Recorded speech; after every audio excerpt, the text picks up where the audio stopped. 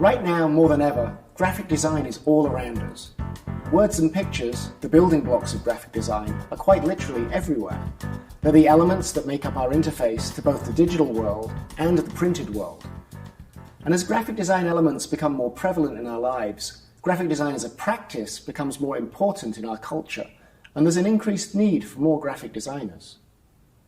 Graphic design is a really broad field. It can take many forms. You can be a graphic designer and just make books or logos. You could design web interfaces or t-shirts, chocolate boxes or political posters. But what all of these specialized areas of graphic design have in common is that design is being used to represent a product or an idea or a message and convey that to an audience. Design is a way of communicating something to someone else through visual means. There are many different types of graphic designer. Some are very technical, some very formal. Some have a practice derived by research or concept, and some are driven purely by style or aesthetics. Others by the desire to experiment. But they all deal with controlled communication through text and image. Sometimes designers just use image, illustration, and sometimes they just use text, typography. But mostly designers use a combination of the two, tied together by the use of color and composition. In this course, I'd like to try and reduce this vast and varied practice down to some fundamental skills. These are the building blocks you need to master in order to be able to eventually build something more complex and refined, and they're going to be relevant to pretty much every specialized area of graphic design. We're going to break graphic design down into its basic components: image, type, shape, and color, and then we'll look at composition, where we put all the elements together into a composed piece of graphic design. By breaking the larger practice of graphic design down into these smaller areas, we can examine how each of them works and learn about them in greater depth. I don't just want you to watch a video of someone talking about design, I want you to make design, to get your hands dirty, to get excited about making. So this fundamentals course is going to be a practical one. I'm going to show you visual examples of the things I'm talking about, and I'm going to have you make some of those same things. After all, if you want to be a designer, you have to be a visual person. You have to be a maker, either a maker of meaning or a maker of form, or preferably both. By the end of this course, you will have tasted the core aspects that make up the practice of graphic design. You'll have experimented with image making, tried your hand at typography, and learnt about color, shape, and composition. Hopefully, you'll have acquired an appetite to develop those skills, a desire to continue to build your skills, with the ultimate goal of becoming a successful graphic designer.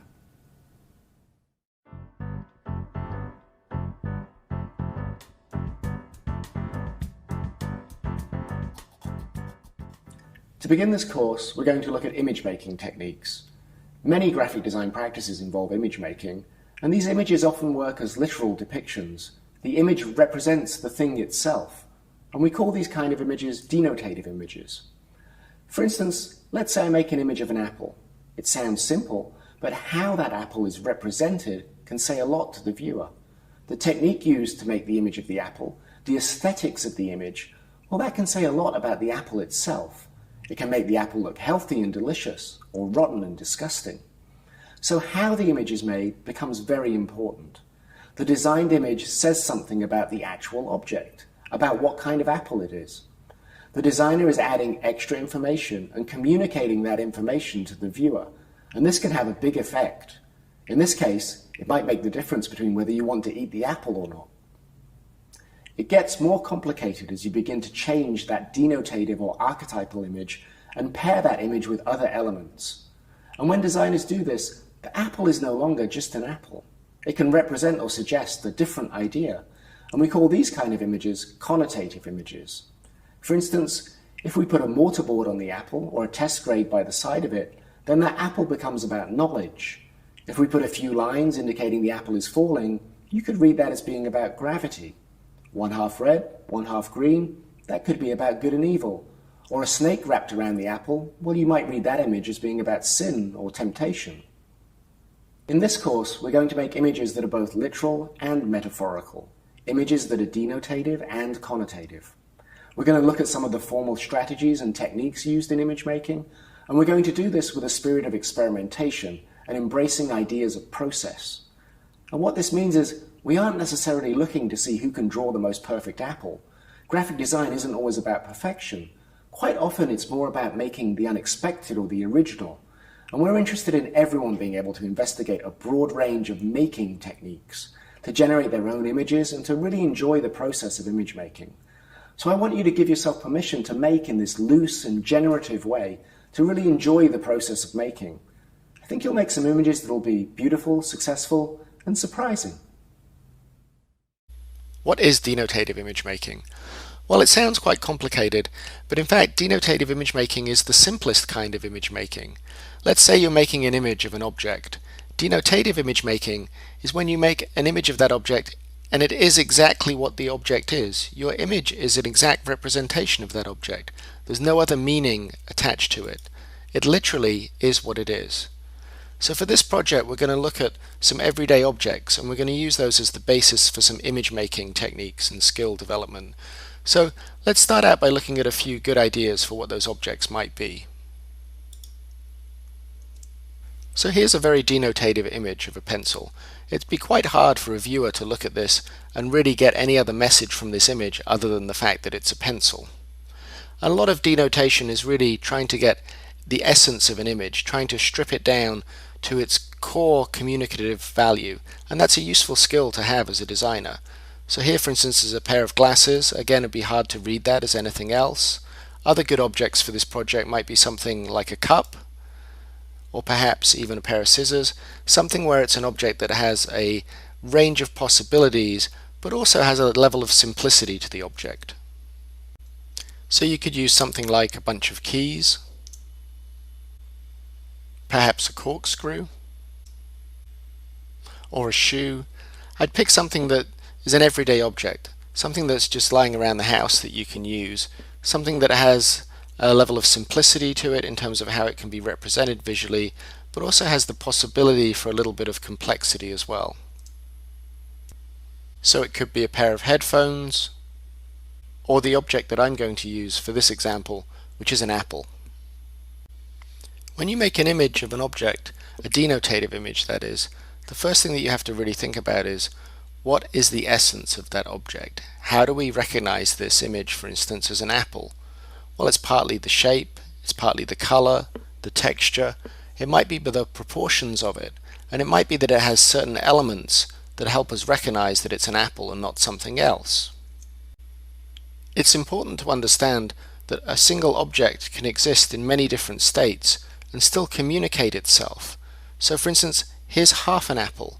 It has very different signifiers, very different things that tell us it's an apple than the first image, but we still understand it. Now the pips and the stalk and the shape of the apple communicate much more than just the skin of the apple and the shape of the apple in the first image. And we can break that image down to an even smaller segment and it still be recognizable as an apple. We can even use the pieces to make up a new whole and still understand that it's an apple, and we can also change our viewpoint. If you think of yourself as a camera, you can move all around the object and see it from different angles. So the apple in real life can exist in many forms or states, but the apple as a representation, as an image, well, that also exists in a lot of different states, but we have to make that, we have to communicate that to an audience. And we're making marks here as designers and as illustrators, so we have to understand, well, what's the essence of that object? How am I going to make a mark on a piece of paper that's going to communicate that to an audience? So here's our half an apple again, and we still recognize it as an apple, but now it's got a visual style to it because the image has been made by a designer instead of photographed in a realistic way. And here we can see just a part of the apple, the core of the apple, standing in for the whole, but we still understand that it's an apple. And the designer is controlling the communication here, and you can see what happens when it goes wrong. Is this an apple or a cherry? It's hard to tell because the designer hasn't really got at the quintessential aspects of the apple and communicated them to the audience. Instead, there's some elements that can read as a cherry in there, so we get confused. And what's making this image confusing might just be as simple as the relationship in scale between the stalk and the body of the fruit. And part of the designer's job is to control those messages, control those visual cues that might mean other things, and make them mean the thing that you want them to.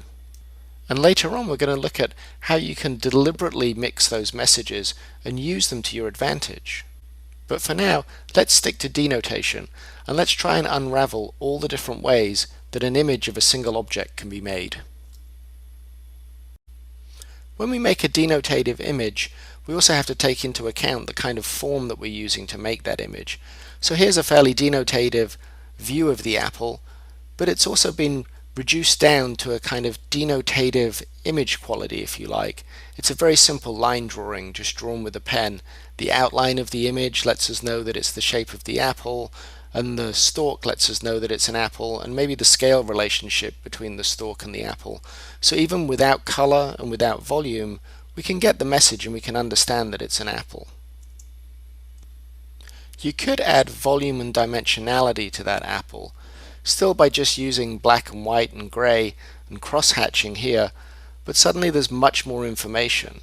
Now we understand it's an apple, and it's still a denotative image. The apple is just an apple, nothing more, nothing less, but we start to see a lot more details in the image.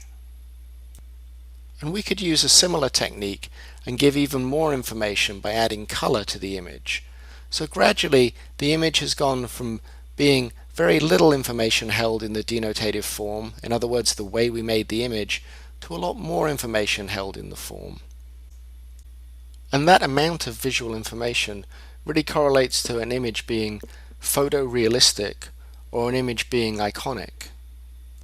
If we go back to our line drawing of an apple, we can look at this as being a very simplistic and iconic image, whereas our colored pencil drawing image is much more realistic. What these two images have in common is that they're both denotative images.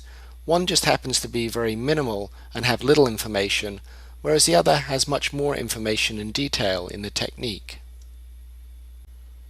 And part of what the designer gets to decide is what technique is going to be used to make that image.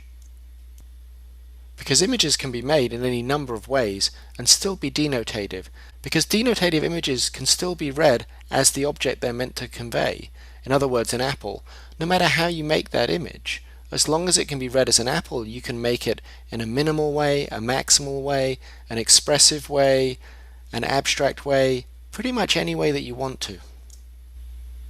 And there's going to be times when you want a very complex image, perhaps a very decorative image, and there's going to be other times where you want a simple and iconic image, say it's for an identity or a brand, something that has to be read very quickly, for instance.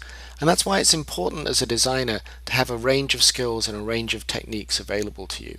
And that's what we're going to look at next. One of the things that I really like about graphic design, and especially image making, is that there are a number of techniques for you to investigate. It's almost limitless, and it can be really exciting as a designer to be able to experiment and come up with new ways of working and new ways of making images.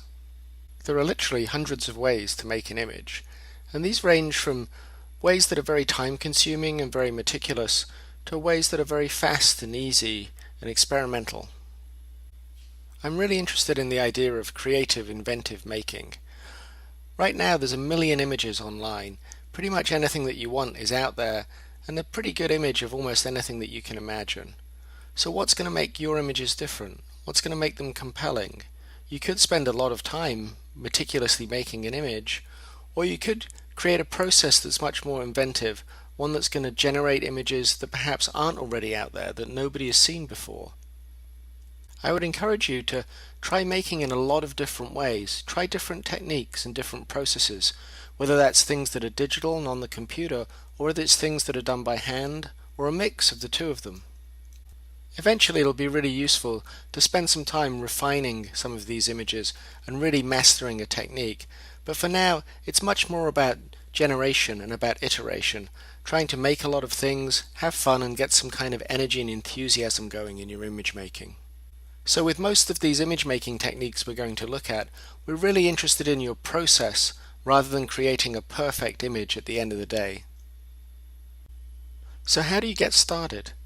I would say just dive in, just start making images with any materials that you have at hand. Don't worry about your images being good or bad or very finished or not. Just make something. The worst that's going to happen is you make an image and then you can refine it or react to it, but at least you'll be making. A good idea is to start out simple. Just basic shapes, easy line drawings, simple materials and simple form. Not everybody can make an image that's as complex or maybe takes as much formal skill as this, but anybody with even basic drawing skills can make an image that works like this one.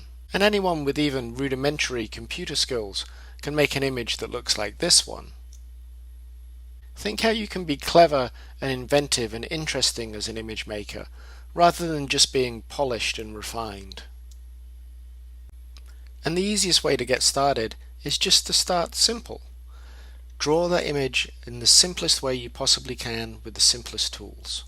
So here you can see the image of the apple is reduced to a single circular form and with a stalk and a leaf, and the color plays a very important signifying role for us to recognize it as an apple. Experiment with a lot of different tools for mark making. Even though these images are all line based, the tool that the line is made with has a great effect on what the image looks like and how the image feels. The quality of the line can be seen in the tool that makes the mark, but also in the gesture that you're making. Think about how your arm is moving and how your hand is moving as you make these lines to represent the object. Your lines could be very loose and organic, or on the other hand, your lines could be much tighter and more graphic. You could have a line that feels a little bit more naive or a little bit more primitive. Or perhaps you use your line as an image making strategy. This apple, for instance, is drawn with a single stroke of a ballpoint pen, the pen never ever leaving the paper. You could also think about your images having no line quality at all and just working with volume. Here the image has no outline, it has no linear qualities to rely on to define its shape. Instead, it uses texture and weight. It becomes very gestural, but even without the description of the line or without color, we can still tell it's an apple. And when we start to use color with the idea of volume, you really get a sense of what the object feels like in an expressive way. Here, the designer uses volume to describe the outside of the apple, but the lack of volume actually describes the inside of the apple, the white flesh of it. Small details, like the pips and the stalk, let us know that it's an apple and maybe not some other kind of fruit. And in this image, you can clearly see how volume works without the linear definition to contain it. Here, the color is blurring out into the background and really leaving us with just an impressionistic view of the apple. This image is also relying on color as a primary means to express that the object is an apple. And this can be exaggerating even more by emphasizing and overemphasizing both the scale and the saturation of the color. So here, our recognition of this object as an apple really relies on the fact that we recognize this round shape that's red with a small leaf that's green as being an apple and not something else, even though we can clearly see it's made out of other elements that have other meanings. So if we were to revisit denotation for a moment, we could think that perhaps if this leaf on top of the apple was in a different shape, then perhaps we wouldn't read it as an apple anymore, we'd read it as a tomato. So what we're really trying to get at here is, how do you make an image that gets at the essence of your object? Another aspect of image making to think about is cropping. What this means is how close up to or how far away you are from your image, and this determines exactly what you're going to see of the image. So here, for instance, we can see a close-up of the apple, but we can still determine that it's an apple. There's still enough visual information there to let us know what it is. So sometimes it's useful to think about, what is the closest that I can get to my object and still represent it in a recognizable way, versus what's the furthest away that I could get from my object and still have it be recognizable. And this notion of recognizability can be really pushed in image making, particularly in an exercise like this where you're making a lot of different versions of images of the same object. So for instance, this image might only really look like an apple in the context of you seeing it as in a group of images with a bunch of other apples. On its own, you might have a hard time recognizing what it is. But that's okay in this instance because part of what we're trying to do here is get you to experiment with different techniques, and they're not always going to work. So try things that you don't know how to use. Try things you haven't done before. Maybe for some people that might mean looking at technology and trying to use new programs that they're maybe uncomfortable with.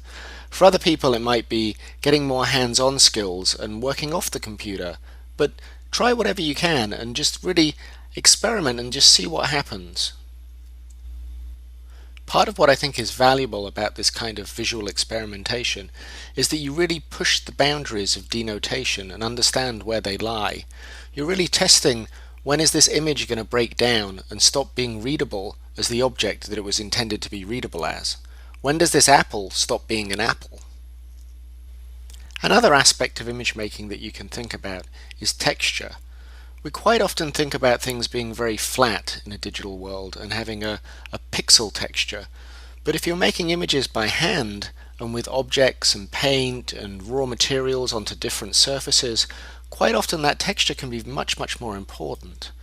So sometimes even the simplest element, the simplest representation of that object with a little texture can be really interesting. And one of the things that can accentuate the texture of an object or of an illustration can be a contrast. So here we can see there's two different ways of making this image. There's the soft crayon line, but then mixed with this very rough and textured collage element. So the contrast is actually what's giving the texture or making the texture be visible.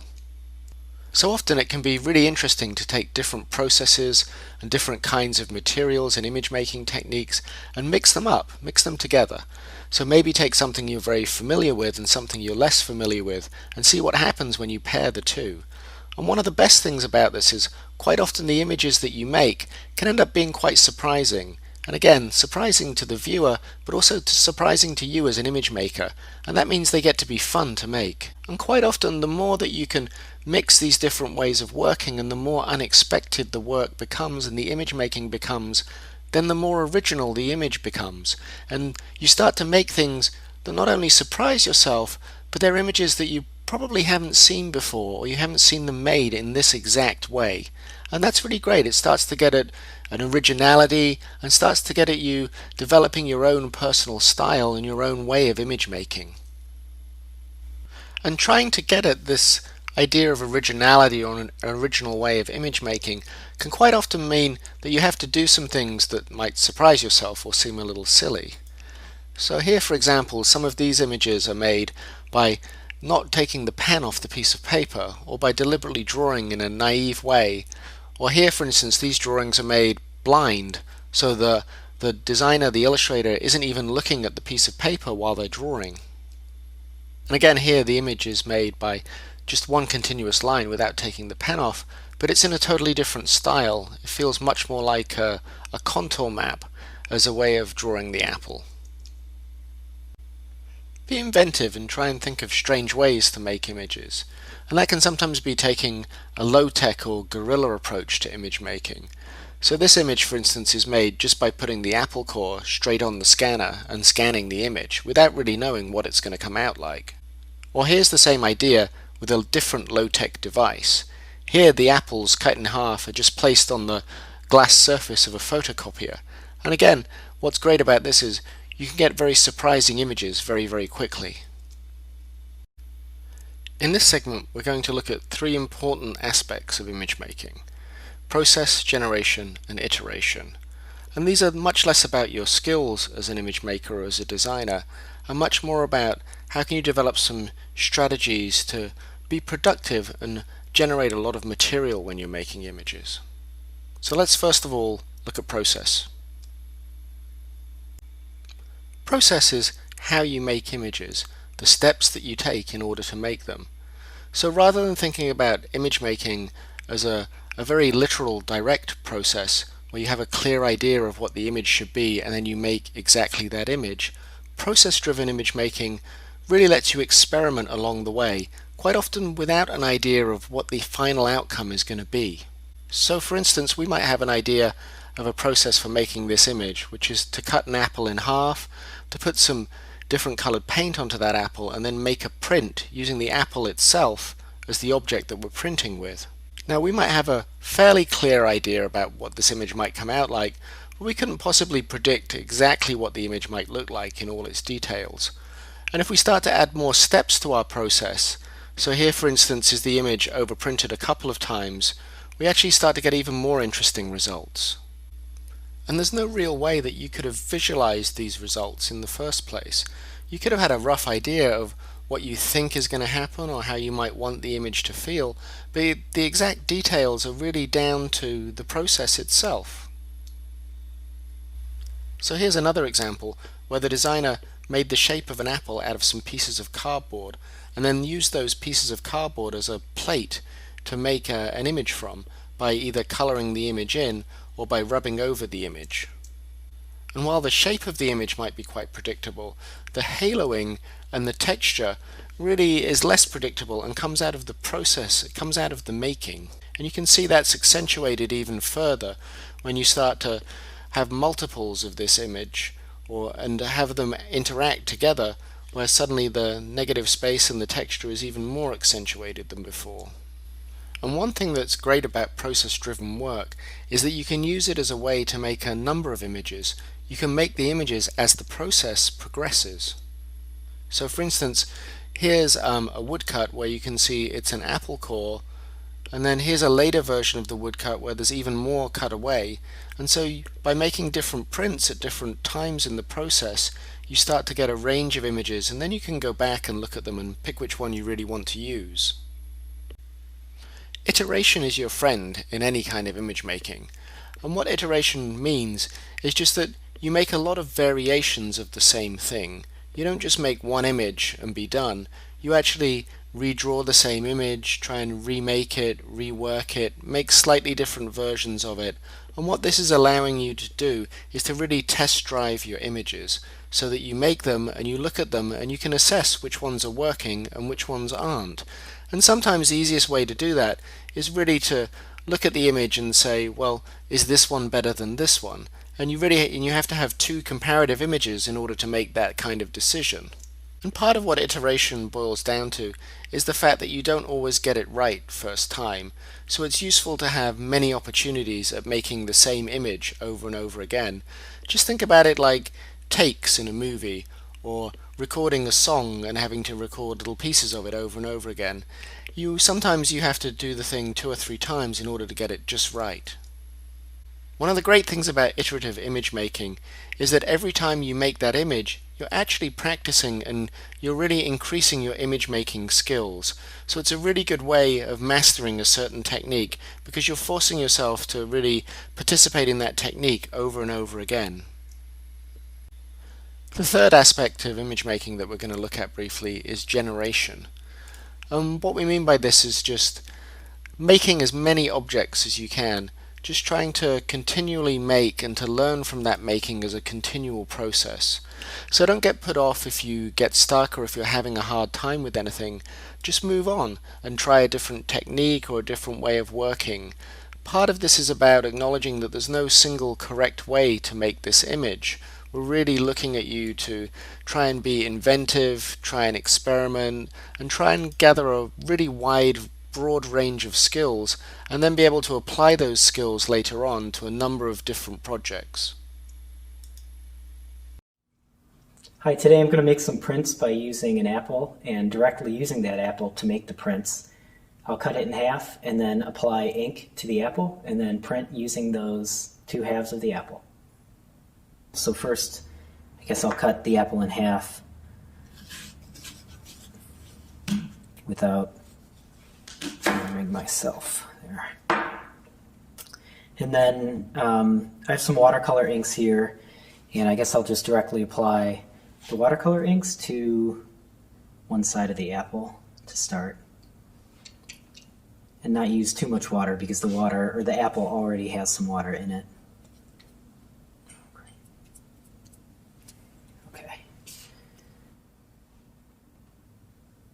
Then I have some papers underneath my main paper here just to give some cushion to the print. I might try using some stamp ink, some red stamp ink, and overprint that really quickly just to try to get some more color into it.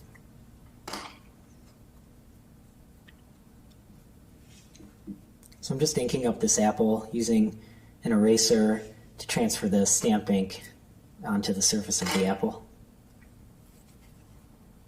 Okay. And just printing right over that last print.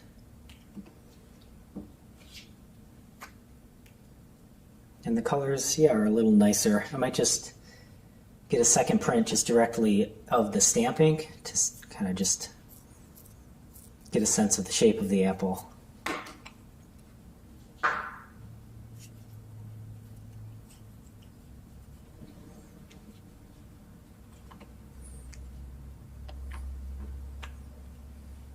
So that's kind of nice because it still kept some of the color from the original watercolor ink, but it's primarily that nice stamp ink that's left on there.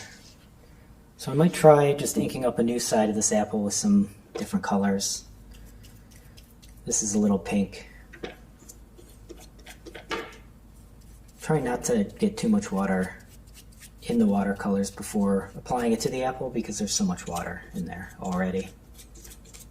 It's kind of almost dry brushing. Might try another without inking again. That's kind of nice, but it's a little too hard to see. So I might add some more color to this. Let's see. Try to add blue for a nice contrast with this light pink. A little darker to get a darker impression. Just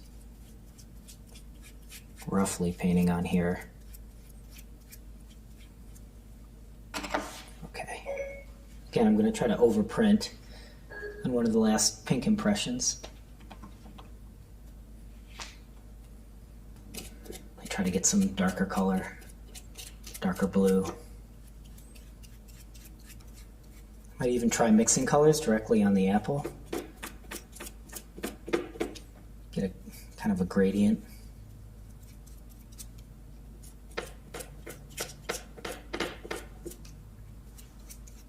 And again, I kind of like this overprinting, the look of this overprinting, so I might just might print right over that other print again. Need a little darker around the edges, maybe try to get some depth in the print by just painting one of the edges darker than everything else. Let's see.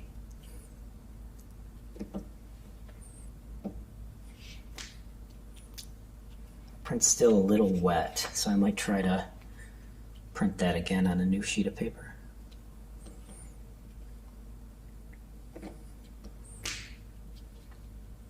Print that twice, and then maybe I'll take the other apple with the stamp ink and overprint with that to get the contrasting colors and shapes of the two different apple slices, or two different apple sections.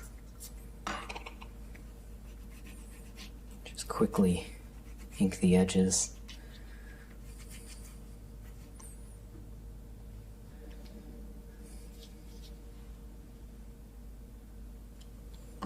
Just an overprint. And we'll try one more. I see it transferred some ink from the paper back to the apple, which could be cool. Try one more print.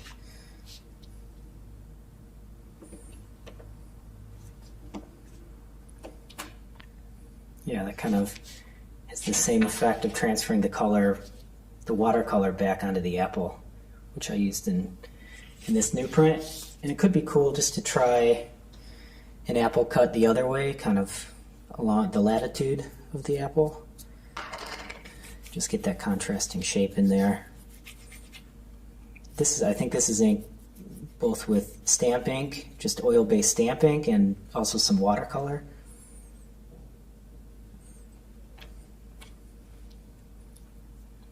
That's kind of nice because it's kind of faking the dimension of the apple a little bit.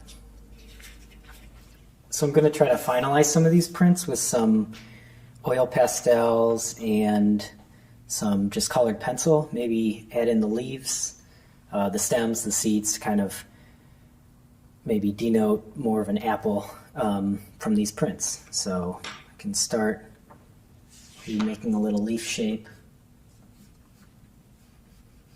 Kind of getting the outline of that.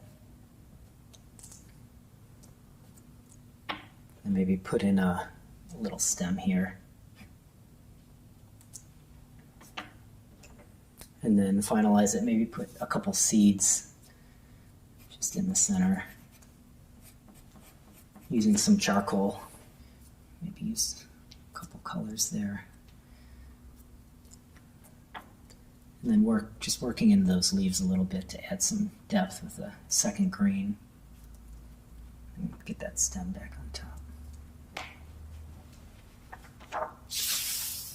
And maybe I'll work into these ones with the colored pencil instead of the oil pastel.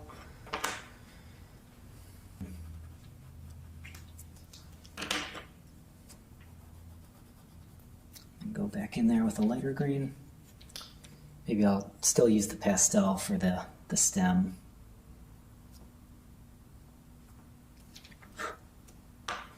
And the charcoal for the seeds.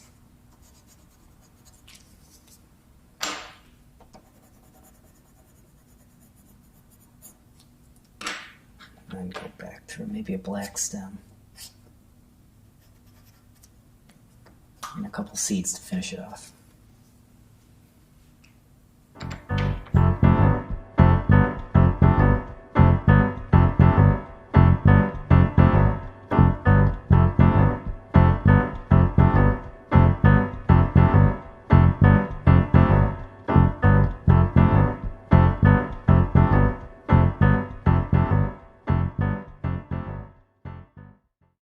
I'm gonna make a print by cutting apple shapes from this duct tape. I will put this shape on a paper and ink it with this oil-based stamp ink to make a plate. These materials are easy to find and you can do it from your home. First of all, I'm just gonna cut this. I'm putting on my cutting mat so I can cut a shape out of it more easily. So I'm just cutting an apple shape from the tape. And to make it look more like an apple, I'm gonna cut a little hole.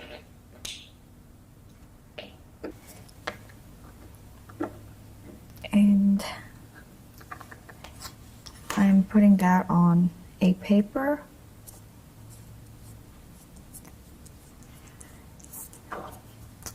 And I have this ink, oil-based ink, and I'm applying it on that shape that I just cut out.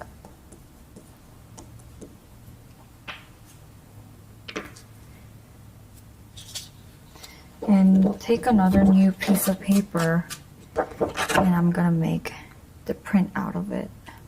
So I just put it on top of what I just made, and by rubbing it, hoping to get some prints out of it.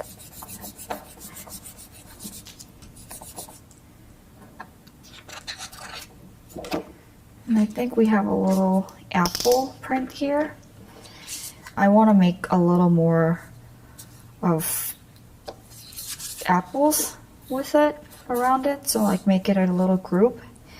I have some of these like pre-cut apples here.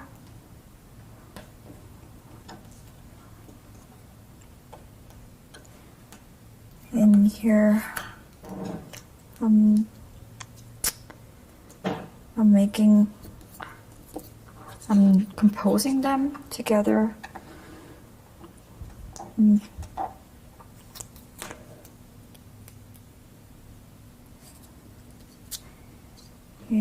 yeah, we're missing some stem. Maybe some of them have a leaf on it.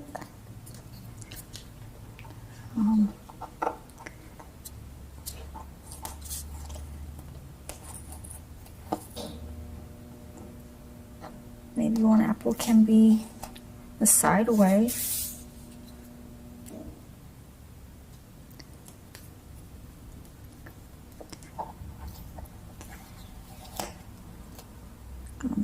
Put one more here.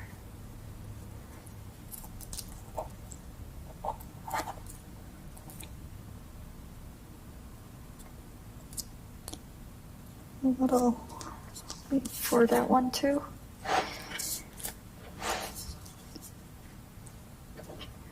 And let's see what it looked like.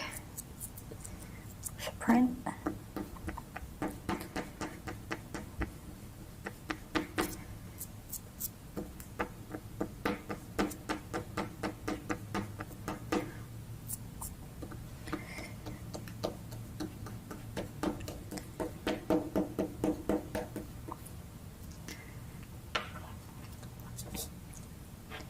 Take a new paper and rub it again. I'm putting some pressure on it so I don't miss any shape from that I made.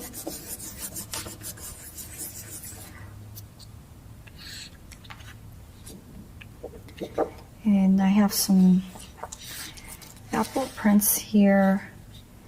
And I know that I use this for to make this print, but I kind of like this base too with the orange tape with the red ink on it. So I have another apple print here. Okay, I'm going to try some quick iterations using this simple apple line drawing. And what I'll do is I'll put it on the window so we have some backlight and we don't need a light table.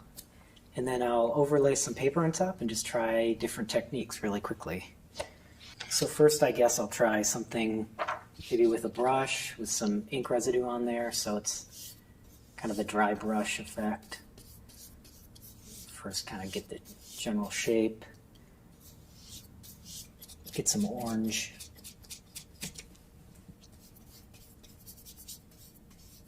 Water on the brush.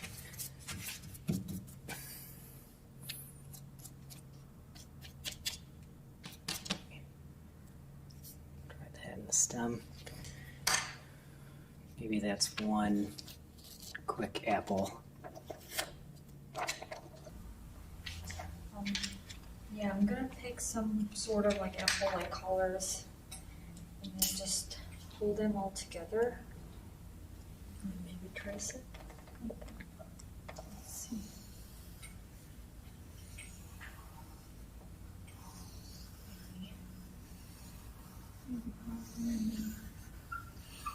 Do the drawing multiple.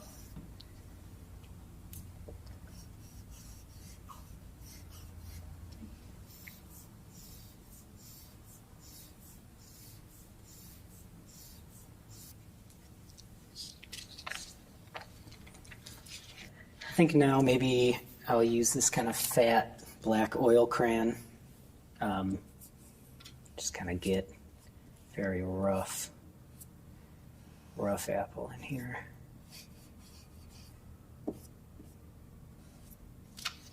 Could be as quick as that.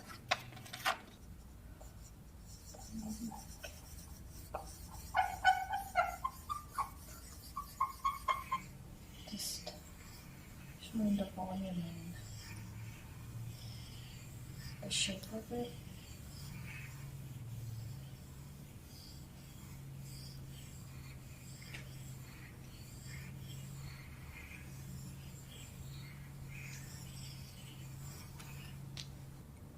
Just getting some more India ink on the brush. just black ink.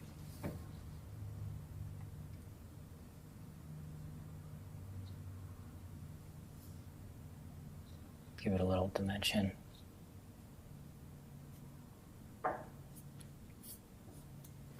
Gouache on this. Let's just try to mix the two techniques.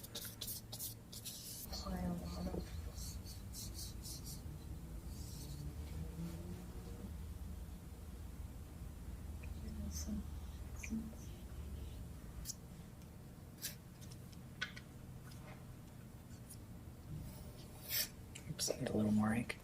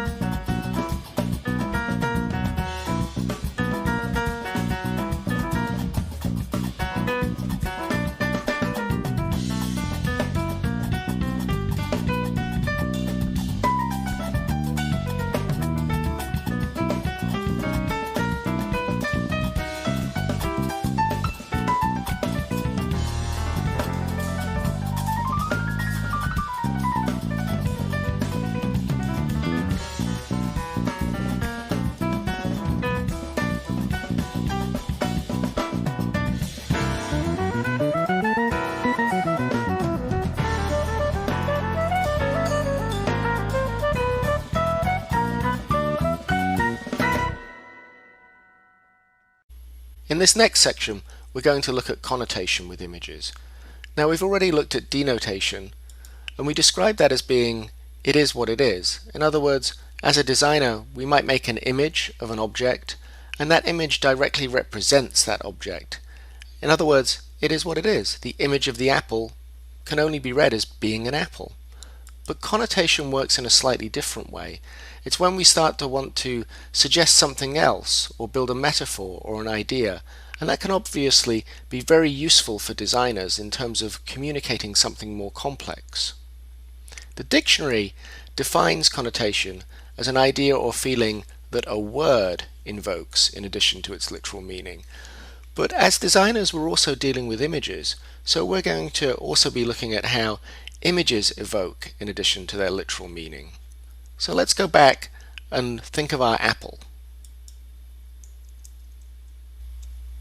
When we'd looked at denotation, we'd looked at making an image of that apple in the most simple means possible. And one of our simplest denotative images was just the line drawing of the apple. And it's very hard to read any other kind of meaning into this image other than the fact that it's an apple. The form is really not very ambiguous in any way. It can't be read as being some other shape, some other thing. Pretty much all we can read as a viewer from this image is an apple. So how do we make the apple do something else? How do we make the apple mean something else? Let's look at some examples of what kinds of connotation we can build from the apple, what we might have to do to the image of the apple in order to tell those stories. One of the examples that we'd looked at earlier was the idea that the apple might represent the choice between good and evil. For instance, in the fairy tale of Snow White, the wicked witch gives her an apple that's half red and half green. So if we think about that as a cultural context, as a reference that people understand, or a lot of people understand within a given culture, then we can start to use that to build meaning. In this case, we can construct this image that instead of being just about two pieces of an apple, it becomes about choice, or again, about good and evil. Now, we could also create that same kind of idea, that same kind of context of good and evil and Snow White by actually thinking about adding another element to the apple. So if we look here, just the fact that the apple has a bite out of it, and then the hand is laid down by the side of it, that suddenly tells a much, much larger story. So we're really telling that story by adding an additional element, by giving some context to our narrative. If, for instance, we were to take away the hand, we'd be left with a totally different image. Without the hand to create the story, we're really just left with an image of an apple that could be very ambiguous. It could just be an apple that's had a bite taken out of it. So what we're doing with our image making here is much more than just making a visual representation. We're actually making meaning. We're telling stories, creating narratives, and giving extra information to the viewer. So let's look at another example. Here's our apple, but now it has a snake next to it. Now, what does that mean? How do we read this image? Reading denotation is quite easy. The apple's an apple. That's the only reading that we're trying to get as an image maker. But now with connotation, we're trying to suggest something or tell a secondary story, and that's a little bit harder. We're trying to actually control the meaning that we're conveying to an audience member, and that's a key design skill. So here you can see there's an image of a snake, and suddenly this becomes about sin or temptation. It has a biblical reference in the Western world. Now, denotative images can be very culturally contextual. They can mean different things to different cultures. In general, we're trying to work with an idea of cultural consensus here, that most people might understand what this image means. But sometimes that does involve a certain culture knowing a certain history or a certain context. So things can be different in different parts of the world. So with this image, for instance, it relies on the audience knowing the story of William Tell, of the archer placing an apple on his son's head and shooting it with a bow and arrow. Otherwise this image might just seem very strange, somebody with an apple on their head with an arrow through it. But if you know the context, then you really understand what the connotation of this image is. Let's take a look at some other ways that connotation can work. Here, for instance, we've got a maggot coming out of an apple, but it's almost antithetical to the way that the apple is drawn. It looks very happy, and even the maggot itself looks to be smiling. So here it's really interesting that the connotation, the suggestion that the apple is rotten, can actually be in direct contradiction to the denotative form, which is suggesting a happy apple, a healthy apple. In this image we've added some lines and we've tilted the angle of the apple to make it look as though the apple is falling. Now this might just represent an apple falling from a tree, and that could still be a fairly denotative image. But in terms of connotation, it might also suggest a reference to Sir Isaac Newton and the apple falling from the tree that made him think of the theory of gravity. Or this image where the snake is made out of apples might actually again suggest sin. But on the other hand, we can see here a level of ambiguity. Perhaps that's not a snake at all. Perhaps it's just a hungry caterpillar. So again, the references can really be up to the reader. So sometimes there can be a level of ambiguity in connotation, and not everybody is always going to read the same image in the same way. So part of your job as a designer is to try and control the messages that you're making, and to try and think about how they're going to be read by an audience. So here, for instance, with this apple that has a letter grade next to it, that might suggest grading or teaching or a classroom. So the phrase that might come to mind could be an apple for teacher. Now that might rely on somebody knowing that phrase or understanding that phrase, but there are other images where the connotation can be universal. For instance, it's quite hard to look at this image and not think of the tech giant. You don't think of a real apple at all. You don't think of the fruit. You think of the tech company. Controlling connotation is really about controlling meaning. And again, obviously that's very important for designers in terms of how they communicate to their audience. So for this image, for example, if you understand or know a little bit about art history or about Magritte's paintings, it's very hard to look at this and not think about that Magritte painting, and not understand that it's a reference to surrealism. Even though it's not an exact copy of the painting, it contains the same elements. So your brain is basically connecting those elements back to this other artwork, this other reference. So it becomes more than just, here's an apple wearing a bowler hat. It becomes, oh, here's a Magritte-esque surreal apple. So the way that connotation works is that it references something else. It signifies something else. And that thing that it signifies, it suggests, isn't always the same as what the thing is itself. The apple can suggest more than just an apple. And quite often connotation is tied to how we use language. So here, for instance, we can see image and text working together, and if we read this, we can read it as apple of my eye. But if we take away the text and put the apple where the pupil should be, we can still read that image as apple of my eye. We still think about that phrase, even though there's no language there to suggest that at all. And these connotations, these visual metaphors, they can almost be like a rebus or a puzzle sometimes, that they take a little unfathoming, they take a little work to understand.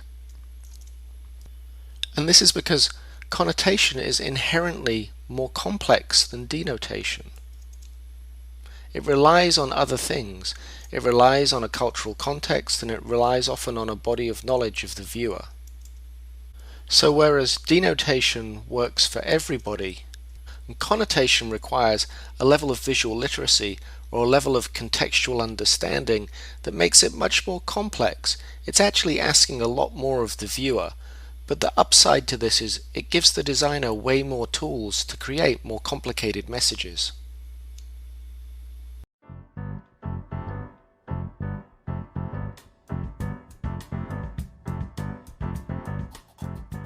For many people, typography can be one of the hardest aspects of graphic design to understand, but it's also one of the most important. If you think about it, graphic design is really made up of communication in words and communication in pictures, and typography is half of that equation. It's how we communicate with words. For many people, type can feel like a foreign language. It almost seems like it's very obtuse, like you can't enter into it or see it or understand it in any way. So what we're going to try and do in this course is break down typography so you understand the terminology to do with it, and you understand a few basic ways to work with type. What we're really hoping the outcome of this course will be is that you'll feel comfortable with using type, and you'll be able to have a set of rules that let you know how to work with type, but it'll also hopefully free you up a little bit to start experimenting and playing with type a bit more. In order to learn how to work with typography, you're first of all going to need to learn how to talk about typography. You're going to need to know some typographic terminology, or what you might call the lexicon of letters.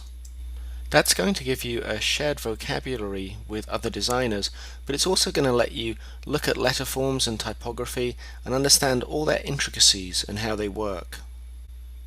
So let's start out by looking at the simplest building block of typography, the single letter. So let's look at the letter A. Letter forms are constructed of strokes. So if we look at our letter A, for instance, here we can see that the letter form is constructed of 2 strokes. And this construction by stroke really goes back to when letter forms were drawn by a pen or a brush, so they would have individual strokes drawn by hand to make up the letter form. Letter forms have their own specific terminology to describe the various different parts of each letter. So here we can see some different parts of the letter form that make up the anatomy of the letter A. So here you can see the 2 strokes of our letter form. You can see the vertical stroke is called the stem, and this holds a lot of the weight and the stress of the letter form. And then the other part of the letter form, the other stroke, is called the bowl, where it's round and curved. The end of the letter form is called the terminal, and this area can be truncated, cut perpendicular or diagonally, or have a rounder, more ball shape. The space that's trapped inside a letter form is called the counter space, and this can be space that is entirely trapped or space that is partially trapped.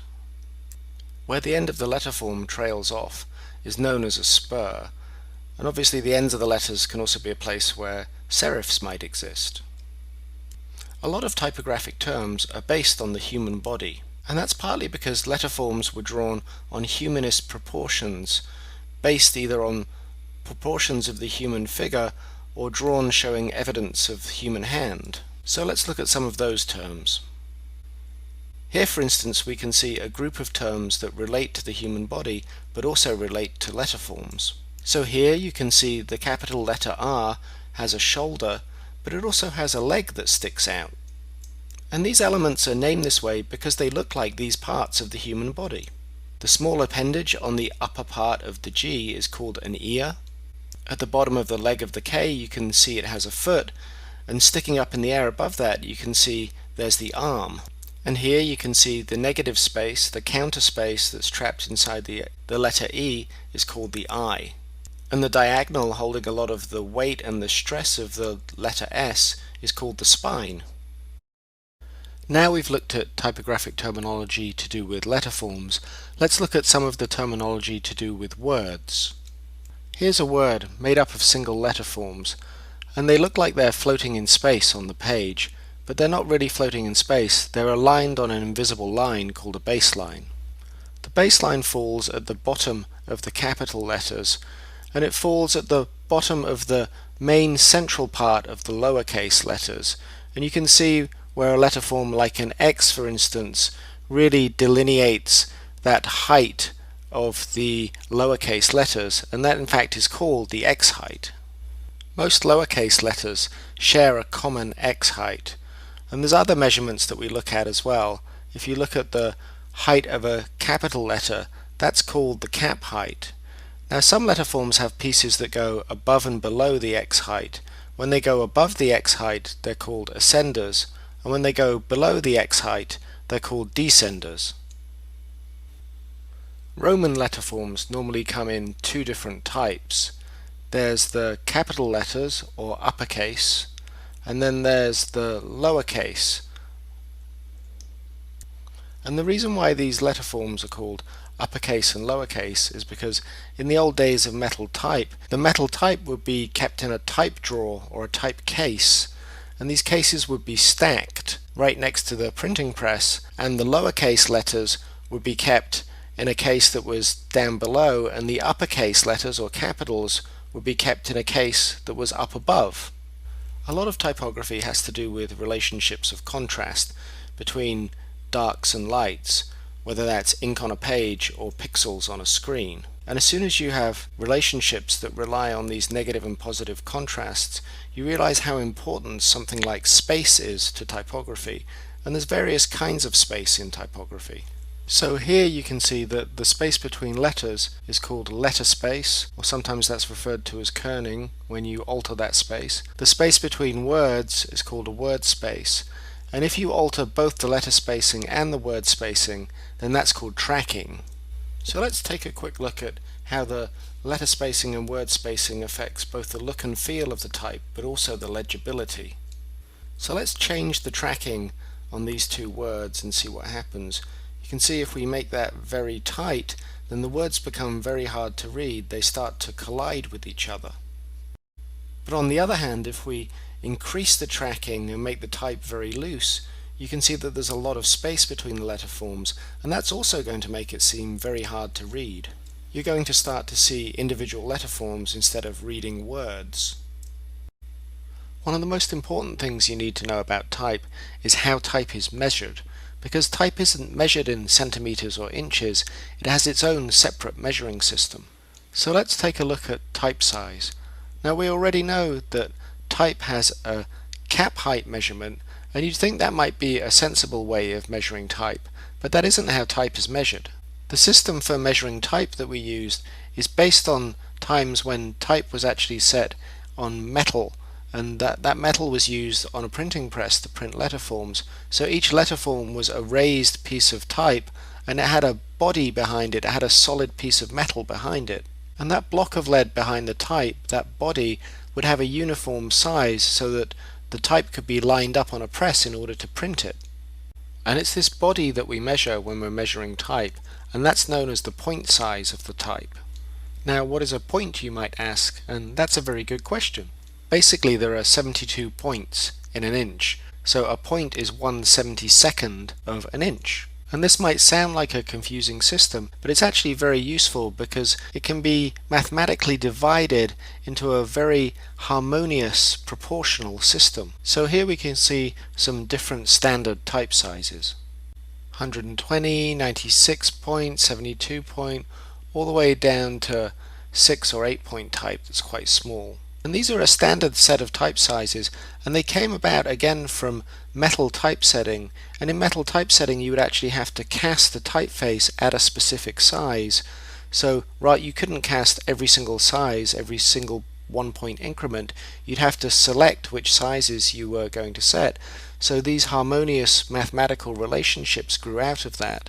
So it's very different from the computer screen where you can make type be any point size you like.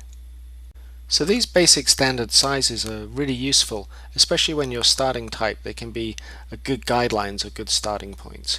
So let's look at what some of these different sizes are used for. When you're first working with type, these numbers can seem quite abstract. They don't really make that much sense. So it can help to categorize them into certain usages.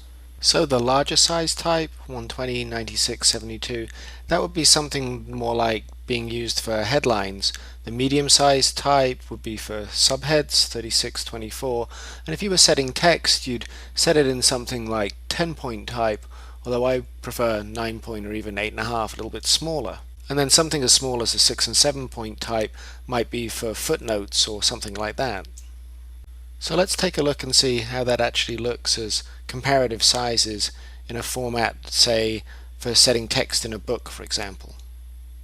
So here's some types set at these different sizes. You can see the headline is set at around 96 point, the subhead around 36, the body text is probably around 9 point, and the footnotes around 7 point. So you can see already how this kind of system, this scale harmonious system, works with these different preset point sizes. And it can really help you get a rough idea of what point size you should be using for what job. We've looked at typographic terminology to do with letters and to do with words, and now we're going to look and see what happens to that terminology when we look at a block of text. And it gets a little more complicated. There's a whole new set of terms that are introduced. When the text is set in a block like this to be read, it's called body text. And one of the first things to think about is how that text is going to be aligned. The two most commonly used settings for text are either justified or range left. So here let's look at range left, also known as rag right. When the text is range left, you can see on the left hand side it aligns evenly, whereas on the right hand side it's uneven or ragged. And when the text is justified text, you can see that it's even on both sides, both the left and the right, and this tends to form more of a square, solid shape, whereas range left tends to look a little more friendly, I think, and is a little bit easier to read. If you're setting range left text, you probably want to have 9 to 12 words in your line length, and this area across here, this is the line length, which is also known as the measure. And that's about 60 to 70 characters, which is a comfortable amount to read for anybody. It means they get to the end of the line and they can easily find their way back to the beginning of the next line. And justified text has a few more words per line, and it gives you a little more characters per line as well, probably around 70 or 80. So justified text can be a little more economical, but it can feel a little harsher on the page. Another aspect of typography that can dramatically affect how type looks and also its legibility is something called leading. So here's two pieces of typography. The type size is 9 point, the same, and the leading is 12 point, which is also the same. So what that 12 point refers to is the leading that the 9 point type is sitting on. And leading is basically the space that exists in the lines of type from baseline to baseline. So if you imagine these baselines being visible, you could measure that space, and it wouldn't necessarily be the same measurement as the type size. So let's see what happens when we change the leading. So here's two samples of type, the same type size but set with different leading, and you can see straight away how different they look. They're both 9 point type, but the one on the right is much easier to read. So here you can see the type is 9 point on 9 point, so that's very tight. There's very little space between each line of type, and that's called being set solid when the type size and the leading are the same. With the 9:16 you can see there's much more space between the lines, they're clearly visible, and this might be too much leading. And the way that you can tell if your leading is too much or too little is really just to think about the comfort of reading. When you get to the end of a line, how easy is it for you to travel back to the beginning of the next line? Do you lose your way, or is your eye taken there quite easily? On the left the lines are too tight together, so that might be confusing, but on the right they might be so loose that you can also lose your way. A handy trick to tell if your leading is approximately right on the computer is just to take your cursor and highlight the text. If you can see too much space between the black bars that are formed, then your type probably has too much leading, and if you can't see any space at all, your type probably needs a little bit more leading. We've looked at point sizes and how that's measured from type sitting on a body, but let's look at how different typefaces can appear to be visually different even though they're the same type size. So here's 3 different typefaces, and these would all be the same size, they'd all be on the same body, they might all be 72 point for instance, but they certainly don't appear to visually be the same size. So even though all 3 typefaces are on the same body, you can see the typeface in the middle is visually much larger. It has a much larger X height, it has shorter ascenders and descenders, so it's taking up more space within the body. And this is worth thinking about because when you set type, it isn't just the point size that's going to affect how the type visually appears, it's also the typeface that you choose. When you first start to work with type, one of the things that can be the most daunting is choosing a typeface. There's so many typefaces out there, it can be quite overwhelming. How do you know which one to choose? How do you know the good ones from the bad ones? Or how do you know which one might be right for a certain job? And that's what we're going to look at. We're going to look at how do you choose a typeface. Let's start by clarifying just what a typeface is. We all think we know what a typeface is. It's that thing that we recognize the shape of when we see it. We see these shapes and we think, oh, that's very familiar. We know that typeface. It's Times New Roman. For most typefaces you'd use the regular or Roman version. This means that the strokes are straight and non-italic, and it's an average weight, not too heavy and not too light. Each typeface is normally part of a larger type family. A simple family is made up of the regular or Roman, a bolder version, an italic version for emphasis, and a bold italic version, and this makes up a simple type family. One thing that often causes a little confusion is the difference between a typeface and a font. Often in computer programs, the typeface is described as a font, but the 2 terms actually aren't synonymous. So let's take a look at the difference between a font and a typeface. A typeface is what we've already looked at. So that's one style within a type family. So here we can see Times Italic is a typeface, Times Roman is a typeface, Times Bold is a typeface. And it doesn't matter what size you set that typeface in, it's still going to be the same typeface, Times Roman.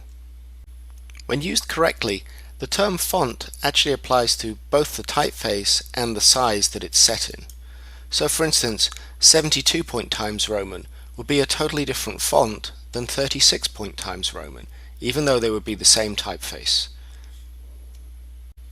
And this terminology is from the days of metal type, when type would be cast on a certain size body, and the type would actually be redrawn depending on the size that it was going to be reproduced at.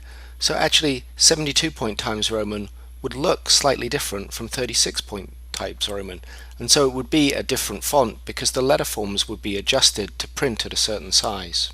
And that's no longer the case with digital typography, where everything is scaled up and scaled down very evenly. So we really now have changed the way that we use the term font, and the 2 become relatively interchangeable.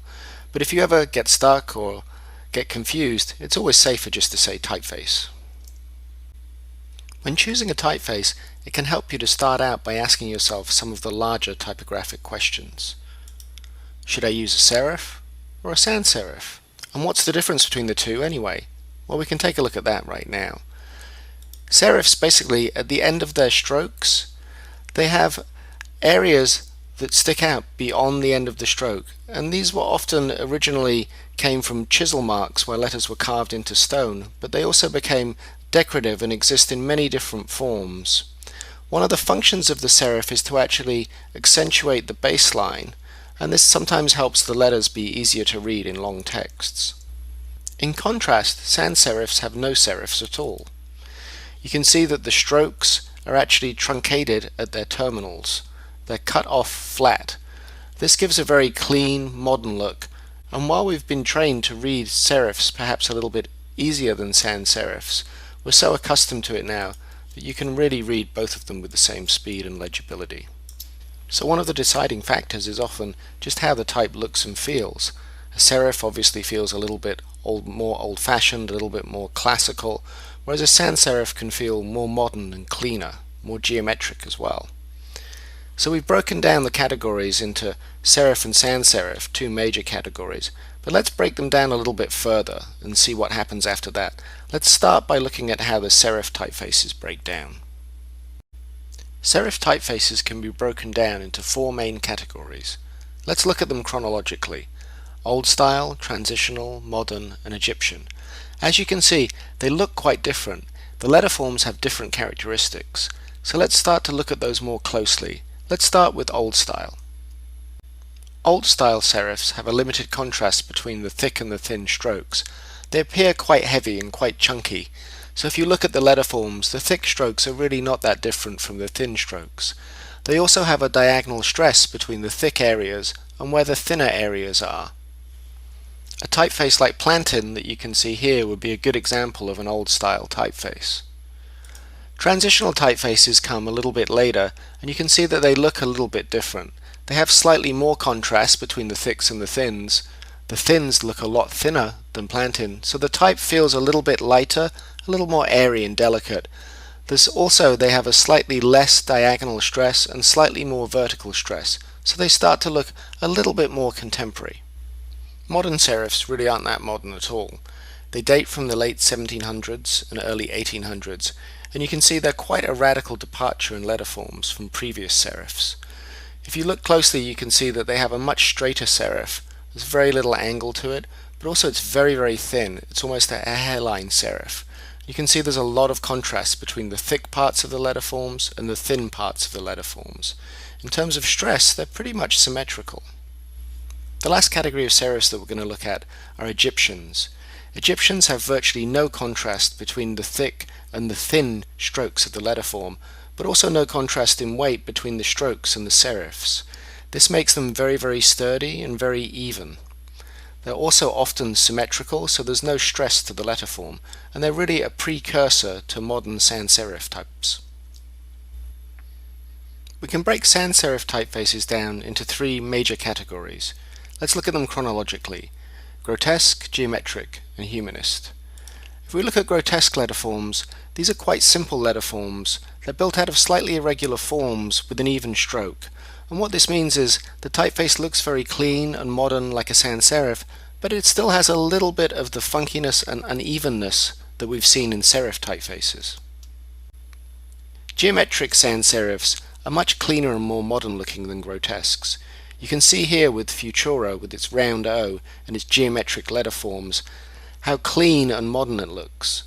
The letter forms are built from modular systems, and this leads to repetition and evenness in the forms, but there's also a sense of no decoration to the letter form, so they have a very clean and modern feeling. That minimal feeling of the geometric sans serif is somewhat in contrast to the humanist sans, and the humanist sans really feels like it's bringing back some of the characteristics of the serif, and that the term humanist comes from showing signs of handwriting or a human being in the construction of the letter form. In this case, that quite often refers to either handwriting or pen strokes, so there's a reintroduction of the idea of thicks and thins in the letter forms, but also a little more character and a few more flourishes, and this often lends humanist forms to be a little less cold and a little warmer as a sans serif.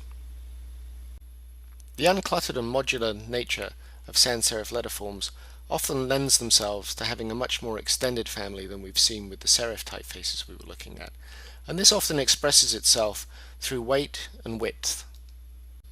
So if we look at an extended family, like Universe for instance, we can see that you as the typographer suddenly have even more choices to make. You've got a range in weight and a range in widths that go from ultra black at one end of the scale all the way through to light at the other end of the scale, or from condensed to extended as well. And this gives you a really wide range of typefaces even within this one family, yet they're all Univers. So as a typographer, you're getting more and more choices about the kind of typeface that you're going to use, and this can be a little overwhelming, but perhaps a better way to look at it is if all these different typefaces and different weights, they're all just like toys, and the more toys you have, the more fun you can have with them. When we read words, but at the same time we're reading words, we're also reading typographic form. We're seeing letters and shapes, and these things communicate something to us as a viewer. So let's have a look at how that works. There's mainly two different things that are being communicated. There's, on the one hand, there's a level of pragmatic functionality with the typography. Can we read it? And on the other hand, there's an expressive, connotative aspect to the typography. What does it make us feel like? Controlling both of these aspects of typography is what makes a good typographer. On the one hand, you control the pragmatic side of the type, which is really the nuts and bolts, getting things to work properly. If you like, that's the technical side. But on the other hand, you also control the expressive, emotional side, the connotation, the way that the type feels. So good typographers can deal with both of these things. Let's break them down, and let's start by looking at functionality or denotation. Let's work through an example so you can see how functionality and pragmatics affect type decisions and choices. Let's imagine, for instance, that we're going to design a piece of type for a museum. We're not really going to try and think about what kind of museum it is. We're really just going to try and think about the pragmatics of the typography. So if we looked at a serif and a sans serif, for instance, that would give us connotation. The serif might seem like a much more old-fashioned or traditional museum, whereas the sans serif might feel much more like a contemporary museum. And what we're really interested in is just the purely functional part of this. So let's choose the sans serif, because that's going to work at a lot of different sizes and be a little more neutral. So let's make some typographic decisions based on functional considerations. So if we were going to use this typeface, the sans serif for instance, we might want to start out by thinking about a typeface that has a wide family, a good range to it for a lot of different uses. So let's say we're going to use this typeface for everything in the museum, from the museum's name, to signage inside the museum, to catalogs and publications, to posters and banners. Pretty much everything the museum does, that's going to be part of its typographic identity. So we're probably going to need something with a wide range, so having an extended family is going to be really useful. So straight away, that's going to limit our type choices, or at least inform our type choices. So here I'm looking at Univers as my choice for the museum's typographic identity. And the next thing I probably wanted to look at in a pragmatic way is what the type looks like at different sizes, because we're going to use it at a lot of different sizes, and we're also going to use it on screen and in print. So let's look at that and see how it works. Let's see what the typeface looks like when it's very small and when it's very large. Is it going to work at every size? Is it going to have that kind of range and flexibility that I need? Those are pragmatic considerations. Once I've found some typefaces that have the range and functionality that I need, I can start to really narrow down my type decision and look in much more detail at the kind of typefaces that I'm going to choose. I can start to narrow them down and really examine them much more closely. So let's look at two typefaces that I might have chosen for this project. So both of these typefaces might have the range and functionality that I need. So how am I going to choose between the two of them? I'm actually going to have to just look a little bit closer. When you first look at them, these two typefaces don't look that different. But on close inspection, there is quite a lot of difference. Let's look at that. One of the first things you might notice is that these two typefaces, even though they're the same size, one appears to be a little larger than the other. And that's because you can see here they're sitting on the same baseline, but actually the X height is a little bit larger on this typeface than this typeface. But also the cap height is a little bit larger as well. The typeface on the right also seems to look a little bit heavier, a little bit darker, and the letter forms look a little bit more condensed or narrower as well. Let's look at what the reason for that might be.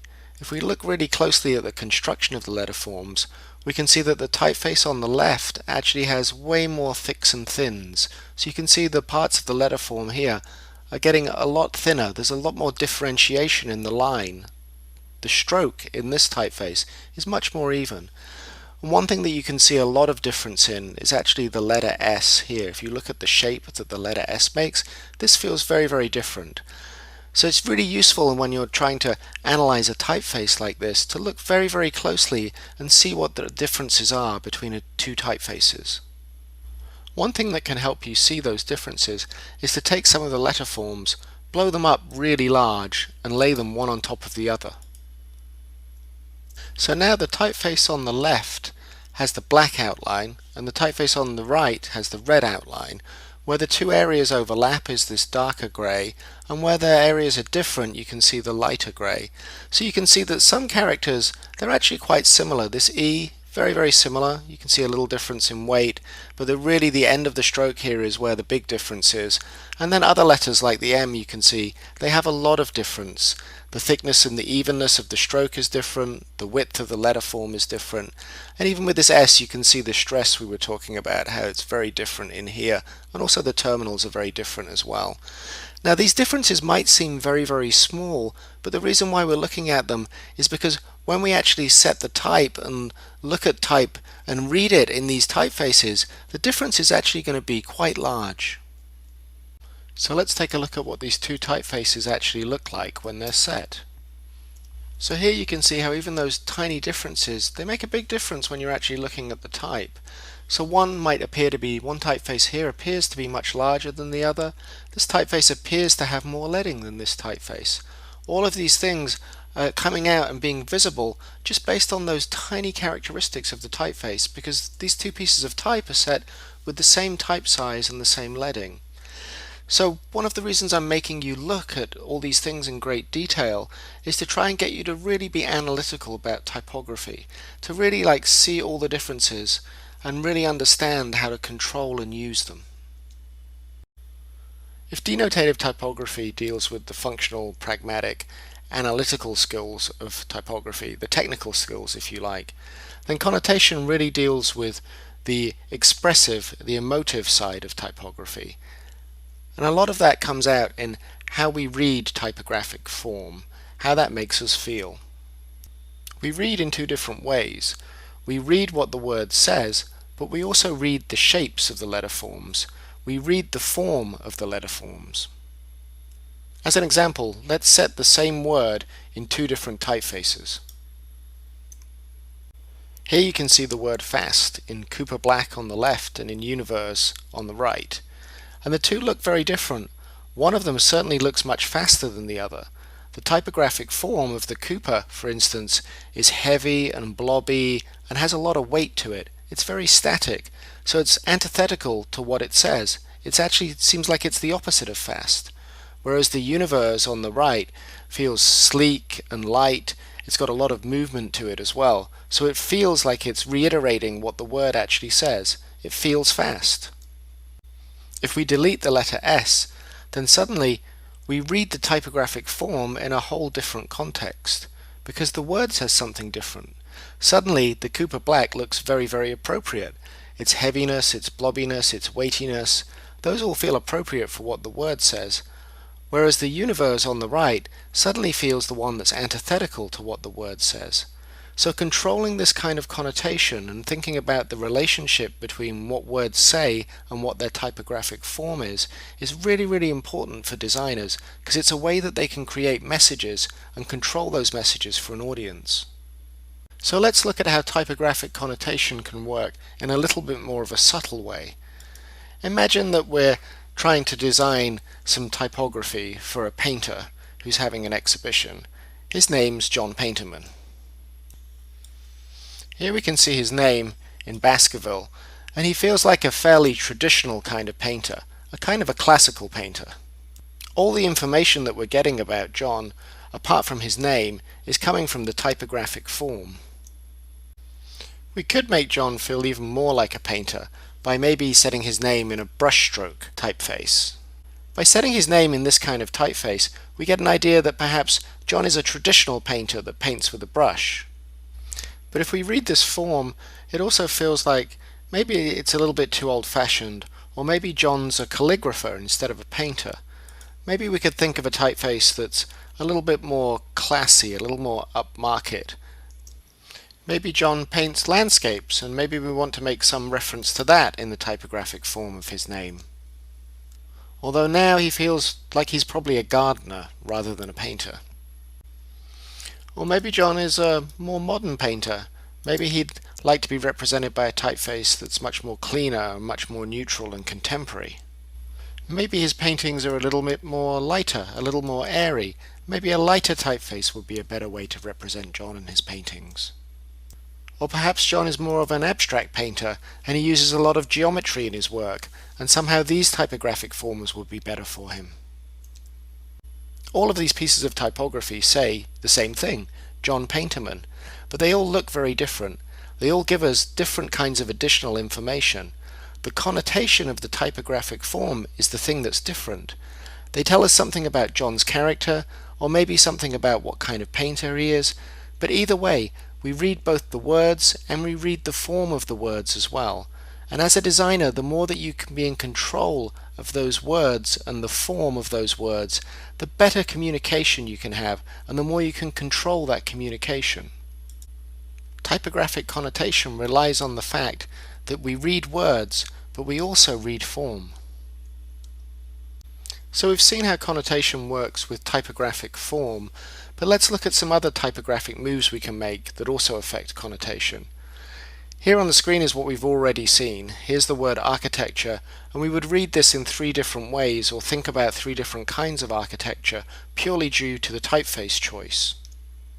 In the first one, we might look at it and think about a more classical, balanced, even architecture. The second one, we might look at it and think about a certain time period where the typeface was used a lot, like the 1970s, and think about it as being heavy and blobby kind of architecture.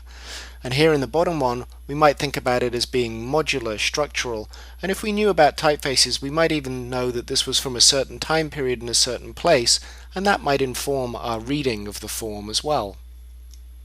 So let's take away the heavily connotative typefaces, and let's replace them with some much more neutral kind of typefaces. So here we've got a set of quite plain sans serifs. I've made them look different just for the sake of this exercise, but we suddenly know a lot less about the architecture. Maybe we can tell a little bit about the weight, about how condensed it is, and maybe whether it's uppercase or lowercase. In this case, the all caps might make us think of a certain kind of maybe stronger architecture than just the lowercase would. But in all, we've actually removed information by removing the typographic form. On the other hand, you could argue that what we've gained by removing the typographic form is to remove the vernacular and to have a clean, modern, easier to read kind of typography. So if the typeface itself isn't going to do the work of communicating specificity, then maybe something else has to do it. We have plenty of other tools as designers. We don't just need to make all our voice heard through the typeface. We can use scale and composition, and these things can have an effect to how we read the typography in a similar way to how we'd used the typeface before. For instance, here just changing the uppercase T's and leaving the rest of the word lowercase might suggest an idea of shelter within the architecture. Here a simple shift in scale might actually introduce the idea of building in the architecture, and the same with stacking the letter forms here might suggest a certain kind of architecture or a certain kind of solidity to the architecture. As a designer, you have to be careful how you use connotation. Sometimes you can use it so that it says the wrong thing and actually starts to mean something you don't want it to. Here, for instance, we can look where just changing the letter spacing to tighten up the letter forms here might create a kind of architecture that feels uneven and crashing and uncomfortable and maybe doesn't feel safe. Here it might even look as if the architecture is falling over, and we might not want to have that as part of our design. Let's do what we did at the start of this demonstration, keep the same typefaces and change the words. That lets us really see how the typographic communication is working because the context we read it in has changed. So instead of architecture, let's look at tank tops, cupcakes and power tools. Our tank top looks pretty classy. Our cupcake, that looks pretty fluffy and delicious. And our power tools, well, they look pretty solid and functional. If we remove some of the typographic connotation, then our tank top, well, it still looks pretty good. It looks modern and clean and functional. Our cupcakes, we maybe have a little less idea about how they're going to taste. And our power tools, well, they still feel pretty solid in that typeface and that block. The same typographic moves that seem to work for architecture don't seem to work so well for these subjects. Our tank tops, they look pretty much the same. Our cupcakes, I'm not really sure what they're doing or why they're growing like that. But our power tools, well, they still feel pretty solid. If we continue with the last round of typographic moves, well, our tank tops, now they feel like they might not fit too well. Maybe we're not so interested in those. Our cupcakes, well, now they feel a little bit like they look like the top of a cupcake, so that feels like it's a move that might actually work for this kind of content, this word. And our power tools, well, they still feel pretty solid and pretty useful. So what I'm trying to demonstrate here is how much power typography has in relationship to words. It can really change the meaning of the words, the context of them, the connotation of them, and that's something that designers can really use as an asset. If you can control that typographic communication, you can really control the message that you want to give to your audience. We've looked at some of the terminology used with typography, and we've looked at how to choose a typeface, and a little bit about how typographic form communicates. So now we're going to try and put all of that knowledge together and try and build a piece of design using just typography. I'm going to walk you through the process of how to design a typographic monogram for yourself, and then how to use that as part of the design of a business card. This will give you some kind of context for the typography. It'll give you a chance to take all the knowledge that you have and apply it to a piece of design. I'm also hoping that by showing you and going through this with you, it'll give you an idea of process and methodology of how to use type as well. So let's take a look at our format. We're going to work with a standard American sized business card, which is 3.5 inches by 2 inches. And that can be horizontal or vertical. So first of all, let's make a list of contents so we know what's actually going to be on our business card. We're going to have our name, email, phone, and a monogram that we're going to make. So let's start out by working on the monogram. And what that is it's a design that's going to be based out of your initials from your first and last name. So I'm going to use an M and a W because those are the initials of my first and last name. So the first thing that I might do is start to look at a variety of different typefaces and look at those specific letters in a range of typefaces, partly because it'll help me see a lot of different shapes, a lot of different M's and a lot of different W's. So when I start doing this, I really have no idea how I'm going to use the M's and the W's. I don't know how they're going to fit together into a monogram, but what I do know is that I maybe want to have some interesting forms. So I'm starting to look and see what the range of forms are. So you can see that here we've got a straight M, a flared M, we've got an italic M with a loop in the middle. There's a nice foot to this italic M. I'm looking at serifs, I'm looking at sans serifs. So I'm getting an idea of the kind of range of letters that might be interesting for me to work with. And in terms of process, this is something that you can look at quite quickly. You can really just set a lot of different letter forms and just look at them and analyze them, and it's a way of forcing yourself to really look at the different shapes and give yourself a range of starting points. So here's a bunch more M's and W's. You can see some are made out of solid shapes using negative and positive. Again, there's a nice cross in the middle of the W here. There's rounded forms, again straight forms, flared forms, more traditional serifs down here. But they're all different, and I have no idea what I'm going to do yet. I'm just really seeing, well, what's out there? What are all the different letters that have possibilities? And they're all readable as M's and W's. Every letter has a variety of ways that it can be written and still be recognizable. So I could keep going and look at even more. Here are some letter forms that we've seen in some of the earlier lessons. So I'd really go for a range here of things that are traditional from different time periods, things that are perhaps a little more quirky and a little more unusual, but sometimes you can take a very normal letter form, and when you look at it up close you can start to see that there are some strange and interesting things happening in the form. And you can choose which typefaces you're going to set your letters in for any number of reasons. They can really be just personal preference, things that you like. It can be absolutely subjective, things that you think have interesting forms. And none of them might work out, but what's important in this as well is you're getting to know a range of typefaces, and you're getting to really look closely at a range of letters. So in a way, you're educating yourself about typography and about typeface choice by going through an exercise like this. You're forcing yourself to really get to know your own library of type. So now I've got all these different kinds of letter form to work with.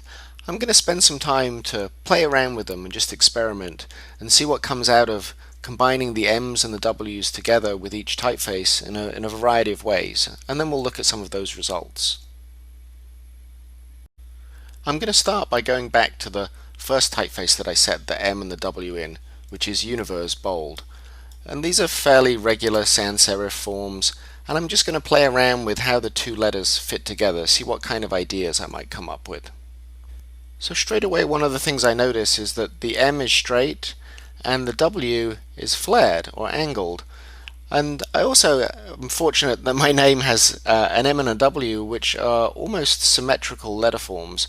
So to begin with, I start to wonder, well, what would happen if I turned the M into a W, for instance, and if I turned the W into an M? And just by a simple move like that, it means that I've suddenly got two letter forms that might interlock in a more easy way. So you can see the M and the W form a fairly harmonious pattern together, and the same with the straight M and the W. And even little accidents like that, when you're moving things around, you can see negative and positive space. You might start to think about how things might line up, and what the relationship between the two letter forms might be. So let's just take this one and put it in another spot. So just starting to think about how the letter forms link together and what their relationship is, how they might overlap, sit side by side, and just starting to play around with what those letter forms are and how they sit together. And don't worry about legibility or trying to get any meaning into the letter forms and their arrangement. For now, just experiment and have fun. Move things around. Really look at the forms. It's kind of just a way of really playing and discovering, really, by moving form around. So rather than have you watch me shuffling around an M and a W, I'm going to go away, make some M's and W's with the typefaces that I chose, and then we'll look at them really quickly just to give you an idea of, again, process, which is in this case just one of iterations and generation, trying to make a lot of work and a lot of possibilities, knowing that they won't all be good, but at least we'll have something to look at and react to. So here's some M's and W's working together, and I'm going to go through them quickly and just point out some of the strategies that are used for making these two letter forms work together. So here you can see we've flipped the W to make an M, so now we've got this nice repetitious harmony in the angle of the strokes and evenness in negative and positive space. That feels quite interesting. Here you can see if we just add a little tiny bit of space in between the two letter forms, it actually makes it a whole lot legible as an M and a W. Here we're just playing around with scale, taking one of the letter forms, making it smaller, seeing how it might fit into the counter space of the other letter form. Here trying to do the same thing but have them interact and overlap a little bit more. Down here you can see a similar idea to the strokes of the M and the W here in the rhythm and repetition, but with totally different and more solid letter forms. Starts to be a little harder to read. And here you can see trying to line up the serifs as a strategy for making the letters work together. And in this case, rather than trying to make the two letter forms be harmonious in terms of being straight or flared, here I'm trying to make the two work together and accentuate the difference between the two. My strategy for making these monograms would be to generate as many as possible as quickly as possible, just so I can try and see what the range of ideas are that are out there. So here's a bunch more that we'll look at very quickly. So you can see here different letter forms start to make different shapes. This one, the negative space, becomes interesting, almost looks like an intestine. Here you can see again the flipped letter forms but with a totally different kind of letter, with a modern serif. It has a very, very different feeling. Here you can see what happens when we use here it's the straight capitals, here it's the angled capitals. It starts to feel very different. I kind of like this very blobby Cooper Black typeface, even though it isn't. I'm not sure what it's really doing. Just the forms, and again the negative and positive space seem to be very interesting. So let's keep going and look at some more. Here you can see a more traditional italic typeface and how those might connect together. A much less conventional but still really interesting typeface. Some very simple forms, and really looking at how the two letters might align and start to make a new form. You see this very strange X appearing here. Trapping the negative space to try and make that have some kind of energy or become something else. And generally just really playing around with a lot of different things and just trying to generate ideas, and sometimes they really don't work, and that's fine. It's really just about volume and having fun. So now we have a group of monograms that we can work with. Let's put them into the context or the form of the business card and add the other typographic elements that we have and start to see how the two are going to interact. So here we are back at our business card, waiting to have the information added to it. So let's put in our name, email address, phone number. I'm going to use a fake phone number for this. And first of all, I'd set it in a fairly regular typeface, just so I can have an idea what kind of shape the type makes, ascenders, descenders, just looking at the kind of texture and the kind of color of the typography. So I might try setting it in a number of different typefaces first of all, and because this is the readable, legible part of the typography, I'd probably want to keep this fairly simple to begin with. So the first thing to think about here is just typeface choice for the information that's going on your card. And you can break it down to the decisions that we've already looked at. So you could start out with looking whether you want a serif or a sans serif, whether it should be heavy or light, whether it's all caps or upper and lower case. But generally just find something that you like the look and feel of. And you can always try a couple of different typefaces. So let's try some of these out and put them in the context of the business card so we can get an idea what they're really going to look like. So first of all, let's look at our alignment. We can have the type centered, we can have it ranged right, or we can have it ranged left. And then you can think about what position it occupies in the card. So depending whereabouts you put it, is it in the corner, is it up at the top, it can feel very different. Here, where it's centered with a lot of space around it, it feels very even and balanced. And this has a little more tension here between the negative space up here and the positive element. You can think about the scale of your typography within the card. Should it be very, very small? Should it be really large and dominant? And you can play around with it, see which typefaces work at which different scales. And you can also look at the angle of your typography. We're used to seeing type being horizontal, but it can also run vertically, it can run at an angle, or your card itself might be a vertical or a horizontal card. If you now introduce your monogram into the design, you also have the same choices for the monogram. You can think about its position, its scale, and its angle. But one of the more complex things you're going to have to think about is how the elements interact together. How is your monogram going to interact with your other pieces of typography? We'll look at composition in more detail in another lesson, but let's take a very brief look at it just for the sake of making these cards. You could think about having a very active composition, one where there's a lot of contrast in scales, and where perhaps the type is divided up into separate elements that also have different scales. And you can have a great deal of contrast between the size of the largest element and the size of the smallest element. You could also think really carefully about how your type interacts with the logo type. Here you can see it's breaking the negative space of the monogram. Here it's overlapping, and here it's sitting quite respectfully around it. Or for a business card, you might want to have more of a static composition, but still have some scale weight and some contrast between your monogram and the typography underneath. So here you can see they're all centered. There's a lot of even white space around them, and you can there's a clear hierarchy between the monogram and the secondary typography. Or if you wanted to go in a less conventional direction, you could think about having a much more extreme scale contrast. So here you can see the monogram has actually been blown up to the full size of the card, and the secondary typography is interacting with it and mimicking the lines that the letter forms are creating. Perhaps the most important thing to think about and to remember is just to experiment and to enjoy yourself. Pushing type around and playing with it, getting to really know it, that's the best way to learn typography.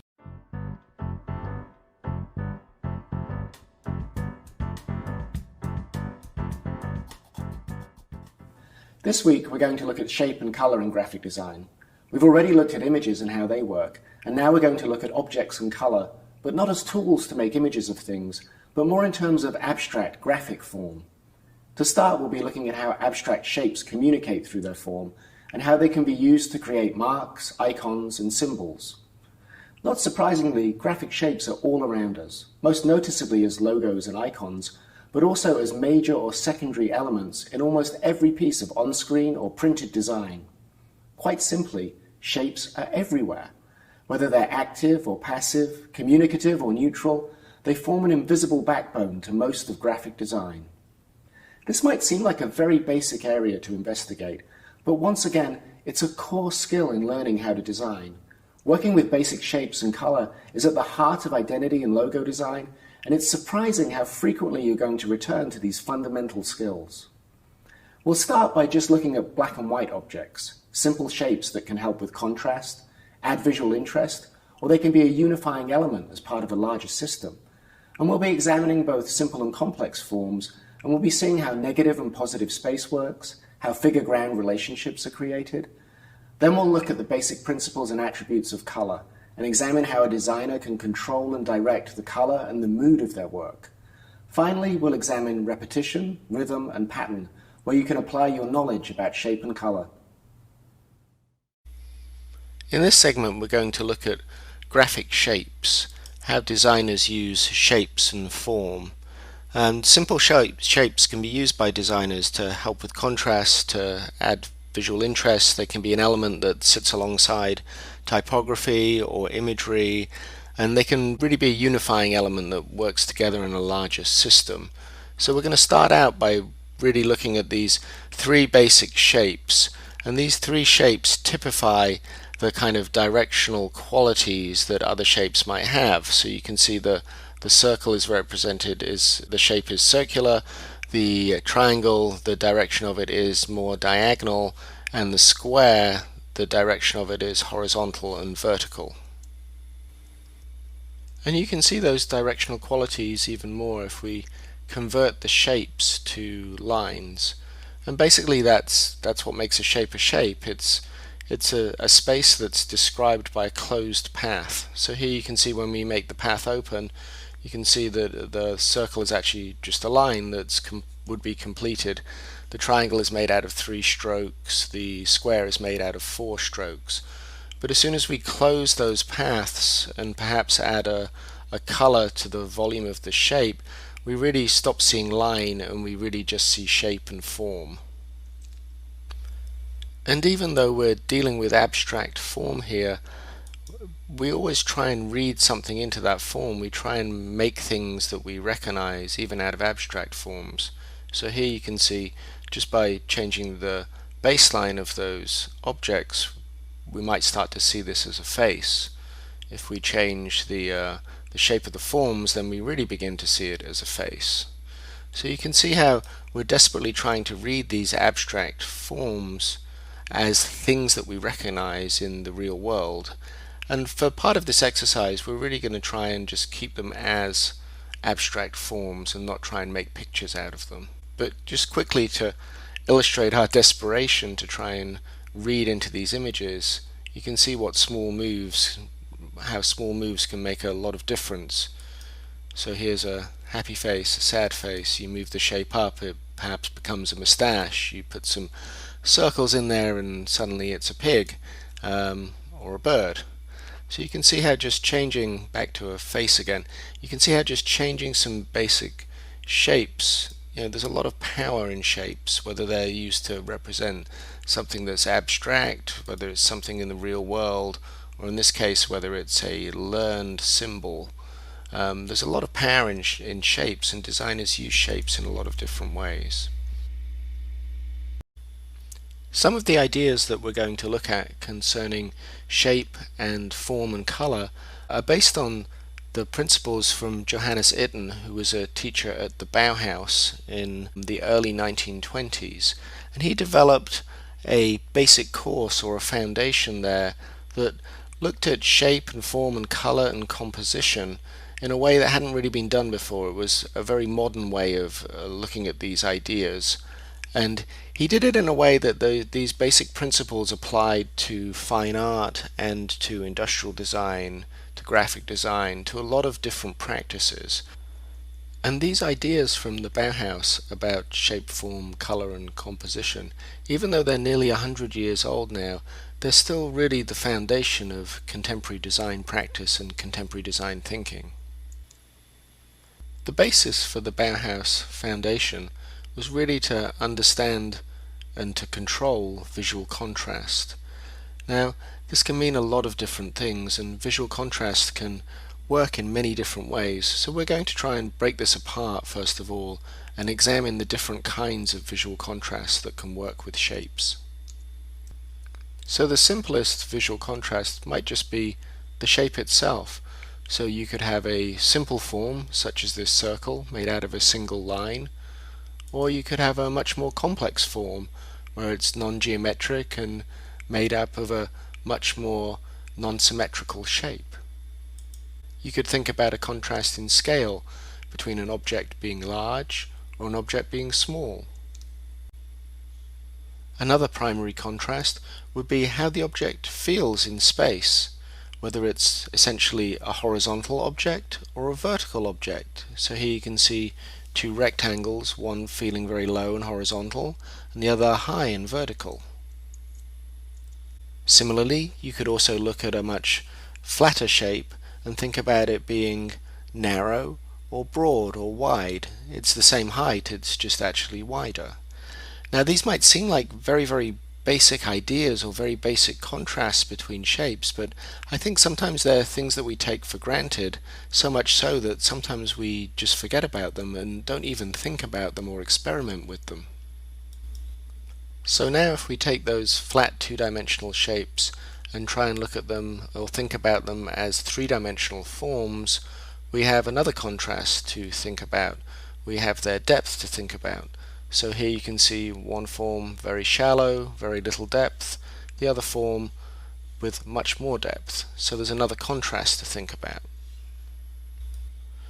As well as the physical or mathematical attributes to shapes that can form contrasts, there are also aspects to shapes that affect things like composition and how the viewer really sees the shape.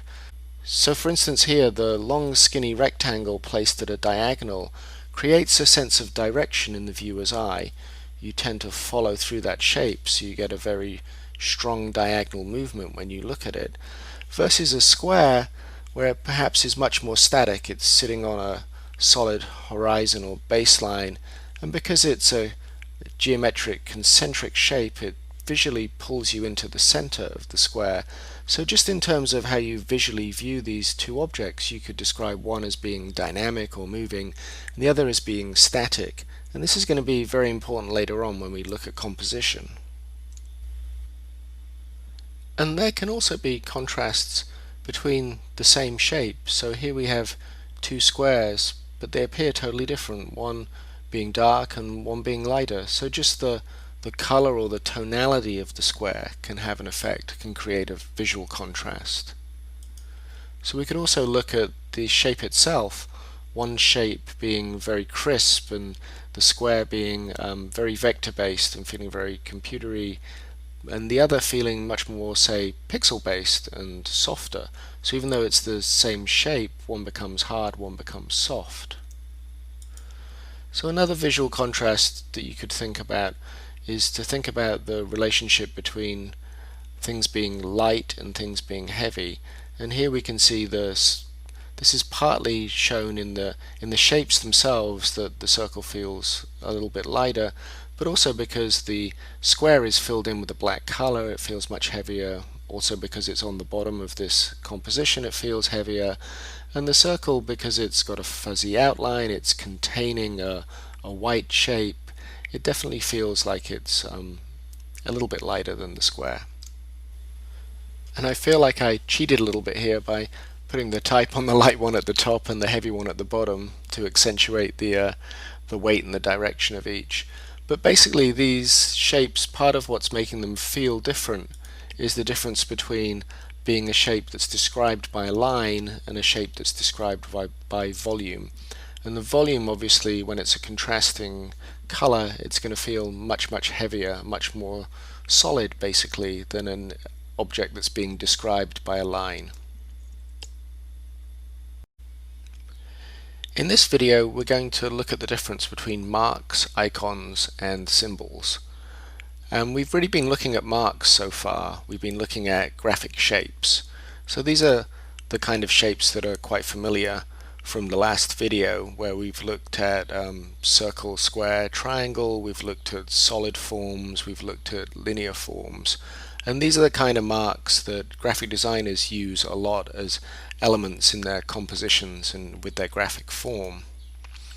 And these can be geometric and straight, they can be much more abstract and loose and or organic even, but they're still graphic marks.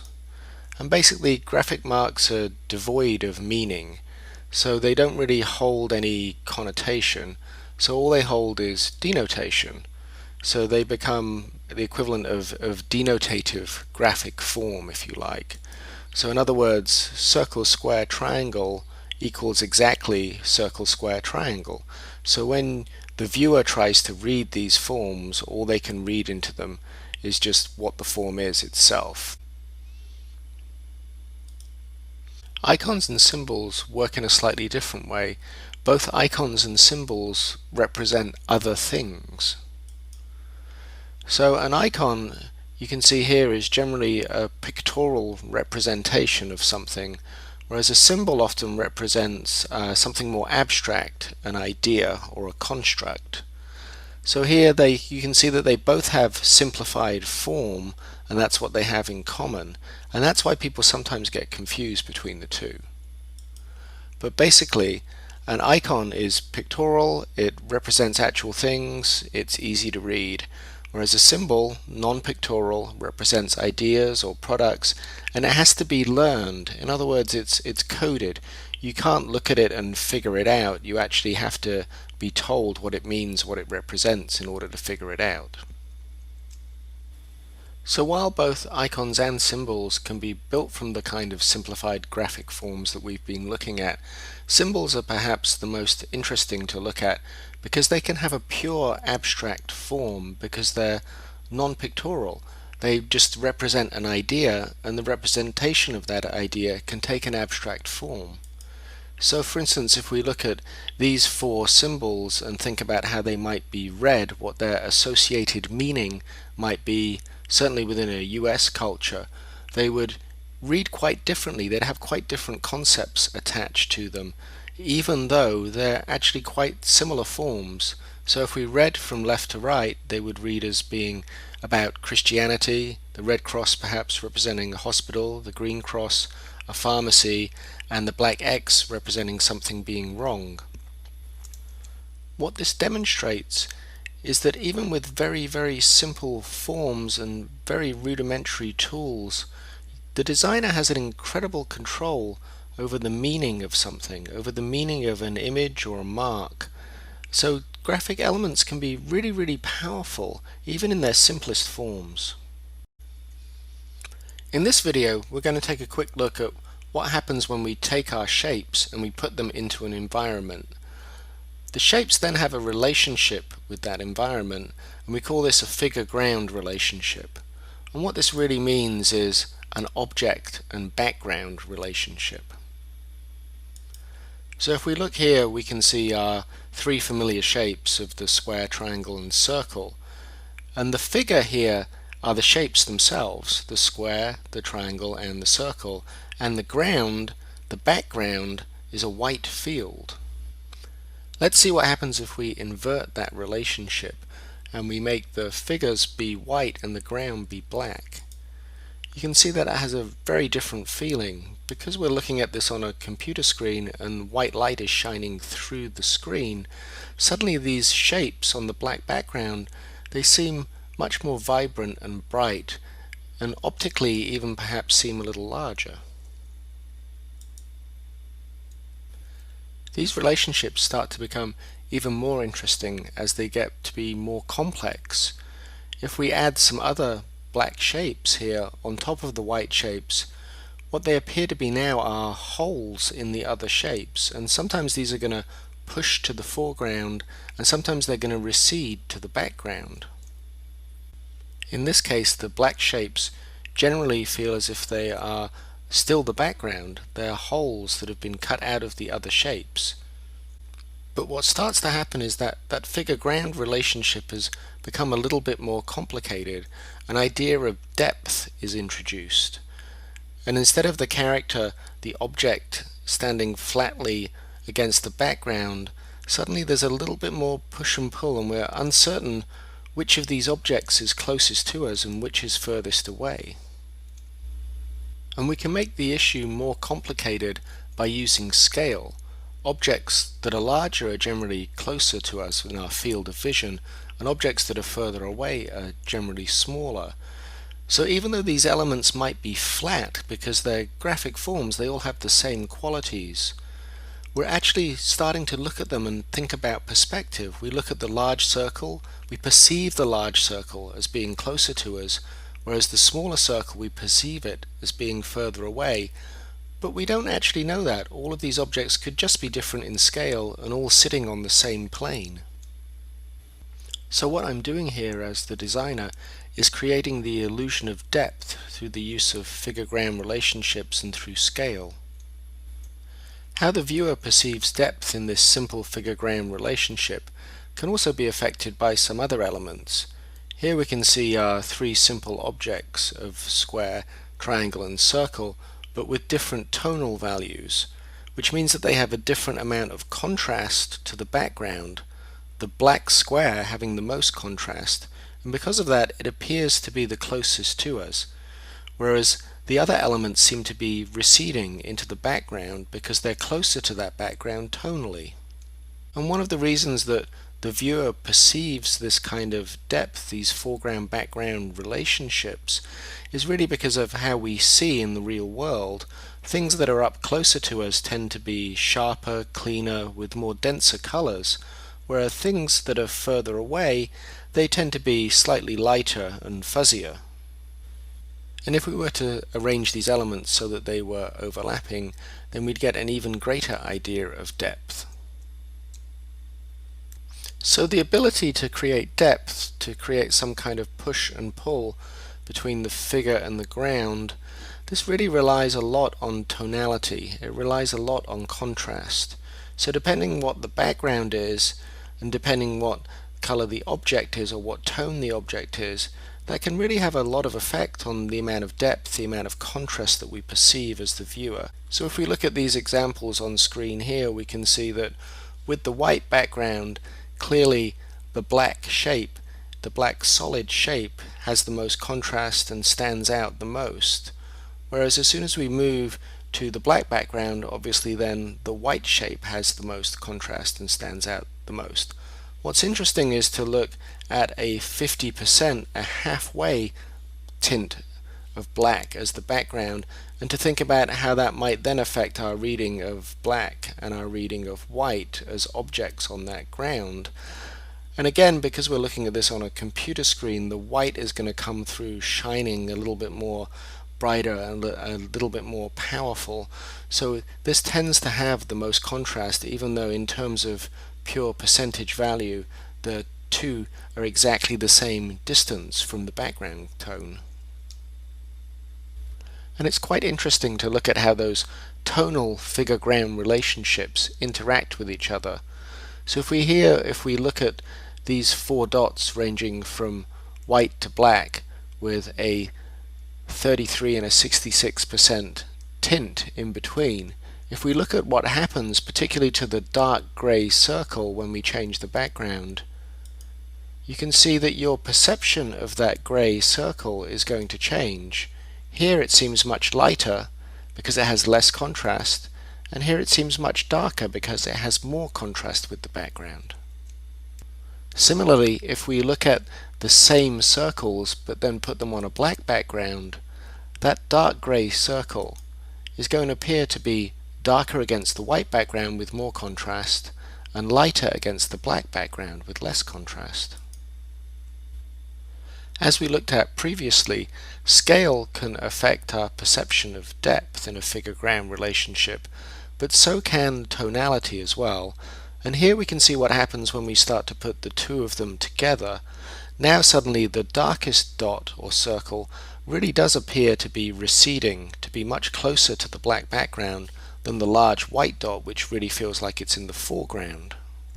If we then overlap those circles to further increase this idea of depth, we begin to start to really feel like there's a three-dimensional space in front of us, and we're really tricking ourselves here because deep down we know that this is just a flat graphic form.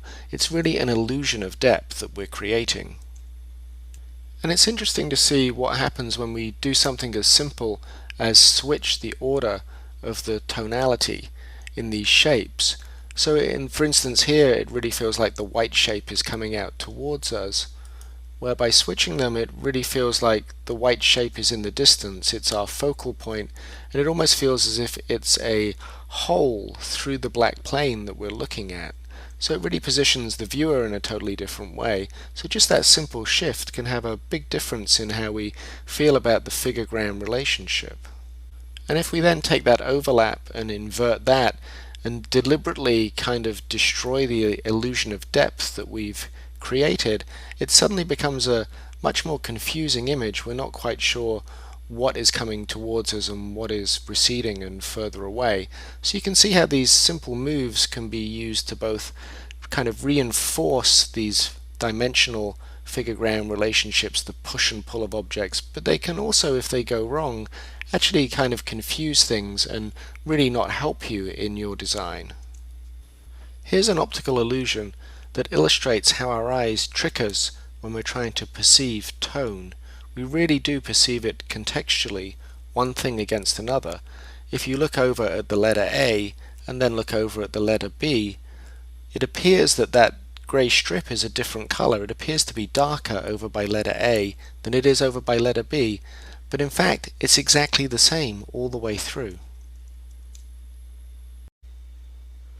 In this video we're going to look at color and how designers use color. And this is a really tricky area to investigate, partly because color can be both objective and subjective. We tend to read color and use color in many different ways for many different things. Our primary response to color is an emotional response, and I think this comes from our reaction to nature. When we see blues and greens, they might make us think of the sky, the ocean, or even grass, but somehow those are relatively calming. Whereas if we see red, for instance, that might make us think of blood and danger, for instance. And these kind of colors have been also saturated into our culture. So for instance, a stop sign is in red to gain our attention, to play on that emotional response. But on top of that emotional response is a subjective response. And this is really the way that each individual thinks about color. Everybody has colors they like and don't like, certain hues that are their favorites and others that are their least favorites. And this is a subjective response to color. And ultimately, this response doesn't matter. It's the least important way you can respond to color. There's also a more scientific response, and this might be thought of much more as a strategic way to use color as a designer, really looking at which colors go with which other ones, maybe less about mood and more about specific contrasts and values. Perhaps it would be better to call it a technical response to color. And as soon as we bring any kind of form into the color that might represent something in the real world, even something as simple here as a horizon line, we start to connect how we read color and how we think of color to that real world. So for instance here, just the horizon line might make us connect the read of this to being green grass and a blue sky. So where does color come from, and how can we start thinking about color when there are so many colors to think about? Well, one easy way, one starting point might be to look at white light, and when that shines through a prism, it divides up into the color spectrum. And we're all fairly familiar with this color spectrum as being the colors of the rainbow: red, orange, yellow, green, blue, indigo, and violet. In the spectrum, these colors blend together and blur one into the other, so even though we think of them as being 7 colors, there are actually a lot more than that. Scientifically, the color is broken up due to difference in the wavelength of the color. So red has the longest wavelength at one end of the spectrum, and violet the shortest wavelength at the other end of the spectrum. And when we think about color, we're mostly thinking about hue. Red, orange, yellow, green, blue. These are actually hues, but color has 2 other important values to it. Hue is probably the most powerful and the most visible attribute of color. The second attribute of color is light to dark. In other words, its value. Now we can think of this as grayscale, like we're looking at here, and that's very easy to see. At one end of the scale is 100% of the color, black, and at the other end is 0%, white. But value obviously works with any single color. So here we can see a range of values of red, for instance, ranging from 100% of the red, the darkest color, to white over here with 0% of the red, the lightest color. And you can obviously take any color and look at it as a range of different values. Take any hue and look at it with the values of 100% to 0%. Saturation is the third attribute of color, and perhaps the hardest to grasp. The way that I find it the most easy to think about is that if the value and the hue were to stay exactly the same, and you were to just change the saturation, you would see that color go from a very dull color, for instance over here where it's pretty much a gray with no color in there at all the way up to a much more saturated, pure color over here. And if you really want to see the effects of altering levels of hue and saturation and value, a good idea is maybe just to open up a file in a program like Photoshop where the settings, the colors can be changed to HSL or HSV values, and you can just pull the sliders around and really see what happens as you change each of those attributes of color. So far we've looked at the color spectrum, but now we're going to look at the color wheel. If you imagine that you took the color spectrum, which is basically going from left to right in a strip, if you took that and bent it around into a circle so that your red, the start of the color spectrum, matched up all the way around through the color spectrum, matched up at the end to the violet, the far end of the color spectrum, you'd have this as a color wheel instead of a single linear spectrum.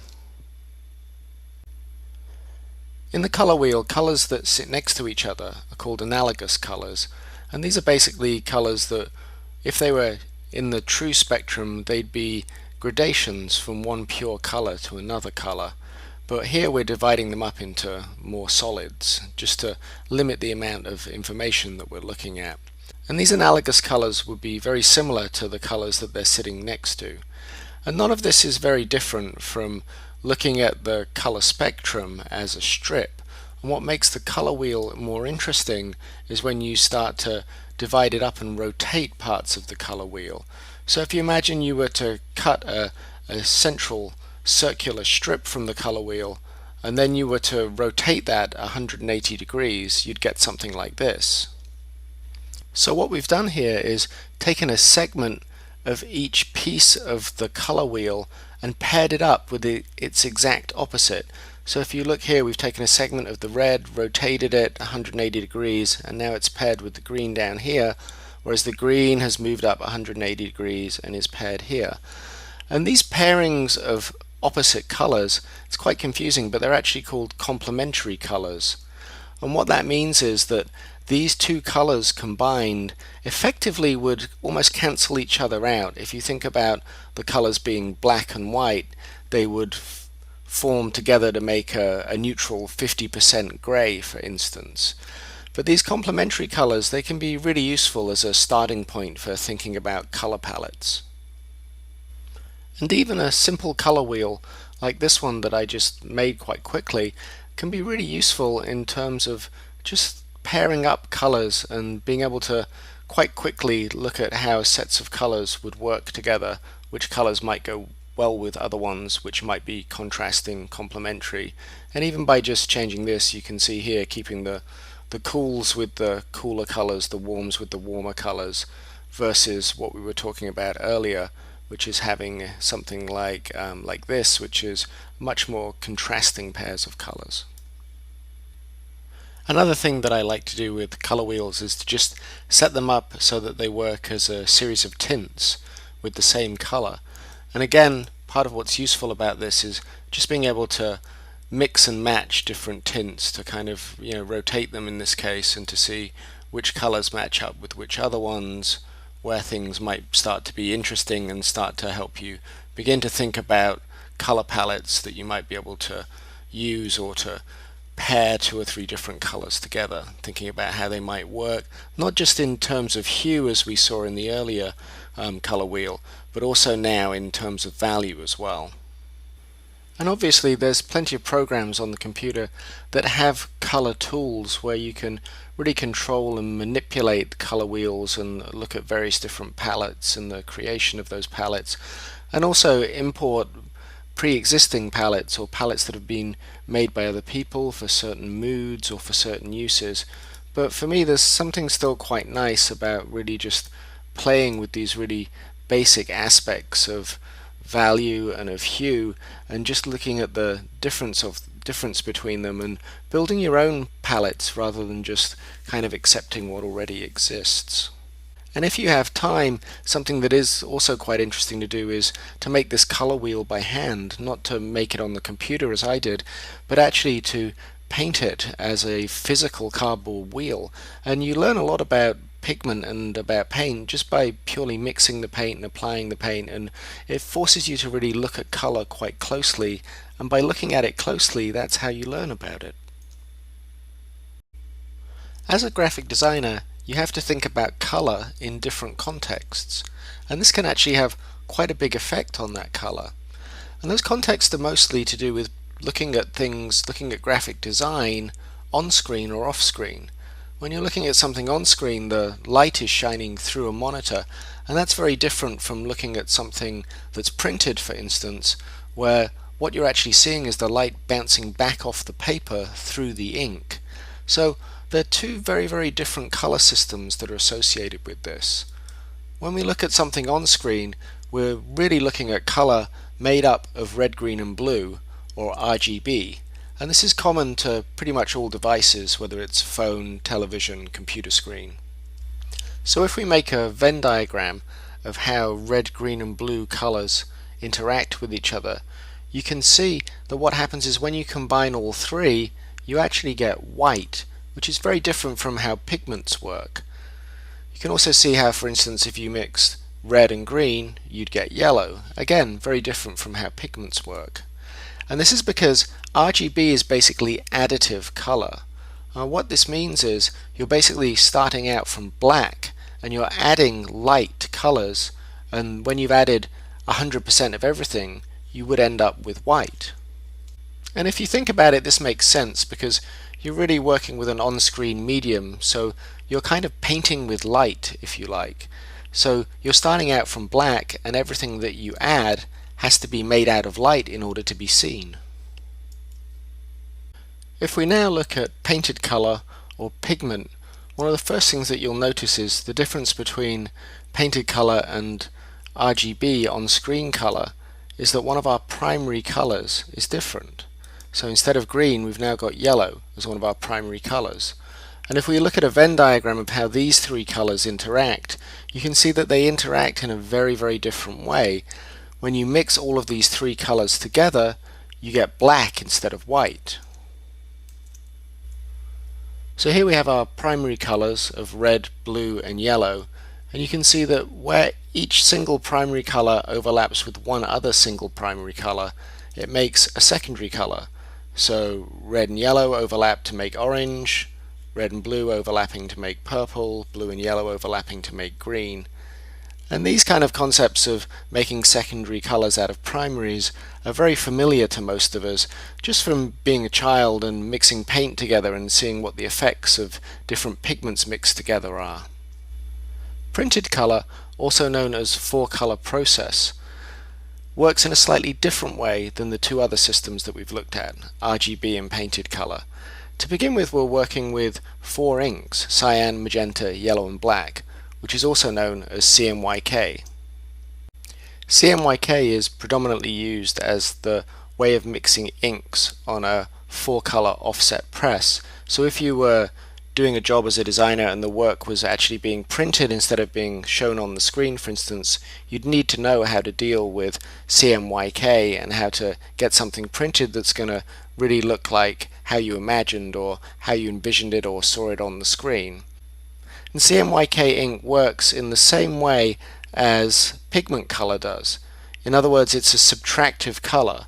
So you can see here when you add cyan and magenta together, you start to get a purple color, which is very similar to mixing blue and red that we saw when we were mixing pigments. When you mix all three colors together though, cyan, magenta and yellow, what happens is you should really be able to obtain a black, but you can never really get a true dark rich black, and that's where that fourth color comes in. And you can see here that that fourth color, instead of being called B for black, is actually called K. And there's a couple of different hypotheses as to why that is. Normally it's the K stands for key, and black in offset printing is used to add detail and often used to print a line that holds all the other color work together, and that's sometimes called a key line. So that's one reason why it might be called K. And another reason, which I'd like to think is rather a myth, is that it's there to differentiate itself from the cyan plate, which could also be called blue. So if you had a B for blue and a B for black, it would be too confusing. When CMYK is used on a printing press, basically each one of those colors is a separate plate on the press, and each color is put onto those plates in terms of a very, very small dot. And when these dots overlap, in the same way that we can see the colors overlapping here, they can form other colors. So it gives you a full range of color out of just those four plates. And you can see this quite easily for yourself. If you actually look at a printed image, say a four-color image, a full-color image, like this photograph for instance, that's been printed, and if you zoom into it really close, you'll be able to see the dot pattern, and you'll be able to see how those different dots are overlapping with each other and how they're making other colors. So you can see here these very small areas, different colors, and there's some white in there, some black in there, yellow, but you can see there's very pure colors. So basically everything that you look at that's printed with a CMYK dot is kind of an optical illusion. Again, it's tricking your eyes into thinking that there's another color there, when in fact it's just dots that are overlapping. The last kind of color we're going to look at is spot color, and this is really a subset of CMYK, and spot colors are used in offset printing, and they're used when you need a very specific color that you maybe can't mix out of the CMYK color set. So sometimes this might be something like a bright orange, or perhaps a fluorescent color or a metallic, and you'd use a special ink for this, the way you would mix that precise color of ink, and then you would run that as one of the plates on the CMYK offset press. In this segment we're going to look at how color and shapes can work together to form pattern. Pattern really relies on two things in order to work. It relies on rhythm and repetition, and the two are interrelated. So rhythm is often created by the repetition of a shape creating negative and positive space, or as we've seen with colors, push and pull with different kind of contrasting colors.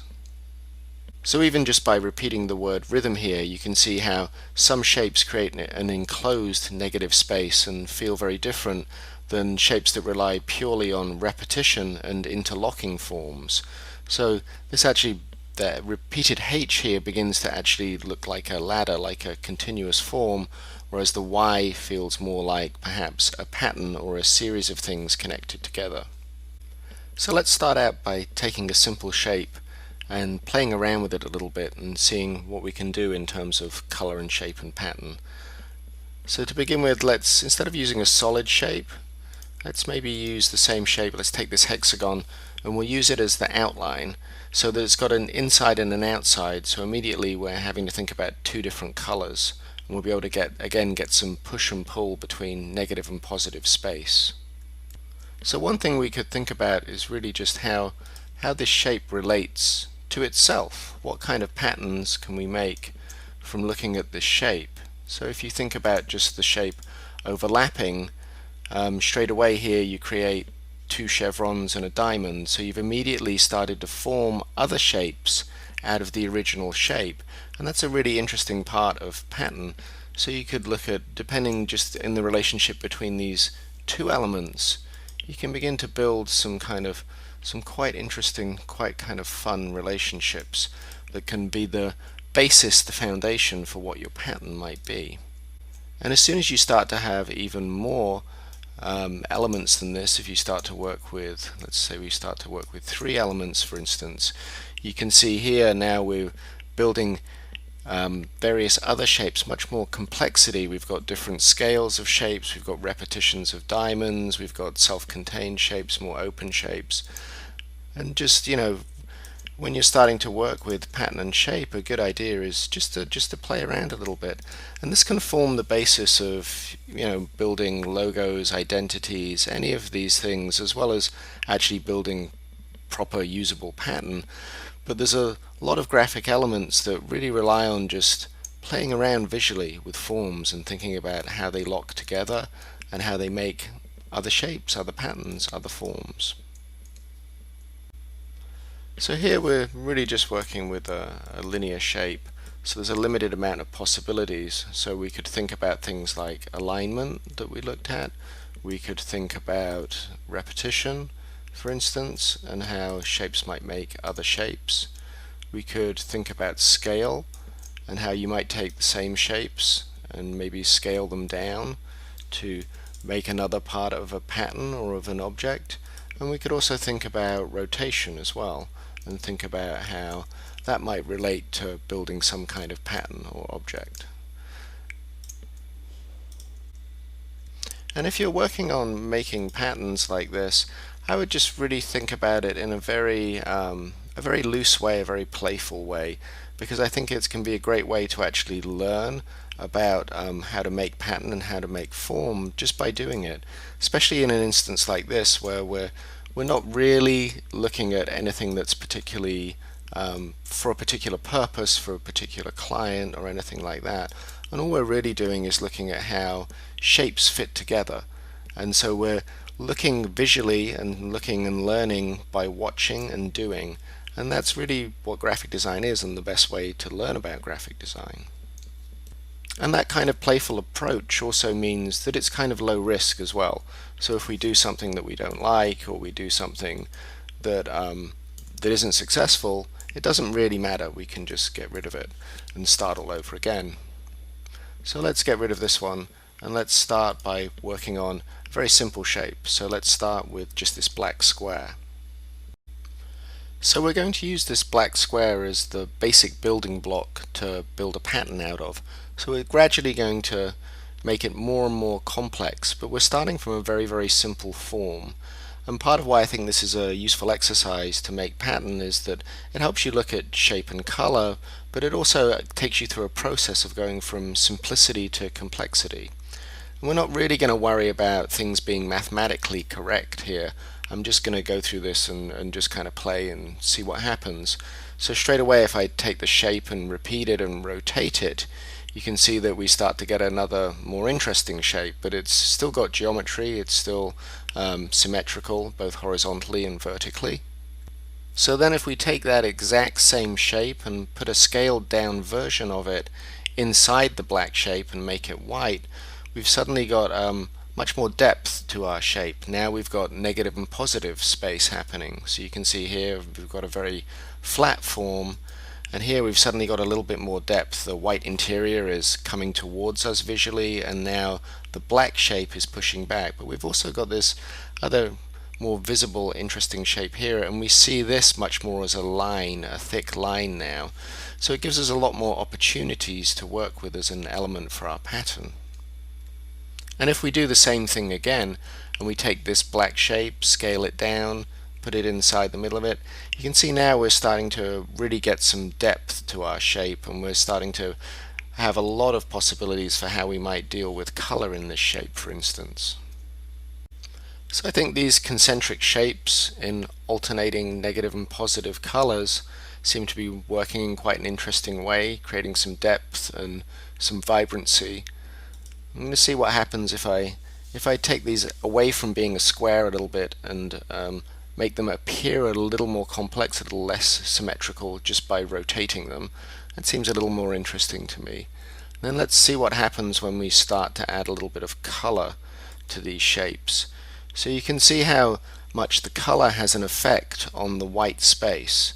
So here perhaps the black shapes might feel a little bit more visible, but as soon as we put these lighter colors in the background, we're partly separating out these shapes so that now they're two squares instead of one shape, but also this white is becoming much more of a dominant element in the design. So let's just take a look at that again very quickly. So now let's see what happens if we continue with that. We can push the center further back, and suddenly we've got a much less harsh feeling color palette, and this feels less like perhaps a mark that might be used for a company or something like that, and it feels a little bit more like it's becoming a pattern design that could be used as part of a repeating design. So if we then continue with this idea of, since we've got symmetrical elements, we can rotate them and try and make our composition a little bit more interesting.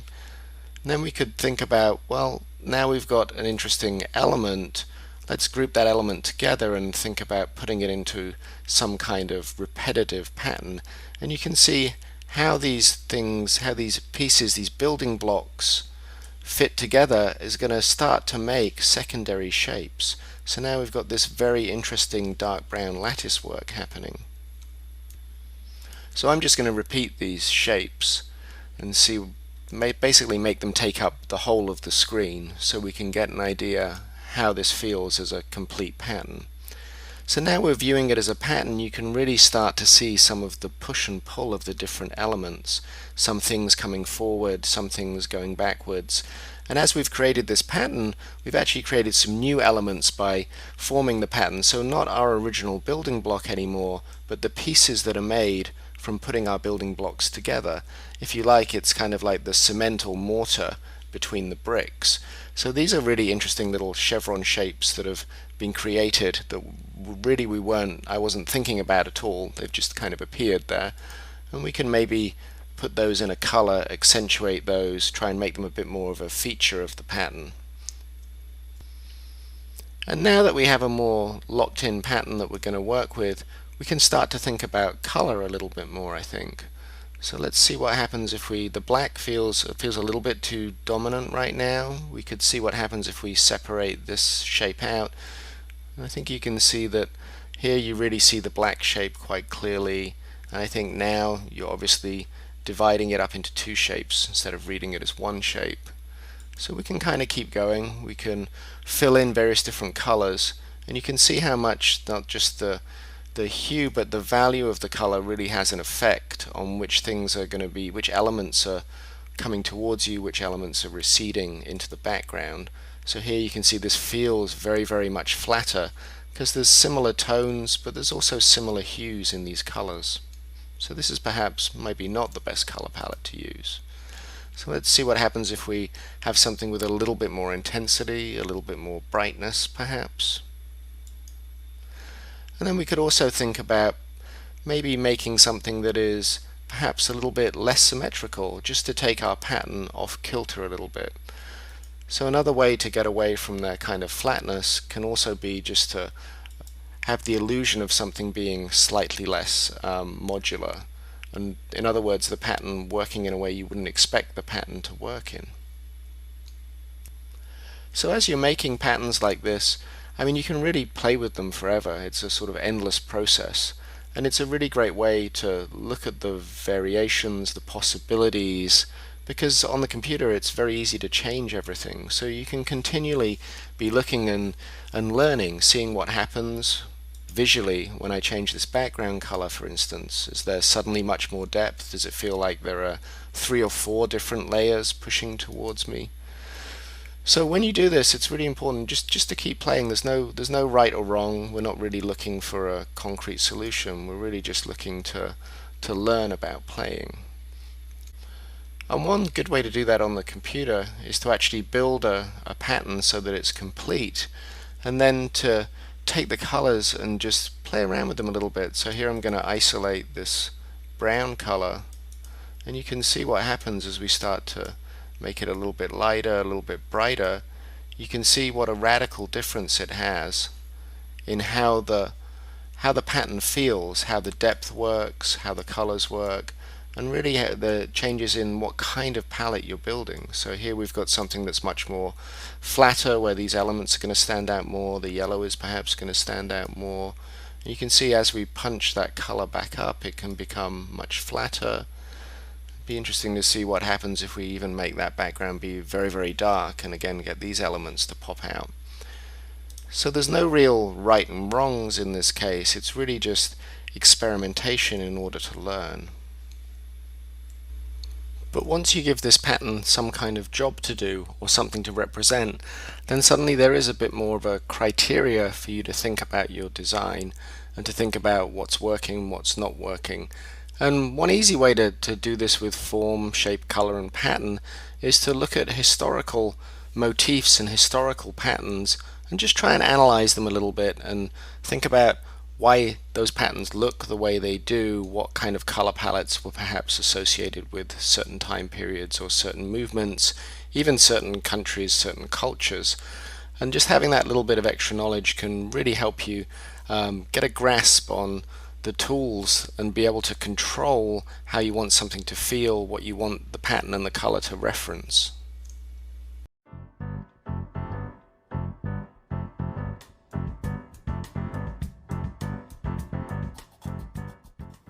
So far in this course, we've broken design down into smaller parts in order to investigate and experience it, to make it understandable and to learn about it.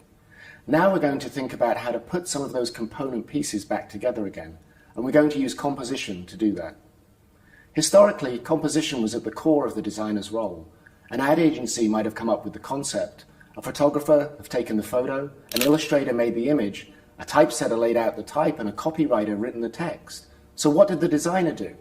Well, the designer arranged everything on the page. It seems like a small thing, but you can make many designs, both good and bad, with the same elements. The arrangement can dramatically affect the visual appeal of a piece of design. It can also make or break the message that the designer is trying to communicate. Think of it like a room full of furniture.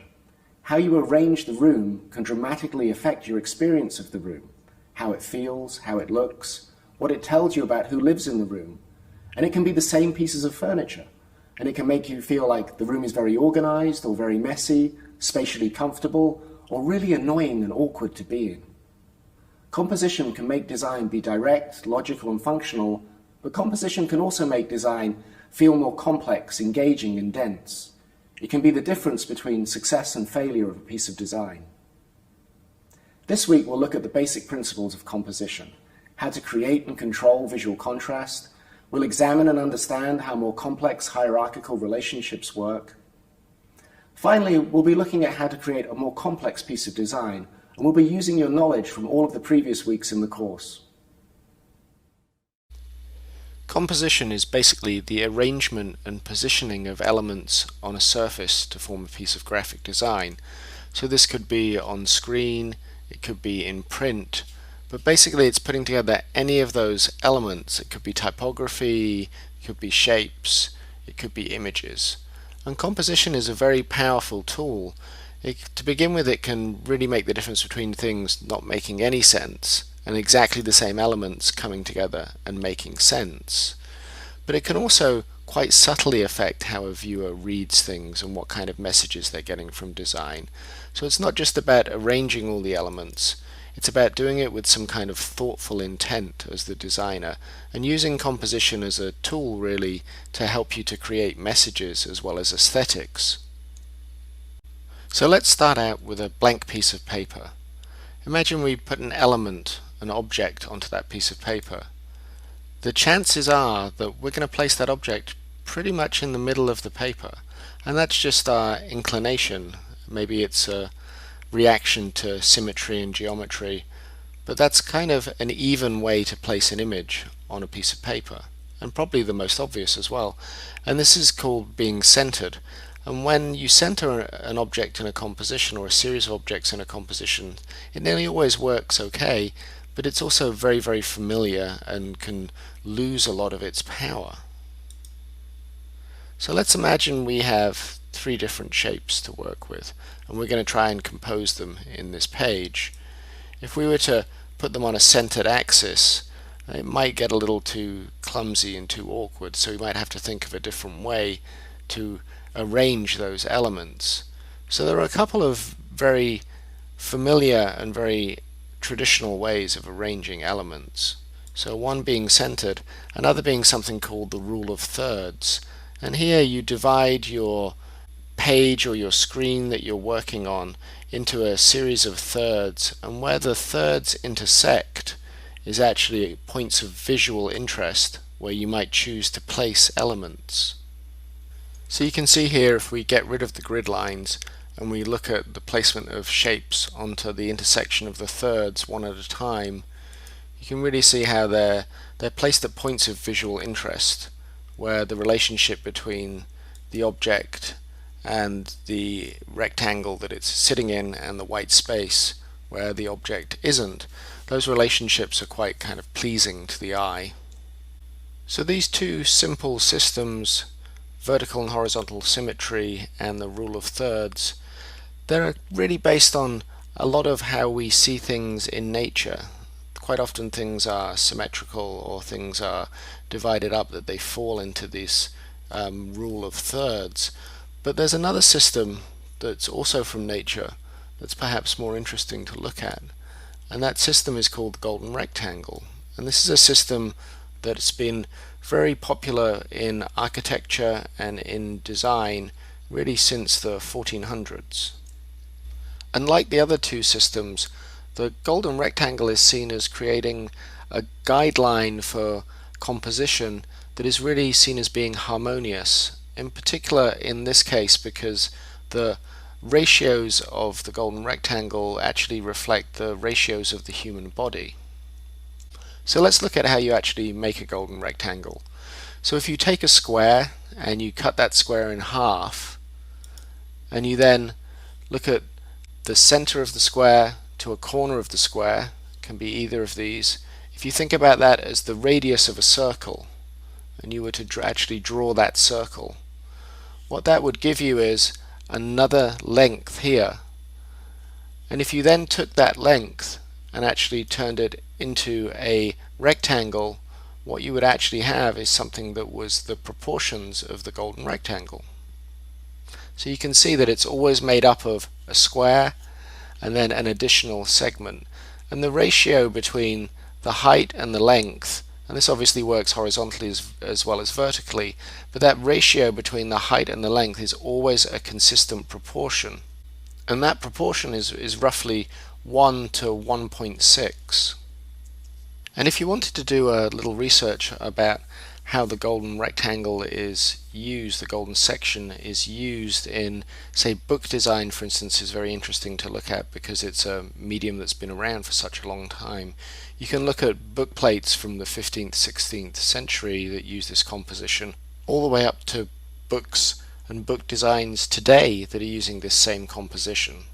And one of the interesting things about the golden rectangle is that once you have a square and you make a golden rectangle out of it, the portion that's left, when that's divided up into a square, the piece that's left after that is another golden rectangle. So what this means is you can kind of keep going forever, dividing each golden rectangle up by adding a square to it to get another smaller golden rectangle. And if you kept going for this, what you'd actually end up with would be a perfect nautilus shape. And again, this talks about the relationship of the golden ratio to its form and its appearance in nature. So we could place some objects within certain areas that are defined by the golden ratio, for instance, and that might help us with a composition. But we're also going to need to make other moves in our composition.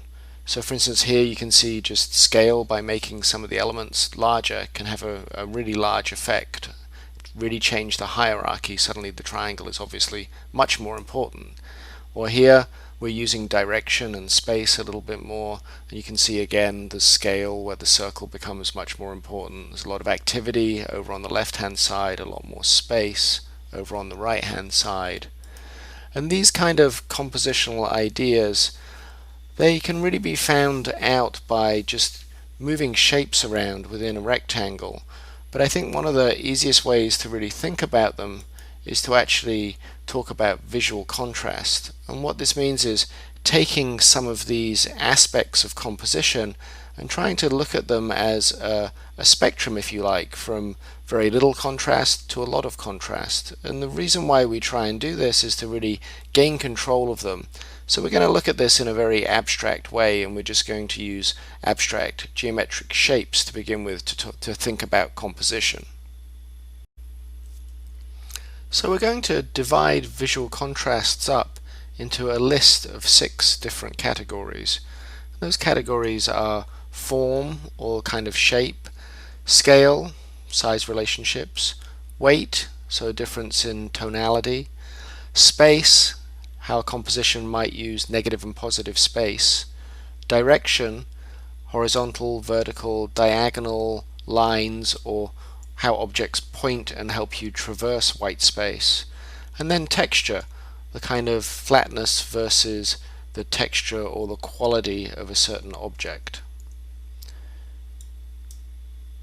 So to begin with, we're going to break these down into single visual contrasts with single forms. So what that means is we're going to take every single aspect of those 6 points, and we're going to look at them with just one shape and see what would make a lot of contrast or a little contrast. So to begin with, if we think about form, here's a shape. It's a single form. There's no real contrast there, and all we're really looking at is the difference between that form, and we're really just trying to accentuate just this one form. There's no scale difference between the forms, there's no tonal difference, there's no directional difference, apart from what might be inherent in the form itself. So we can look at form and talk about differences in form with just single objects. It doesn't necessarily have to be comparative, side by side. But if we look at the next contrast, scale, we really need to see large versus small next to each other because they define one another. So here you can see scale when it's even, so no difference between the two objects, versus obviously a much more exaggerated scale, one object being larger, one object being smaller. But again, we're trying not to allow any other contrast to be visible here.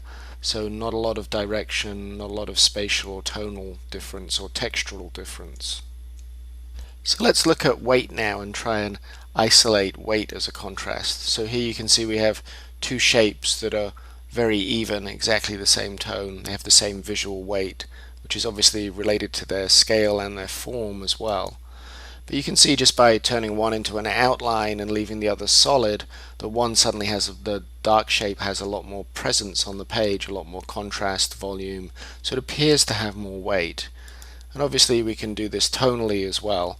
We can look at a 50% shape here and look at the difference between that tonally. And again, it's in terms of contrast, so the shape on the right appears to be visually larger than the shape on the left, and visually heavier as well. So now let's look at space as a contrast. And space isn't necessarily a contrast that can be held within a particular form, so we're not really talking about the difference between each of these two objects as implying a contrast in space. What we're really talking about is a compositional contrast, where here, for instance, by putting those two shapes into one corner, we're creating a lot of white space. So we're really looking at creating a composition here that puts an emphasis on that white space and makes that white space much more visible. But at the same time, because the square shapes are echoing the square of our page and are sitting fairly passively in the corner, there's not a lot of direction happening either. And again, there's no tonality, there's no difference in texture or scale. So what we're really trying to do is just to isolate and emphasize one aspect of the visual contrast list in order to focus on it, but also in order to be able to really understand it and control it. And direction works in a similar way. We're not really looking at direction within an individual shape. Obviously, a square as an even geometric shape pulls you into the center of that shape, whereas a line might actually have a little bit more direction. But we're thinking more about the relationship between the page and the objects that are put on the page. So here, for instance, you can see we're getting a much more diagonal relationship out of these squares. We're starting to get a diagonal direction. So our eye is being led from the center of the page out to the corners here. And you can see you can create that tension, and you can create direction that actually makes the viewer's eye cross white space. And this is the beginning of understanding how elements work in relationship to backgrounds within compositions, how a viewer's eye moves around a composition and that relationship to hierarchy. So for instance, we might be drawn to one of these black shapes, but then our eye is pulled across to the other shape.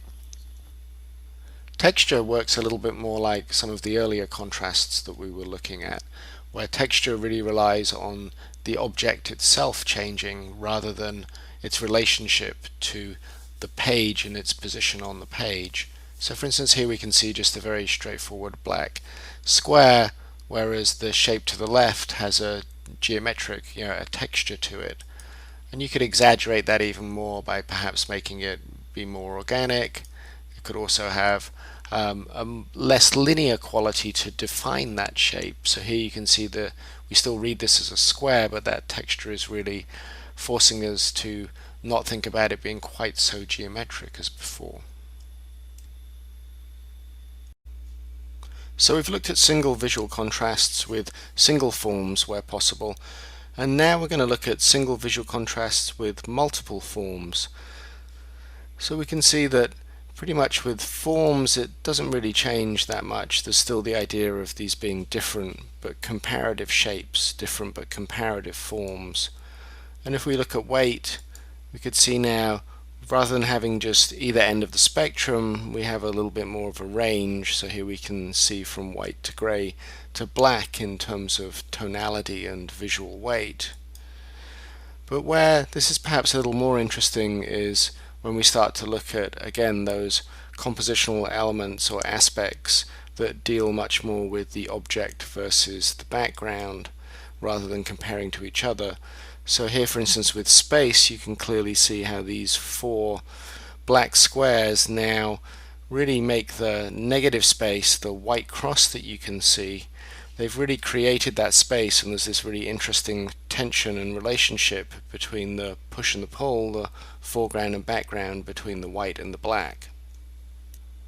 In a similar way, if we look at direction, you can see that by now we have more shapes to work with. We can really get them to describe the aspect of composition that we're trying to get at. So here, for instance, these 5 black squares clearly form a very strong diagonal line that talks about direction within the frame. So when we look at scale with more elements, you can see that what's happening is we've got a much greater range now. So we're starting to build more of a rhythm and more of a pattern and repetition. And so this allows us to actually see the range of the scale and see how scale is really working a little bit more easily. It actually makes it more clearer to see. And finally, if we look at texture with more than one element or two elements at a time, we can start to have a greater comparison and a greater variety of different kinds of texture that might be possible. Now, looking at all of these different aspects of composition individually isn't really going to help us be that much better at composition, because when you're composing, all of those aspects of composition are happening at the same time. So what we're going to try and do next is to start to combine some of these aspects of composition and see how they work together. So this is where things start to get a little bit more interesting and a little bit more fun, I think. We've looked at single visual contrasts and we've tried to look at them with both single and multiple forms, but now we're going to actually look at multiple visual contrasts using multiple forms, and this is a more realistic representation of how you might compose and put things on a page. So instead of trying to isolate these visual contrasts to understand them, we're really going to try and mix and match them a little bit more. So let's start out with two very simple ones. Let's start with mixing scale and form together. So here you can see we've got two different forms, two different shapes, two different objects, but they've also got two different scales working as well. So that's quite simple, but immediately a little bit more visually interesting. And now we can see what happens if we add a little bit of texture to these same objects. So we have scale, form, and texture all working together. So you can see now it starts to get even more interesting. So there's a little bit of dimensionality, there's an extra contrast happening there with the texture, and sometimes you can think about these contrasts as being visual interest as well. So the more we add to a certain extent, the more visually interesting the composition is going to be. So if we keep going now and we try and add some direction to our other elements, you can see we've added a third element here, the triangle, and now we've clearly got, even though we've got differences in scale and differences in form and differences in texture, they're unifying in this very strong diagonal relationship. So let's try and combine two other aspects of contrast in composition. Let's try weight and form. So here we have three different forms, three different objects, shapes, and they have three different tonal values to them. So it's still fairly flat, fairly conventional. Let's see what happens if we try and add a little bit of space as one of our compositional considerations. So here now you can see they're not sitting on a consistent line anymore, and they're actually interacting with each other and interacting with the background in a little bit more of an interesting way. So the angle of the triangle could be pointing at the circle. The square here is getting a little bit of tension, visual tension, where it's close to the edge, and you really notice the difference between the tonal value of the three of them, and because of the composition your eye tends to travel between the three of them as well. So now let's see what happens if we add a little bit of scale to this as well to try and reduce the flatness that was there. So now you can see the composition suddenly feels much more interesting. There's a lot more depth to it. You're not quite sure whether that depth perception is the push and pull of scale or of tonality, and whether this becomes a little bit more pictorial or not. The relationships between the shapes, as soon as you start to sit one shape on top of another, it has a certain realism or a certain gravity to it.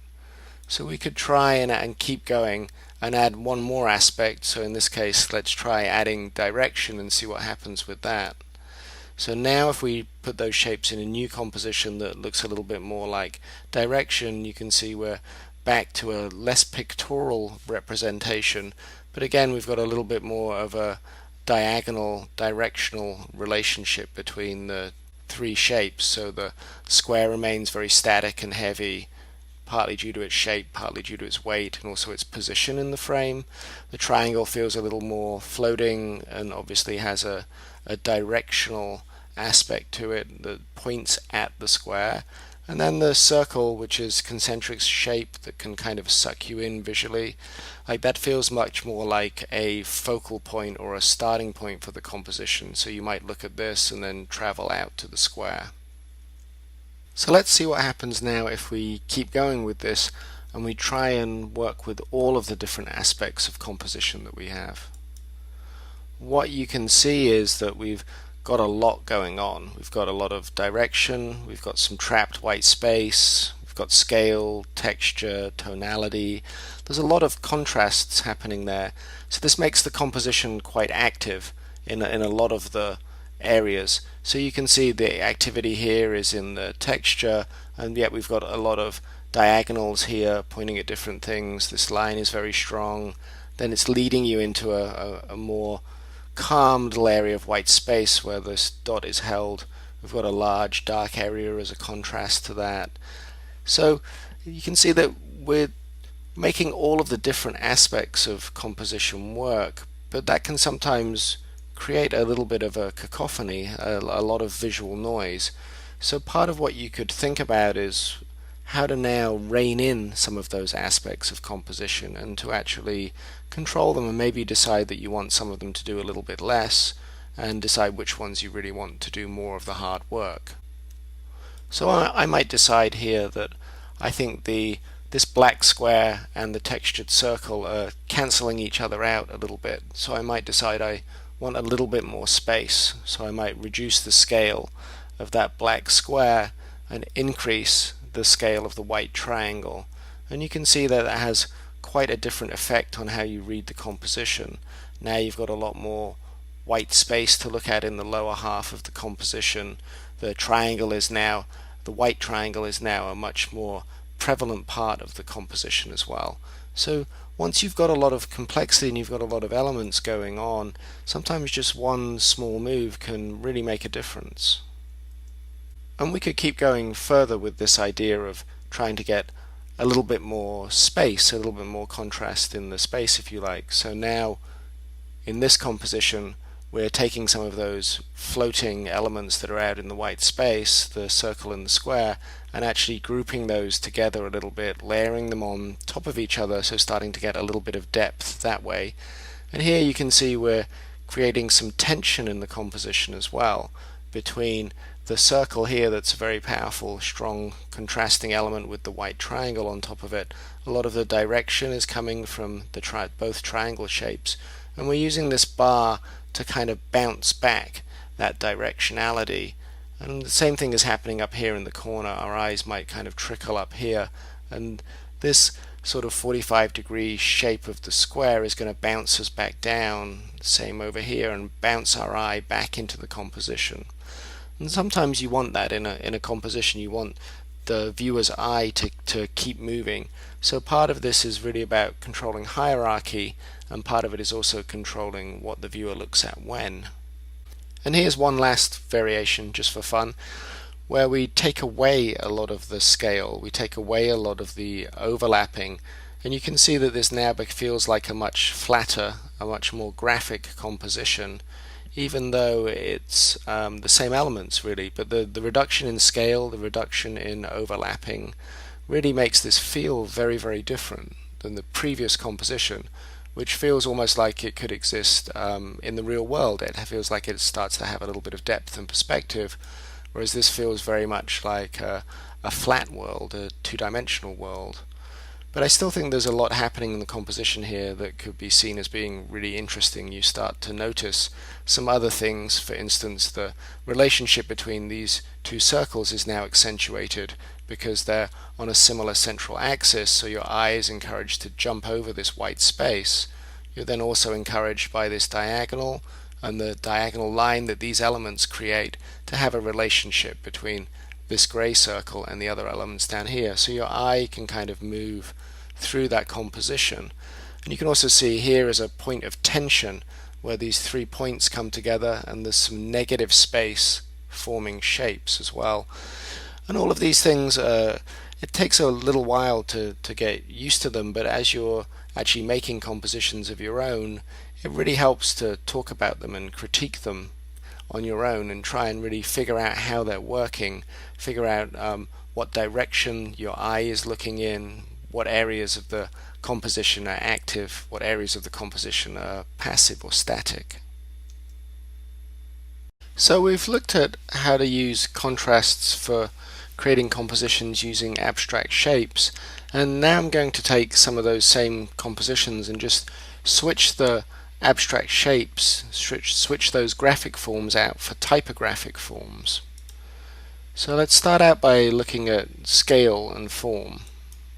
So before we'd had a very large circle and a very small square, so if we were to replace those with typographic forms, we might get a composition that looked something like this.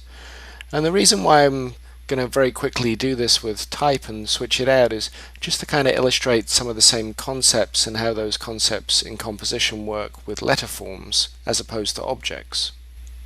So in this case we'd be looking at the letters O and the letter H as being different forms. They would be the same typeface, but actually the form would be the letters that we're choosing. So if we then start to think about how to add texture, that would really be about the kind of typeface that we were choosing.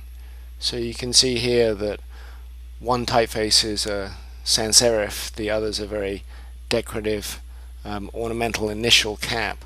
So there's two very, very different feelings to how those typefaces are drawn to kind of the texture of the letter form.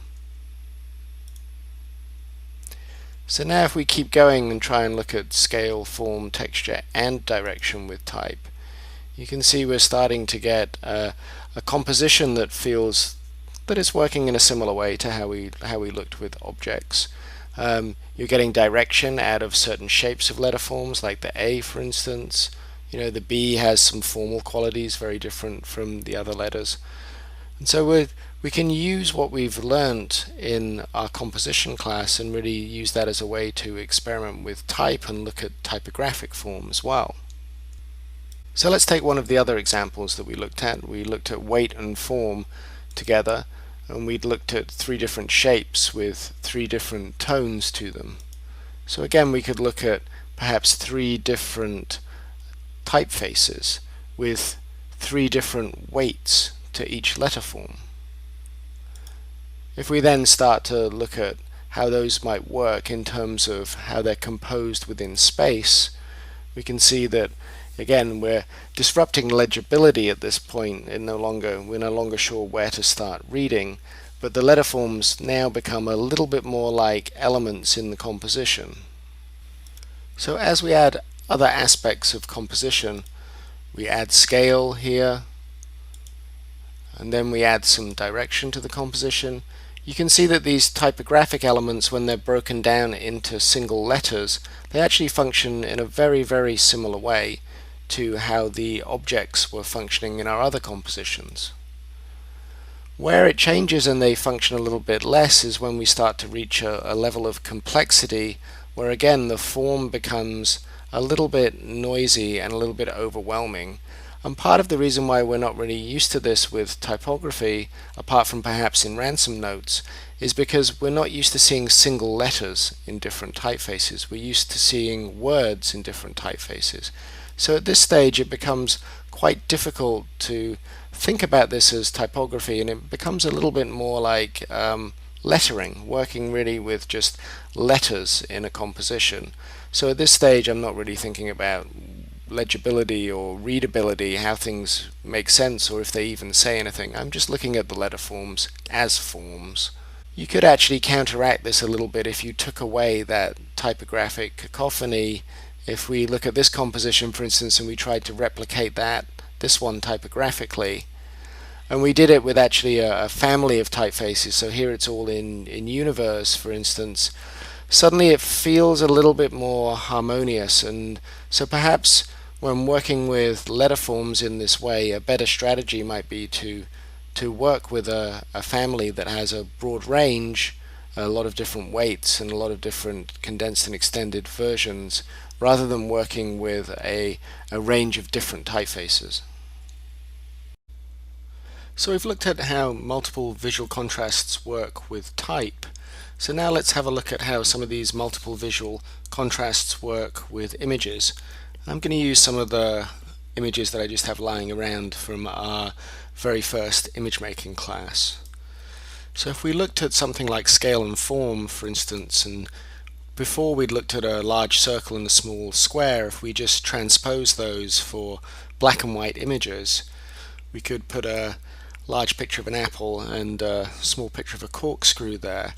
And one of the things that you'll notice about suddenly having objects and having images that can be read rather than more abstract forms is that we immediately build relationships between these objects and what they mean. So it's not just a formal compositional relationship, it also becomes about a relationship of meaning. We think that perhaps the corkscrew is going to stick into the apple, or we look at scale relationships in a certain way. So we can't help but read the objects as objects and not just compositional elements anymore. So if we try and add a little bit of direction to this composition, for instance, we can see now we've got a couple of different objects floating in space, and what you can see is, much like the shapes, certain shapes will have a little more dynamic attribute to them in terms of composition. So you can see the scissors have quite a lot of direction to them. They're quite pointy, they're quite diagonal. The apple, which is a circle, remains a concentric shape that pulls you into the center. So already you can understand that there's a lot of connections when we're using images. We're revisiting a lot of areas that we've seen when we were using shapes. So we're going to try and add a little bit more exaggerated scale now. And we're also going to add a human form. And part of why I want to do this is to look at how we read images, and particularly how we read faces and how we read direction within an image. So for instance, we can look at the corkscrew and we can clearly see how it's pointing, where it's pointing, what its kind of attributes are compositionally. The same with the scissors. We can see that even though there's a cross shape being formed, it's generally pointing right at the face. But with a human figure, we actually view it a little bit differently in compositional terms. We tend to engage with the face, we tend to look at the eyes, and if the eyes happen to be looking anywhere, that can quite often give the image some kind of internal direction and can be quite a powerful aspect of composition when working with images. So let's try and make this one a little bit more complicated. So let's stick a giant apple on my head. And again, one of the things that this does is it makes us think about relationships. The apple on the head might feel like it's about surrealism. Suddenly we start to build again the relationship between the corkscrew and the apple, that the corkscrew might stick into the apple, or even because of the scale and the meaning relationship, we look at the glasses and think about whether the apple head could wear the glasses. So again, the objects here are working in a similar way to when we'd worked with geometric abstract shapes, but the meaning is really adding another compositional level, another way that we read composition. So let's see what happens if we change that scale quite dramatically and try and get the objects to read more as purely directional objects and perhaps have a little bit less of a relationship. So here you can see we've just got a clear diagonal being formed by all the shapes, and the apple, the one concentric circular shape, is just floating outside of that, being fairly self-contained. So you can see you've got a very strong line through all of these three objects, and then the apple just sitting out here on its own, and the face is fairly kind of passive in the corner now. So in terms of meaning, we can see in this composition the objects don't really have a lot of relationship to each other. We're seeing them more as compositional elements. We're not really making a story out of the relationships between the elements. We're just seeing them pretty much as formal elements, the way we'd looked at our abstract shapes. And this is important because once we stop doing that, once we force that relationship, we actually start to tell stories and to make pictures with our images. So here you can see, just by adding some more elements and then creating a composition where the corkscrews and the scissors seem to be attacking Applehead, there really becomes a story there, and it becomes a picture with some kind of meaning to it. Even though in this case it's quite a surreal, strange meaning, we wouldn't really read this image as pure composition anymore. We'd start to read it as having a narrative. So here's a similar image with a drastic scale change. And if we were to try and read this image, read the story in this image, it might be that this person is thinking about these four objects, or this person is trying to remember that he has something to do with these four objects. It's definitely not a real situation where these objects are actually floating around his head, but it's very different from how we read this situation where we understand it's a surreal composition, but we're still building an emotional relationship between the apple head and the objects attacking him. And part of what we really have to remember, and why it's useful to look at this, is just to think about images as in composition as having two aspects. One is the regular kind of compositional aspects that we've looked at with objects, and the other really is this idea of meaning, narrative, and storytelling that's really impossible to avoid. And as human beings, we're always trying to connect these objects together. We're trying to make sense of them, either make sense of their place in the world or their relationships, or we're trying to make them do something so we can understand them. And I think that's clear when we look at this final image, that it's really just a pile of objects, but we really want to read it as a face. We've already looked at how composition works with abstract shapes and with objects, images, and with pieces of typography, and now we're going to do something a little bit different. We're going to look at how some of those ideas about composition, how those work in a single image. So let's take a look at composition and cropping. So here's a photograph of some of my students from CalArts on an exchange program in Seoul, Korea. So if we were to look at this photograph and try and analyze how its composition works, I think one of the first things that we'd notice is that it has a very strong sense of perspective. So there's scale from the larger figures here going through medium size to the smaller figures, and that's really giving a very strong directional line. But that's not the only strong perspective line in this photograph. It's actually made up of a lot of perspective lines. So if we look, we can also see the trees on the left form a line leading into the background, the umbrellas form a line, even the actual sidewalk and the setting of the cement and the tiles form other lines that lead us in the same direction. So you can see there's a lot of things that are forcing our view all in the same direction. So in that way it actually looks like a complicated image, but it's quite simple. There's one little image there with a bridge at the end that sort of pulls you from right to left once you've entered into that vanishing point in the center of the photograph. So you can see there are a lot of different directions happening in this photograph, but they're all really forcing perspective. Well, they're really all working in the same way. They're all heading towards the same vanishing point. So if we get rid of these perspective arrows, let's try looking at our image in a different way. Another way to look at direction and composition in this image would be to look at it in terms of color. So if we, for instance, picked out some of the green elements here that seem quite distinct, you'd see we'd be able to see where the trees are falling and still falling within those perspective lines. We could see where the grass is falling into the perspective lines. Even these tiny little spots of color, they all seem to play into this idea of the forced perspective in this composition. Another way we could look at it is we could also look at it as a repetition of form. We could look at the rhythm of the human figure within this composition.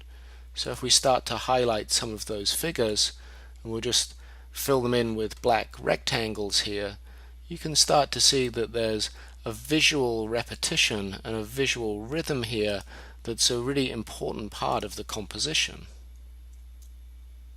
And something that's quite interesting to do here, now that we've marked out the composition, or we've certainly marked out a way of looking at this composition, we could actually take the image away. And so what you're left with now is something that feels much closer to our abstract compositions where we're using geometric shapes, although now we're using color as well. So let's put the image back in there and get rid of those shapes, and let's look at another way we might look at this image. So another way we could look at this image is to look at something like people's faces, for instance. So again, we'll see some rhythm and some repetition in there, but it's also, when we look at a photograph, it's one of the things that we immediately try and engage with is the gaze or the face of another person. So if we mark those faces out with these blue circles, and we do that at scale, you can see again we're getting repetitive rhythmic pattern, but one that's also still reinforcing that idea of perspective. We could do the same thing with the shapes of the umbrellas perhaps. We could use those as again a scaled repetitive form that's echoing through this image. So if we then take all of the graphic elements that we've been using to describe this composition and overlay them on the photograph, you can see that we've got quite a good graphic representation of that image and of the composition of that image. And again, if we take the image away, you can see how we're starting to make a composition very similar to our abstract forms, maybe a little more pictorial, but definitely something that's much more complex and representative of this photograph. And if we wanted to keep pursuing this idea, we could perhaps fill in some of the other important elements that we can see interacting in the composition here.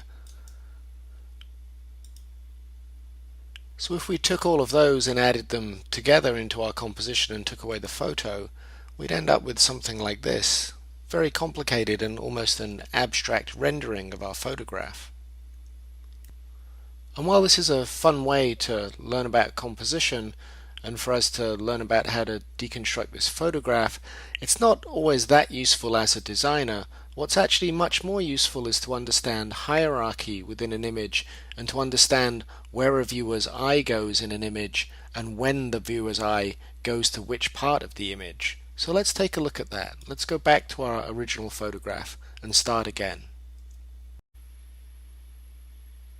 Understanding visual hierarchy is really important for designers. And we've seen how particularly scale and space in our compositions can help us with that. But if we try and now look at this individual photograph and deconstruct this and try and look at it, how it's functioning and how its compositional hierarchy is working, we can see some of the same things are going to come into play, ideas of space and ideas of scale. So I would argue that the primary thing that we look at, the number one thing in the hierarchy, is actually the two people that are at the front. It's partly scale, it's partly position, it's partly a little bit of space around them, but also they're the lead planier element. In other words, if we divided this image up into planes, they would be in the first plane, they'd be in our foreground. So let's see where our eye would travel from there. I would argue that our eye would travel in the direction of the perspective. So our hierarchy might go 1, 2, 3, and we'd see the scale reducing, and this would really be reflective of the very powerful perspective in this photograph. I also think you'd be looking at the human figure a lot, so you'd be drawn to the human figure rather than, say, some of the other elements such as a tree or a sign or some of the architectural elements even. So our final piece in the hierarchy would probably be this last map or graphic that's on the wall on the side of the building, partly because it's one of the few elements that bleeds on the top and on the bottom. The image goes off out of the frame, but it's also quite a contrasting and dark part of the image. So this would be a simple analysis of the hierarchy of this image. I think you could also perhaps make the case that the girl standing here is perhaps higher up in the hierarchy and more important, partly because of the framing of the space around her, but that's being taken away by this perspective. So another way to maybe try and analyze this image and see how that's working is to look at where you think your eye goes as a viewer. What kind of direction does this photograph have? I think we can see that our entry point is probably here, and we lead our way into the other faces. But then if we don't follow this perspective line, if we're actually drawn to this other figure, you can see that our eye might come over here, and then our eye might follow her eye line over to this graphic. We would travel maybe down a little bit and back with these strong perspective lines back to these figures in the distance. And then either out to the vanishing point, the bright spot of the image, or we might follow the person's gaze here from one person to another person. Now what this kind of mapping doesn't really tell you is the speed at which your eye moves and how much time you spend with each part of the image.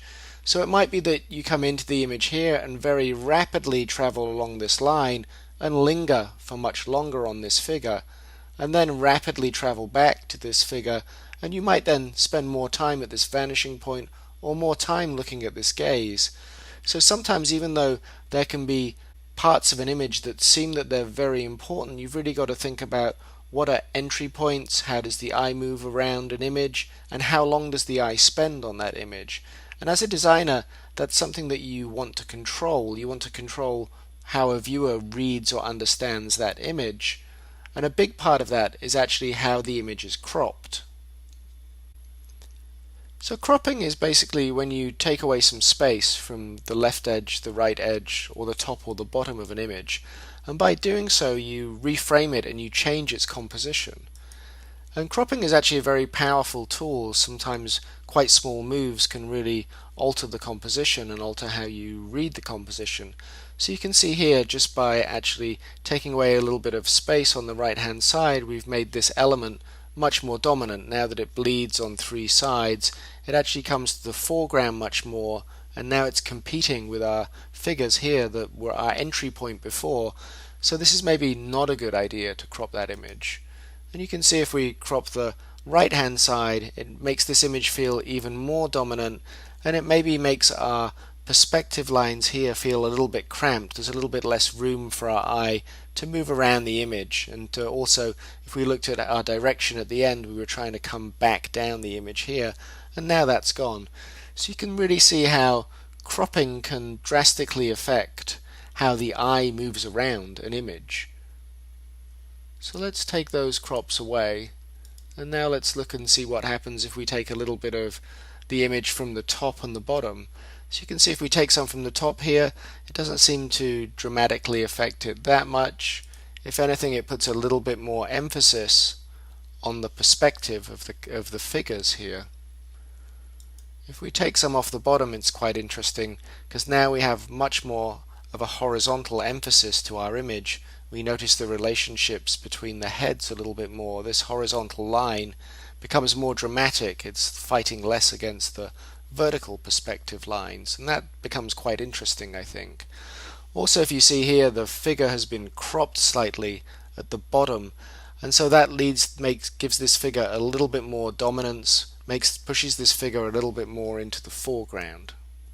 And the reason why this cropping is so important for designers is that often you're given images from somebody else, from a photographer or an illustrator, and sometimes you need to make those images work a little bit better, and cropping can be quite a useful tool in order to get images to do a little bit of what you want to do. And sometimes that's formal or aesthetic, and sometimes that can be to do with meaning. So let's go back to our original image and let's see what happens if we were to crop this in a much more drastic fashion. I'm just going to keep the frame the same size, but basically we're going to be enlarging the image and focusing on different areas of it just to see how it changes meaning. So here you can see we've zoomed into the image a little bit, and this changes really how we read the image. It's changing the focus of what we're looking at. So now you can see here we've got these figures are much larger. We're maybe more interested in the relationship between these two figures. We can actually see some emotion on people's faces, and we're starting to connect that and try and facilitate some meaning out of it. You can also see that our composition has obviously quite dramatically changed as well. If we pan across to the right here, you can see that we start to change the meaning of the image. We're not just changing the composition, but we're changing how we might feel about this image. Suddenly we look at this one group of figures and then a more isolated figure over here, and we might start to think about the activity or the event that's happening in the image and feel empathy for this character or feel that this character is isolated. Another way that we could look at how cropping and zooming in an image works is if we zoom in a little bit further and make a lot of the figures here bleed at the edge of the frame. Part of what that does is it implies that there is perhaps more activity outside of the frame, more people. So suddenly this feels like perhaps there was a lot more people that were participating in this walk than maybe just the figures when we could see space around them. You can see as we've cut into these figures now, there's much more dynamic kind of diagonals from the forms of the people, and we're actually getting much more of the composition is reliant on the figures and the umbrellas now. All the architecture has gone entirely. And if we make an extreme crop and take all the people out and focus much more on the architecture, you can see how it has a very different feeling. This definitely feels sort of quieter and perhaps more melancholy, and there becomes a little bit of humor with the jet's cap here and the umbrellas, but it becomes much more about kind of architecture in the rain versus our cropped image of the people, which seems much more like people out on a walk having fun. If we go back over to our figure on the right hand side, you can see how by isolating and focusing in on this figure, we can get a totally different mood. Now we've really got just one person to look at. We're much more aware of what's happening inside this photograph.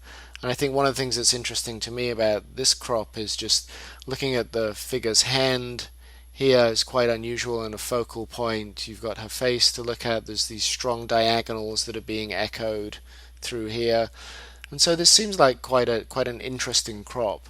And we could keep going and be somewhat more extreme and crop this image even more, take the emphasis away from the girl's face, try and really emphasize the strangeness of the hand, the diagonal of the umbrella, the diagonals of the architecture.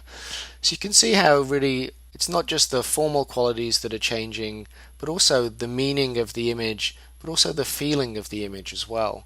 And designers really want to control all of those three things. So far we've looked at composition in a fairly abstract way. We've really isolated it and looked at it in exercises, whether that's with objects or lettering or abstract shapes. And we've done this in order to learn about composition. And now we're going to try and put what we've learned back into the context of a real piece of graphic design. So we're really going to try and put it all together using elements that we've worked on and knowledge that we've gained during the last few classes.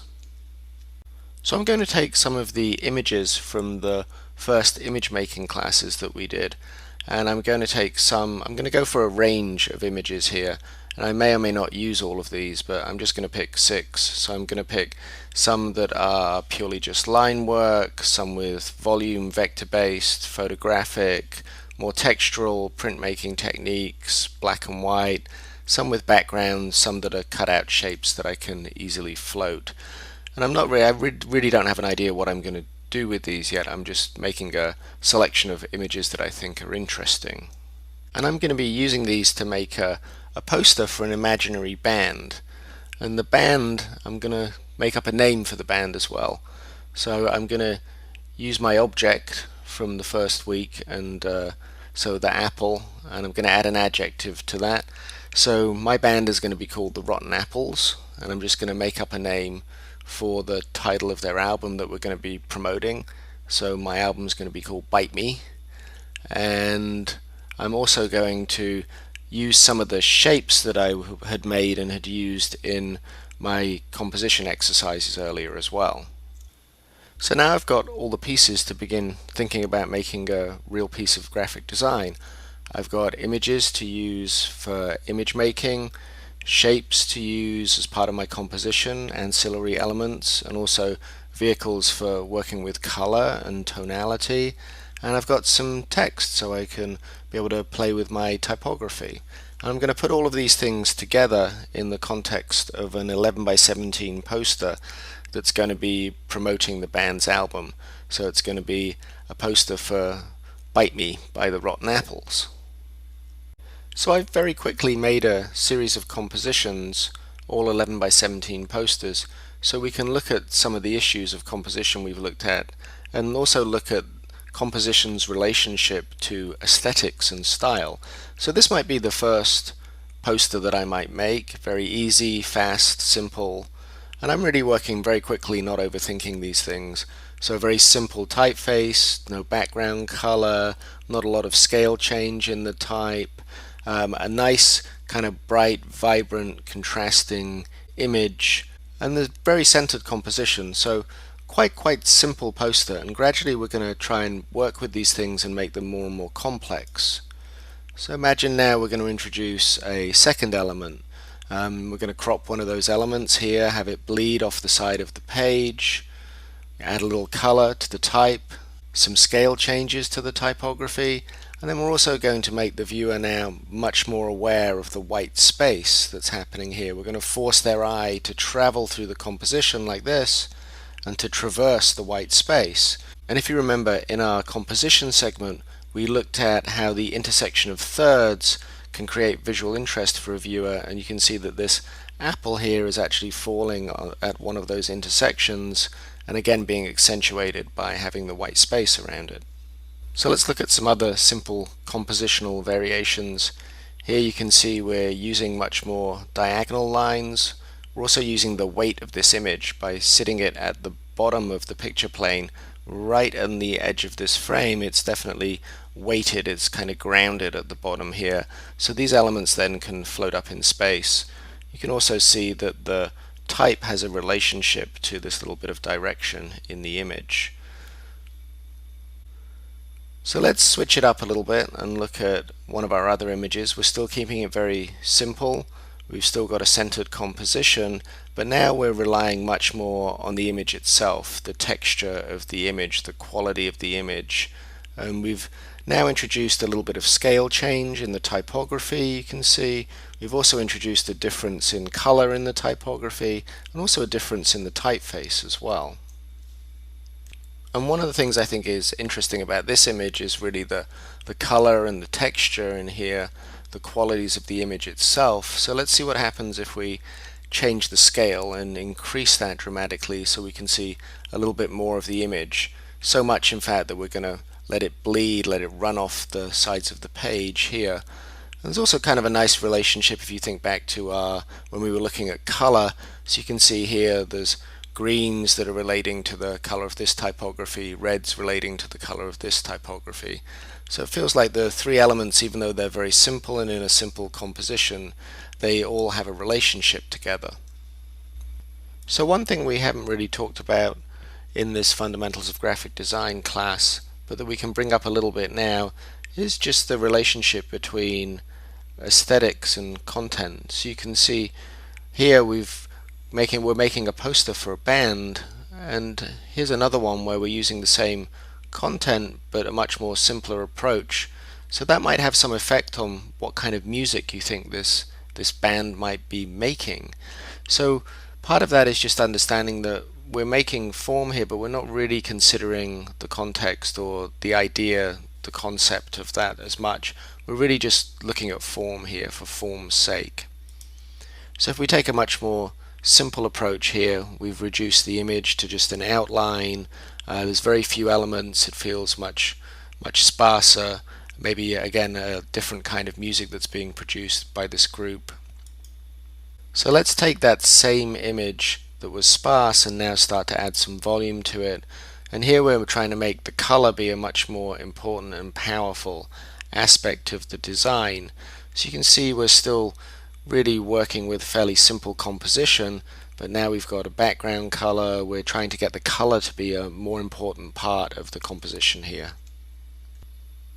So as I'm looking at this image, there's something quite interesting about the circle here, and this little bit of type makes me think of a label on a piece of fruit.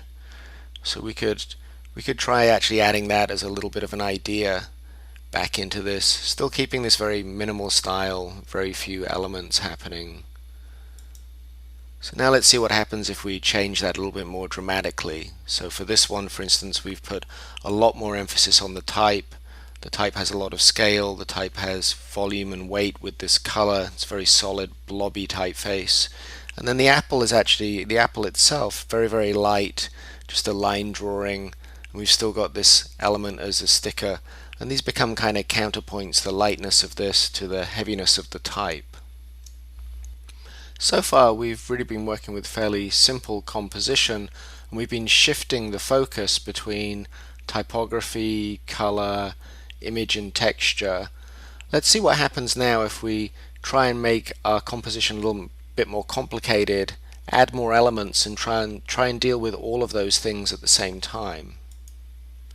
So here's a totally different poster, and now we've got a lot more going on. We've got two differences in the typography, color in the typography, scale in the typography. We've got a background color, and we've got 3 or 4 different kinds of image all colliding here. We've got line work, a print with color, photographic image, some texture. We've also got some of our vector-based graphic elements. And we're trying to put these together into an interesting composition, so you can see how the type up here is getting a little bit of space around it, a little bit of emphasis. All of the images are basically melding a little bit into one, but there's still some direction in here in our composition. These little linear aspects, the circles, the lines happening around here. So this is definitely a little bit more complicated than what we'd looked at before. And here's another version, a variation. So you can see we've got a different background color here, some different typography. We're still really looking at the relationships between the linear, the textural. We've got, again, different elements happening here, but way more graphic elements happening. You can see this is starting to have a slightly different aesthetic to it than the previous image as well. If we keep going with this one and add more elements, you can see it begins to get a little bit crazy, a little bit more complicated, to the point where we've really got a lot going on, and there's kind of a lot of visual noise, a lot of direction happening with the typography, with the shape, framing the type here. Again, different kinds of imagery, having things overlap in different ways. So our problems of composition are kind of becoming more complicated. And as you work on some of these, just as exercises, they're really useful, because the more elements you put in there, the more you have to really think about them and consider them.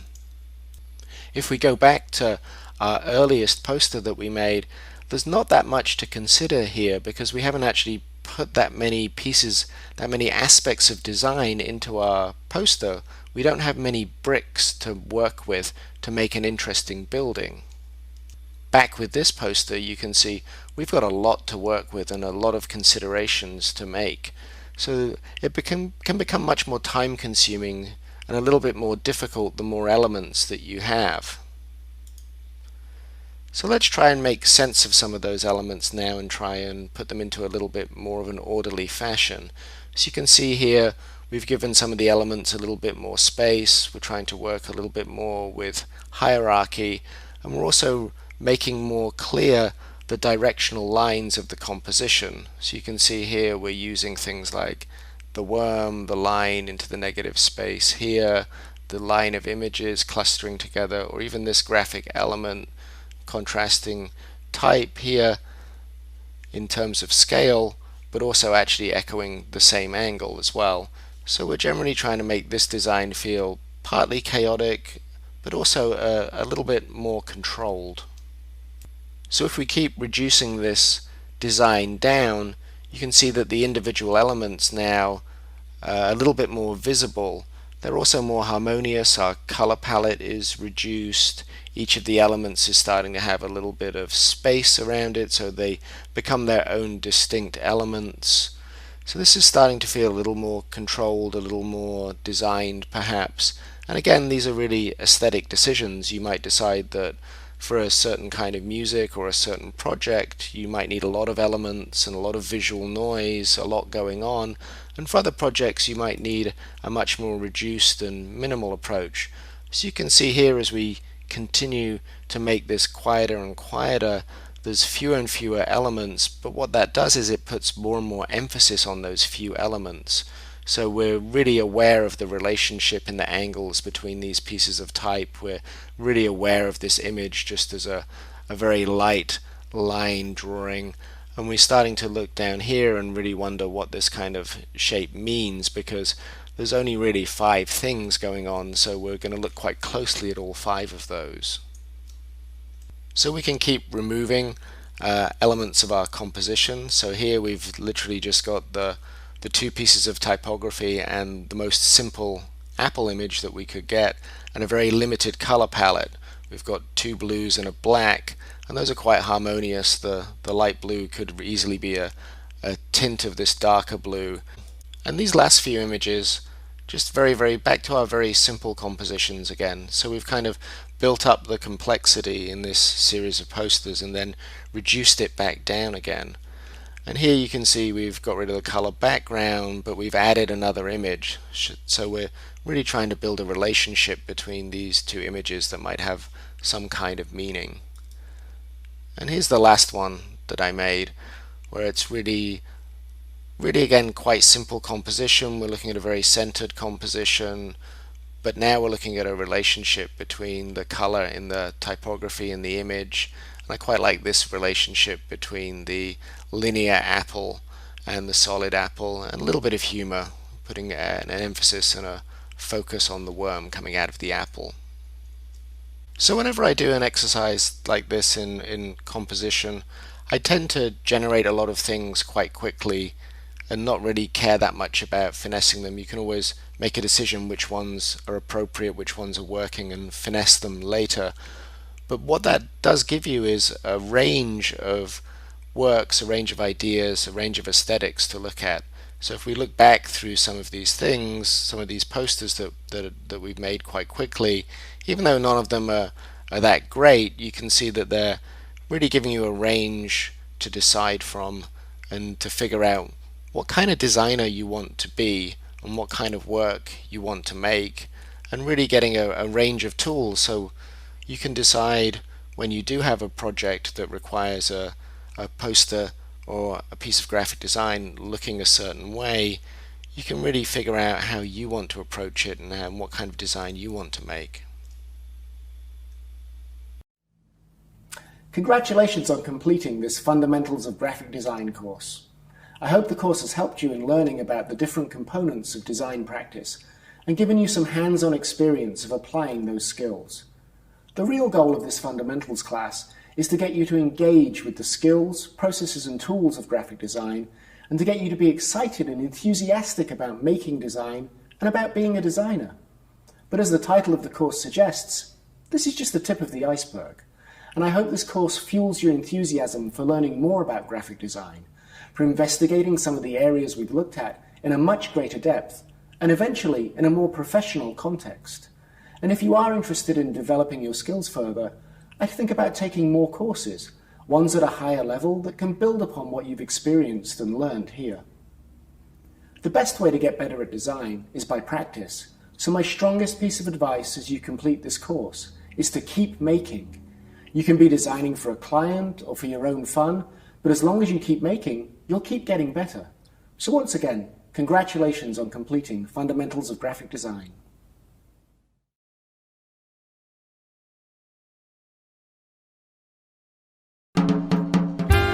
Typography is the practice of manipulating the visual form of language, type, to enrich and to control its meaning. It's a really essential area of skill and knowledge for graphic designers. And that's because typography, as the visual manifestation of language, exists right at the intersection of form making and of communication. Typography encompasses any kind of design that involves type. It can be seen in book and magazine layouts, in posters and flyers, in advertisements, on product packaging, in signage, in motion graphics such as film titles, on the web. In fact, the web consists almost entirely of typography, and in the user interfaces of apps and programs. Typography predates modern graphic design by around 500 years. It has enough history, conventions, and esoteric terminology to fill several courses. But at its heart is a relatively finite core of skills and knowledge that can actually be learned fairly easily, and which can really go a long way toward improving your ability to work effectively and creatively with type, no matter the application. So in this course, I'm going to introduce you to several dimensions of typography, and also give you opportunities to put the skills you learn into practice through hands-on work with type. Over the next 4 weeks, we'll look at the qualities of typefaces that determine their character in print. We'll zoom in, analyze the construction of type, and look at how to describe and to measure it. We'll look at the stories behind some of the most influential typefaces, and at the way that history and context imbue typefaces with particular associative meanings. We'll look at how to manipulate the spaces between letters, lines, and blocks of type to create structured and meaningful typographic compositions. We'll look at grid systems and typographic hierarchy, and we'll survey the rules and conventions of typesetting that can add professional polish to your work. We'll push beyond conventional typesetting to explore the ways in which type can be manipulated to reinforce, nuance, question, or contradict meaning. And we'll wrap up the course with a peer-assessed assignment in which you'll bring together all your new skills and knowledge to design a fully realized typographic poster. If you've taken Michael Worthington's course, Fundamentals of Graphic Design, some of this may look familiar to you from his unit on typography. There will be some review, but the course will dig a lot deeper, and so I'd really encourage you not to skip any of the lectures. Okay, let's get started.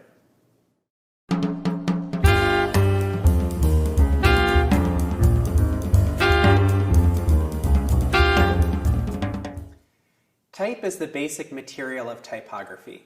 But what exactly is type? Well, let's start by sorting out two terms that get confused a lot: font and typeface.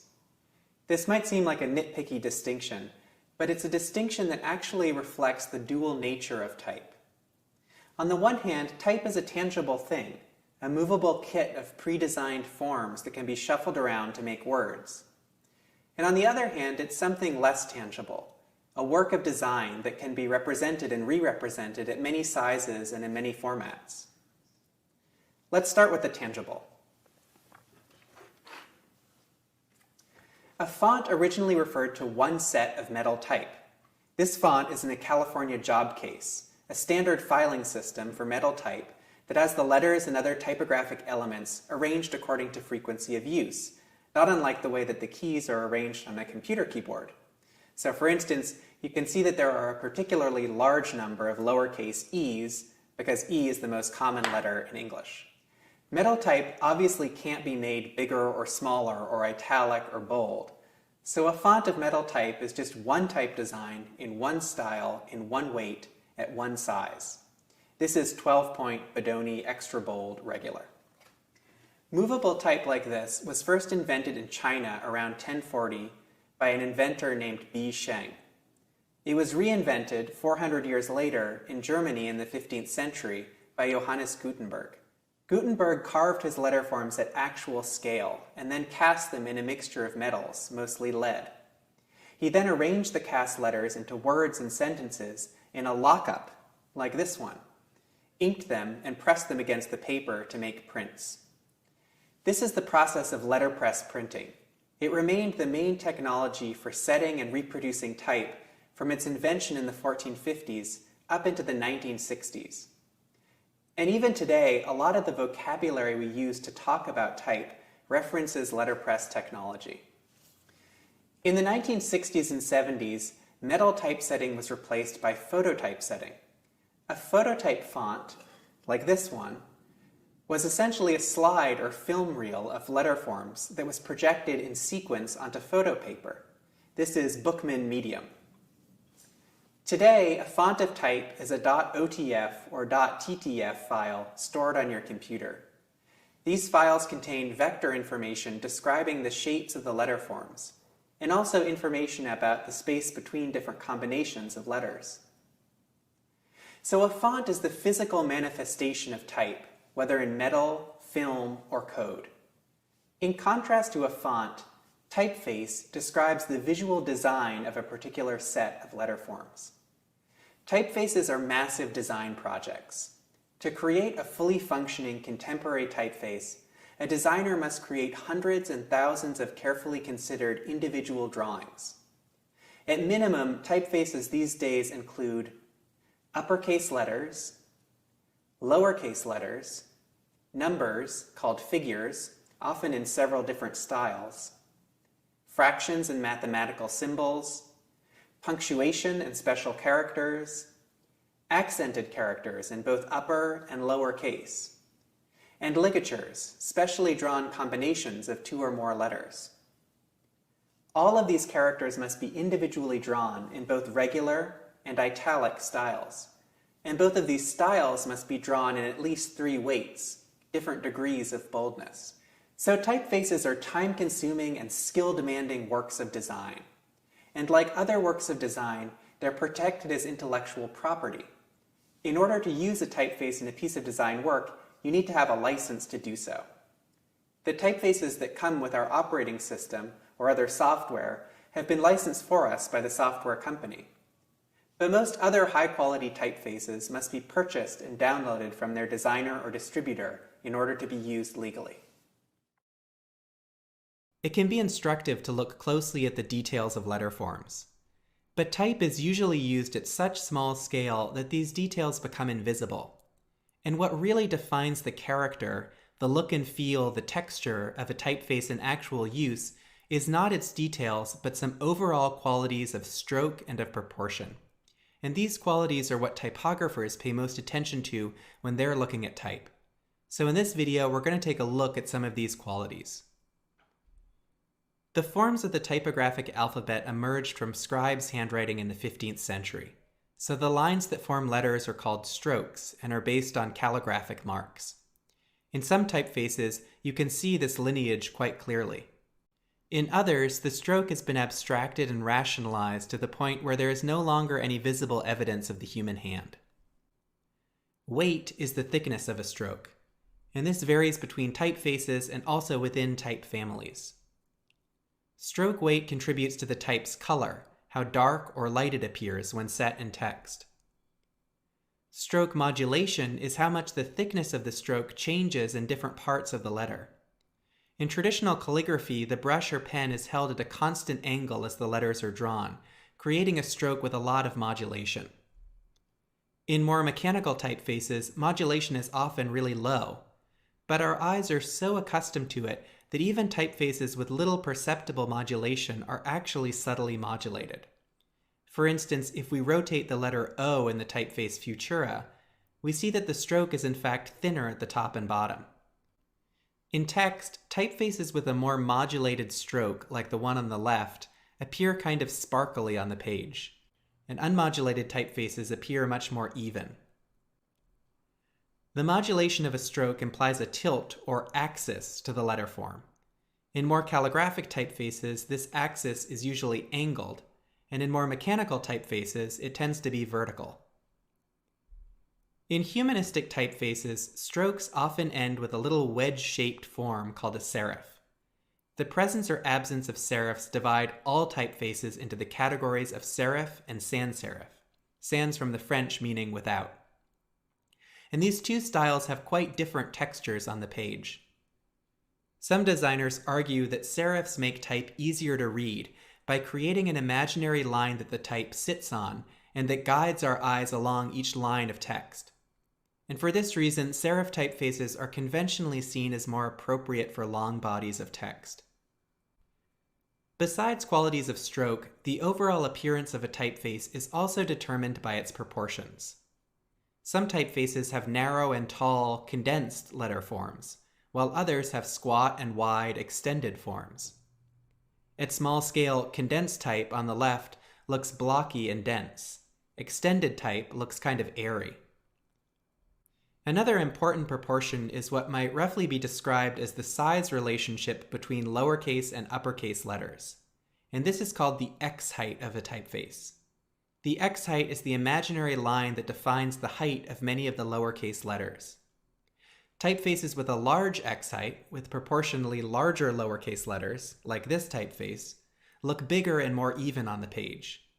Typefaces with a small X height, with proportionally smaller lowercase letters, look smaller and more delicate. The typeface with the large X height is on the left in this example. Taken all together, these overall qualities of proportion and of stroke are what really give a typeface its particular appearance at type size.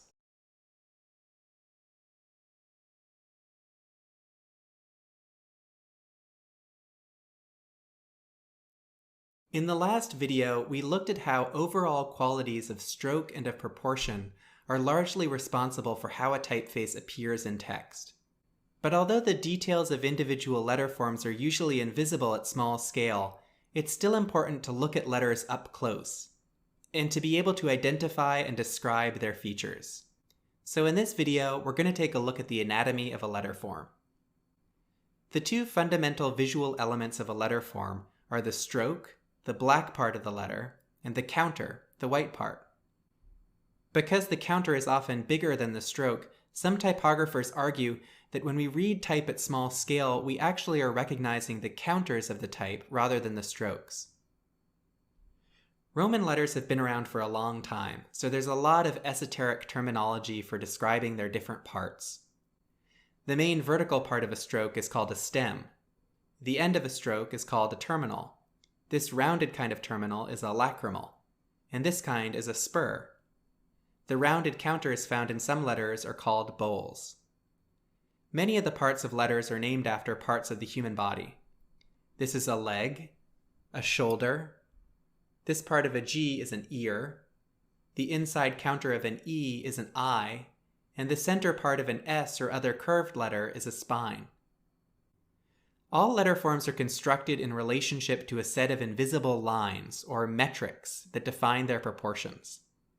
The X height, which we've already discussed, defines the height of the main body of lowercase letters. Any part of a lowercase letter form that extends above the X height is called an ascender. The baseline is the line on which the letters sit. Any part of a letter form that extends below the baseline is called a descender. In many typefaces, uppercase letters are actually slightly shorter than ascenders, so their height is defined by a cap height metric. As you can see, curved parts of letters actually extend a little bit above and below the X height and baseline, and this is because from a distance, our eyes see circles as smaller than squares, so curved elements are made larger to compensate. There's much more terminology for describing letter forms, but this will give you enough of a vocabulary to begin to describe and to understand the different features of typefaces.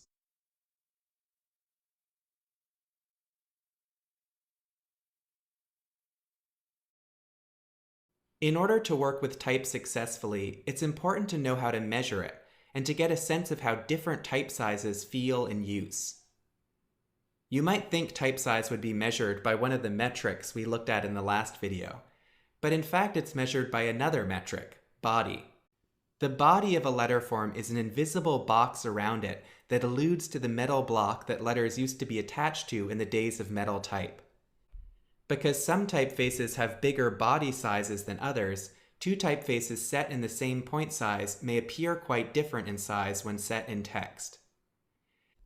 The height of a typeface's body is called its point size, and it's measured in points. Points have a direct relationship to inches. There are 72 points in an inch. 12 points make a pica, so there are 6 picas in an inch. Points are abbreviated to PT and picas to P. The notation for 6 picas and 3 points is 6P3. All of this may seem obscure, but it's the standard method of measuring not only type, but the spaces between and around type in a page layout. So it's really important to get a feel for this system. In the days of metal type, letter forms couldn't be scaled dynamically, so fonts were sold in certain standard sizes, chosen for their pleasing relationship to one another. Nowadays, you can set type at any size you like, but these standard sizes still persist as defaults in typesetting software like InDesign because they're a really useful baseline reference point. To get a sense of how these different sizes feel in actual use, it's helpful to divide them up by what functions they often serve in a typographic layout. 120, 96, 72, and 48 point type is quite large and is often used for headlines. 36 and 24 point type is smaller and is often used for subheads. 12, 11, 10, and 9 point type is generally used for text, and for reference, type in a paperback novel is usually set at around 9 points. 8 and 6 point type is small but still legible and is often used for footnotes and other less important information. Besides the absolute measuring units of points and picas, typographers also use a few relative measuring units, mostly to describe horizontal spaces. An M is a horizontal space as wide as the type size is tall, so if you're setting 16-point type, an M space is a space that is 16 points wide. A horizontal space half as wide as an M space is an N space. And there are a bunch of other less common spaces that are some fraction of an M space.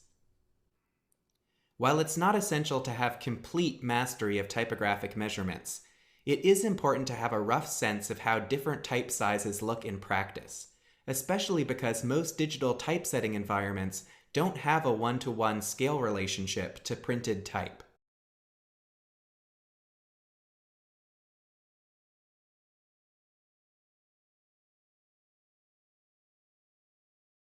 Today, there are hundreds and thousands of available typefaces, so the choice of what typeface to use for a project can be overwhelming. There's no magic recipe for choosing type, but in this lecture, we'll look at some of the pragmatic considerations that may inform your choice. Next week, we'll move on to some more nuanced considerations. If you're choosing a typeface to set in text, you may want to start by considering legibility, how easy it is to distinguish one letter or word from the next. As I mentioned before, serif typefaces are conventionally seen as easier to read in text than sans serifs, because the serifs help visually define each baseline.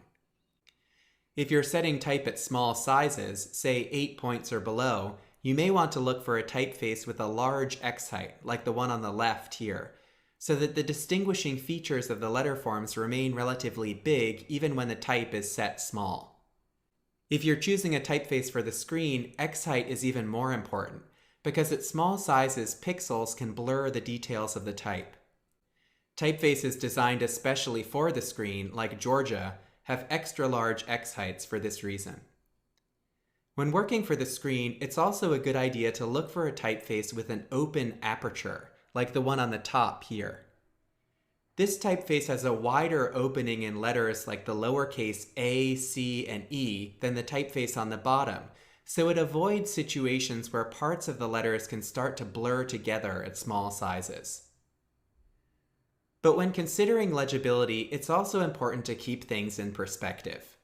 Legibility is subjective, and the fact is that typefaces with familiar forms are easier to read, and those with less familiar forms are harder work. Another practical consideration in choosing type is always availability. Typefaces cost money, some several $1,000s, and as a designer, you'll probably be working within a budget. If you're designing for the web, availability is even more of a complicated issue. By default, web browsers display type by calling up fonts from the user's computer, and most users are only likely to have a handful of so-called web-safe fonts on their computer. A workaround for designers is to use typefaces hosted externally, either by a free service like Google Fonts, or from a subscription service like Typekit. A final option is to buy a full-blown web license for a typeface, but this can often be really expensive. If you're choosing more than one typeface for a project, you'll want to choose typefaces that go together well. And the trick to combining typefaces successfully is to balance contrast with consistency. Establish contrast by choosing typefaces that are stylistically distinct from one another, like these. Avoid choosing typefaces that are stylistically similar, like these. And remember that even though two typefaces may look quite different at large size, those differences may become invisible in text. To establish a through line of consistency, look for typefaces with similar proportions. Start by comparing the X height of the typefaces. Then compare the shapes of the letters, like the shapes of the O's and of the A's and G's. For a perfect match, consider choosing two typefaces that were designed specifically to go together. This is Scala and Scala Sans, which we'll look at in more detail next week. The pragmatic issues we've looked at here are only some of the considerations involved in choosing a typeface. The rest has to do with the subjective feel of the typeface, as it's often shaped by its history, uses, and associations. And that's what we're going to look at next week.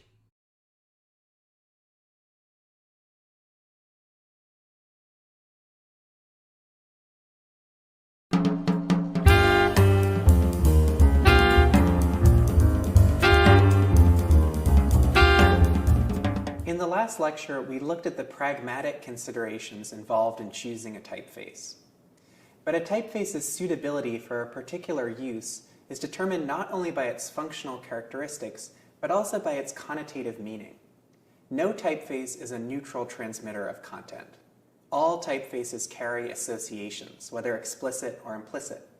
Typefaces tell stories, and those stories are often complex and multi-layered. Take, for example, the typeface Fettfraktur. It was designed by a German in the 19th century to reference a handwriting style from the Renaissance. But in the 20th century, it became associated with Nazism, and after the war, it stopped being used for this reason, until it was readopted by urban street art styles in Los Angeles in the 2000s. Or take the typeface Neuland, designed by another German in 1923. Neuland was intended to reflect the ideas of the Art Deco style, but in America, it came to be associated extremely problematically with stereotypical depictions of so-called primitive African and African American aesthetics. Or Helvetica, a typeface designed in the 1950s with the avowed intention of being completely neutral, but which ironically has become a loaded signifier of American corporate culture and a flashpoint for debate amongst designers. As typographers, it's our job to be aware of and be able to sensitively leverage these stories when we choose and use type to enhance or nuance meaning in our design. To become truly fluent in typographic connotation takes time and experience, but the best place to start is by looking at the history of type. Type has been around since the 1450s and has a much longer history than we can cover here. So in this unit, we're going to focus on 6 short case studies of influential typefaces. Through these case studies, you'll get a rough outline of the history of type and a sense of how typefaces have been shaped by and have become expressive of different cultural ideas. In our first case study, we're going to look at the story behind an early typeface, today known as Bembo, that was designed in the late 15th century. Before Johannes Gutenberg introduced movable type to Europe, books were handwritten by scribes, many of whom worked in monasteries. These books took a lot of skill and labor to produce. They were rarefied, valuable objects and marks of prestige for their owners. When Gutenberg developed his system of movable type in 1439 and began printing and selling books, it made sense for him to try to simulate the look and feel of these handmade books as closely as possible. So his early typefaces imitated the handwriting style of scribes in Northern Europe. This style was called blackletter, and it remained popular in parts of Europe into the 20th century. Gutenberg was so intent on simulating human handwriting with his type that he developed dozens of slightly different versions of each letter to try to simulate the irregularities of human handwriting. In the late 1400s, printing technology started moving south from Germany to Italy, and especially to the prosperous port city of Venice. Type designers, or punch cutters as they were called because they carved the letter forms at actual size into the punches used to cast type, started making type that imitated the writing style of Southern European scribes. This writing style was called Humanist minuscule, or just Roman script. And as you can see, it's the style of letters that we're most familiar with today. The most influential figure in the Venetian printing scene was Aldus Manutius, a publisher who ran a press called the Aldine Press. Manutius was the first publisher to successfully produce books cheaply and in large quantities for a more mass audience rather than just for elite customers. In around 1495, Manutius commissioned a prominent punch cutter, Francesco Grifo, to create a typeface for his press, and the result was what we now call Bembo. Digital versions of Bembo actually originate from a redrawing of Manutius's design by the American type designer Stanley Morrison in the 1920s. The name is taken from a book of poetry by Pietro Bembo, in which Grifo's typeface was first used. In Manutius's day, books were printed on expensive vellum, animal skin, rather than on paper. In an effort to save money by cramming as much text onto each page as possible, Manutius also commissioned Grifo to draw one of the first italics. Italics were based on another, less formal style of Southern European script. if you carefully compare an italic typeface to a Roman typeface, you'll see that there's a lot more difference than just the slanted angle. The shapes of the letters themselves are actually quite different. And in fact, italic type was not initially designed to go together with Roman type. That only happened later. Early Roman-style typefaces from the 15th and 16th century, like Bembo, are often referred to as old-style serif typefaces. This style is characterized by a strong calligraphic flavor. Some common features of old-style typefaces are a tilted axis, bracketed serifs, serifs that have a curved connection to the rest of the stroke, and a small X height. Because of their age and their association with books, we tend to associate typefaces like Bembo with literature, classicism, and the Middle Ages.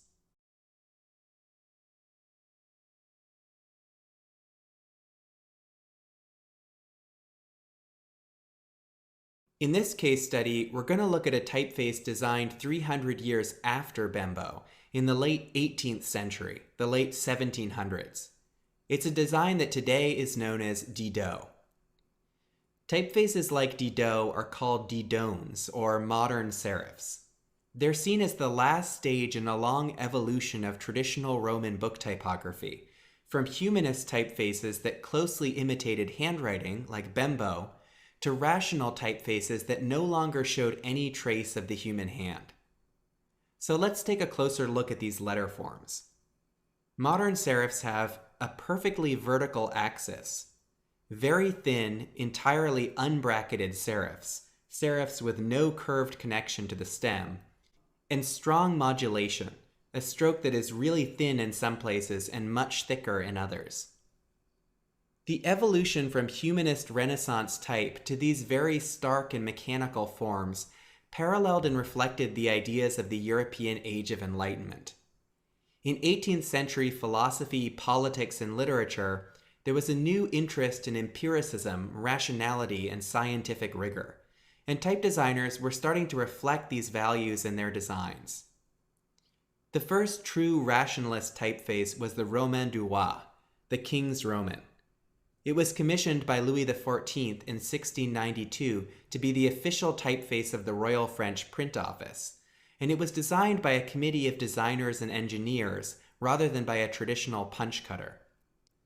As you can see, the letter forms were derived from a mathematically precise grid rather than from the organic forms of handwriting. It's also significant that these illustrations of the type are engraved rather than letterpress printed. Engraving and etching were illustration techniques popular at the time that allowed for the printing of very precise, fine lines. And in the 18th century, type designers and printers pushed their craft to try to achieve this fine line aesthetic in letterpress printing. One particularly innovative printer was an Englishman, John Baskerville. He developed innovations in paper and ink making that allowed him to design and print typefaces with much more delicate strokes. In 1757, he designed the typeface Baskerville. Baskerville is known as a transitional serif. It's roughly halfway along the evolution from old style to modern serif. Transitional serifs have a vertical axis, more modulation than an old style serif, but still bracketed serifs. 40 years later, these trends towards rationality and mechanicalness matured in the work of Firmin Didot, a Parisian punch cutter. Today, the most common digital version of Didot's work is a reinterpretation by the 20th century French type designer Adrien Frutiger. And this is the typeface we know today as Didot. Didot is extremely similar to Bodoni, a typeface designed around the same time by Giambattista Bodoni in Italy. Bodoni and Didot were influenced by each other, and both of them were influenced by the work of John Baskerville. Because of their thin, elegant, and minimal forms, Didot and Bodoni were used a lot by American and European fashion publications in the 1950s, 60s, and 70s. And they're still really closely associated with the world and with the aesthetics of fashion.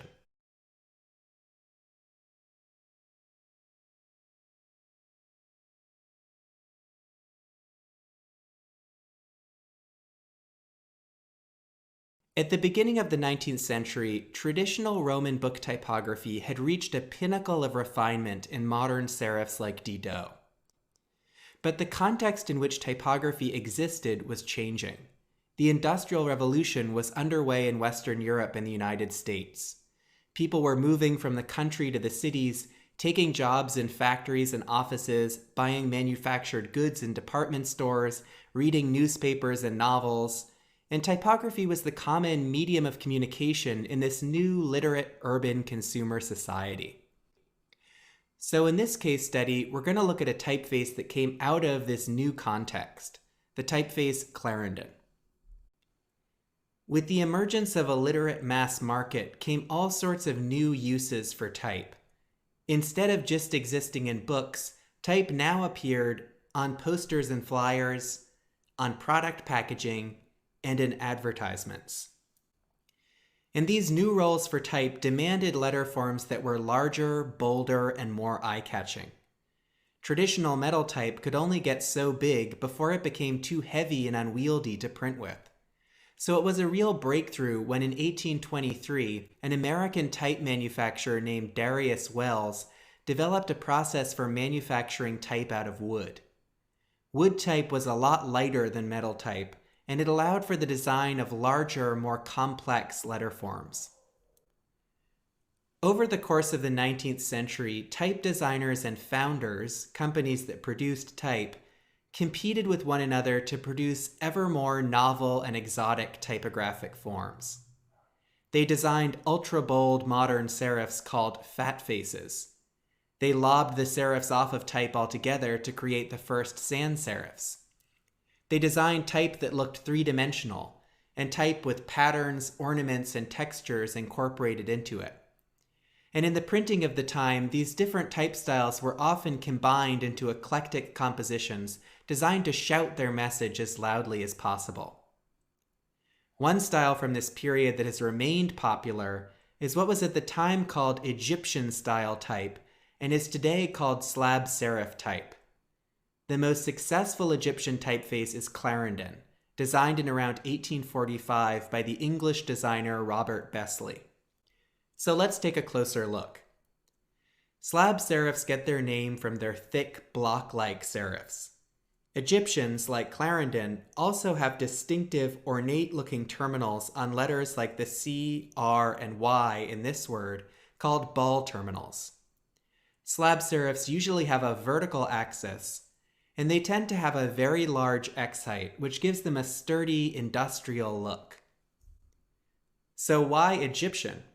Well, the 19th century was the age of European imperialism and exploration in Africa and Asia, and there was a popular obsession in Europe with what were perceived as exotic cultures and aesthetics. So the name Egyptian may simply have been an effort to associate the exotic forms of this type style with this romantic fetish for foreignness that was present in Europe at the time. Unsurprisingly, because of their distinctively ornate and exotic forms and their sturdy industrial construction, slab serifs today conjure up associations with the Victorian era, with industrialism, spectacle, and ornament.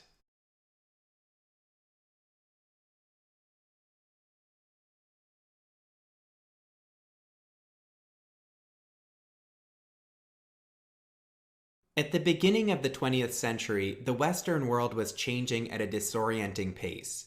Cities were continuing to expand, railways, airplanes, and automobiles connected people everywhere, telegraphs and telephones allowed for instant communication, economies boomed, and wealthy Western countries aggressively projected their might abroad with newly high-tech militaries. And in 1914, all of this came to a catastrophic head in the outbreak of the First World War. In the world of fine art, movements like Cubism, Expressionism, and later Futurism and Constructivism responded to these changes by rejecting and deconstructing traditional modes of representation and reconfiguring the building blocks of color and form to try to express the spirit of the modern age. In the 1920s, designers applied this new approach to type design, and the result were typefaces that made a really radical break from the 400-year evolution of typographic forms so far. The most successful of these typefaces was Futura, designed in 1927 by the German type designer Paul Renner. In the 1920s, the practice we know today as graphic design was in its early nascency.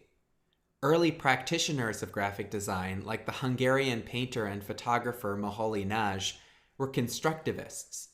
They advocated a rational, functionalist approach to design, which aimed to strip typography of its historical mannerisms and decorative elements, and to use the fundamental properties of form, color, and structure to effectively communicate.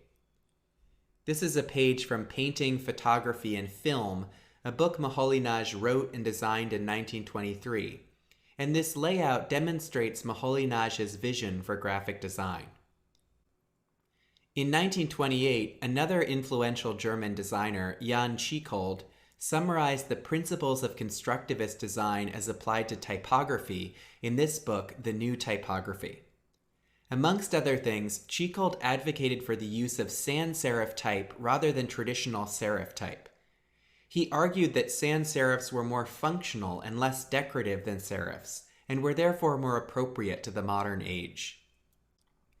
Working at the same time as Moholy Nagy and Tschichold, the type designer Paul Renner sought to apply the ideas of constructivism to type design. He deconstructed traditional letter forms into simple, geometric shapes, and the result, in 1927, was Futura. Futura developed out of a process of experimentation. Renner began with really radical and strictly geometric forms. But as he developed the typeface, he made compromises with the visual conventions of traditional type. For instance, he pinched curved strokes where they intersected vertical strokes to avoid creating dark areas at the intersections. Typefaces like Futura that use minimal geometric forms are called geometric sans serifs. These typefaces generally have an apparently circular O, an almost entirely unmodulated stroke, and letter forms that have been simplified to dispense with many of the traditional features, such as the tail of the T or the hooked top part of the traditional lowercase a. Because of its minimal, almost childish forms, we today associate Futura with simplicity, transparency, and sometimes naivete, but also with the particular context from which it emerged, early European modernism. This is the Bauhaus school in Dessau where Moholy Nagy taught, and which is often seen as the cradle of European modernism.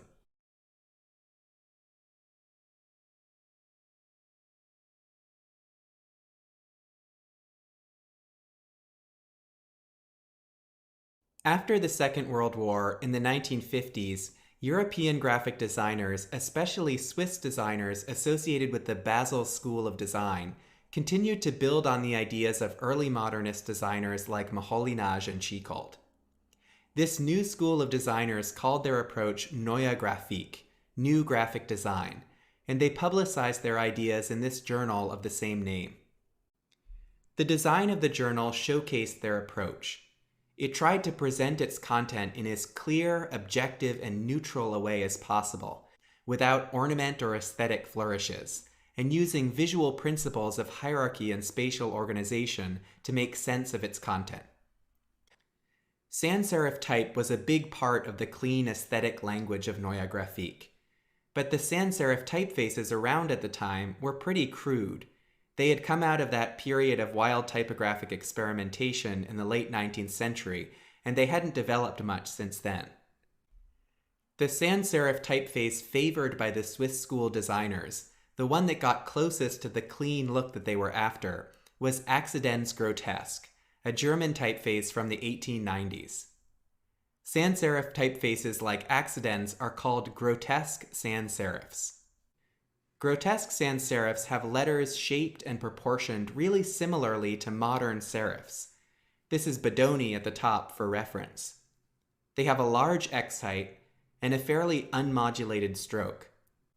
Early grotesques, like Accidens, are often a little bit crude and uneven looking in their details.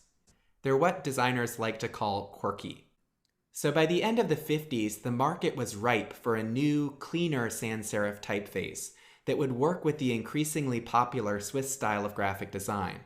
And in 1957, that typeface arrived in the form of Helvetica. Helvetica is a neo-grotesque or rationalist sans serif. It's pretty similar to Accidens, but its forms are cleaner and more mechanical looking. In the 1960s, 70s, and 80s, the ideas of the Swiss School of Graphic Design became the guiding principles of corporate graphic design around the world. And Helvetica became the ultimate embodiment of this movement. Today, Helvetica still dominates the corporate typographic landscape. It's literally all around us. It's also become a default typeface for signage. And in the digital age, a default in many of the user interfaces we spend so much time staring at. Because of its close connection to the Swiss style of modernist graphic design, Helvetica is also a rather divisive typeface. In 2007, the documentary filmmaker Gary Hustwit set out to make a film about Helvetica and found himself at the center of a debate amongst designers. On the one hand, Helvetica has been embraced by modernist designers as the most perfect expression of the kind of neutral, objective design that they advocate. And on the other hand, it has been reviled by postmodernist graphic designers as embodying a kind of brain-numbing, glossy, corporate sameness. Whatever your opinion, it's clear that Helvetica has become the ultimate default in typography.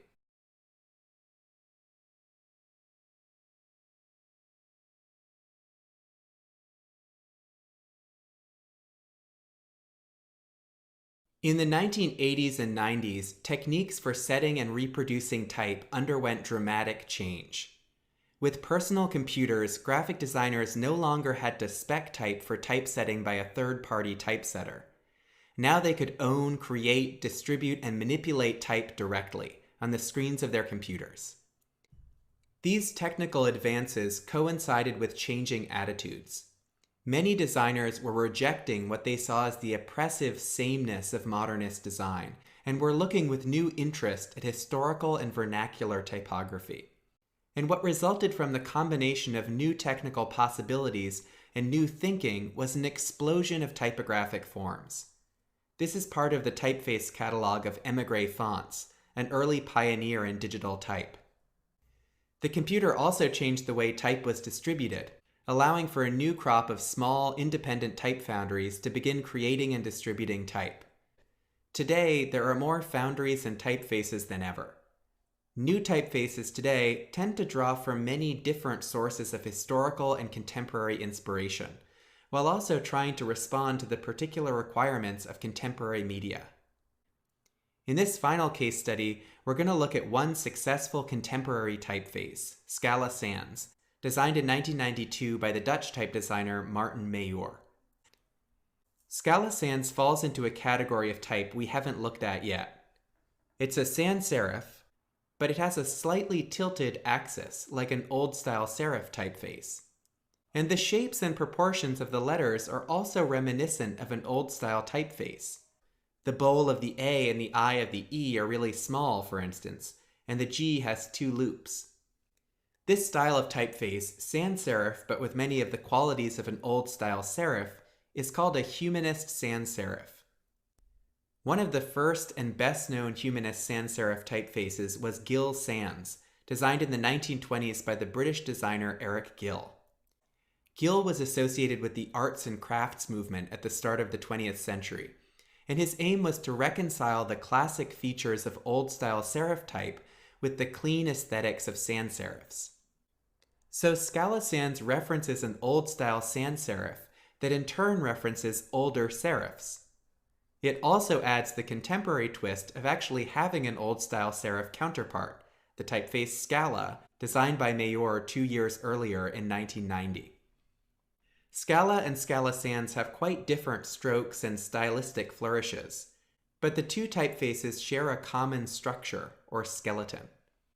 Typefaces of different styles that are designed to go together are called superfamilies, and have become increasingly common as type designers seek to meet the needs of contemporary typography. So like many contemporary typefaces, Scala Sans has many influences, both historical and contemporary. And for this reason, its connotations are layered and nuanced. It has the warmth of a humanist typeface, but the mechanical look of a rationalist sans serif.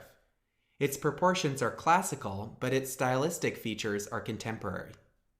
And this mixture of references and associations is really characteristic of contemporary type design.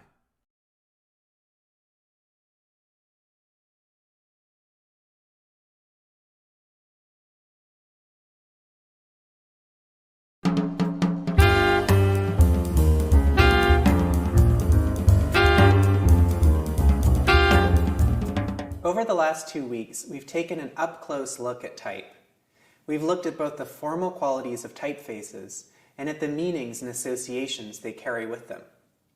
This week, we're going to turn our attention to the principles, conventions, and best practices that govern how designers work with type and space.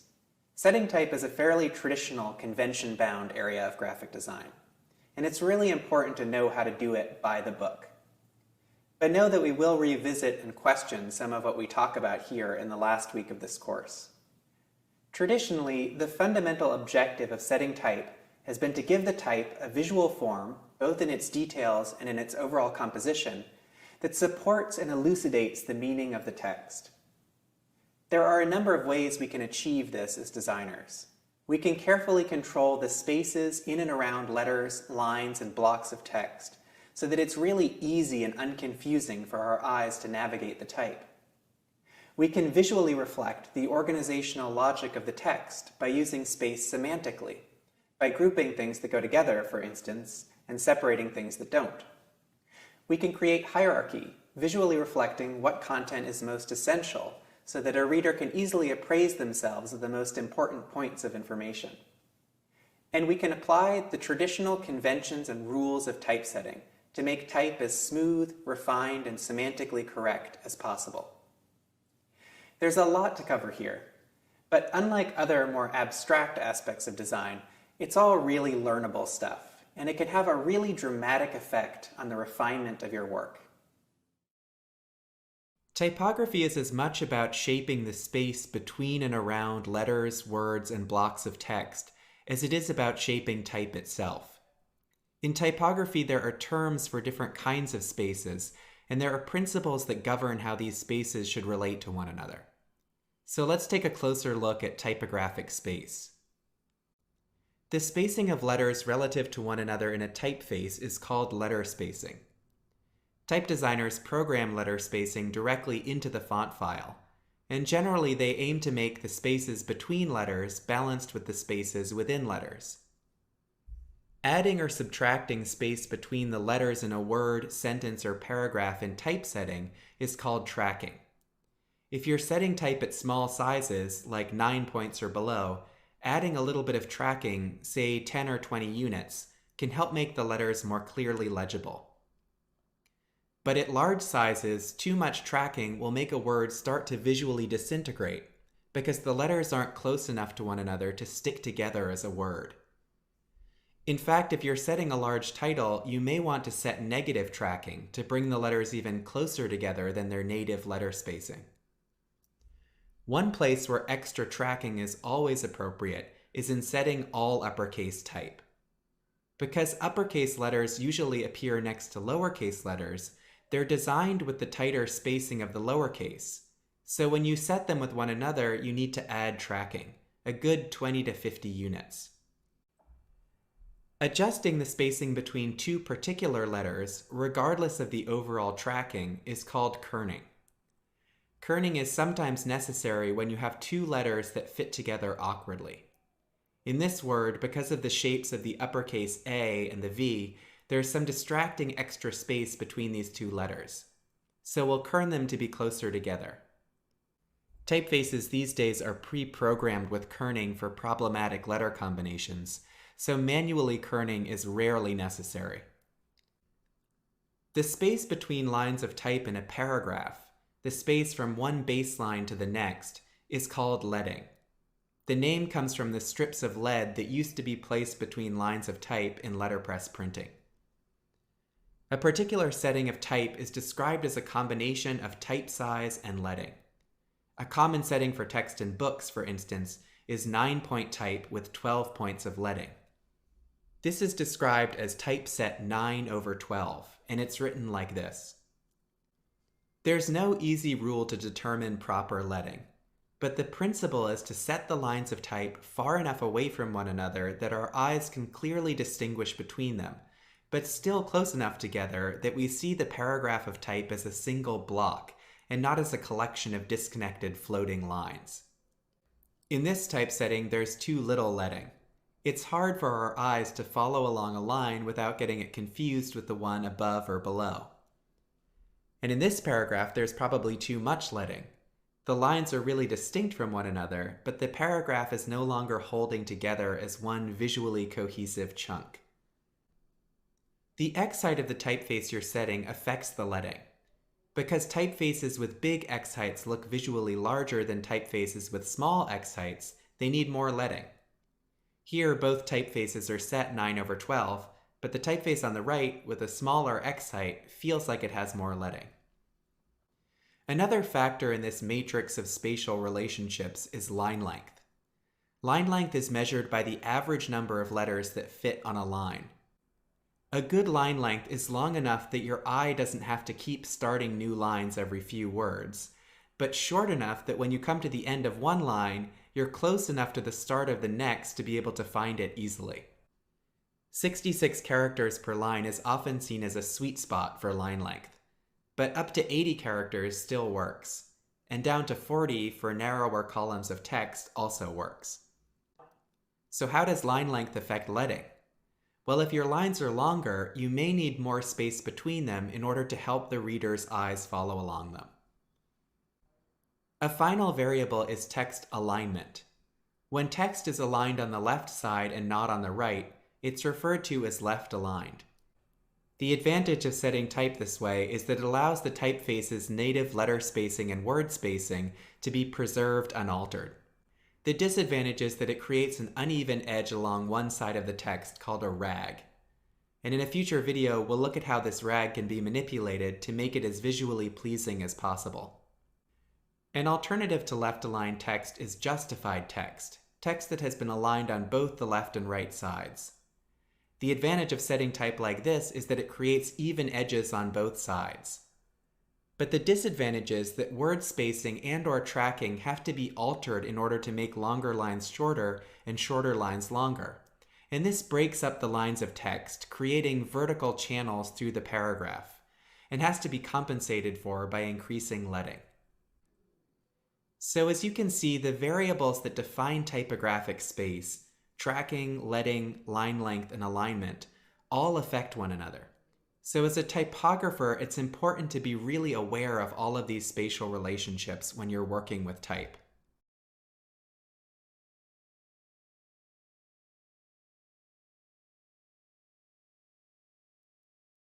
In the last video, we looked at the spaces within a piece of set type. In this video, we're going to zoom out a bit and look at the spaces between and around pieces of set type within a composition. A piece of typography is both form, a visual element with shape, texture, figure and ground and direction, and language, an expression of thought with grammar, syntax, and rhythm. As typographers arranging type in space, we have to consider both the way that space affects composition and the way that it affects meaning. We have to train our eyes both to see space and to read space. Let's start with the reading part. The spatial principle that most directly affects the meaning of text is the principle of proximity. We tend to read things that are closer together as related, and things that are further apart as less related. Here, it's unclear how we're supposed to read the second line of text, 1850 to 1900, because it's positioned ambiguously halfway between the title and the text. If we nudge it up a bit, we now read it as related to the title, as a subtitle. So we read that this article is about typography between the years 1850 and 1900. If we move the same line down, it now reads as related to the paragraph below it, as a section header. So now we read that this article is about typography in general, and that this first section of the article is about the years 1850 to 1900. When you're positioning type like this, it's a good idea to use distances that relate to your leading. For example, you might make this distance 2 times the leading, and this distance 5 times the leading. It's really difficult to overstate the importance of this kind of close attention to spacing. It's often the difference between clear typography and confusing typography. This timeline of typefaces, for instance, is really confusing because it's not clear what information is related to what. By changing the vertical spacing, we can fix a lot of the problem. Playing with the horizontal spacing, we can further improve it. And now it's clear, for instance, that both Helvetica and Universe were designed in the year 1957. We also use space, either horizontal or vertical, to signal syntactical divisions in text, like paragraph breaks. And the traditional way to do this is with an indent. The depth of an indent is often set to 1 the size of the type, or to the size of the leading. Indents are used to mark the division between 2 paragraphs of text, so the first paragraph of a body of text with nothing in front of it should not be indented. You can also signal paragraph breaks with a white line, a vertical space the size of the leading. But you should never use both a white line and an indent, because both mean the same thing. Zooming out, the same principles of proximity apply to the arrangement of typographic elements in a composition, such as a page spread. Here, the small paragraph on the left reads as related to the larger one, as a note perhaps about something that's mentioned in the larger paragraph. Here, positioned further away, it reads as less related. In this arrangement, the paragraphs of text read as a single connected narrative, because they're flowed one after the next. Whereas here, they look like there may be 4 entries on 4 different topics. In these examples, I'm representing type as a series of lines. The old term for this is Greeking. It's used in sketching out layouts, but it also helps us switch modes from reading the type to seeing it as abstract form. In this mode, we can apply some of the fundamental principles of formal composition to our layout. We can create contrast. For instance, we can make some type small, light, and tracked out, and other type large, bold, and tightly tracked. We can consider compositional direction. This composition, for instance, has a horizontal emphasis, whereas this one feels more vertical. And finally, we can consider the relationship between positive space and negative space. Here, the negative space is just a frame surrounding the typography, which feels kind of static. But here, I've moved things around so that the negative space is a more interesting, more energetic shape. As you can see, it's not easy to create a typographic composition that both reads well and looks good. But it's this challenge that makes composing type really rewarding and interesting.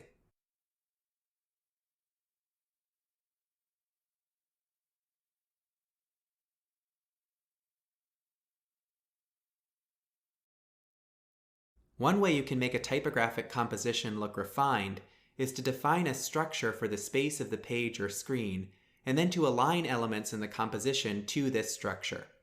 And in typography, this structure is called a grid. People have been using grids of one kind or another since the earliest days of printing and before. In traditional Chinese manuscripts, for instance, text is arranged in columns of equal width, and each character takes up a perfectly square space within its column. In medieval Europe, the pages of books were sometimes laid out with margins that were defined by the golden ratio, a special mathematical proportion. Scribes and later typesetters often used systems of lines to measure out these margins. And notice that this system creates margins that are of different widths at the top, bottom, left, and right of the page, and this creates a composition with a dynamic rather than a static feel. The proportion of the golden ratio, roughly 1.618, continued to inform typographic composition in the 20th century. Jan Tschicol, the German typographer who advocated for sans serif type in the 1920s, studied medieval manuscripts and often applied the golden ratio to his compositions. In this poster from 1938, for instance, Tschicol arranged elements in relationship to a structure based on that ratio. In the mid-20th century, designers of the Neue Grafik movement in Switzerland refined the use of grids to create highly organized visual structures. Here's a poster by Joseph Müller-Brockmann from 1955. And here's a page spread from Neue Grafik, the publication. Defining and using a grid can help you create compositions that feel visually refined. Grids are particularly useful in publications where they can help each spread feel like it belongs with the next. So let's look at the elements of a classic page grid. Margins define the borders of the main printed area of the page. If you're setting up margins for a book, it's important to remember that the inside margin corresponds to the spine, so depending on how the publication will be bound, it's a good idea to make that margin pretty generous. Some layouts use a hang line, a point on the page where, for instance, text in new chapters might begin. Large format publications often use multiple columns so that line length can be kept reasonable. And often those columns are in turn subdivided so that the designer has the flexibility to create text blocks of different widths, some spanning several columns. The space between columns is called a gutter, and often the width of the gutter is set to the size of the type's leading.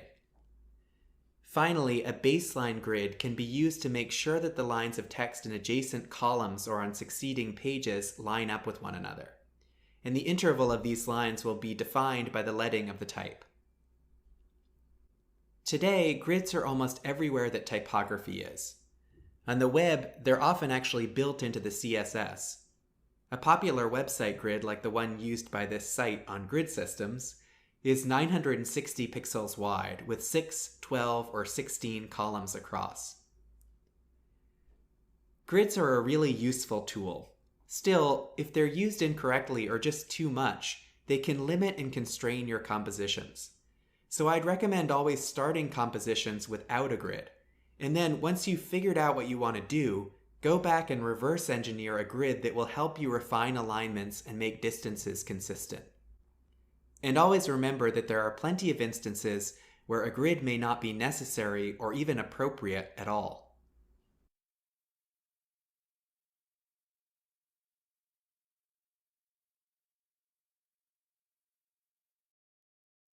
So far, we've looked at how to use space to organize and structure typography. In this video, we'll look at how visual hierarchy can further clarify and structure our type. 100 years ago, the front page of a newspaper looked like this. Today, it looks more like this. Both layouts are cluttered, but the contemporary newspaper is much easier and more inviting to read. And that's mostly because this newspaper does a better job of establishing typographic hierarchy. In the old newspaper, all of the information on the page looks similar. The only way to read this paper is to start at the top and work your way down, and not very convenient if you just want to get a quick sense of the day's events. By contrast, in the contemporary newspaper, different kinds of information look different from one another, with some kinds of information more visually prominent than others. So we can glance at this paper and read just the headlines, or we can glance at an article and quickly find the page number reference. So typographic hierarchy is the strategy of making different kinds of content look different, and reflecting the relative importance of different content with styling. The key to effective typographic hierarchy is to make each type style look clearly distinct from the last, even when working within a limited palette of typefaces. And we can do this by deploying the stylistic variables of typeface, style, size, weight, color, and setting. As an example, let's style these two paragraphs, the one on the left as important text and the one on the right as less important text. We'll start by changing type size, making the type on the left larger and the type on the right smaller. Then we'll change style. We'll make the right-hand paragraph italic. We'll change color, making the less important paragraph lighter. And then we'll change the typeface weight. Let's make the type on the right bold so it's a little more visible. To further differentiate the two styles, we'll change the leading. We'll make the paragraph on the left looser and the paragraph on the right tighter. And finally, we'll differentiate the typeface itself. We'll make the type on the right a sans serif. Now we have two styles that are immediately recognizable as different from one another, and also read as of different levels of importance, while still appearing somewhat cohesive because of the typeface pairing. If I apply this strategy to the example of the typeface timeline from a few videos ago, you'll see that I can add a further level of clarity. Now, because all the designers' names are styled in a distinct way, for instance, I can quickly pick out that category of information from the other content. As with spacing, it's hard to exaggerate the importance of well-executed hierarchy in creating typography that is inviting and can easily be accessed and parsed by a reader.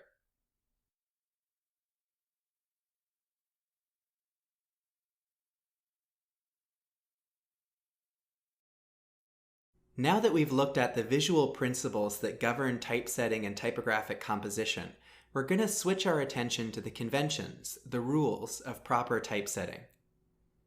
Like the spatial and organizational principles we've looked at so far, these conventions straddle aesthetics and syntax. They're part form, part grammar. We'll start by looking at line breaks. Ideally, each line should break in a place that doesn't interrupt its rhythm. If a word needs to be broken with a hyphen, it should be broken between syllables, and it should never be broken into a chunk smaller than 3 letters long. 1 or 2 letter words shouldn't be left hanging at the end of a line, because visually our eyes will tend to disassociate them from the rest of the text, so they should be dropped down to the next line. Similarly, single words or parts of words shouldn't be left on their own at the bottom of a paragraph. You can fix this issue by playing with the line breaks in the preceding lines.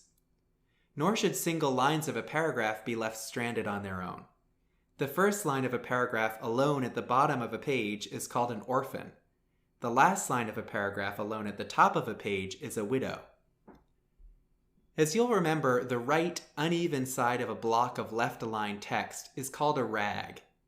It's uneven by nature, but it's most pleasing visually when it's uneven in an even way, like a comb. A rag that is too even is distracting because it's almost straight but not quite. And a rag that is too uneven is distracting because it makes distinctive shapes.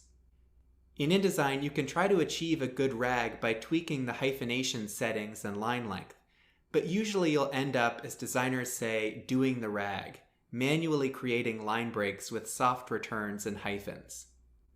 If you're setting justified text, the same rules regarding line breaks apply. In fact, justified text is even trickier to line break because of the danger of creating rivers of white space. Besides breaking words to create line breaks, hyphens are also used in compound words like left wing or pre-owned. Other kinds of dashes serve other functions. N dashes are longer than hyphens. They're 1 N long, which is half an M. And they're used to signal a range and appear anywhere you might use the word to. For example, July to August, or 6 to 7 feet.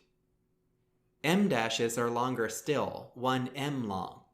These dashes are used like commas to set a phrase apart in text.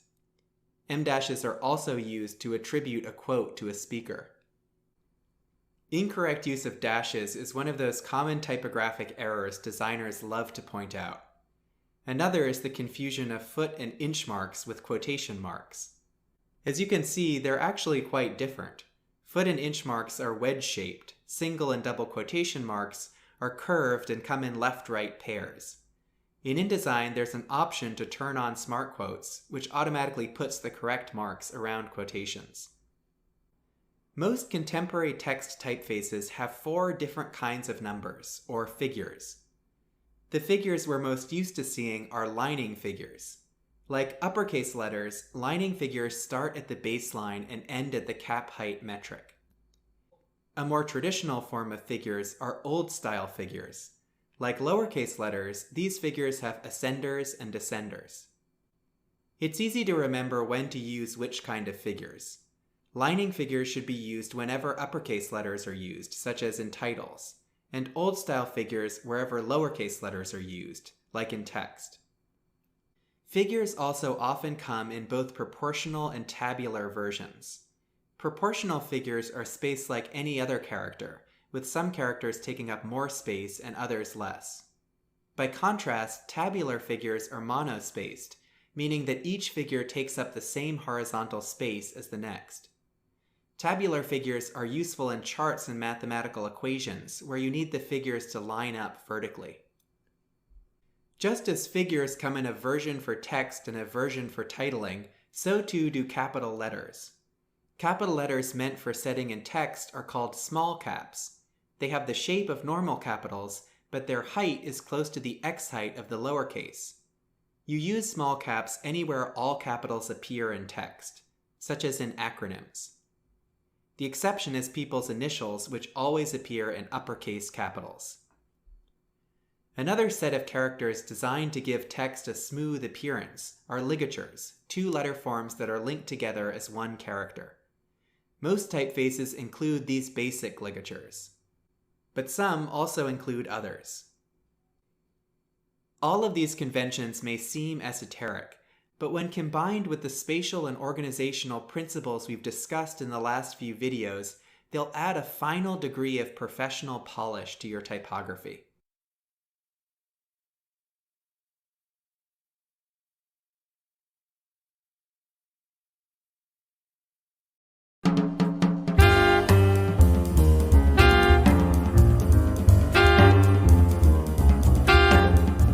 The approach we took to typography last week was largely denotative. Our objective was to create typography that presented its content as clearly and efficiently as possible. But as we saw a couple weeks ago when we looked at the connotative meaning of typefaces, it's really impossible to use type without adding a layer of suggested meaning. And it's the job of the designer to be aware of and in control of this additional meaning. In fact, the most compelling typography often happens when the designer takes bold steps to activate the expressive potential of type, to use typographic treatment to reinforce, nuance, or challenge the content of the text. So this week, we're going to explore the possibilities of expressive typography. Unlike in traditional typesetting, there are no best practices governing expressive type. Instead, this kind of typography emerges from a process of experimentation, and its success is measured by its effectiveness in conveying a certain meaning. The possibilities for how to shape type to express meaning are really endless. At the most basic level, we can manipulate the variables of typeface, weight, size, style, and setting to suggest meaning. More dramatically, we can use typographic composition to suggest movement, action, or atmosphere. Finally, we can take the type as visual material, radically manipulating or abstracting the actual forms and texture of the letters to create dramatic, meaningful effect. Since the 1980s and 90s, the graphic design program at CalArts has been well known for an emphasis on experimental and expressive forms of typography. So we're going to wrap up this unit by peeking into the CalArts poster archive and looking at student work that demonstrates the breadth of approaches to designing with type. That peek will give you some inspiration as you tackle the final peer-assessed assignment in this course, a fully fledged typographic poster with both expressive and denotative elements. Over the last 2 weeks, we've seen how typeface choice, composition, and typesetting not only determine the aesthetics of a piece of typography, but also shape its meaning in subtle ways. In this video, we're going to go a step further and look at how the tools of typesetting can be used to dramatically express meaning through type. In traditional typography, the objective has usually been to present the text in as elegant, legible, and efficient a way as possible. Typographic styles have historically reflected the conventions of the time period more than they have the content of the text. But since the start of the 20th century, artists and designers have experimented with ways of using typography expressively. In 1916, for instance, the French surrealist poet Guillaume Apollinaire published this concrete poem. The poem is about rain, and its typographic form expresses this as much as its content does. This book, from around the same time by the Italian futurist Filippo Marinetti, sets out to capture a visceral sense of war through dramatic typographic compositions. And in this book, a mid-century typographic interpretation of a play by Eugene Ionesco, typographic compositions express the tone and pace of the dialogue, progressing from subdued to frenetic. While expressive typography was sometimes at odds with the functionalist outlook of mid-20th century graphic design, it made a comeback in the 1980s and 90s. This is a poster for a theater company by the American designer Paula Scher. Today, the consensus amongst designers is that there's a time and a place for typography like this. It might be appropriate for a poster or book cover, but it's probably not appropriate for a science textbook. There are infinite ways to shape the meaning of text through typographic treatment. At the most basic level, we can manipulate meaning by using the variables of typeface, size, style, color, and arrangement, the same variables we use to create hierarchy. By way of example, I'm going to style the title of this film, an action movie about fast cars. I'll start by changing the typeface to something squarer and more industrial, something that connotes machines. Then I'll change the weight to something super bold so that it feels tough and aggressive. I'll change the type to all caps to look even more aggressive. And I'll make it italic to look like it's leaning forward to connote speed. To convey more of a sense of horizontal movement, I'll break the title into 2 lines and offset them horizontally. This looks pretty good, but maybe it feels too conventional. So I'll try to differentiate the 2 words in the title. I'll make fast smaller and lighter and track it out, so it feels even more nimble and speedy. Now furious looks too prominent, so I'll try to restore some balance by making it a little lighter, and I'll make the ampersand smaller so it gets less emphasis. Of course, if I were setting the title to a different film, or TV show in this case, I'd be trying to convey a different set of meanings. This show is about a traditional wealthy family in Britain at the start of the 20th century, so I'll choose a traditional British typeface, Baskerville. I'll set it in all caps, in this case because that looks more formal. And I'll choose a center-aligned, stacked arrangement because that's a traditional way to set title type. I'll tweak it a little to create more visual interest. I'll make Downton slightly bolder and larger, and Abbey slightly smaller and lighter. In reality, there are few subjects that clearly suggest a particular type treatment like these do. In most cases, as the designer, you'll need to make a decision about what ideas or concepts you want to pull from the content and express through the type treatment. And this is really a form of authorship.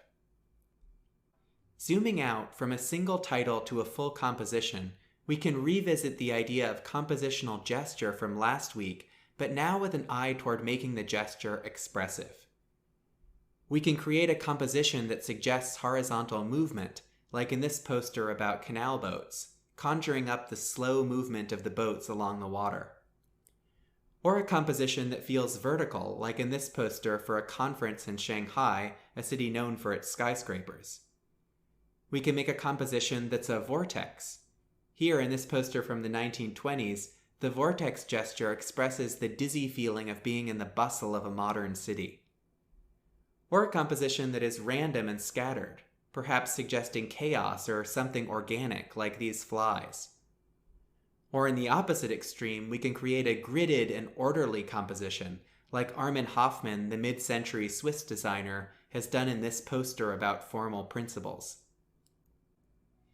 There's no formula here for exactly what compositional gesture or what typographic style will best express a particular meaning. But that doesn't mean that designers are off the hook. Typography is always about communication, and a piece of expressive type is only successful if it is able to clearly convey its intended message to an audience.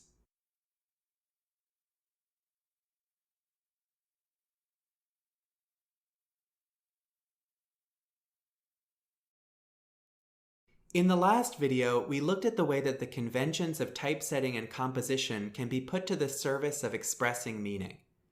But we can also go beyond conventional typesetting altogether and approach type not as text to be typeset, but as formal material to be composed, manipulated, or rendered in any number of ways.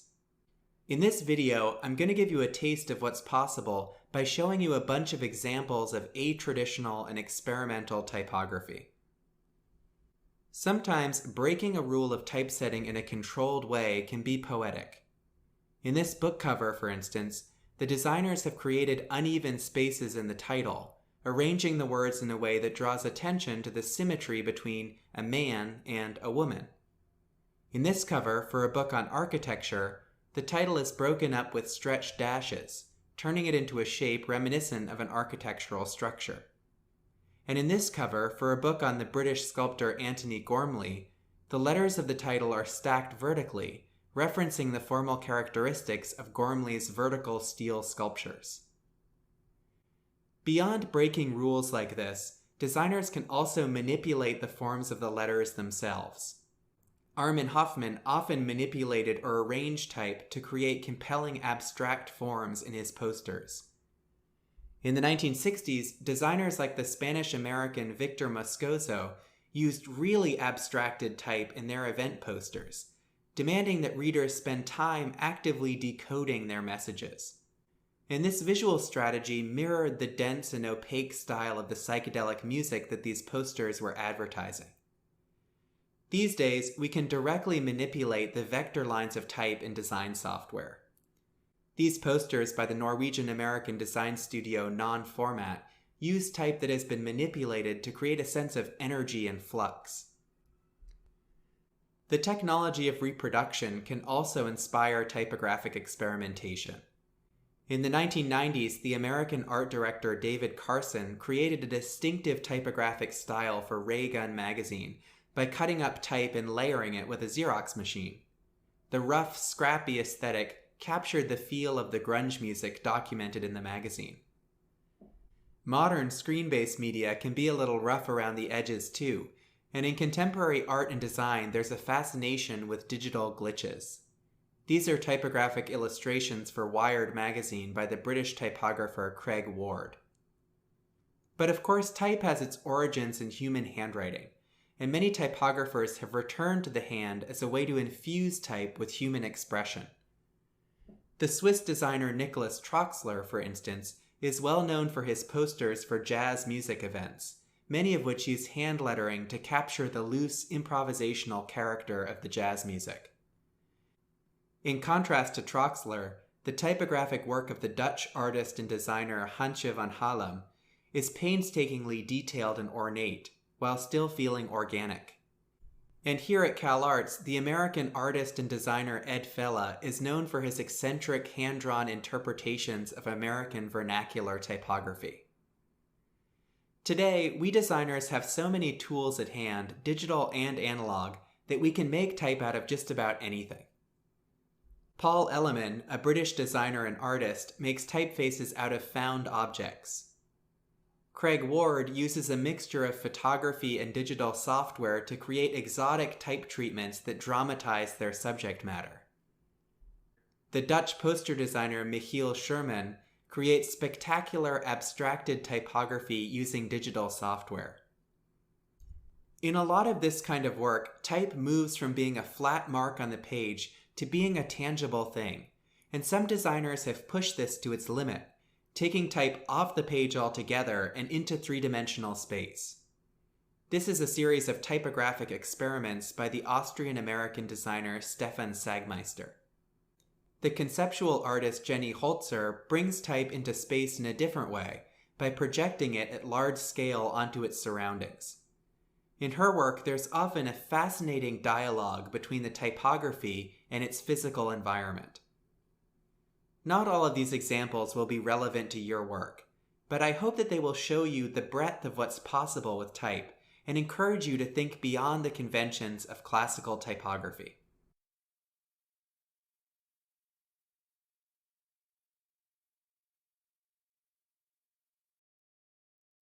In the final Pure Assessed assignment in this course, you'll be asked to design a fully fledged typographic poster. So in this final video, we're going to look at some examples of typographic posters and talk about how the concerns of typography, from typeface selection to composition to hierarchy to typesetting, can be creatively resolved to produce a compelling piece of design. These examples are all hand screen-printed student posters taken from the CalArts poster archive, so they'll also give you a taste of CalArts' tradition of experimental typography. This poster for a performance of Maori Polynesian music has a very straightforward composition, but the type treatment, outlined and colored letters from the typeface Organda, gives the poster interest, and also subtly references traditional Polynesian visual art. This poster for a lecture by the Korean artist Byam Kim is dominated by the large Hangul characters of the artist's name. The designer has used these characters to divide up and define the space of the poster, creating a 4-square grid that the rest of the type can live inside. And this use of large display type to define an overall composition can be a really useful trick when designing a poster. In this example, the title type, made of custom-drawn dimensional letters, makes a diagonal staircase-like gesture across the composition. One challenge you may encounter is how to create secondary type, like the date and time information here, that go well with the title type without just duplicating the title treatment. Here, the designer has tracked out the secondary type, creating a subtle staircase-like effect amongst the letters that relates neatly to the title. This poster for a visiting dance company has a really strong spiraling gesture. Again, the title type establishes the overall structure of the composition. Pay attention here to how the smaller type works with and reinforces the gesture. Company and a history are set on a curved baseline. The date and time are set on an angle, and the subsidiary information is arranged in a paragraph whose overall shape suggests movement. Each of these treatments is unique, but all of them reinforce the compositional gesture. Also notice how clearly the typographic hierarchy is defined here, proceeding from the most important information, the title, down to the least important, the ticket pricing. In contrast to the fluid gesture of the last poster, this poster has a rigid, gridded structure that's echoed by the title type treatment, another custom typeface that's very rectilinear and mechanical looking. Here again, the secondary type is set in a pretty conventional way, but its arrangement reinforces the compositional gesture of the poster. Here, the title typography pushes into the realm of abstraction. The letters are fragmented, duplicated and offset, outlined, and scattered around. To aid with legibility, the title and subtitle reappear in a more conventional setting in the lower left of the poster. Duplicating the title like this is a perfectly acceptable move when legibility is a concern. In this final example, a poster for a lecture on political theory, the designers have created an organic handmade aesthetic. The compositional gesture is scattered and chaotic. The title type is made of linoleum-cut letters, and the secondary type is handwritten. But even within this chaotic aesthetic, hierarchy is clearly established by the varying size and handwriting style of the text. When you design your poster, your particular subject matter and the constraints of the brief will shape what design decisions are appropriate in your case. But these examples will hopefully give you a sense of what to think about as you start to get to work. Most importantly, have fun and don't be afraid to experiment.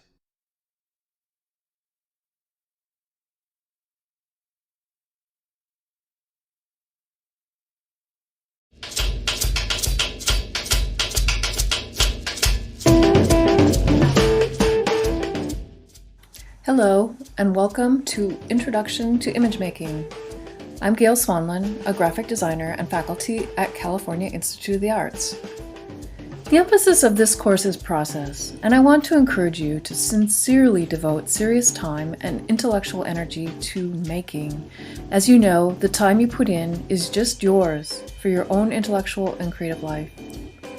Why would you want to take this course? One reason might be to spark new ways of making images, or to meet with serious makers and show them what you've been working on, to give and receive knowledgeable and constructive input, or perhaps just to make something to look at for purely poetic and aesthetic reasons.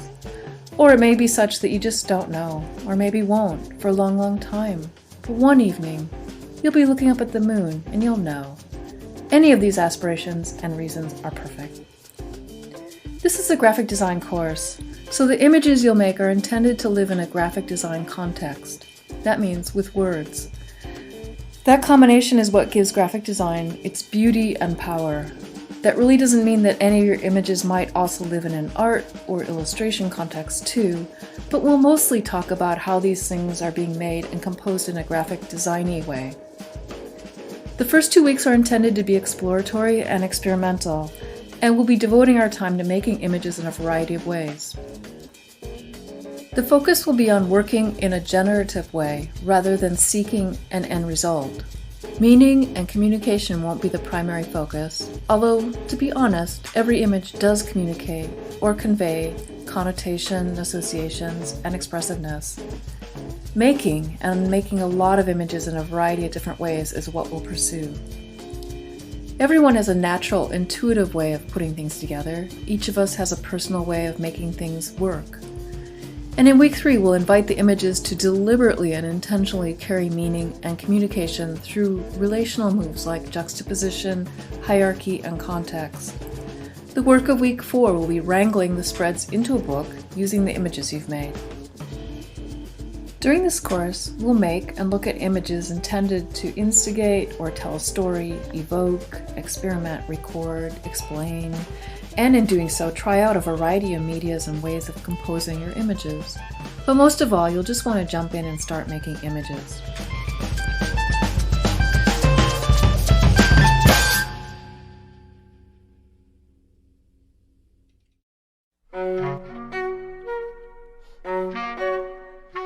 Practice is a kind of sincere devotion. Suppose for a moment that it's a way of leaving messages for your future self.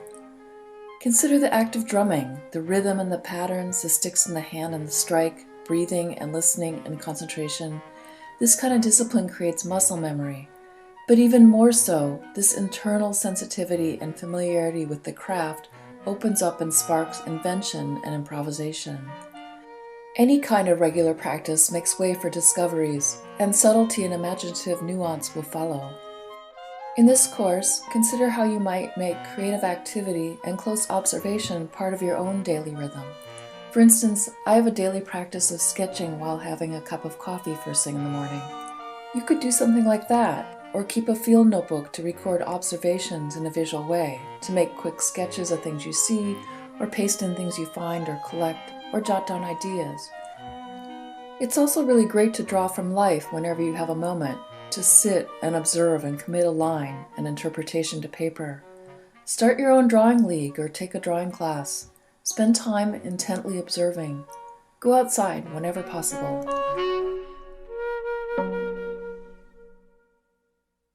Our eyeballs record what we see, or believe we see, soaking up what is before us in a flash, delivering an image to our brains.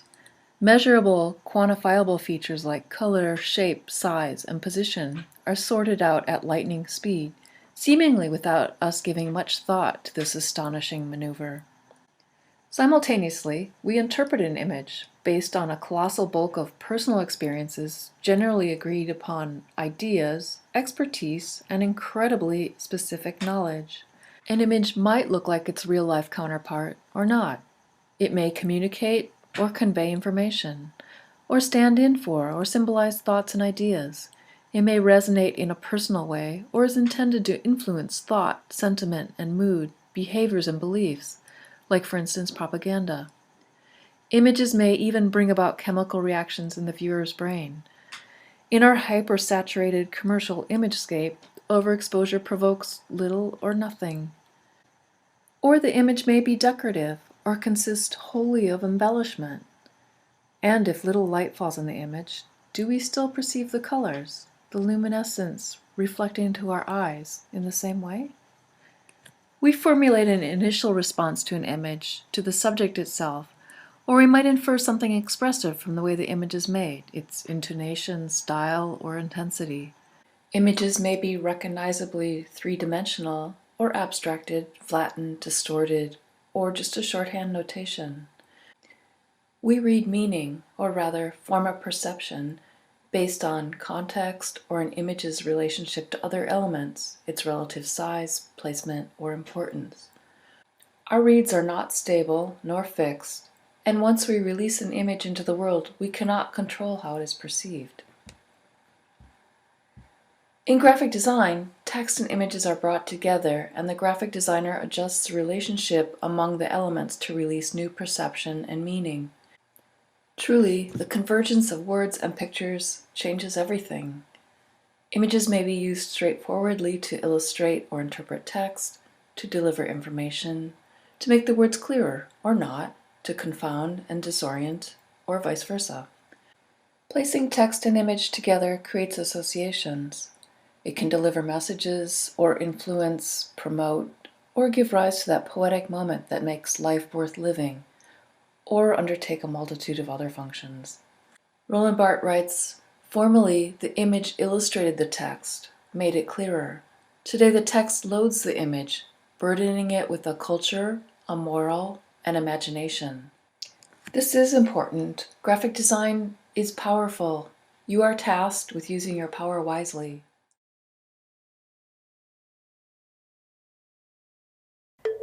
As you know, this is a graphic design course. So yes, while a lot of our activity will be devoted to making and creating images, the ultimate intent of this course is for you to invite the images to perform in a graphic design context. To that end, we'll be composing spreads, juxtaposing and deliberately organizing your images into layouts, and making a book. When we start composing your images on pages and two-page spreads, that is the precise moment where graphic design magic occurs. Because as soon as you place an image on a page or in proximity to one or many other images, you are creating a relationship that contributes to intentional meaning, mood, and context. Consider then the possibilities for complex narrative and communication when you have multiple two-page spreads bound together in a book. What sort of read or meaning is released when you turn the pages from one to the next? In other words, the resulting book is a container that will show off your great images in a finished format. And since this is, above all, a graphic design project, images are deliberately contextualized and juxtaposed to create relationships, narratives, and conversations between images through proximity, pacing, and sequence. Within your book, you will create surprise and mood, give the assembled images a holistic arc, and create formal compositions using visual contrast. The result of your assignment and experiments may generate something completely unknowable now or in the future, and that's the goal.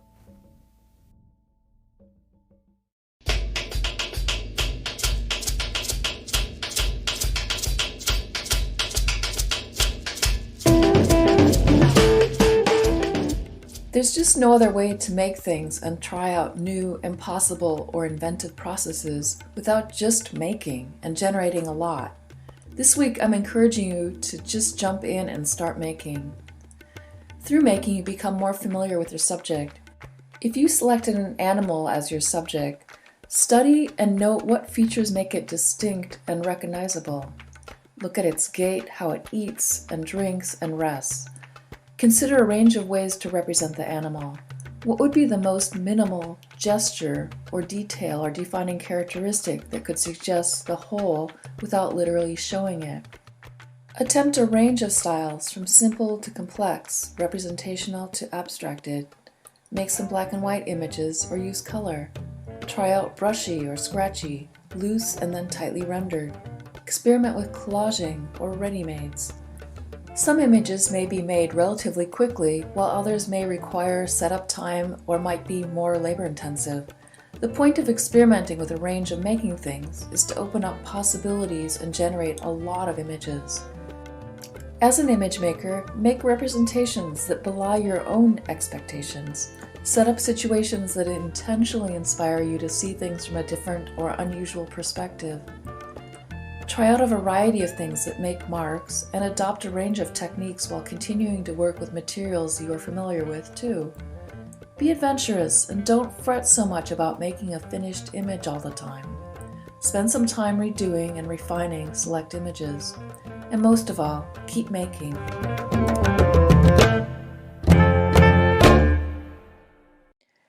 Denotation and connotation are twin terms used when talking about meaning. Denotation refers to the direct or explicit meaning of a word or sign or image. The term connotation is defined as a perceived association or a secondary meaning in addition to its primary meaning. We're accustomed to reading and interpreting images, and our impressions are influenced by our own personal experiences, subcultures, pop cultures, political convictions, conventions, emotions, and so forth. And so, you might say that this drawing of a giraffe is very restrained and neutral, and its primary meaning is giraffe.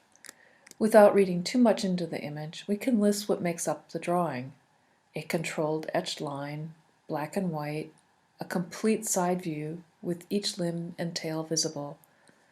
The figure offers an optimal perspective for identifying giraffes, and that it's isolated from the background suggests that it might be a natural history drawing printed in a book intended for study.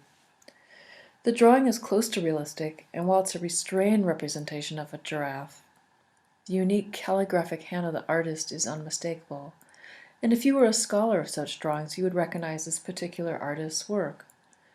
And the attitude of the pose, the way the giraffe stands, its tongue out and tail swishing, suggests vitality.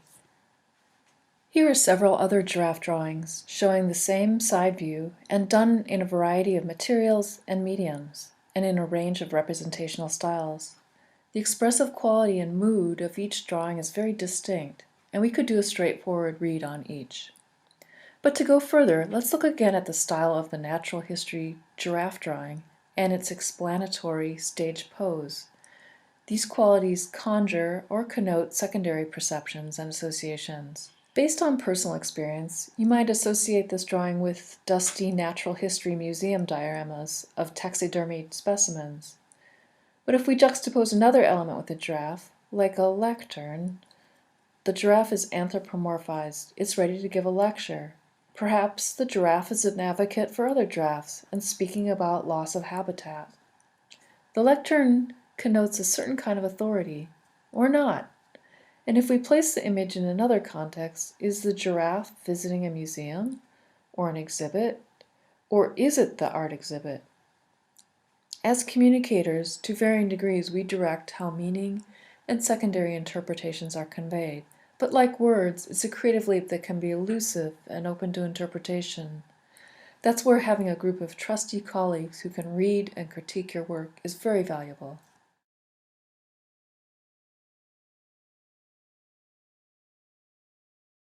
Who can really say what is real? But a photographic image might come closest to resembling some sort of reality. Of course, this isn't entirely accurate or true, but just for now, let's agree to say that a photo is an image that records what we see.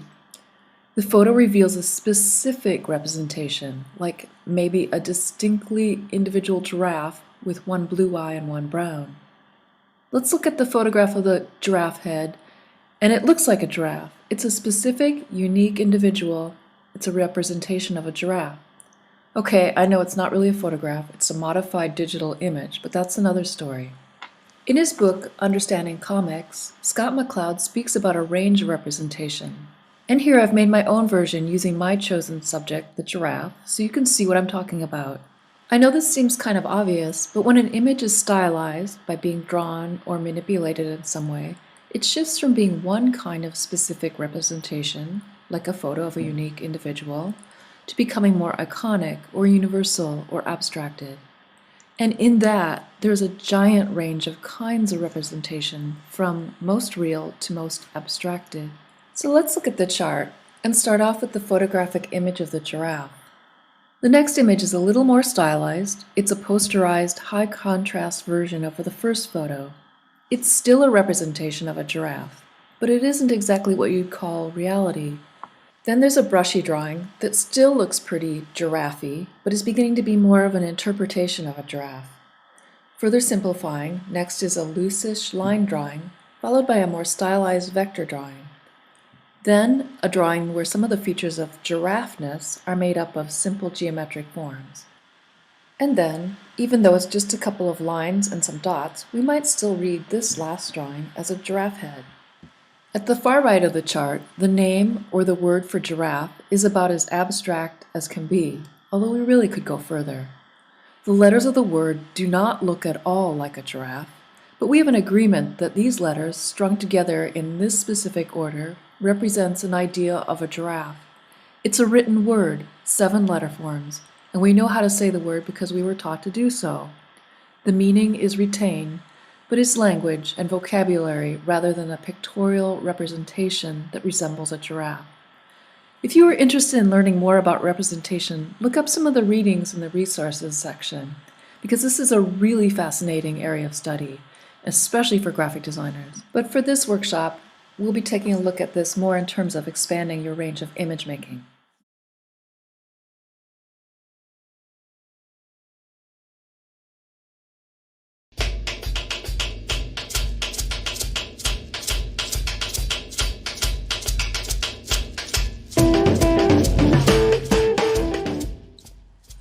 Everything is relational. In graphic design, as compelling as it is to make the images, placing them in a context is a powerful and expressive means for directing our interpretation or read. Arranging images in an intentional relationship creates a dynamic that can, to varying degrees, convey or release meaning, narrative, and connotation. The very particular way a designer arranges or juxtaposes images, like a kind of visual grammatical structure or poetry, is based on a million things distinct and unique to each person. So the way that any one person composes is very individual and improvisational. Only you can put something together the way you do. This week, we'll take a look at some specific terminology so we have a shared vocabulary for talking about your images and how they are composed. We'll also look at some compositional strategies for arranging your images on the pages.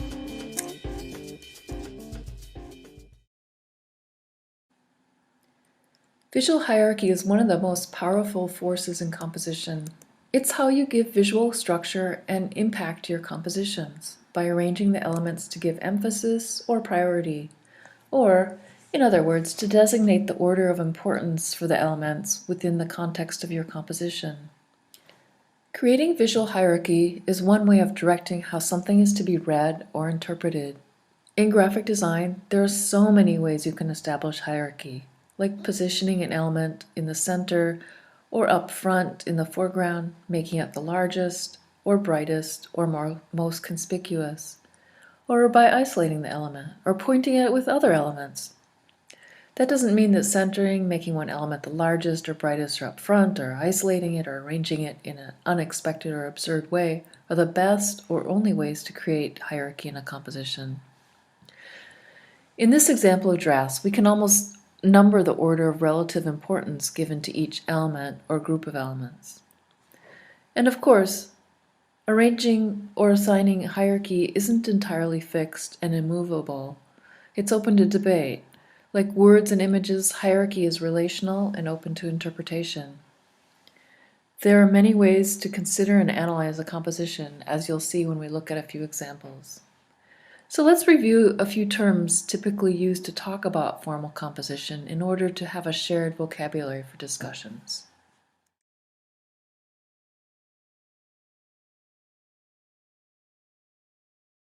Using scale, you can create hierarchy and dynamic energy in a composition. You've probably seen photos where comparative scale is indicated by adding something familiar that we might have a good idea of its size in the world. And the most straightforward way to use scale is to increase or decrease the size of one element. That definitely gives prominence, but not always. Sometimes the tiniest thing may draw the most attention. For example, in this silkscreen poster by Cristina Rodriguez and Crystal Yee, a dramatic visual contrast and hierarchy is established by scale. We might be able to assume from visual clues that the big butterfly in the foreground probably isn't monstrously huge, but we don't really know for sure until we compare it to a few more elements in the composition. Considering this poster in terms of hierarchy, the butterfly certainly is the largest element in the composition and has a hint of bright yellow, so perhaps it inhabits the number 1 spot. But once you make out the small figure with its long shadow, That person seems to hold as much hierarchical weight and influence, if not more than the butterfly. Of course, this is all open to question, and that kind of contrast and tension is what makes the activity of composing so captivating. In the three-color silkscreen poster by Tiffany Tran and Andalee Lin, everything in the composition is pretty much equal in scale and arranged very evenly in a 3-across grid. Chicken is nearly equal to the size of the beetle. Beetle is the same scale as plant, pinecone, and Eric. In terms of hierarchy, Andalee and Tiffany intend for all the elements, images and text, to be interpreted as holding the same or equal importance. That said, the bright red square does give a little extra flourish of prominence to the beetle. It's up for debate whether one could say the relatively more generous white space around the bike lends that image some dramatic intensity. All the images are compelling, and one could make a number of cases for the order of each element's place in the visual hierarchy, even though the scale of the individual images is approximately the same. This historical example, a poster by Joseph Mueller-Brockman, is a classic example of scale. Here the scale of the motorcycle wheel is increased dramatically to emphasize the threat to the little boy running across the space in the distance. The scale of the wheel, measured against the size of the little boy, connotes the threat of speeding traffic and emphasizes the message of the poster, traffic safety.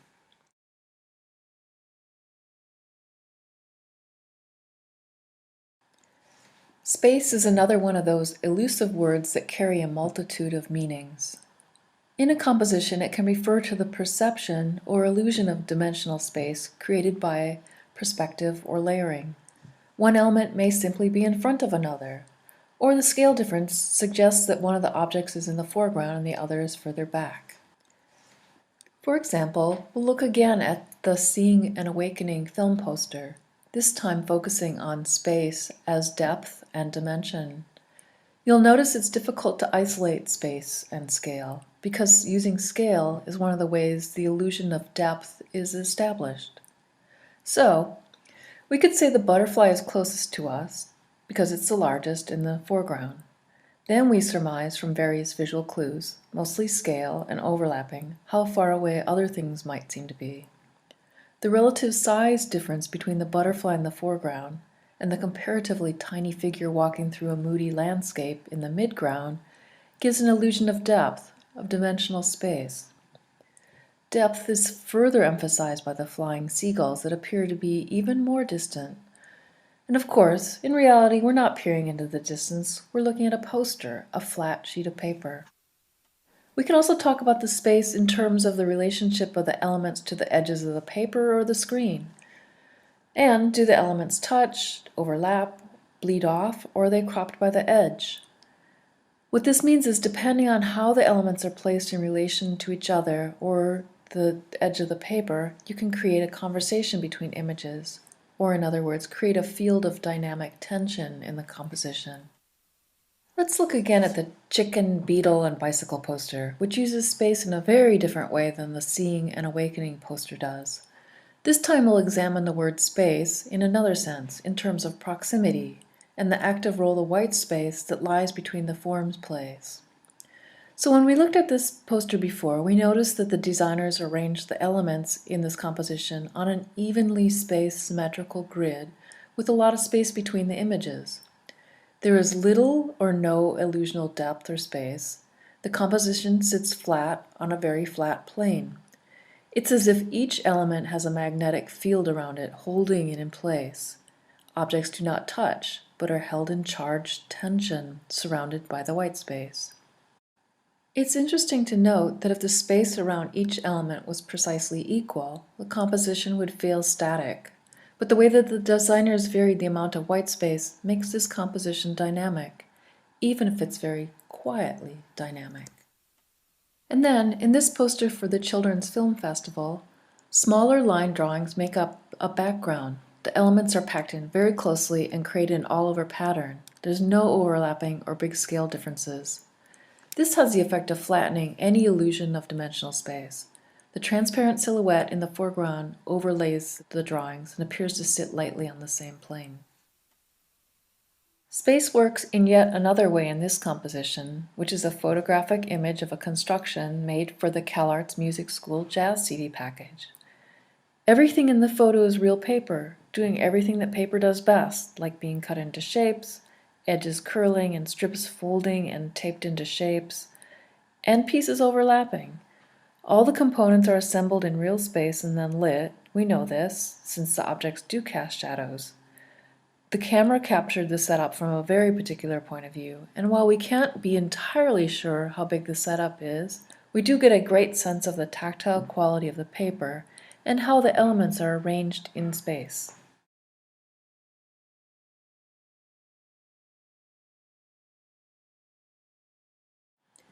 Figure ground is a term that refers to a figure or form and the dynamic relationship it forms with the background, which in graphic design is probably more commonly known as white space or negative space. White space is an enormously significant force to consider when you're creating compositions. When you're working on a page, consider the unoccupied areas around the object as playing as active a role as the elements do. In other words, it's not passive, and it's tempting to fill up the spaces with stuff. But give the white space or negative space a job to do. It's an undeniably impactful component of your composition. For example, in this page from a book by Calvin Rye, let's clump all the images and text blocks together and consider them as the form in this composition. The strip of negative space below the car is highly charged and dramatic. It implies that the car is levitating or flying through the air. The rectangle of space created above the car, between the text blocks, is compelling just because it is now a space full of potential, dramatic, formal, or who knows. It's just a really great space and an active, dynamic part of the composition. I'd venture to say that that space is kind of mysterious. It's an exciting moment in the composition, and in reality, there's nothing there. Let's look at another example of dynamic figure-ground interplay. In this silkscreen poster, the figure, a photo and drawing of Edie Sedgwick's face and head, is intentionally left incomplete and ambiguous. We could possibly read this as a bright light on her face, so bright that part of her face becomes indistinguishable and part of the background. A film strip sequence of images and 3 lines of type below her lips suggest a definable contour and a dimensional form, even though there's no information about the side of her face in the image.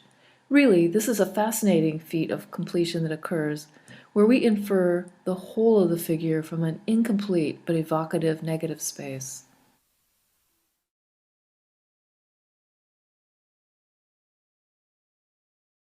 Creating a narrative involves a story conjured by the information that is presented. There are so many kinds of narratives: linear or temporal stories, abstract or metaphoric, or simply descriptions of the moment, action to action. Time and motion can be represented in images as a linear format, like a comic strip, or simultaneously.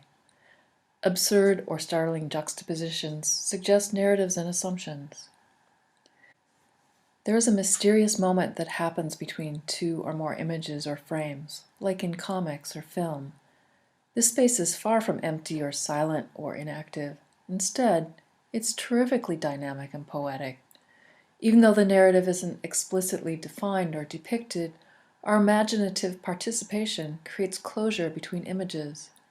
We fill in that gap, creating narrative.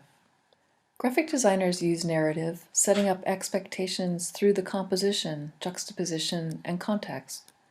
Some narratives in graphic design are created not so much in what we'd call a story, but instead the term narrative is more accurate, since the word can encompass a sequence created in the design structure, like a recurring element or an image that advances the story when the pages turn. Let's take a look at Becky Song's design for the CalArts Music School Jazz CD. Becky made the image and designed the 3-panel booklet for this project. When the brochure is folded to fit in the CD case, only her narrative image on the cover shows. Once the booklet is removed from the case and opened, 2 narrative scenes are revealed. On the back of the booklet, note that the way the booklet folds to fit the case makes it such that the cover is now the far right-hand panel, and the cover image is incorporated into the scene that spans the entire spread. The transition from the cover, to unfolding and revealing the continuation of the story is a great way to create narrative, kind of like a narrative within a narrative. The story on the inside is clearly part of the same story that was begun on the cover, but you might say it's from a different chapter.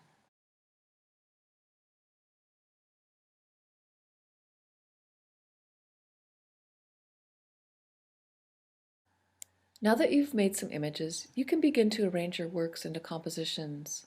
And here's where graphic design becomes magical. I've opened up a 2-page spread and placed 2 giraffes. One is a stylized skeleton, and the other is a photographic collage inside a simple outline. I'm going to arrange this composition in a few ways, working with some of the visual contrasts we've been looking at. Right off, we can say this is a symmetrical composition. The figures are fairly equal in size and take up about the same amount of space, and that makes a stable and kind of static composition. That doesn't mean good or bad, it just is what it is. Let's work with scale first. To begin with, I'm going to change the scale of one of the giraffes. This scale shift creates a more dynamic relationship. The white space around both figures is larger now and more active, made even more so by the dramatic size contrast between the 2 figures. If I change the orientation and scale of this figure, you can see how making one of the forms a lot larger and how when it takes up more space, that changes the relationship of the figure to the white space, and to the other figure, and to the edges of the composition, and so on. Everything is relational. If I move this smaller figure even closer to the larger one, their proximity activates the white space between them in another way. I like to think it creates a nervous energy, or creates a conversation between the forms, whereas the more generous white space creates a certain kind of steadiness. Not really, of course, but you can see the expressive qualities you can create by adjusting the figure-ground relationship. As I'm moving things around and changing the scale of elements, I'm always aware of how that affects the figure-ground relationship. One of my goals is to make the white space active and strong. The space around the forms is as important as the forms. It's like the air or water the forms need. Okay, let's go back to our original 2-giraffe symmetrical composition. Let's change the size of this one again.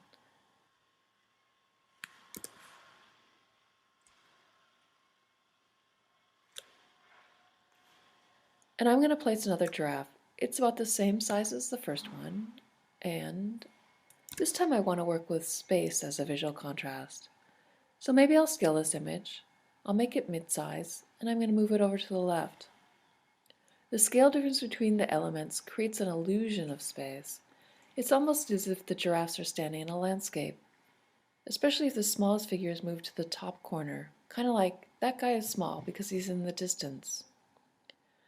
I'm going to add a geometric shape, and let's see how that changes the composition.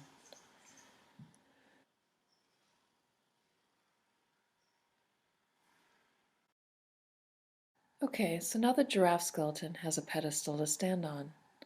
See how he seems to be closer now, not in the distance. Let's see what happens when I make it wider and overlap that figure. The spatial relationship has changed again. Now the smallest figure is in front, the other figure is seemingly pushed behind the orange form, and the first figure is still in the foreground.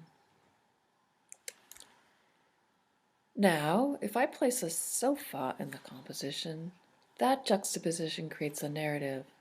Or you can say that I've changed the context by juxtaposing the 3 ruminants with a piece of furniture commonly found in a home.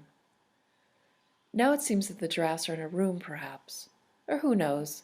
But in any case, sofa plus giraffes just generate some sort of absurd narrative. As you're working on these compositions, try out some of the visual contrasts we've been looking at.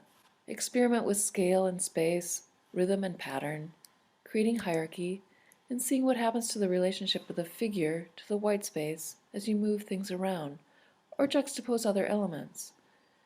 Think through making. And if you've been making them, consult your thumbnail sketches.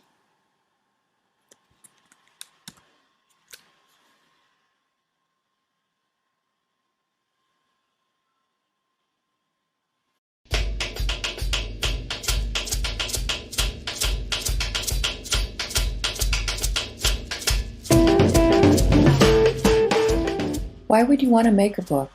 Well, as a designer, we are often called upon to organize work into some sort of container or way of putting the work into the world. This could be a book or a website or film titles, or really anything that a designer touches. The book is also a way to finish your work, to assemble, frame, and present a complete idea or reflection. Rather than having a stack of images, you're making an object with intent. A book has a job to do. It is a portable object, a way of sequencing images into a narrative. In this last week, let's pull everything all together and make a book with some of the spreads you made in the previous week. This entails considering your book as an object in itself, its bookishness, and not just a series of images. As you assemble your book, you may want to give some thought to how you want to sequence the pages. What do you want to have happen over the arc of the book, from the first page to the last? How you lead off with the first page, and what will close or end. There are plenty of decisions to make at this stage, but don't be afraid. Take some risks and enjoy the process.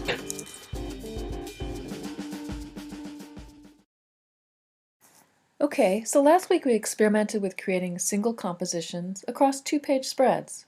This week I want to show you how these spreads could work in a book, and what design decisions you may have to make when putting together your book. A book is a living thing that exists in physical space with pages that are opened and turned in real time. It's made of sheets of paper with 4 edges and 4 corners folded and bound together. To review, a spread is made up of 2 separate pages, but those 2 pages are seen simultaneously as individual pages and together as one composition. And then each 2-page composition is part of the whole of the book, where all the layouts are sympathetic to and affected by each other. So we might use the same compositional strategies we used while building our single-page spreads. We now have the interesting complication of the relationship of the sequence of pages to each other, plus the closure of the front and back covers. I've made some rough thumbnail sketches to help me think about pacing and also work out some compositions I might want to test. I'm working in InDesign, and as a designer working on the screen, you have to bend your mind around the working environment and how the actual book will be laid out for printing. I'm going to be moving these images around on this spread and to other spreads, adding, subtracting, overlapping, and changing scale as I compose the whole book. Consider how a visual thought, for instance, a narrative or pattern, might begin on one spread and continue to the next, or that visual idea may be revisited on a later spread. For instance, if I want to suggest the passage of time or a narrative by moving this giraffe to the edge of the page and continuing it to the next spread, it's sort of as if the giraffe walked from the first spread to the next.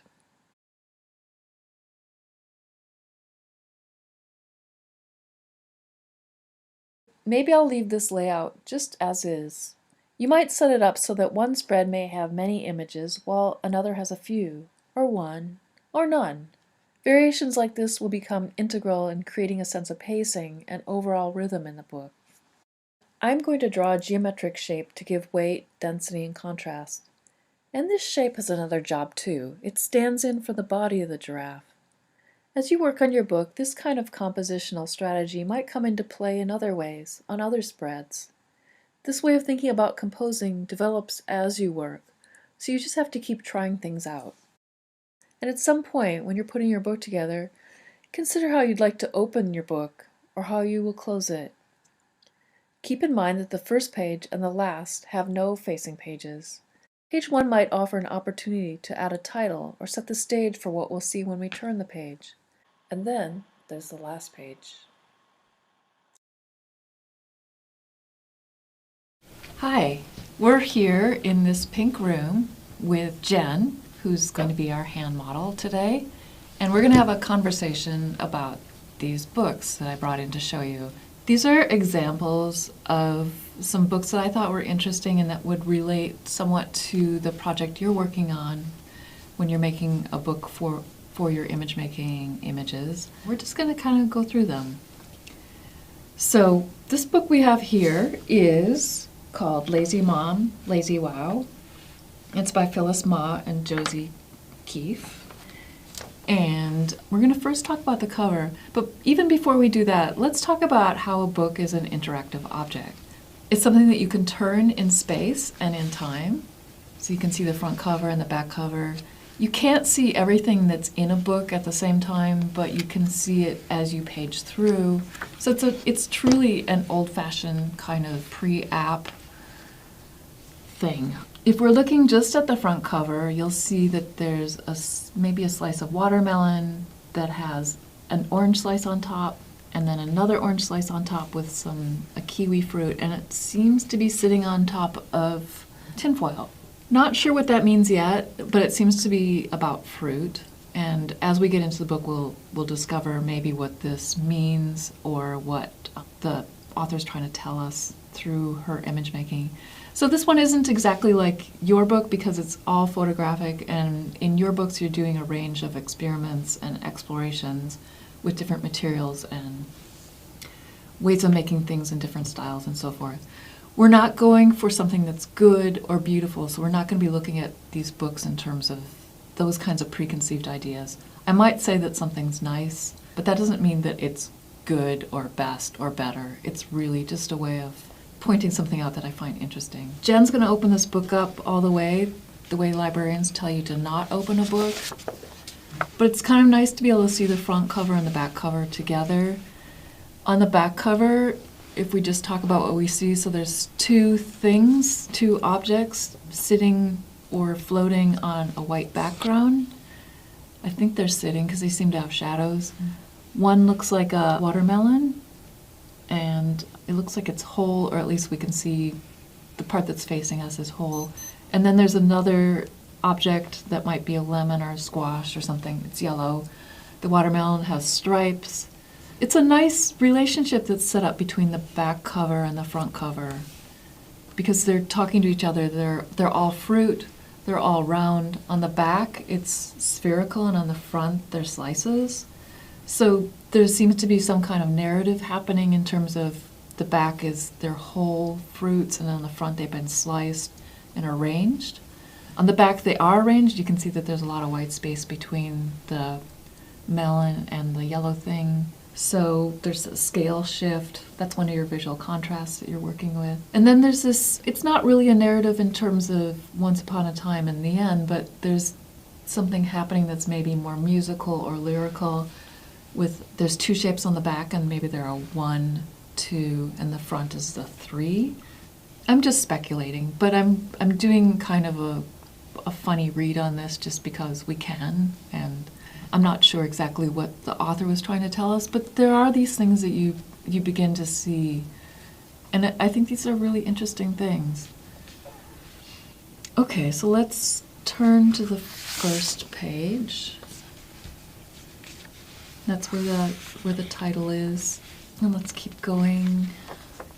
So you can see these are photo setups. This might be something that you want to try too. Just setting some things up on a table. There's a lot of small elements, a lot of round things, mostly food, some plants. The background colors keep changing. It's a nice way that she's begun to set up this book, so there's a lot of little things. And then when you get to the next page, suddenly we have just 2 images of 2 things. And I think what's interesting with this too is how the color backgrounds work. So on the left-hand page, there's kind of a lavender grayish background. And then on the right, it looks like a gradient of green to some kind of dirty orange. And what you might expect is that the seam between the 2 colors would end or would meet at the fold, but they don't. So it's kind of a nice surprise that it lops over onto the other page. What's also interesting on this is that the edge on the right, you can see a shadow, so it gives an illusion of space. It's also like you might expect that the edge of the paper would go all the way to the edge of the page, but it doesn't. So those are other nice kinds of things. I also think that little pin in the top is a nice detail, and it sets up a scale shift between the pineapple and the little tiny dot. A nice visual contrast.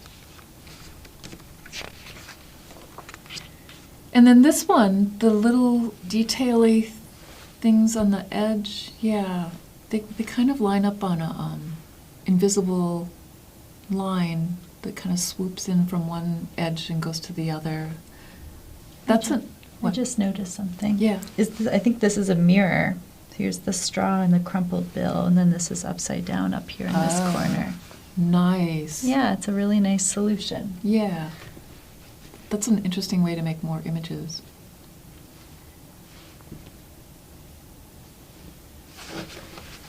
Let's go to the next page. Wow, so suddenly it's close up and full bleed, so the image, full bleed means that it goes off all of the edges. The photo's actually bigger than the page and it's been cropped to this size. And we're a lot closer up. And there's a nice continuity of the color from the previous page.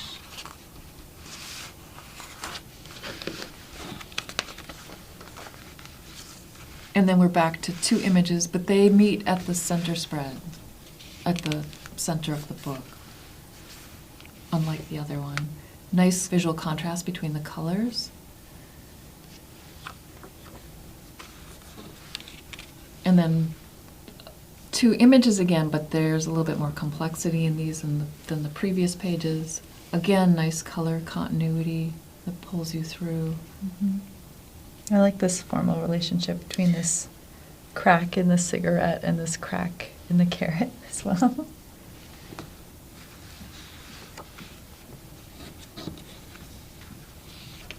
I would say that pickle is holding, even though the pickle might be the smallest thing there, it's kind of holding the primary spot in your hierarchy. Like you see that as number one, and then maybe you see the red thing, whatever that is, number two.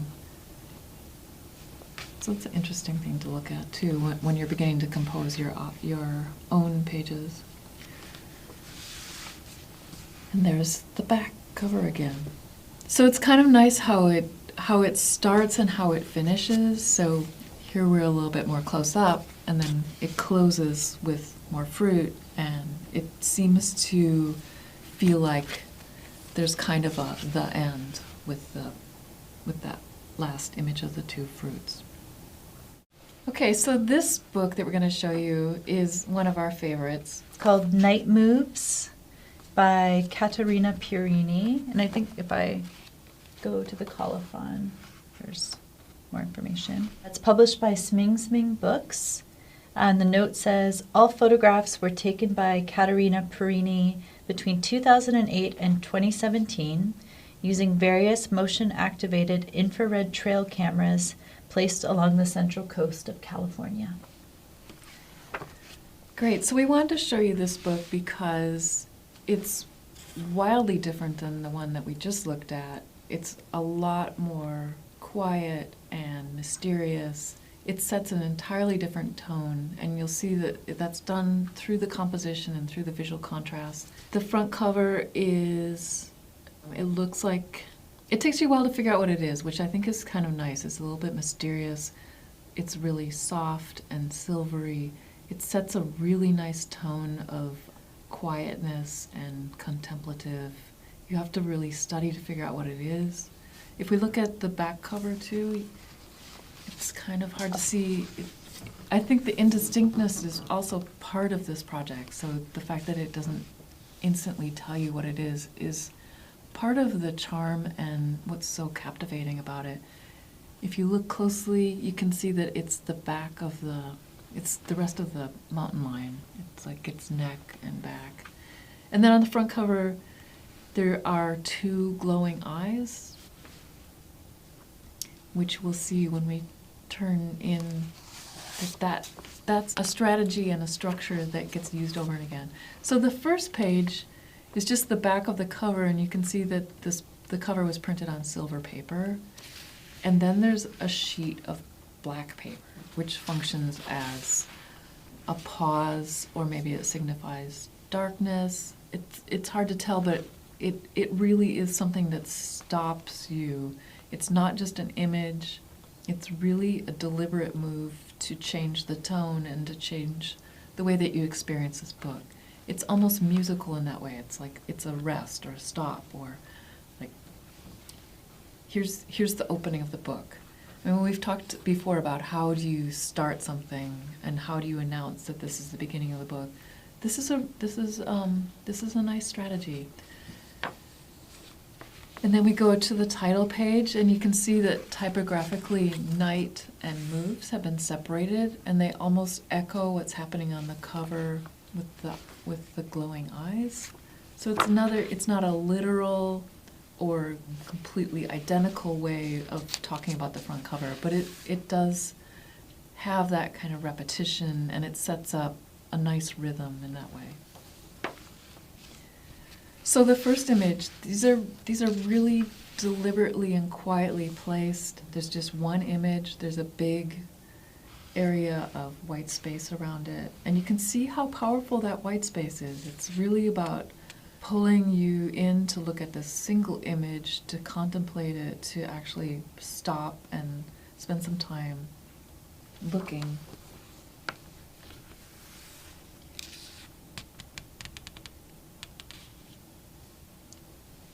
Here the image is moved to the center.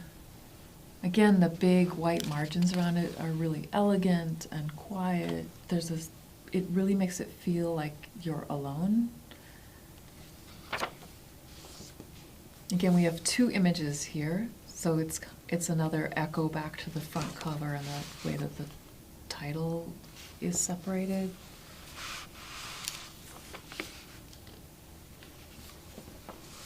And then here's the surprise. Suddenly it's a full bleed image. So the image is larger than the page. It spans 2 pages and it goes off the edge. And it's kind of interesting how the cat isn't just in the middle, it's really going off to the edge. So it's a lot more activated. And then the eyeballs glowing are kind of that detail-y, what would you call that? Oh, the reflections Yeah. in the infrared camera? Mm-hmm. But it adds a little certain kind of sparkle or interest. Or a focal point? Focal point, right, yeah. It also looks like the spots on this must be a bobcat, not a mountain lion. Short tail. Yeah. So what do you think it means to just have a single image? I mean, how could you read that? For me? Yeah.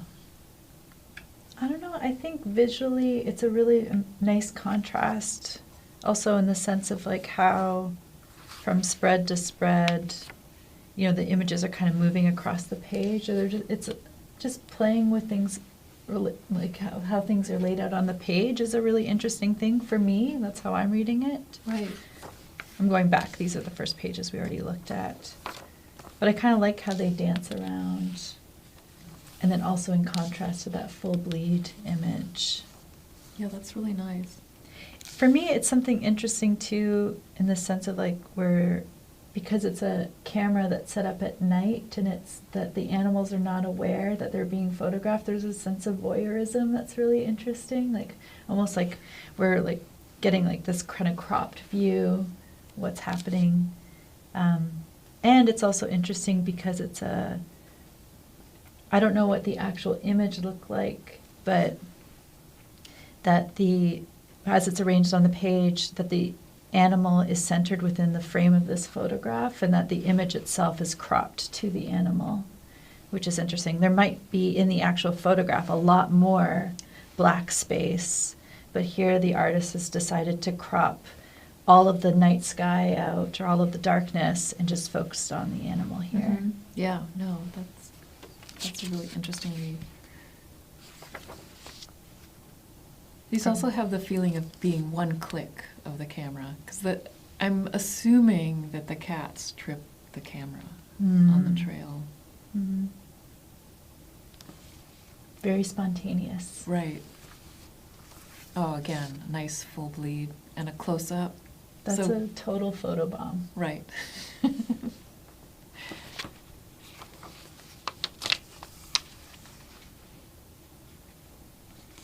I like this relationship between the two cats. Like they're almost in conversation with each other.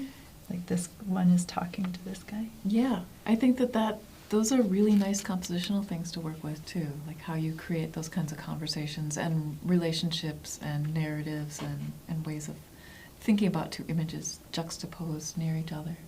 It's different than if you just had one image.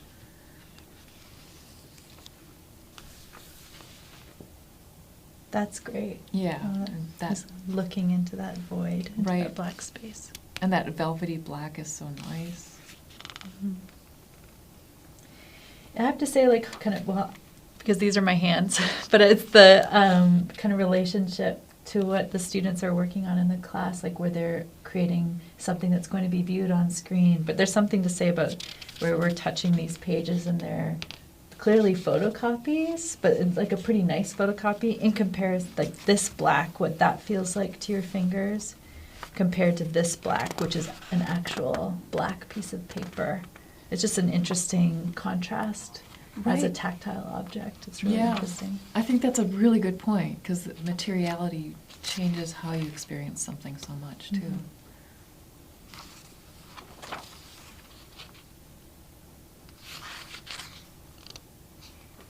You're right, it's interesting how the images move through the pages, too. Mhm. And they're not always in the same spot. Mhm. But it also doesn't feel crazy. It feels really quiet in the way that they've been placed. Mhm, I agree.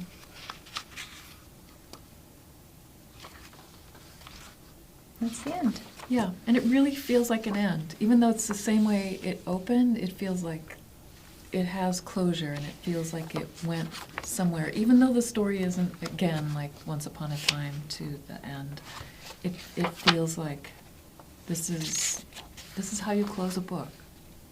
I mean, there's something really nice about that photo. It's hard to see, but the cat is walking away from the camera and kind of looking back. So it's kind of a nice image to have as closure. Yeah, great point. So we have a zine here, and I pulled it out of a bunch of zines, or there was like 10 zines that were kind of like this, and I picked this one out. I think it's by artist Laura Owens, although it's not really identified so clearly inside. Yeah, there's definitely no title page. We were checking. Yeah. Right. But it's a really compelling, interesting piece, and I thought that it'd be fun to show it to you. I mean, one of the things that caught my eye first was not only that splotch of paint, but the unusual binding. So it's those staples that you can put in a notebook or something. Yeah, they're really great. All these Yeah. little loops. So the objectness of this is kind of exciting too. And I like that the cover says, "Hey." Shall we page through it? Yeah, let's page through. So it seems to be a collection of clippings from newspapers. Some are images and some are longer text. Some are in black and white, and then there's, what would you call that? Monochromatic? Yeah, or it's like a single color printing, I guess. Mhm. It's a nice green. Yeah. And here we have the center spread kind of shows us everything that's in the zine. Yeah, there's that gasoline. Right. The photo. With paint smudges on top of it. And Ah, there's the red paint smudge from the Oh, cover. Yeah. Hey. It's all coming together. This is an interesting juxtaposition here. So on the right we have a commercial drawing of a cigarette pack from some other era. And then on the left there's a kind of mysterious photo that looks like it might be smoke or some kind of atmospheric thing happening or sparks or something. But anyway, the juxtaposition of the cigarettes next to that image gives it a certain kind of meaning or a read or directs the meaning in a particular way that you think that it might have something to do with smoke or cigarettes or something like that.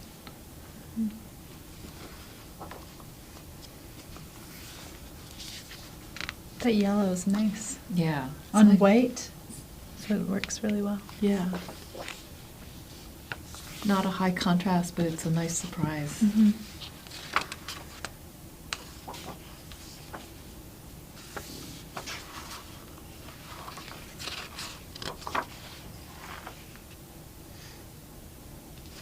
That's a really interesting surprise. I haven't seen that one before, and it feels so just out of place with the rest of the vintage images. Right, yeah. But interesting nonetheless. It's kind of nice, like having kind of, you know, these areas of black and white text, but then it seems like each of the colors, more or less, like from the primary and secondary colors, get representation on a page, like a blue. I don't know if there's a red actually, but we have a green. I know there's a yellow. We saw it. There it is. Right. And then I'm just thinking about this last one being the purple one.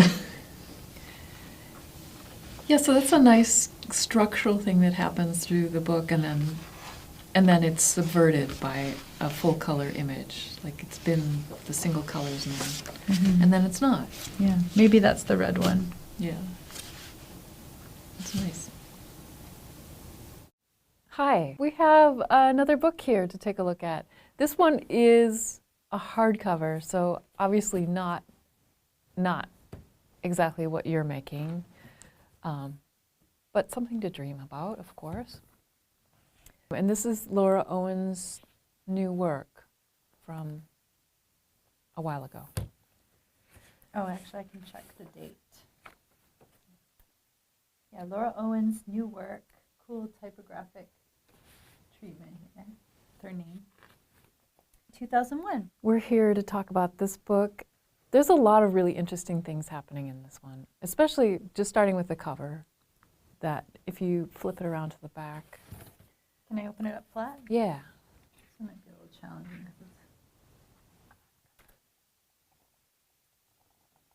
So there you can see the monkey's tail wraps around to the back and also holds the type, which is kind of, Over here. yeah, that's kind of cool. And I like that it's a mixture of different materials. There's like this the monkey's painted in watercolor, but he's holding onto this branch made of collaged paper. It was painted paper that then has been collaged. And Laura's name here is this little, right here in his mouth, this little paper cutout with her name painted on it. It's pretty great. It's hard to see on camera, but cool. Yeah. So what do you want to talk about first? Yeah, well, let's open it up. Okay. So here, these are the end papers. In the book we had with the mountain lions, the night moves, that had the silver paper and the black paper. Here it's a printed paper of I think it's like a tapestry or some kind of textile sample. Yeah, it's it looks to me it looks like a photograph of a embroidered textile. Right. And sometimes these are marbled papers or whatever. But it's something to think about when you're making your book, if you want to have something like that, because it really does set that pause or an announcement. Yeah, and then here's another. This is a great lead-in. So we have one blank page, and then we have these two bees with lots of white space around them, and it's almost an animated story where like the bee's going to lead you in to this, the title page. There's a lot of activity and suggestion of space because the leaves on the left are really big and then they get tiny. There's a lot of, like Jen was talking about with the typography, there's a lot of interaction with the typography and the image. So sometimes bugs sit on the type.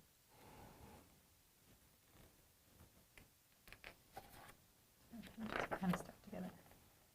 Colophon. Yeah, Table of contents. Right.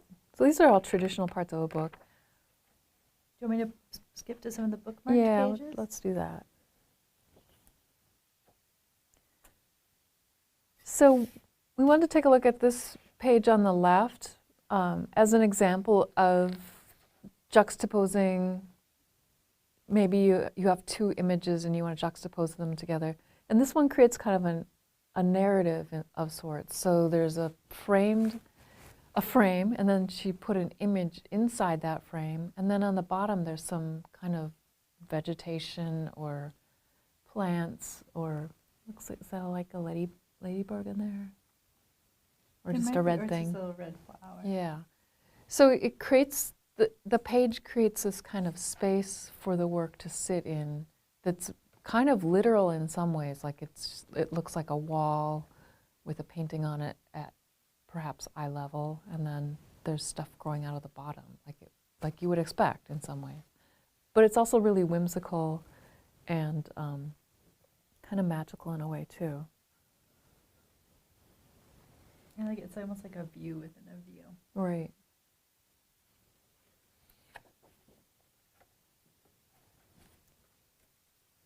And I like it's kind of that view within a view thing happening again. Like here's this image, and I don't know if this is one of Laura's paintings or what, but it looks like this is an excerpt of this one. See, here's this leaf shape is here in this painting, in the part of the branch. What I like about it, it's kind of playing with the composition a little bit, like how this collage leaf shape, which sits on a blue background in the painting, it's sitting on the white space along the gutter of the book. Yeah. And that Laura's played with the design a little bit so that this leaf shape now sits on the white of the page and in this space of this painting. It's really interesting in terms of how it's playing with different relationships within the book itself. I like how she put a little turtle on top of the painting too.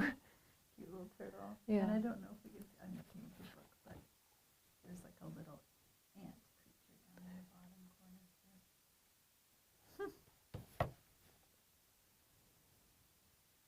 It's really interesting. Also this kind of implied sense of depth, like with this plant sitting in front of this painting, which is really flat in this side. But this, this thing sitting in front of these other pasted up, or it's faux pasted up because these are little drawn thumbtacks and drawn pieces of tape. But here the sense of depth is so palpable because I can see, since it's zoomed up or zoomed in close, this is like a piece of felt. These are collage bits of paper and fabric, and there's so much texture here on the painting too. It's really amazing. Yeah. I'm glad that you brought up that plant in front of the image too, because that gives it, like you were saying, a sense of depth, or it also functions here as like a texture shift, so the drawn flowers contrast with the more watercolory flat parts. Yeah, I really like that too. Yeah. It's like it's really loose drawing, but it feels really fresh. Yeah. Shall I go to the next book? Sure, let's go to the next one.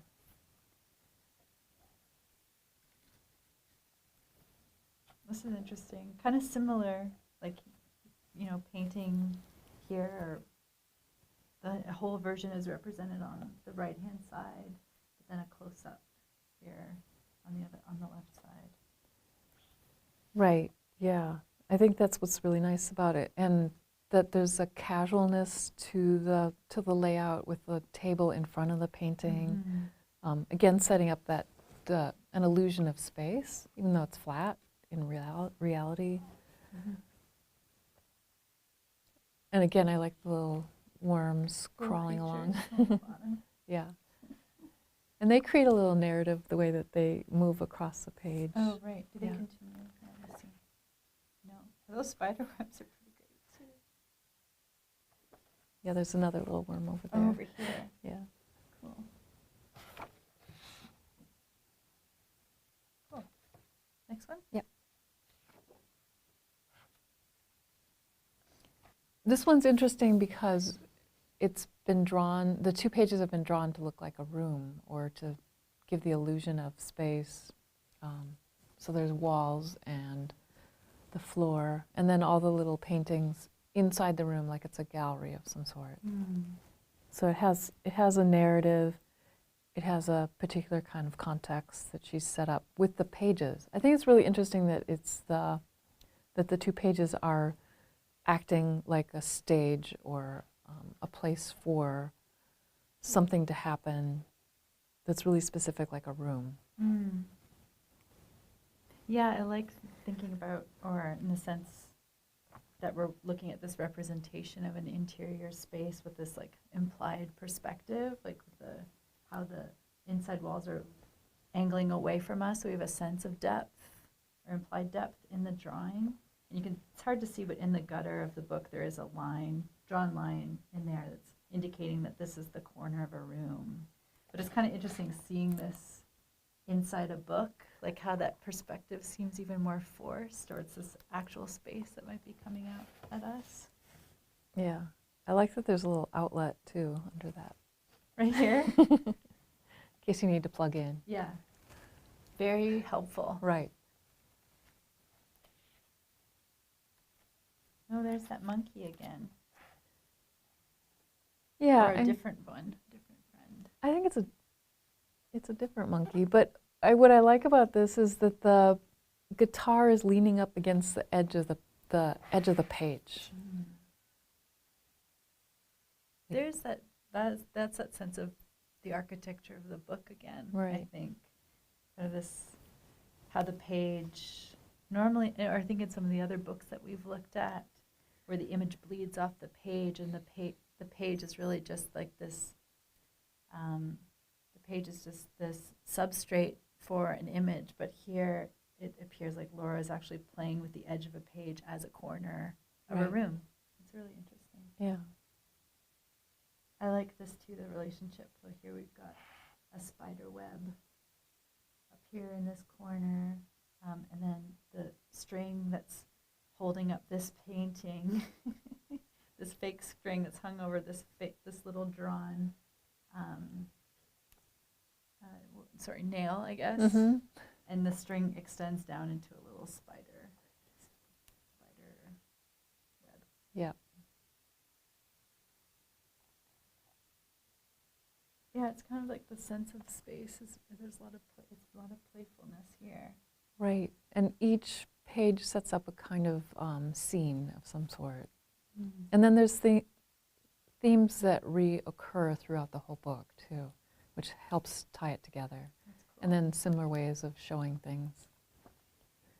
So it's not always the same, but there's a relationship between the way that things are displayed or collaged or composed. I don't know if this was one you were planning to talk about, but I like the sense like the painting here is in full, but then the details, we're looking at details from the painting, but they're masked by this white space. So we're only seeing these perforations through the white space onto the image itself behind it. That's Right. really interesting too. Yeah. And then all these other little details painted on top, like spiders hanging down, insects crawling around these holes. So that in a way, are they holes looking onto an image, or are these objects with things growing off them and hanging off them? It's really interesting, just playing with abstract senses of space. And cool bike. Obviously, need a bike. Cool. So here we have a Bruno Munari book, obviously called A Tale of Three Little Birds. And we brought this in mostly because it's a really interesting format, but there's also a lot of other things we can talk about in terms of composition in this book. The front cover has 3 birds. Mm-hmm. They're not all little. They're actually kind of big compared to the space. This is one of our bigger books here, too.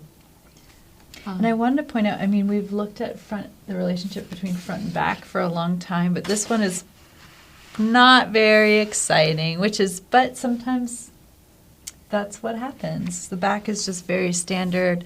Some information from the colophon is on the back, but otherwise it's very plain, and there's not really much of a formal or visual relationship between the two. No. Totally fine, but not that exciting. No, but the inside's really exciting. The inside is very exciting.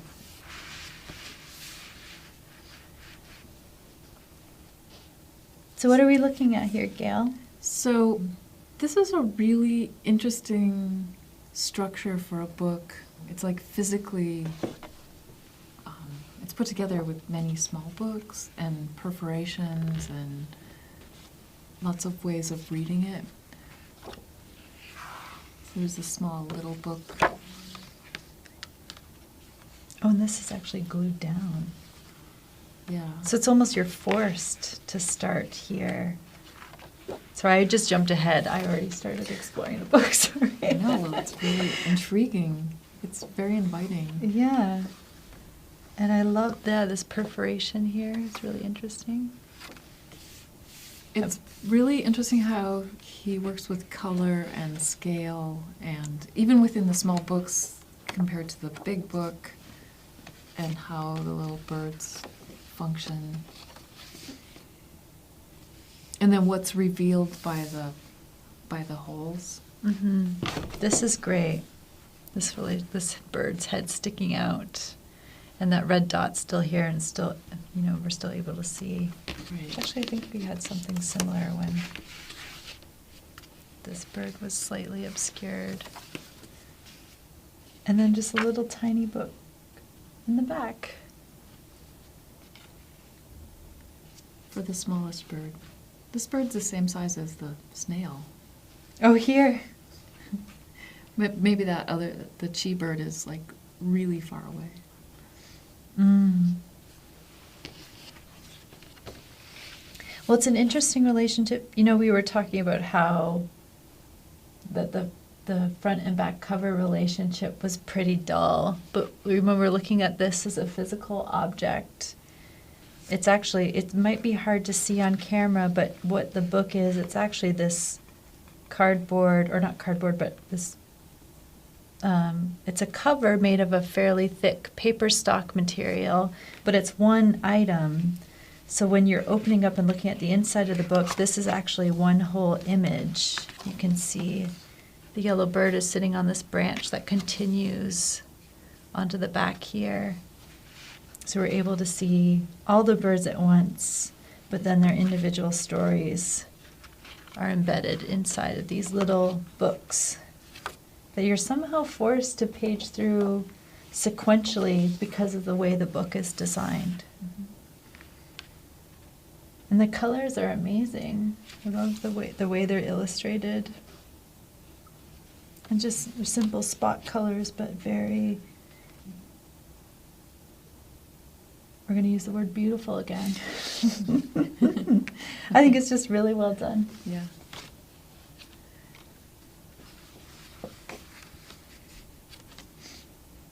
Yeah, as an object, it's really intriguing and compelling and powerful, and it's paced really beautifully too. So when you come to this spread, how it's all white inside.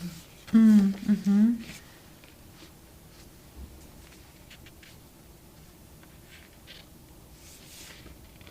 Yeah, like there's no brown here right now, or that color's been somewhat eliminated, but we've added this green.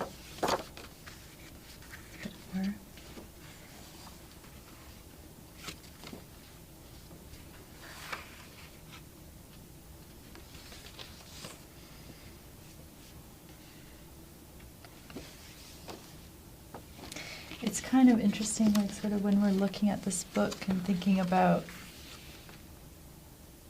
like representations of time, or maybe that's maybe I'm thinking about that, like how there's, this outer scene with the cover of the three birds depicted on it, like where they are in my mind, and this is just my read of it, but I feel like these birds are part of some kind of present, and the author is saying, I'll ask them to tell you their stories, and they're kind of digging into their past, and they're kind of hidden in these these little sequential books. But it doesn't feel strange to me at all that they're represented on in this compositionally at the same time. I really feel like these are two different narratives almost happening at the same time. That the birds are here telling their stories to us. It's kind of an interesting strategy. Yeah, that simultaneity that's really fascinating.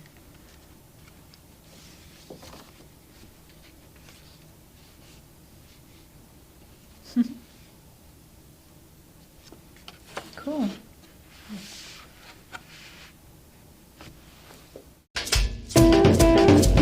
We're kind of at the finished stage for your book, and I'm going to show you a couple ways to bind today.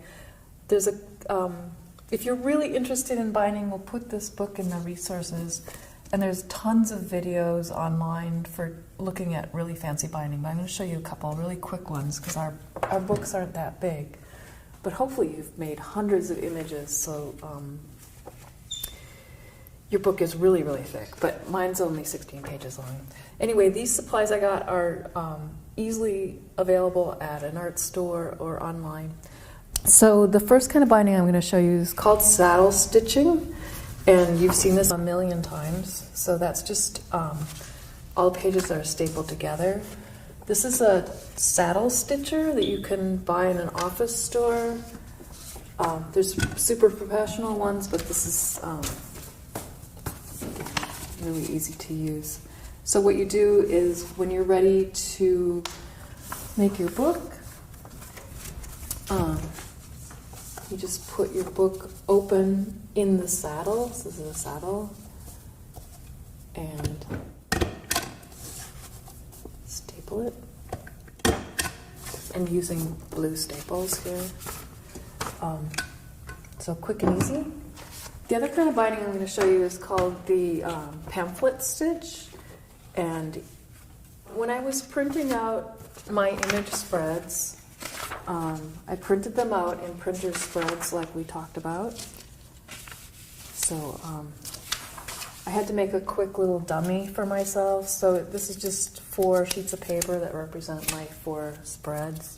I actually have 8 spreads because it's 2-sided, but 4 pieces of paper. So I just folded a little scrap in half, and then I number the pages. So 8 and 9 are my center spread.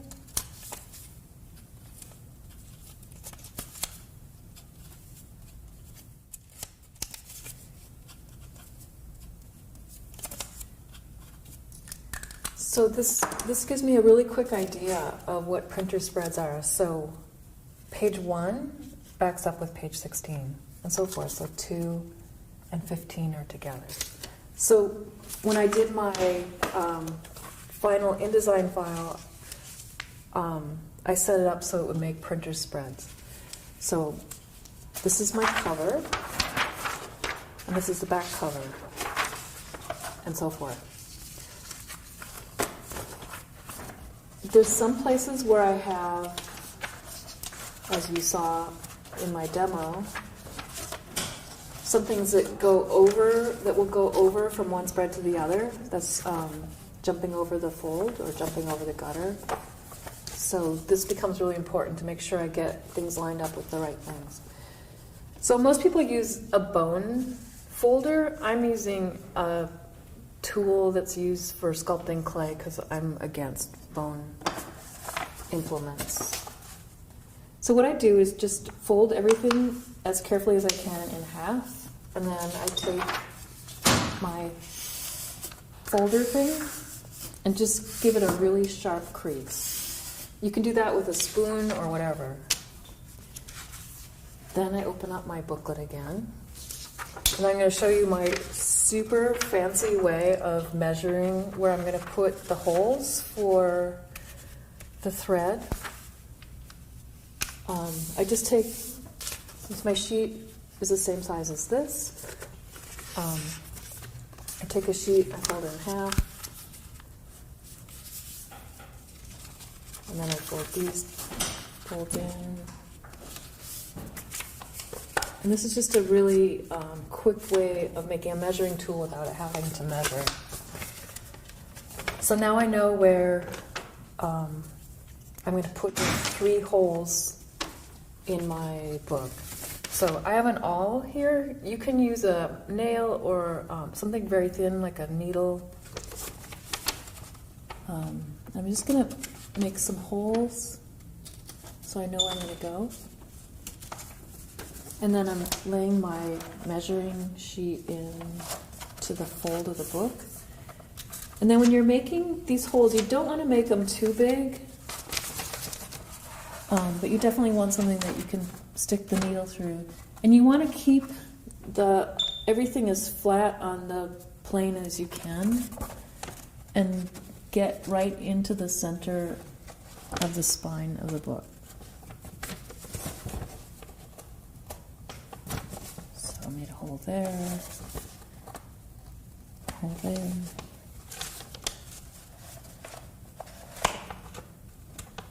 Okay. So now I have 3 holes in the spine. And I have some bookbinding thread. You can use regular thread, but the bookbinding thread's a little nicer because it's waxed. You can get this in colors at your art store. Typically you'll find it like this. It's kind of a bland color, but I got this online, easy to find. So you want about that much thread. And what you're going to do is start, depending on where you want your knot. I want my knot in the middle. You can make it on the other side, but I'm going to do it this way. So I start in the middle and I go out.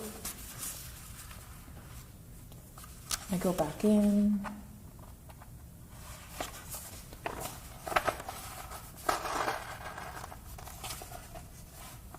Then I go back up to the top and go out again. And back in.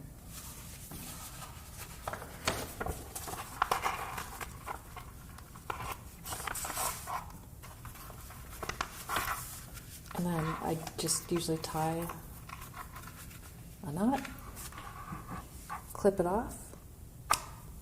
I don't care if you could clip these really close or you can leave them long and just acknowledge the bookishness of it.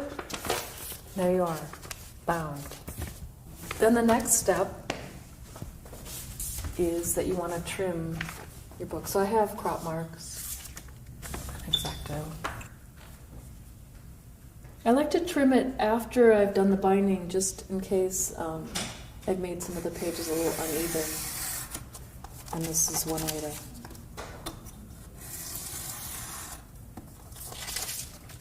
really make it neat.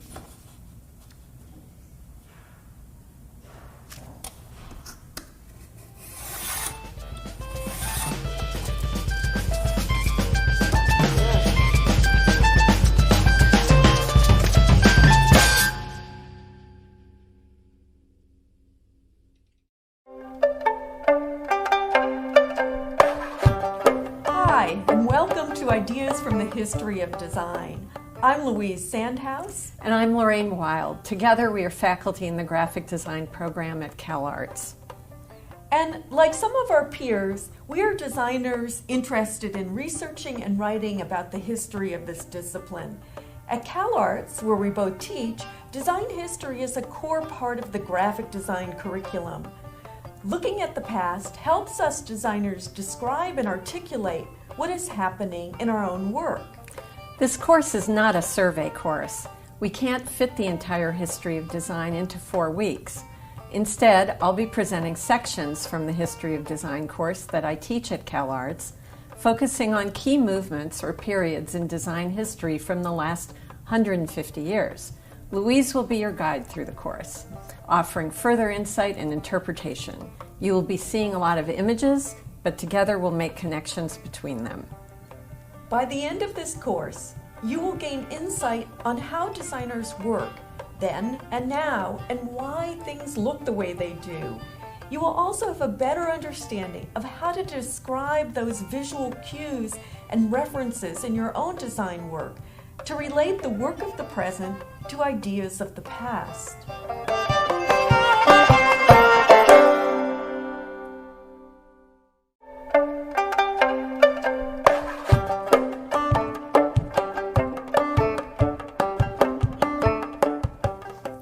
Before industrialization, or before goods were mass-produced in factories, things had to be made by hand. They were expensive to produce and to buy. This meant that only the wealthy could afford the kinds of beautiful goods that everyone owns today, from clothing to devices to furniture. But if things were made a different way, what should they look like? Or what style should they have? How would people know about what was available and where and why to buy these new objects of desire? Industrialization gave rise to consumerism and its counterparts, shopping and advertising. This need to sell products is all about combining words and images in powerful ways, what we know today as advertising and graphic design. This week, we're going to look at a few examples of goods produced in the period following industrialization and some early advertising strategies to entice consumers to buy them.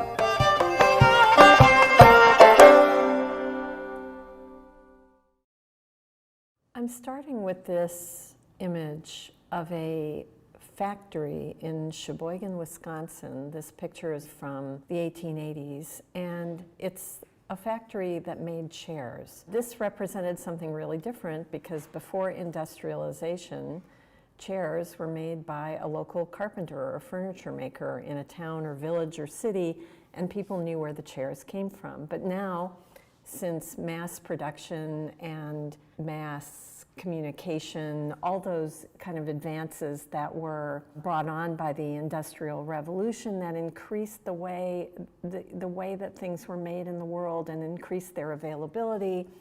You also had, of course, the use of machines to make things. Again, that old village craftsman was probably using hand tools, and now a factory used power-driven lathes and different kinds of mechanical tools in order to make things that then went out in the market. However, the interesting thing when you look at design during this period is sometimes those new techniques, which really were, the introduction of mass production into the modern world, were used to actually produce things that looked just like the old things. For instance, this is a catalog page from that chair company in Sheboygan, Wisconsin. And you see a group of 4 chairs here, some with arms, one with a rocker. You can tell that they're using interchangeable parts that have been made in the factory, like the way the backs of all those chairs are the same. And yet the design is kind of a vernacular design. By that we mean a design that is kind of handed down through the ages. It's a design that everybody recognizes. It really is no different than in fact, it's derived from the kind of design that would have been produced by the village woodworker making furniture before industrialization. Now, there were some interesting deviations from this, and that is what is considered really modern by historians of the period. These are the parts for something called the Thonet chair. Now, the Thonet chair was a simple wooden chair made by a company in Austria that used new power tools and a steam process for creating bent tubular wood that's been steam pressed into kind of curvilinear forms. This chair that Thonet designed was sold in the millions. You get a sense of the interchangeability of the forms. So again, the factory's producing parts, they're thinking about them modularly, but they're actually making chairs that now have a kind of new, interesting form. Now, it falls into an aesthetic that we call Art Nouveau, of a kind of exaggerated curvilinear design, in this case really enabled by this kind of new steam pressing. So literally you have 2 factories producing chairs in the same way, but the Thonet factory was actually thinking about innovating the design as a response to the mechanization of the process. So in other words, the form follows the way it was made. You might have heard of an old phrase called form follows function, meaning that the form kind of tells you something about the way that a design is created. And this is a really good example, and it's one reason why when you look at standard design histories of even architecture that start in the 19th century, they often look at the chairs made by this company as a perfect example of the machine and designers acting with technology symbiotically. The truth was, during the latter half of the 19th century, a lot of people blamed bad design on the machine. They thought that it was mechanization that had created a lot of new, meaningless products that were kind of shoddy in their making. But if you look carefully, you realize that it's not the fault purely of the machine and technology, but instead it's about how all of those things, the designers, the businessmen who are commissioning the design, and the technology itself kind of interact to answer the market. You've probably seen old movies like Gone with the Wind, where the women, sort of middle of the 19th century, women are wearing these huge dresses. And you look at them and you think, why are people wearing these dresses that look like giant balloons? Well, if you look back at the history of women's fashion, in the pre-mechanized age, to have a dress that was this large, used that much material, and was ornamented, it meant that you had a seamstress who was making it for, the client, who was most likely an aristocrat. But during mechanization, first of all, you had this increase of trade, so that silks and cottons were getting to textile manufacturers in England or in the American South. The prices of cloth had dropped, so suddenly middle classes could afford to have dresses that used more material. And even things like pre-made ribbons and floral ornament and things could be sent to these local dressmakers who literally were kind of getting a pre-made form of a dress and then maybe customizing it with ribbon for the client. So when you see these dresses, they're not totally driven by Victorian modesty. I mean, I think that's often the interpretation of these dresses, but they literally are a symbol of a marketplace that now had a lot more material available to a lot more people to consume.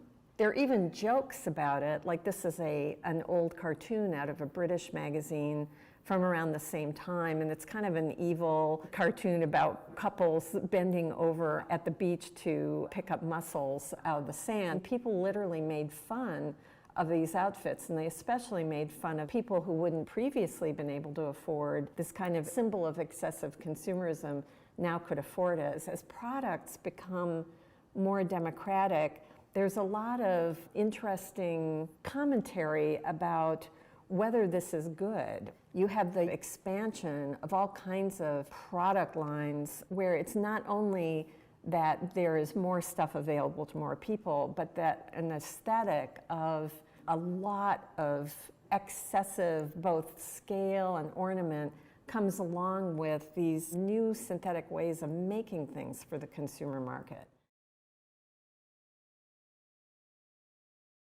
I'm going to show you a bunch of furniture from the latter part of the 19th century. This is a Renaissance revival armoire, and it's made by a company in New York called the Herder Brothers. The Herder Brothers was kind of a fashionable furniture company that produced furniture not handcrafted for individual clients. This was furniture that was made to put in a showroom for people to come in and buy. Now, the interesting thing about this cabinet, if you look at it carefully, is it feels like you're looking at architectural ornament. In a way, this cabinet is split up into 3 parts. Each part is held up by columns, and even the top of the cabinet looks like a cornice over a building. It's what furniture historians called Renaissance revival. What that means is the designers were looking at architecture from the Renaissance and in a way kind of miniaturizing it and bringing it down to the scale of the cabinet. Why was this going on? Because during this period when design and the production of objects for the marketplace is expanding, the idea of giving things particular styles, and in this period, historical style became the thing that was the easiest in a way, I think, to sell or explain to people, became a kind of common practice. And you have a lot of things that fall into 2 large categories. One are objects that imitate Gothic architecture, like this cathedral that I'm showing you on the left, or things that imitate classical architecture, like this temple on the right. why were they quoted so often during that time? In a way, they become symbols of two big important parts of the culture. Like the Gothic, because of its relationship to churches, is often thought of as being the thing that has to do with personal spirituality, ideas of the home, a kind of quieter, more contemplative environment. The classical is obviously where the ideas of Western democracy come from Greece and Rome, so the classical style has this resonance, this very outward-facing public declaration of the legitimacy of our political system through referencing those kinds of forms.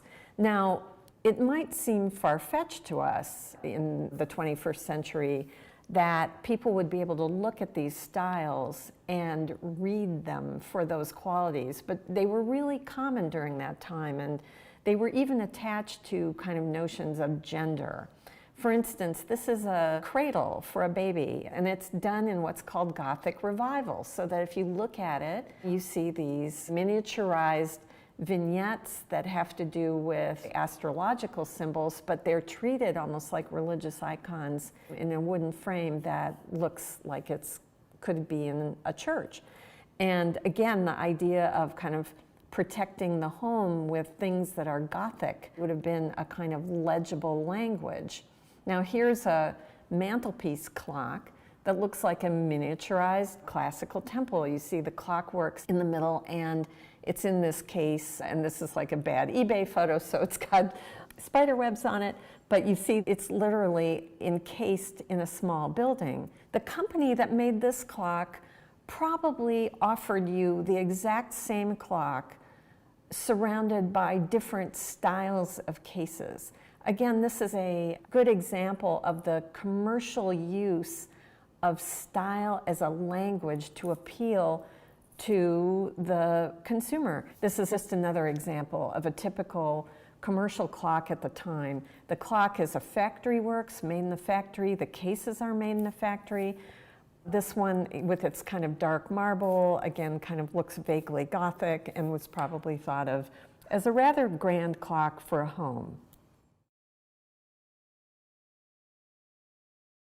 One of the odd things about the language of style is that sometimes designers, maybe they were overenthusiastic about the use of style, but you have another trend in mid-19th century design to mash a lot of different styles together.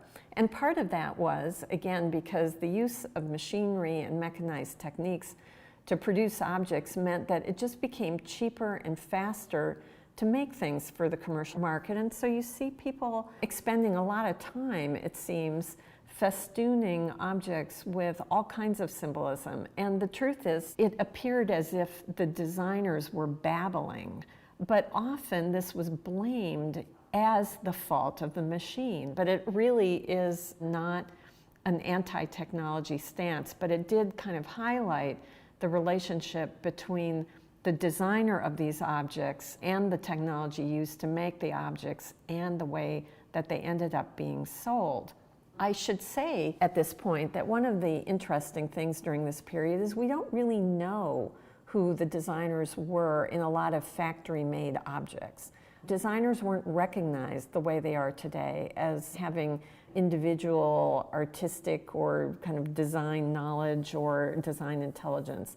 You know, we know who the lead designer at Apple is, Sir Johnny Ive, but we don't know who the designers of many of these objects, although we do know in many cases who owned the factory or who the manufacturer was. So the issue of the language of design that gets attached to this is kind of interesting because you're not always sure who is speaking.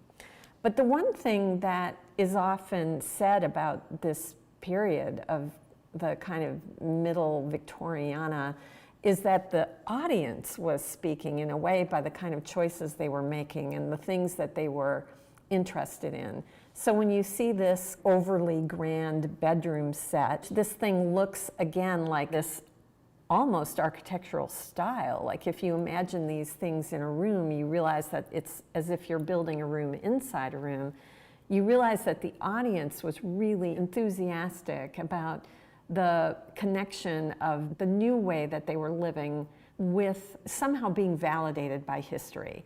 Even doll furniture, it's a little hard to tell that we're looking at dollhouse furniture, but this is like an 1870s set of furniture, and it's all chairs and sofa where everything is kind of bulbous and bulging and overly quilted and overly ornamented, and it speaks to the way that these sort of mixed message styles were integrated into 19th century design language. The other thing, as people became consumers in this new, different way, it's the same period where you have the invention of the department store. This is an old engraving of one of the first big department stores to be built in Philadelphia called Wanamaker's. And department stores became places of entertainment. So something that we're really acquainted with now, which is the idea of being entertained by the process of shopping, actually date all the way back to this period. This is an interior of a department store in New York City, the Siegel Cooper department store, which featured internal fountains, and it was one of the first places that had electric lights installed in it, and you were meant to walk around in awe not only of the products but of the shopping process itself. And even things like cash registers became encrusted in different kinds of ornament and graphic symbols because of this fantasy that gets attached to consuming at a grander scale and in a different way than other generations had before. 19th century typography exhibits a lot of the same characteristics of the commercial products that I've just shown you, and in fact, the thing that is the most recognizable about 19th century typography is really attached to the issue of being able to communicate to people in a new commercial context. This is a theater poster of the period where the things that are important, like the location of the theater, the name of the productions, Handsome Husband, He Would Be an Actor, Olympic Devils, get your attention because of this ultra bold typography. During this period, still, this is before you could put large-scale illustrations onto posters. So in a way, the only way to kind of grab attention in the kind of new, busy city environments was to exaggerate the type. And so you have typographers in Western Europe, in the United States, working on the expansion or exaggeration of book typefaces into typefaces that would work on public posters. These posters, for instance, this is for a lecture. It's a broadside announcing an astronomy lecture.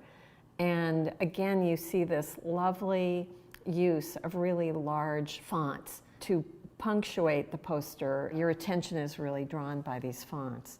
So you have the beginnings of the exaggeration of letter forms, often exaggerating the thicks and the thins. For instance, this piece, or the other thing is, typical to this Victorian period, even the idea of taking the surface of the font and ornamenting it. So this German poster from the 1880s shows letter forms that literally have floral and architectural ornaments drawn on top of the font. It's also the period where some of the earliest commercial typography actually needs to stuff a lot of information onto the surface of poster.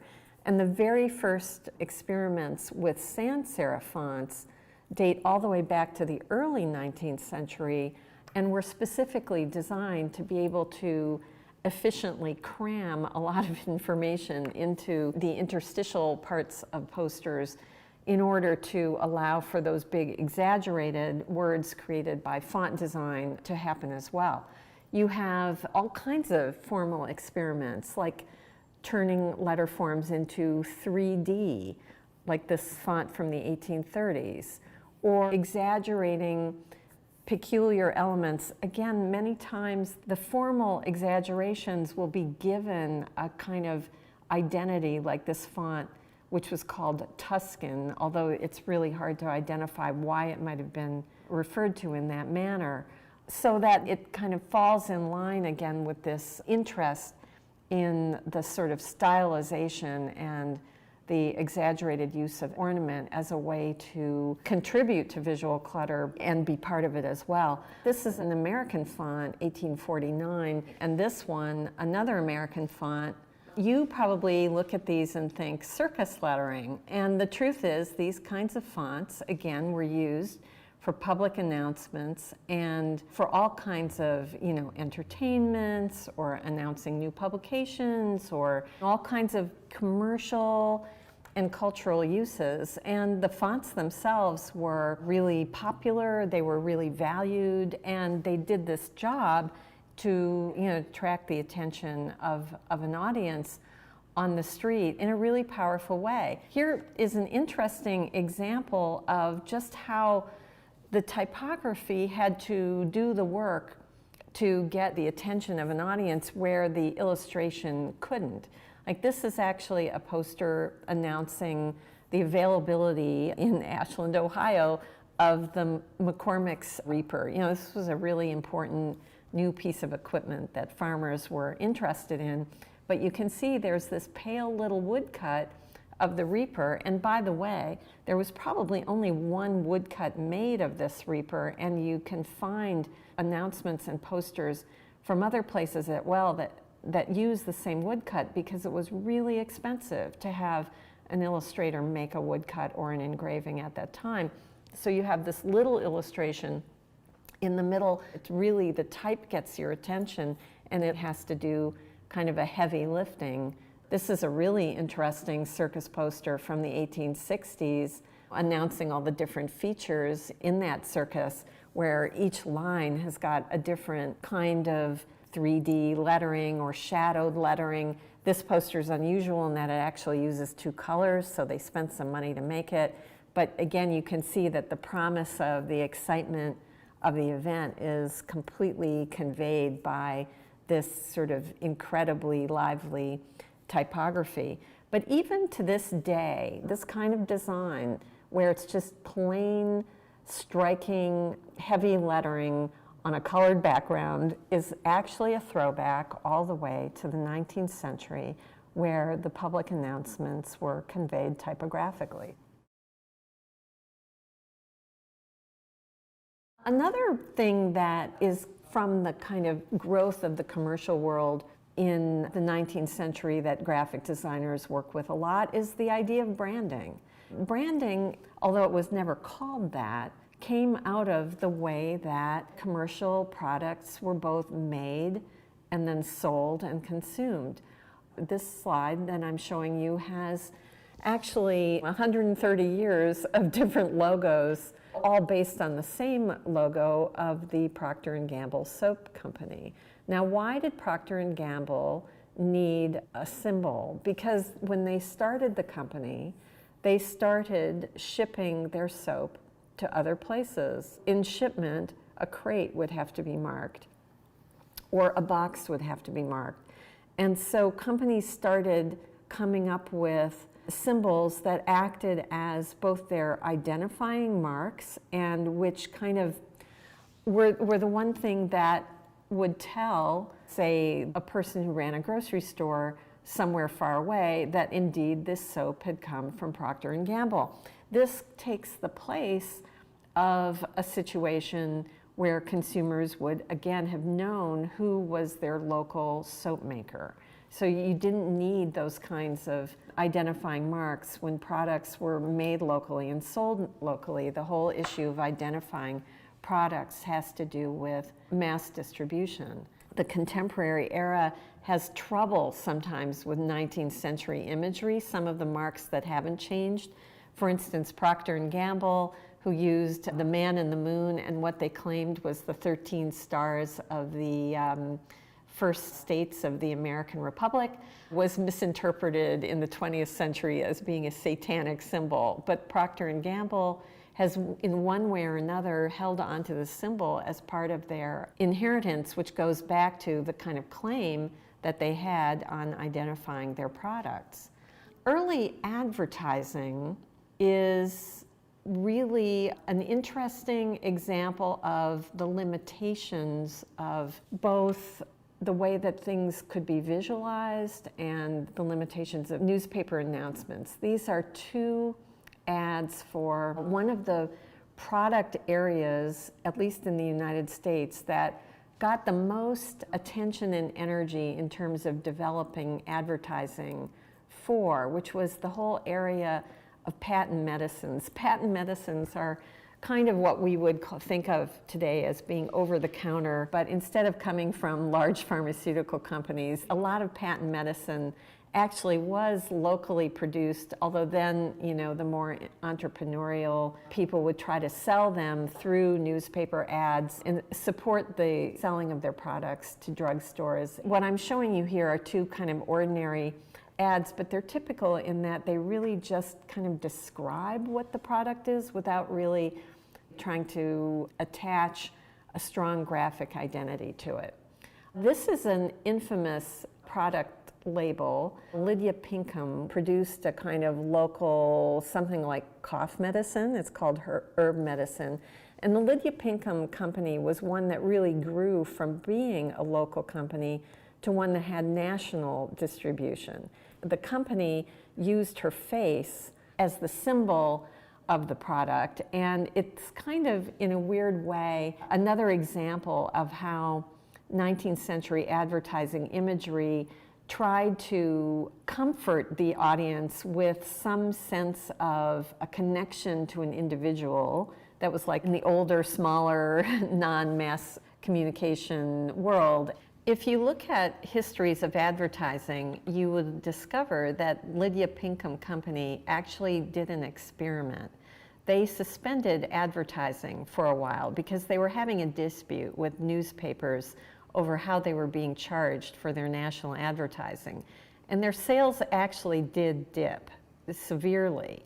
And although this product still exists today, what it did do was it kind of put them in jeopardy, and they realized that advertising actually worked. And again, if you look at histories of advertising who cover the Lydia Pinkham Company story, what you'll discover is that it was one instance where the power of advertising was conclusive, you know, that it was clear that people needed it, and it only aided and abetted the growth of advertising and a consciousness over the look, the messaging, and the kind of visual attention that advertising needed to have to compete. Again, we even see today, you can go to the drugstore and buy Smith Brothers cherry cough drops, but that appearance of their faces on the box and the assurance that two individuals were responsible for this product that you could buy anywhere, and which actually, if you look carefully, it says trademark, had to do with both protecting their product legally from being copied, and also was there to kind of give the audience a sense of security that the product was good and that they could vouch for it. Other people managed to parlay their reputations that were gained through advertising even into other directions. This is a picture of a large industrialized shoe factory in Massachusetts at the turn of the century called the W.L. Douglas Shoe Company. On all of his ads for W.L. Douglas, the man who owned the company was always depicted, and in this ad with a picture of a happy family going shoe shopping. There's even his signature turned into the logo for the company, as you see right under the illustration. And he eventually ran for governor of Massachusetts and was elected, surely in part because he was already a celebrity from the appearance of his face over and over again in popular product advertising of the time.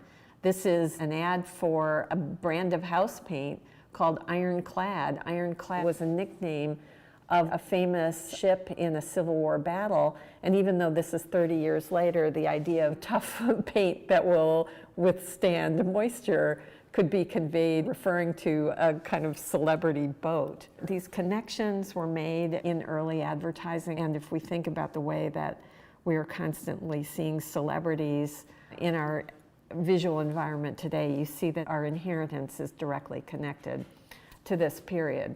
A thing that advertisers learned and that designers and illustrators serviced was the idea of the repetition of advertising, that you could get the audience's attention through clever repetition. This is maybe a little too repetitive and wonderfully surreal.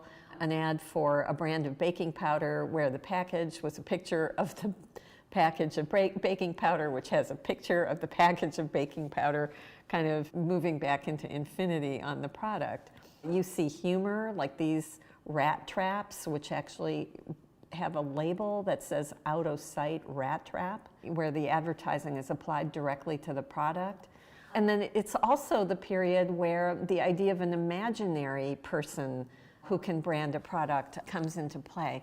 Now this is a little later, this is 1898, as you can tell from this beautifully colored illustration. This is probably what was called a chromolithograph, where color is used to sell products. And the Uneeda Biscuit Boy was a famous logo for the National Biscuit Company, which we now know as Nabisco. And the idea, again, of connecting a person, even if they're a fake person, to a product to give it some kind of humanity and personality, to make up for the fact that everybody knew it was made in a giant factory somewhere and then shipped across the country, is kind of connected. So the idea of appealing to the consumer, even with clever messaging around emotional or charming subjects, gets attached to the selling of commercial products. Some things are allegedly derived from the owner of the product, like the Ford logo, which is still used in one form or another, is a stylized calligraphic rendering of Ford's handwriting. Other things like the Coca-Cola logo, which were trademarked really early, is this kind of beautiful calligraphic rendering of the idea of something that's smooth and pleasurable. And you see it coming out of the period where images were maybe not as useful as strong lettering was, but they kept using it because of its visual power.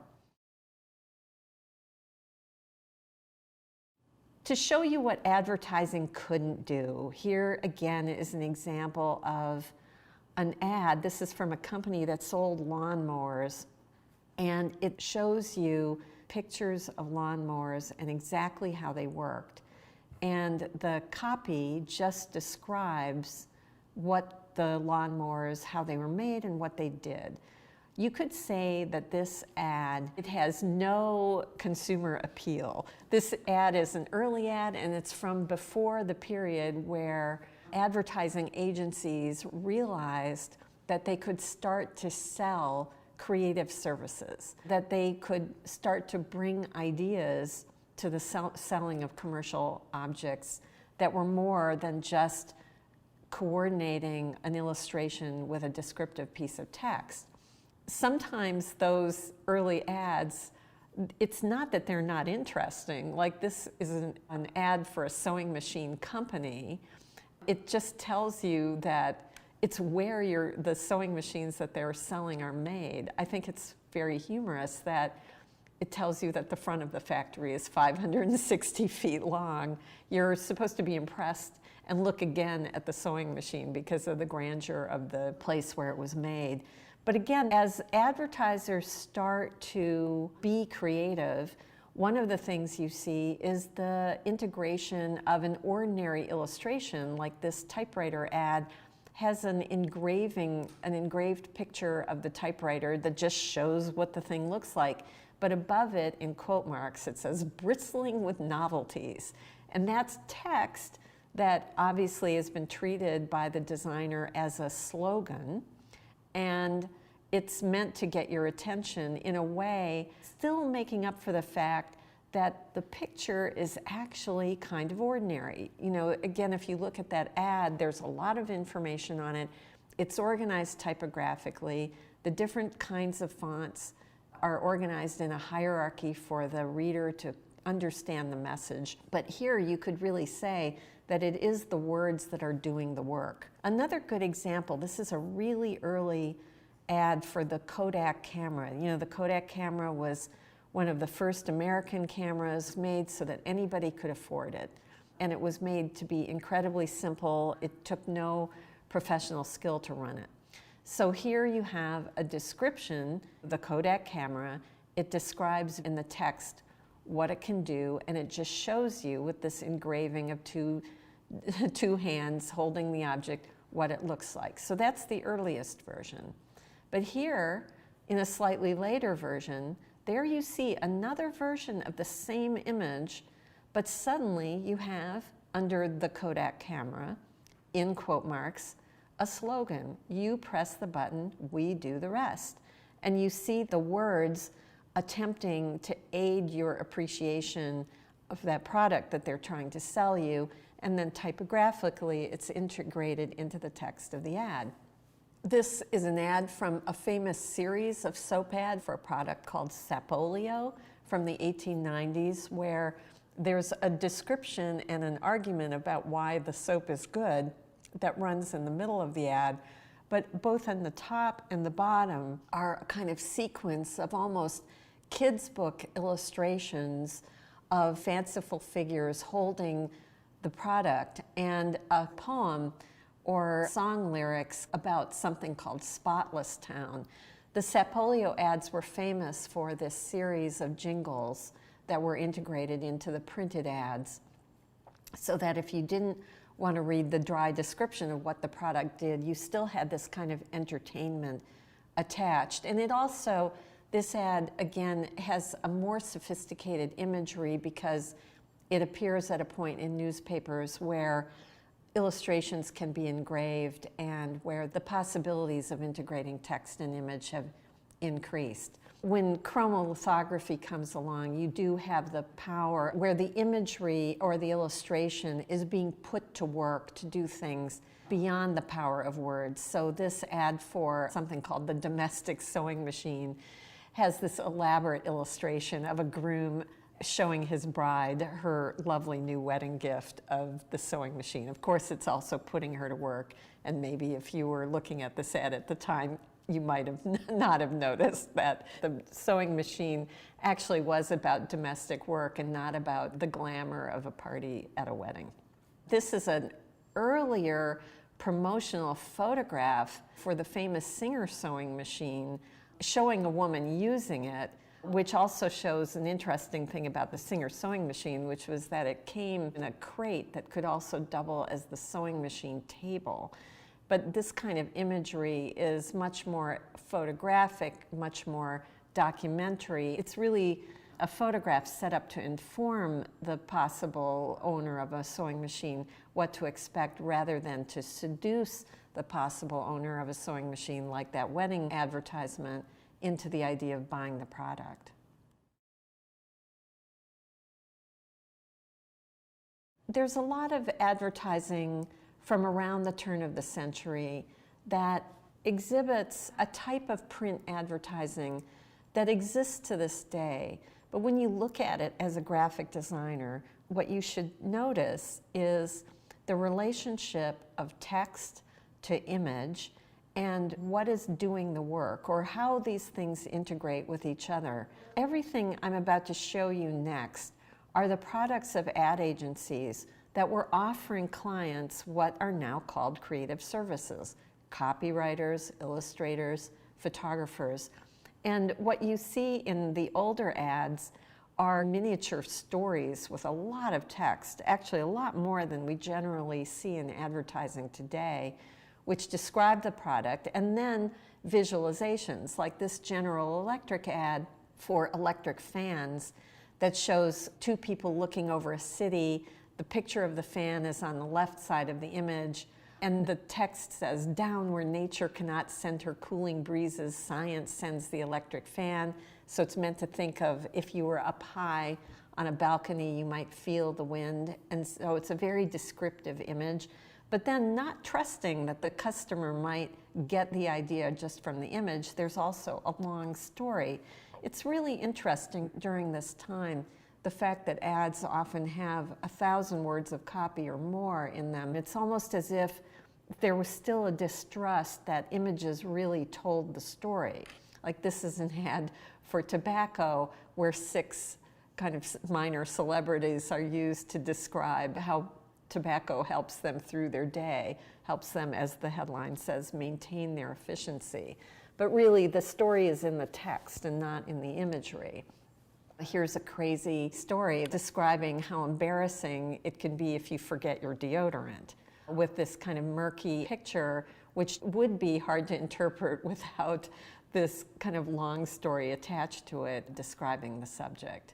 And finally, another point to be raised about advertising during this time and these long narratives attached to it is that they are often pointed at people who got their information from commercial publications, from magazines, and who might not understand what the use of the product was. So often these long stories describe why you need the product, how to use it, how it could save you money, or in this case, a set of ads selling books on etiquette, how it's going to save you from embarrassing yourself because you don't know which fork to use at the table.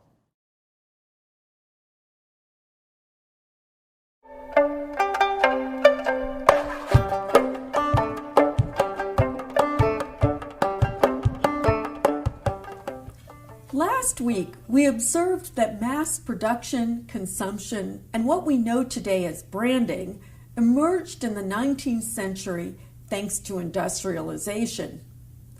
Moving into the 20th century, creative people began to look at how mechanization could influence how things looked, as well as how they were made. The Bauhaus, a name you've probably heard, was a school located in Germany for a short period of time between the First and Second World Wars. The Bauhaus proposed a whole new way of thinking about art, visual forms, and media, as well as a new way of teaching how to make these things. New concepts about visual form were applied to all sorts of media, from pottery and textiles to film and architecture, as well as graphic design. The Bauhaus responded to a new century, modern, simple, abstract forms for modern times. Bauhaus faculty and students dedicated their work to a future where design would play an expanded role by creating a new aesthetic for consumer goods made by machine and for communication conveyed by mass media.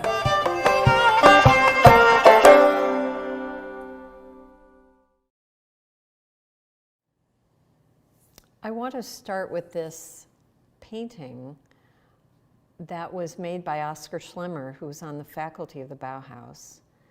And the painting is called The Bauhaus Stairway. And it depicts students going up the stairway at the Bauhaus in Dessau. And the thing that's incredible about this painting is that it really captures something about the Bauhaus, that it was a place that felt it was kind of inventing the 20th century.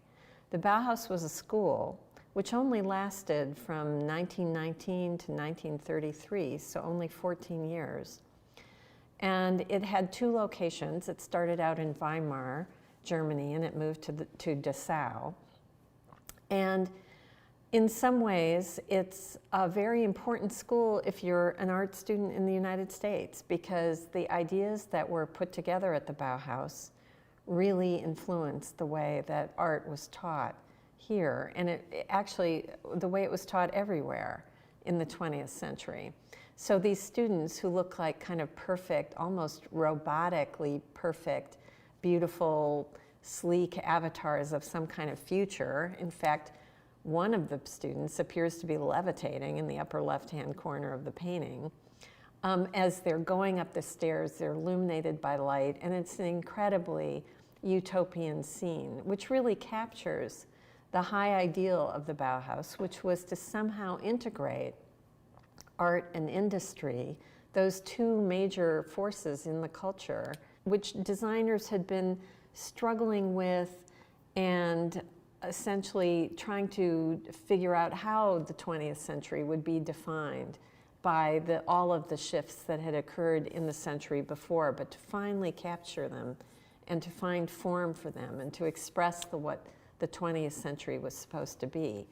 I want to contrast that with this actual picture a group of students, actually all of them women because they were in the weaving department, going up the stairway at the Bauhaus. And I think there are wonderful things about this picture that connect to that painting in terms of the students and their enthusiasm and the energy that's conveyed in this picture. You would never guess from the painting that women were actually forced into the weaving department because it was deemed a more appropriate place for women to put their artistic energies into.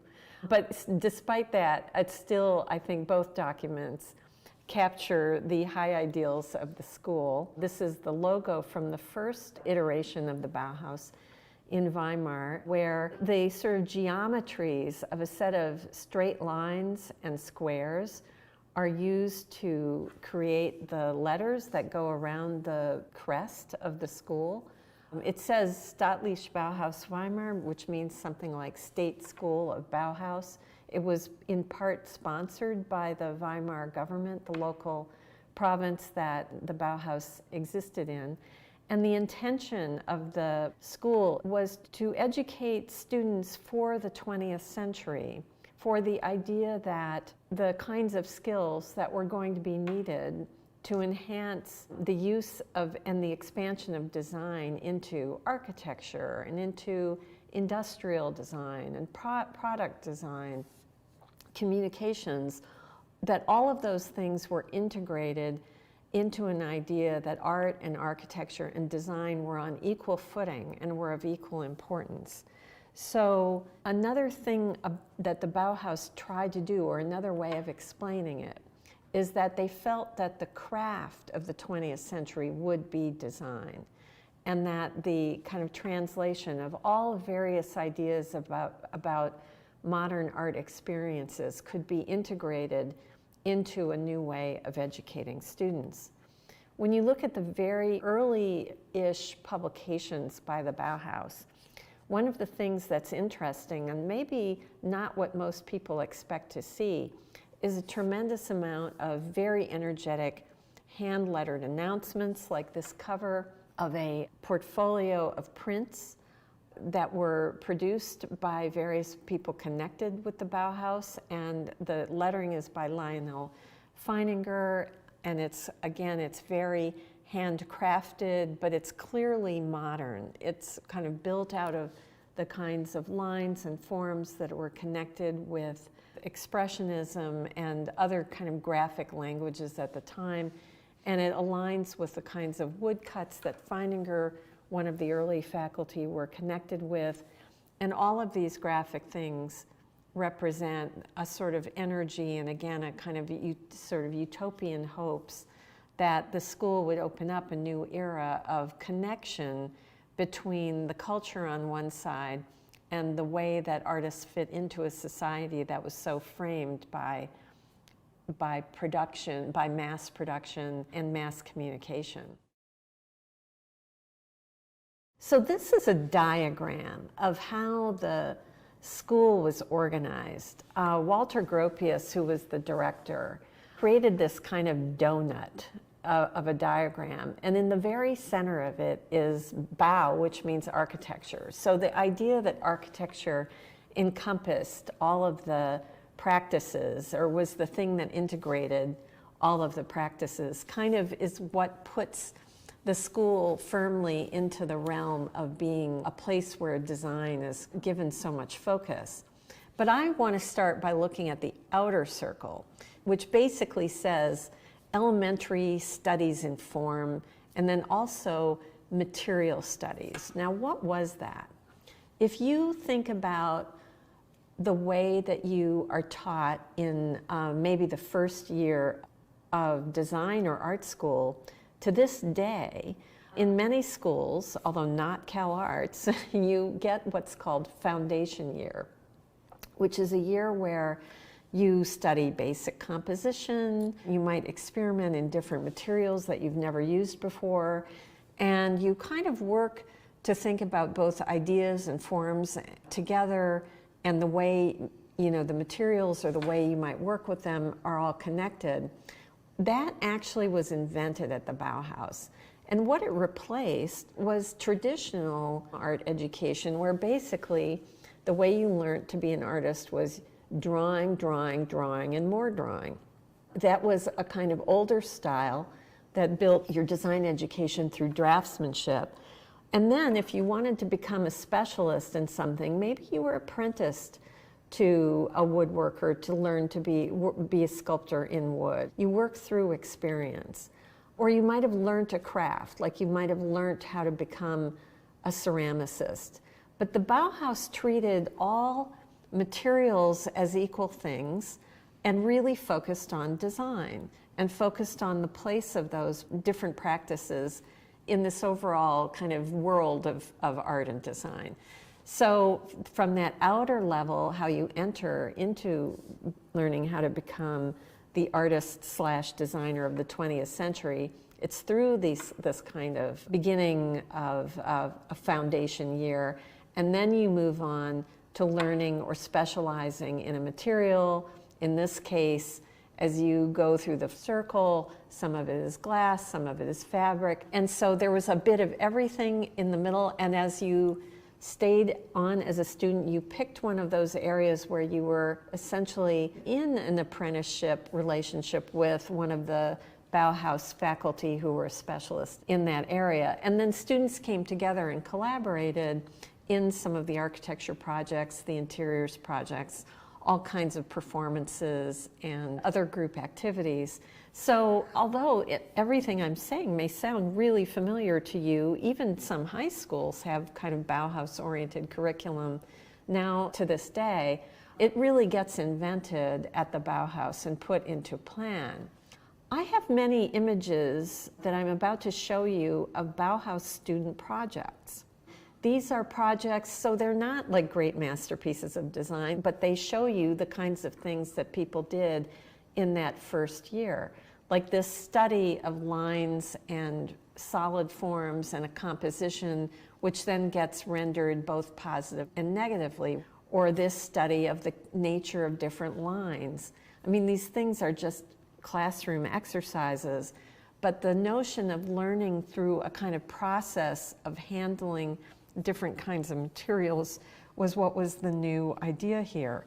Or even this really rough color exercise is a way of showing that color would be isolated and kind of looked at almost scientifically, but then you would do it with materials, and the point wasn't to make a beautifully designed thing, but to learn the nature of color and the nature of the way that one could work with it to apply it at a later phase. Another really interesting aspect of the early Bauhaus student work is that you see the kind of creativity of students being set free, especially in the material studies classes, so that the process of making things was clearly part of the premise of the course, to learn to be comfortable with working with different kinds of material and to think compositionally in even the kind of wackiest group projects, like this picture of an installation of different material studies projects. You can even see that it appears that a lot of the work was made out of things that were scavenged, or, you know, sort of looks like people maybe even were picking things out of the garbage to make their student work with. The early years of the Bauhaus around Weimar, the economy in Germany was still terrible after World War I, and a lot of the student projects appear to have been made with little or no money. But you see this kind of incredible creativity around the use of things that are already out there. And in a way, it fits in with other experiments that were going on by artists during the period. For instance, if you look at Pablo Picasso, you'll see him taking newspaper cuttings of headlines and putting them into paintings. Dada artists were using found material. And at the Bauhaus, that kind of idea, that avant-garde idea of accepting the world as it is and working with it, becomes part of, literally, of the curriculum through these kinds of studies that are based on the use of really simple, almost found materials. Some things are more clearly organized, like this plaster relief, which is another compositional study that by painting it all white has made the form come out clearly as the thing that is being looked at. But then on the other hand, a project like this one where a student scavenged pieces of metal and makes a sort of sculptural composition against a piece of wood clearly highlights the different natures of those two radically different materials and says something about developing an eye on how to get an idea out of the design of actual material itself. Not everybody loved the Bauhaus, at least in its early years. This is actually a postcard sent by Theo van Doesburg, who was a Dutch architect and all-around artistic troublemaker, who thought that the Bauhaus was, in a way, too open-ended and created and not really delivering on its dream to integrate art and design as fully as it should. In fact, I think it was things like Oskar Schlemmer's dance performances that perhaps made Van Doesburg think that there were too many fun and games. Although this famous picture of a group of Dadaists and Constructivists visiting the Bauhaus in 1922 looks like they were able to have fun at the Bauhaus also, and have some kind of influence over the direction of the school. That influence was to, again, underline the fact that architecture was meant to be the focus of the school. And there were many interesting projects that came out of that work, and which affect graphic design in terms of the way that design was thought of, even across all these different practices. Like this project by Gropius of something called a construction kit, which clearly shows this kind of modular and rationalized way of thinking about abstract composition with the idea of it ending in an architectural form. These kinds of very straightforward and simplified uses of both modularity and a sort of simple abstract way of composing spaces can be seen in a lot of the early design from the Bauhaus during this time.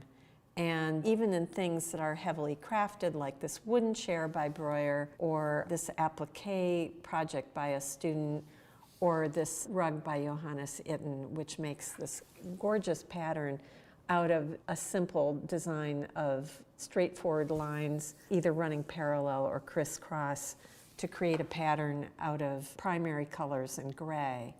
This picture of Gropius's office, I believe this is a recreation of his office, shows a variety of different designs by student and faculty meant to come together and show this integration of the idea of great formal creativity. And this issue of the more experimental work and utopian directed work at the Bauhaus versus the things that could actually be realized practically was a kind of constant tension during the short life of the school.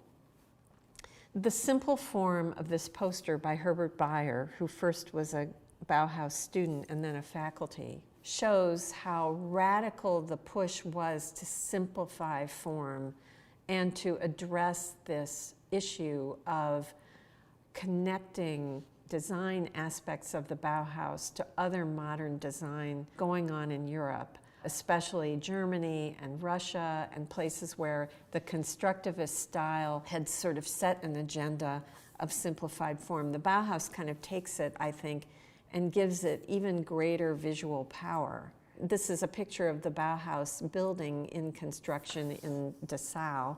And the thing that's so interesting about this building is that you might think at first you were looking at a factory.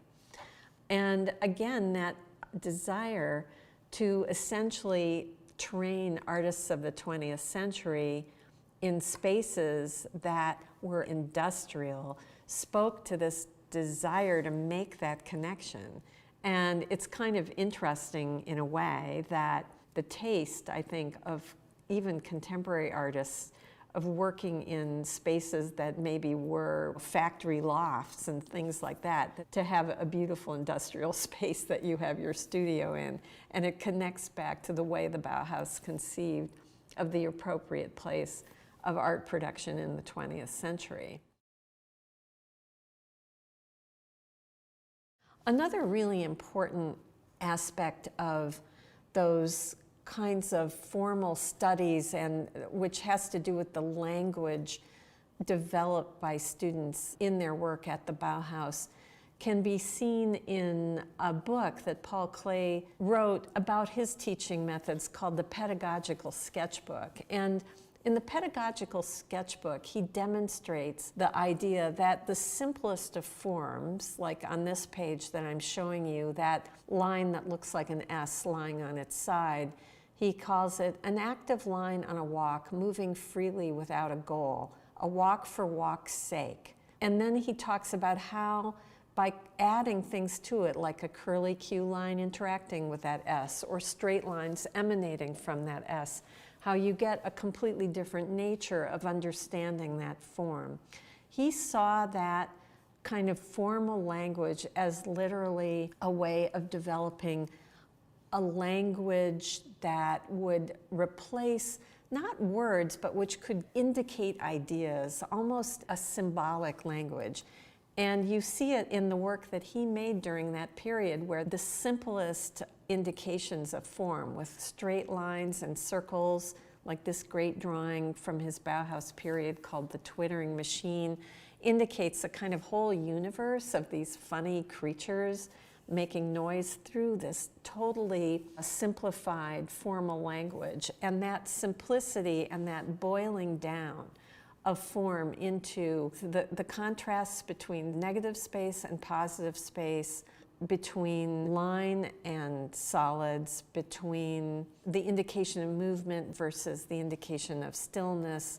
All of this works toward creating that almost cliched vocabulary in our minds now of what the Bauhaus looked like and how it really influenced the 20th century. I mean, the humorous thing is you can, to this day, go into, a museum store and find Bauhaus influenced products, and they still look like things that we recognize as being modern. In part, it's because of this simplicity of form, the way that the formal language was boiled down to the simplest of shapes. This is another, it's actually the cover of a document of a studio run by Oskar Schlemmer. And this is attributed to Schlemmer, but the way that the word utopia is rendered by hand as a sort of set of letter forms made through these kind of simple lines and solids, and the use of really clear, straightforward color is again another example of the simplicity and strength of this form.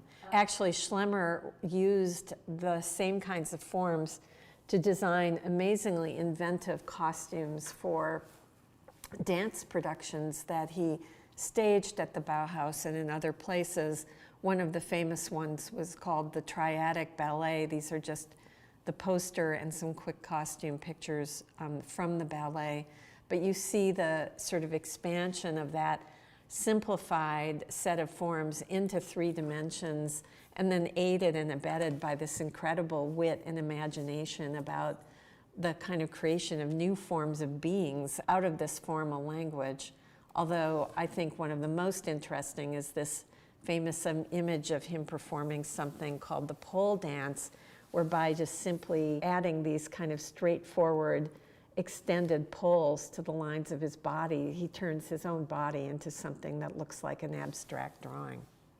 Another important faculty at the Bauhaus was Joseph Albers. This is a picture of him sitting in a bent tubular steel chair designed by Marcel Breuer. Albers took over parts of the Bauhaus that had to do with graphic design, although again, his own work ranges from media as wide as drawing and painting to incorporating things like this stained glass sculpture where sort of chicken wire and a grid of metal create a structure to do this beautiful color study in colored glass. This promotional photograph for the Breuer chair using a student wearing a Schlemmer mask again links that idea of a kind of both a humor but a serious look at what the future might bring that is essentially part of the Bauhaus brand. This is a picture of Moholy Nagy, who joined the Bauhaus faculty around 1925, and he was a Hungarian artist, photographer, designer. He did everything, and he really brings to the Bauhaus another dimension where integration of art and industry under his watch becomes even more strengthened. A lot of his sculptures, actually both before he got to the Bauhaus, like this one, and some later on, really seem to expand upon that notion of making art out of the materials of the 20th century. So things that have the effect of industrial parts that are treated radically differently as components of abstract compositions are part of his work. And most famously, a project that he worked on for years, starting at the Bauhaus, called the Light Space Modulator, which was a sculpture that was set on a base connected to a rotary engine so that this sculpture was kinetic, it moved, and by projecting light on it, the sculpture was one thing, but the patterns cast by the sculpture and the different effects that are created in the room by this piece are possibly the most forward-looking work produced at the Bauhaus, in that Moholy Nagy was so interested in the relationship of the entire environment to technology and to essentially design for effects. He was always associated with experiments in photography and film as well, and the Light Space Modulator attests to this interest of his in light and space as part of the new media that artists would be working with as well.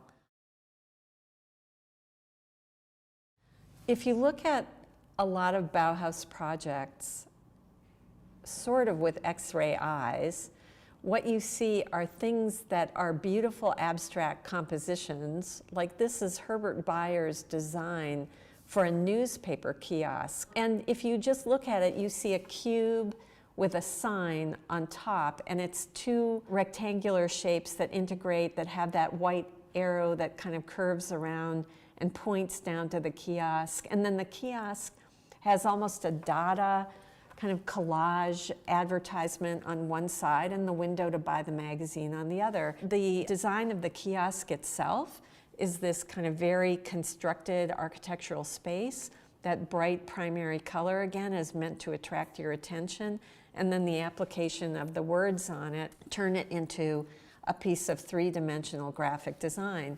Bayer was really interested in, again, these kind of modern spaces, like this design for the lobby of a cinema. That's a movie theater screen that you see in the upper right-hand corner, is applying the same idea of a color palette, basic graphic design space, and then this dynamic use of lettering that's linked to the architectural space. The graphic design that Bayer produced at the Bauhaus, this is for a lecture by a visiting architect, has the same sense of the space of the poster having a kind of architectural structure, and then the lettering helps you perceive just what that space is, like the way the word Pulzig in those giant sans serif letters hugs the bottom of the poster, and the date on the upper right-hand corner, the big February 26th, the way that grabs your attention to that corner, and then the way that the dynamic of the red circle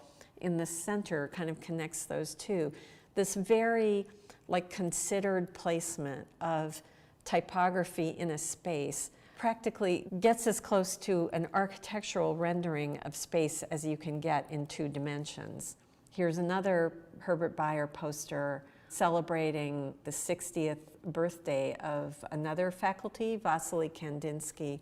And while everything appears to be more in motion because of that slight angle, you still have this sense of a room being created literally by the way that the words are placed on the page, and that structure that's endemic to his design at that time has great clarity. Here is it's a catalog for the Bauhaus that Herbert Bayer designed, where he uses what I'm pretty sure is probably a Moholy-Nagy photograph, again, simply rendering a most abstract view of that building and using it as an iconic form. Or this interesting first volume of a Bauhaus magazine where he takes a set of tools that a design student might use, like the pencil and the clear drafting triangle, and then these kind of white sculptural forms of a cone, a cube, and a ball as symbolic renderings of the basic tools and the basic forms that were the obsessions at the Bauhaus during that time. While Bayer was most well known for typography and publication design and advertising posters that he did when he wasn't teaching at the Bauhaus, he too, kind of like Moholy-Nagy, was interested in multimedia and expanded ideas of spaces that design and especially graphic designers would work in. So this is a really interesting diagram that he made of an exhibition, of how one might think of the design of an exhibition that incorporated many panels or points of view, so that you were thinking not only of what the viewer of an exhibition might see right in front of them, but what they might see in the periphery of their vision and how they might imagine an environment that's filled with graphic design.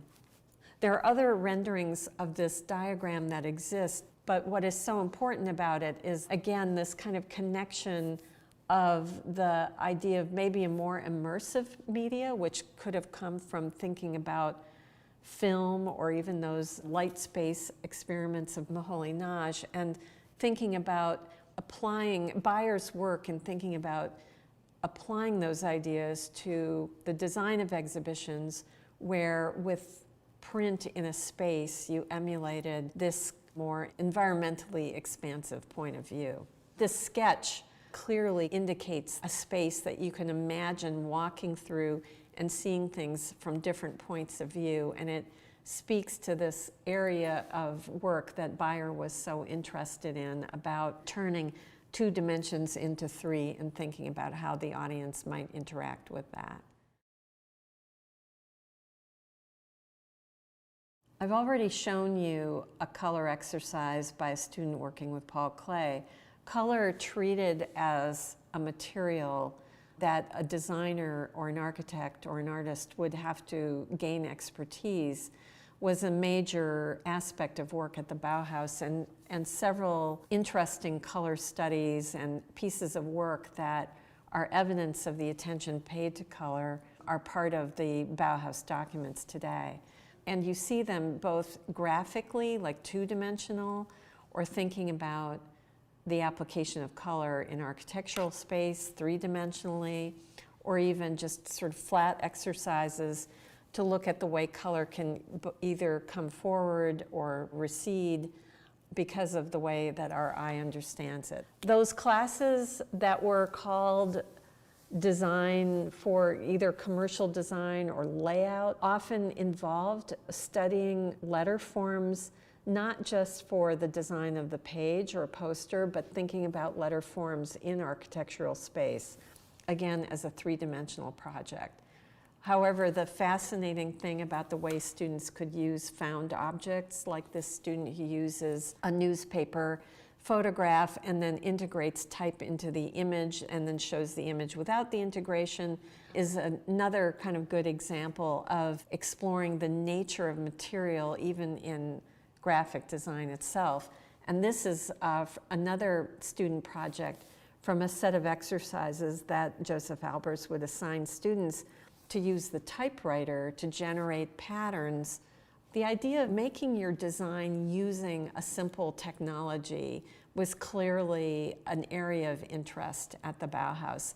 And it connects to the way that photography was taught as well. This is one of Moholy-Nagy's famous photogram projects, where he essentially would bring objects into the darkroom and, using multiple exposures directly onto photo paper, create prints. Moholy said something, and I'm probably not saying this exactly correctly, But one of his famous phrases was, the literacy of the future would be based on photography. That if you didn't know how to make a picture, it would be as if you didn't know how to read.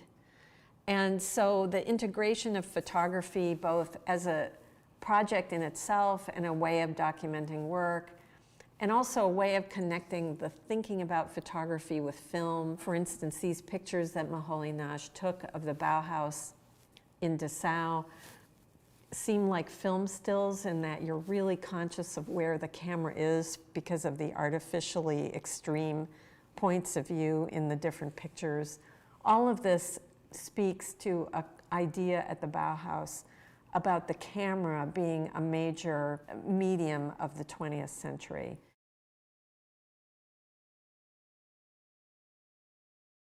The crafts at the Bauhaus were treated as an extension of the material studies, with the idea that objects might be made one of a kind, but also might be designed for mass production. So when you look at some of the works by either faculty, this is Annie Albers, or this student tapestry, which also utilizes very straightforward geometry and that Bauhaus palette of the primary colors.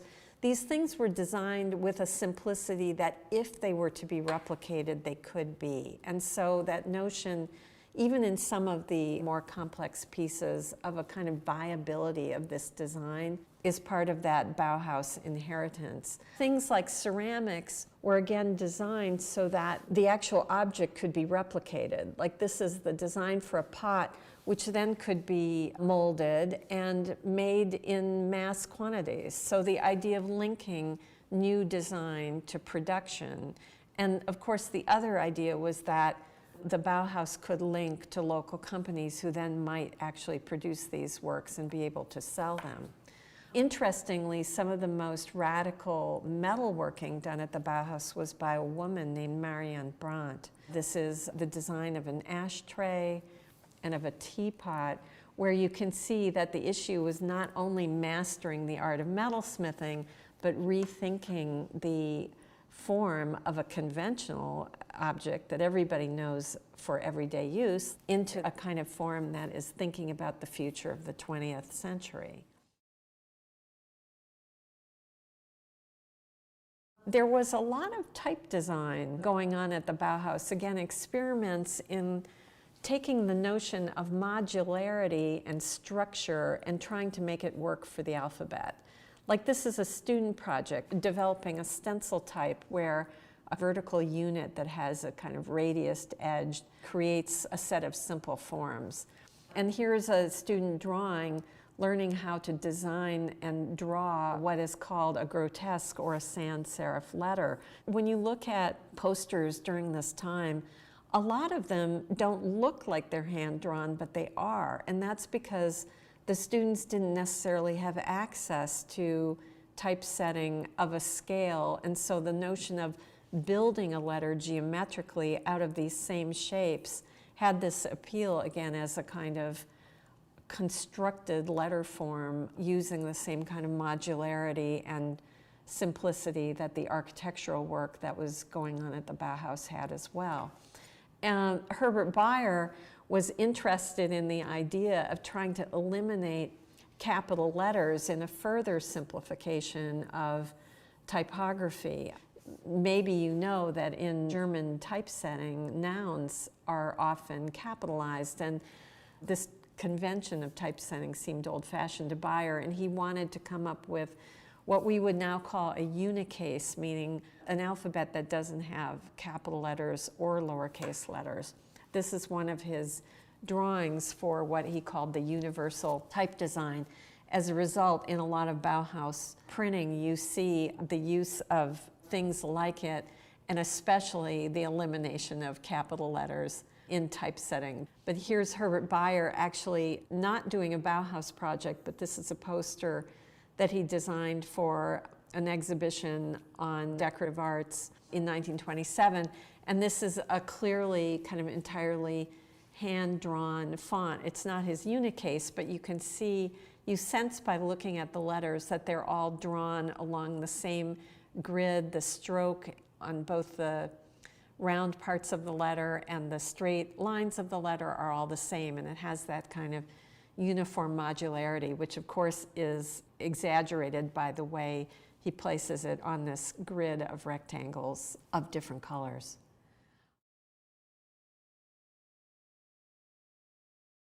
At the Bauhaus, there was a publication program, and certainly one of the reasons the Bauhaus was so influential, even though it only lasted for such a short period of time, had to do with the fact that they often published the projects that they were working on. In part, this was because they were dependent on government money, and so they needed to give proof of how they were spending their educational budget.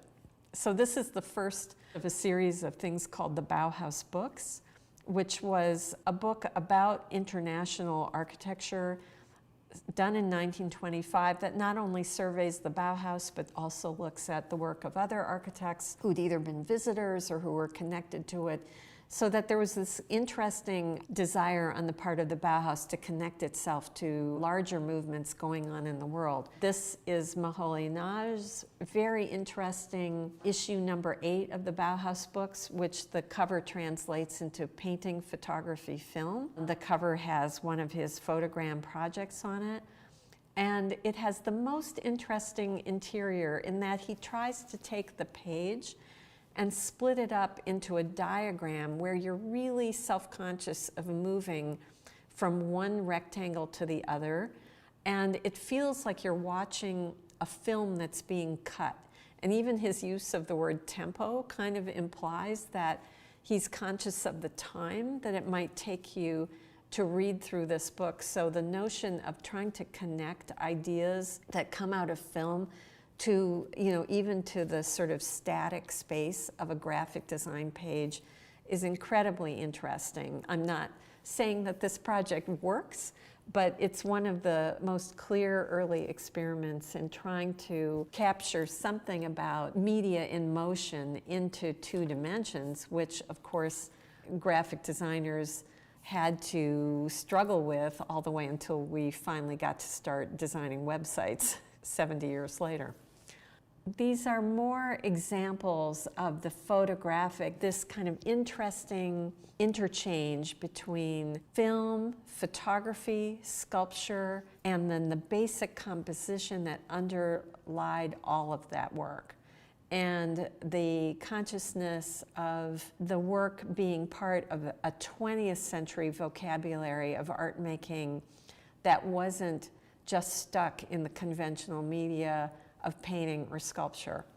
The issue of experimentation and learning through experimentation and learning a process, thinking about design based on a set of simple concepts which then can get expanded in almost any direction, are what truly make the Bauhaus such a powerful example for design students, even up to present day.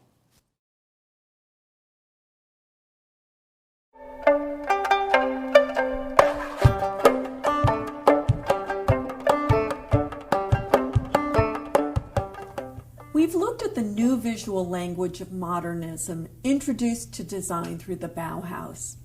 But what happens to modern design when it is introduced to America after World War II? A country then on the brink of transformation from more rural and agricultural to urban and industrial.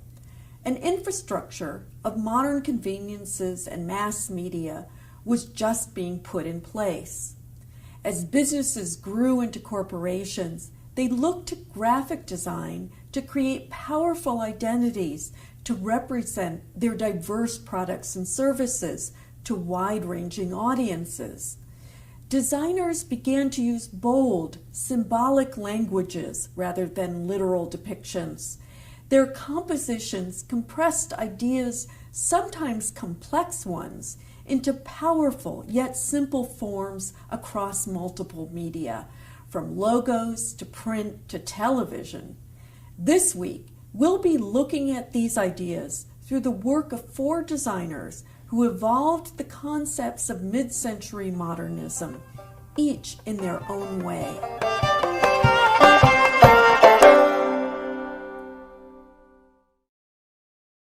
There's a lot of argument about when American design really became modern, but a lot of people agree that the start of graphic design as we know it in the United States began with the work of a group of younger people who were kind of looking at things going on in Europe, mainly the Bauhaus, and then looking at modern art and starting to think more creatively about the kinds of commercial assignments that commercial artists could get, and started making work that fused typography and symbols together in really new ways. It's always hard to look at work of the past and recognize just how unusual it looked because we don't know what we're comparing it to. But everything we're looking at in this sequence is work that really appeared radically new when it came out. I want to start with the work of Lester Beale. Lester Beale was a young designer who went to the University of Chicago. He graduated in the middle of the Depression.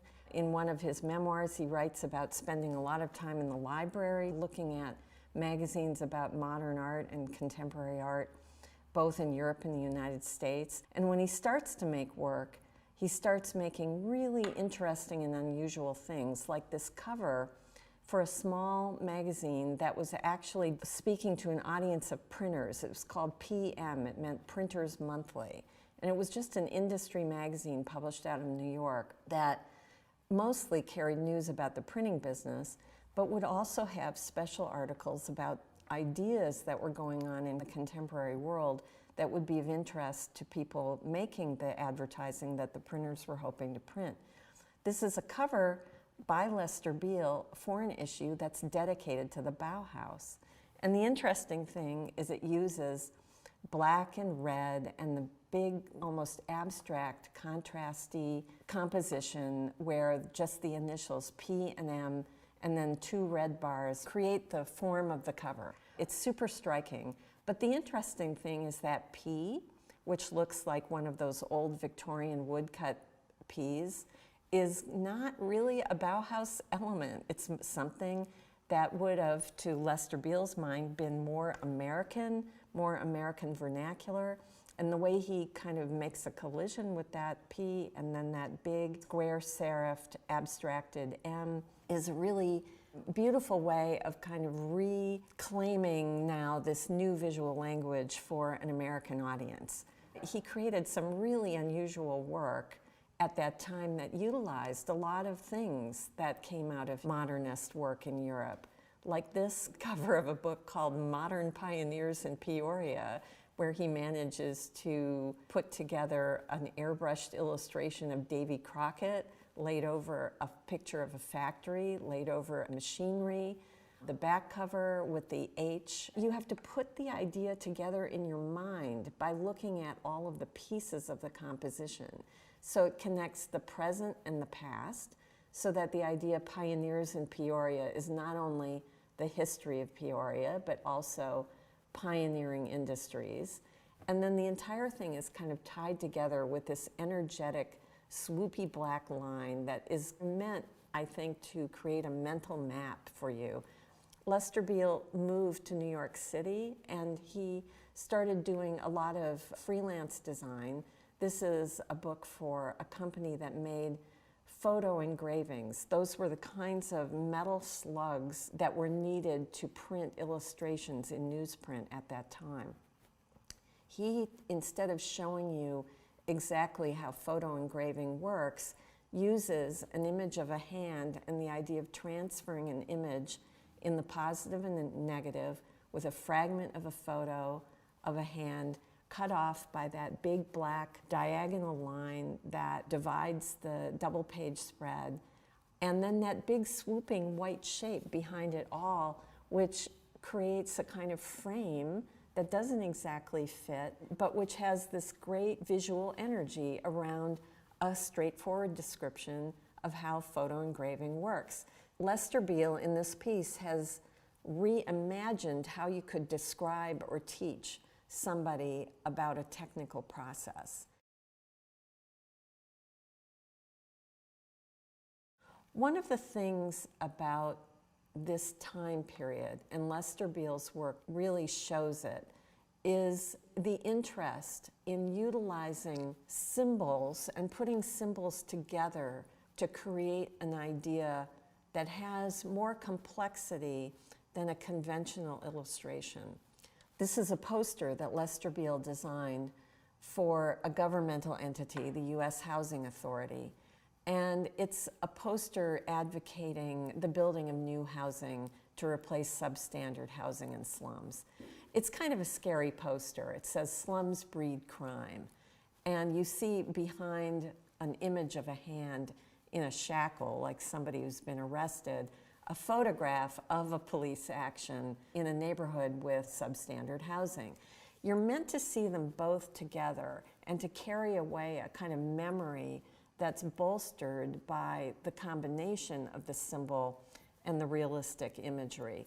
Here's another poster for the same entity where a hand that is literally crossing out a picture of substandard housing shows a photograph in the hand of the new government-built housing, which is landscaped and painted and obviously looks more inhabitable. But the overall image is of the new crossing out the old. It's a complex strategy for making an image that you will remember for its overall symbol and then perhaps think back to the detail under it. For a while, in a series of posters that Lester Beale designed for the Rural Electrification Administration that was funding basically infrastructure projects, mostly in rural areas, to put in proper electricity and in some cases water.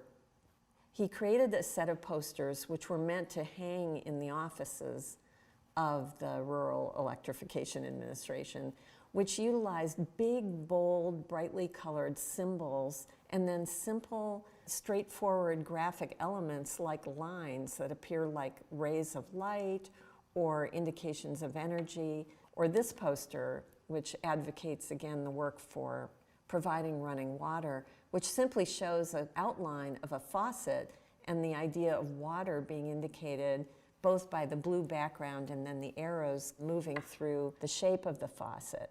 These posters are like haiku, those short form Japanese poems that mean to create an idea with as little as possible. In Lester Beale's posters during this time, it's almost as if he's created a game for himself to see just how simple a set of symbols he can create to make a memorable idea in a poster.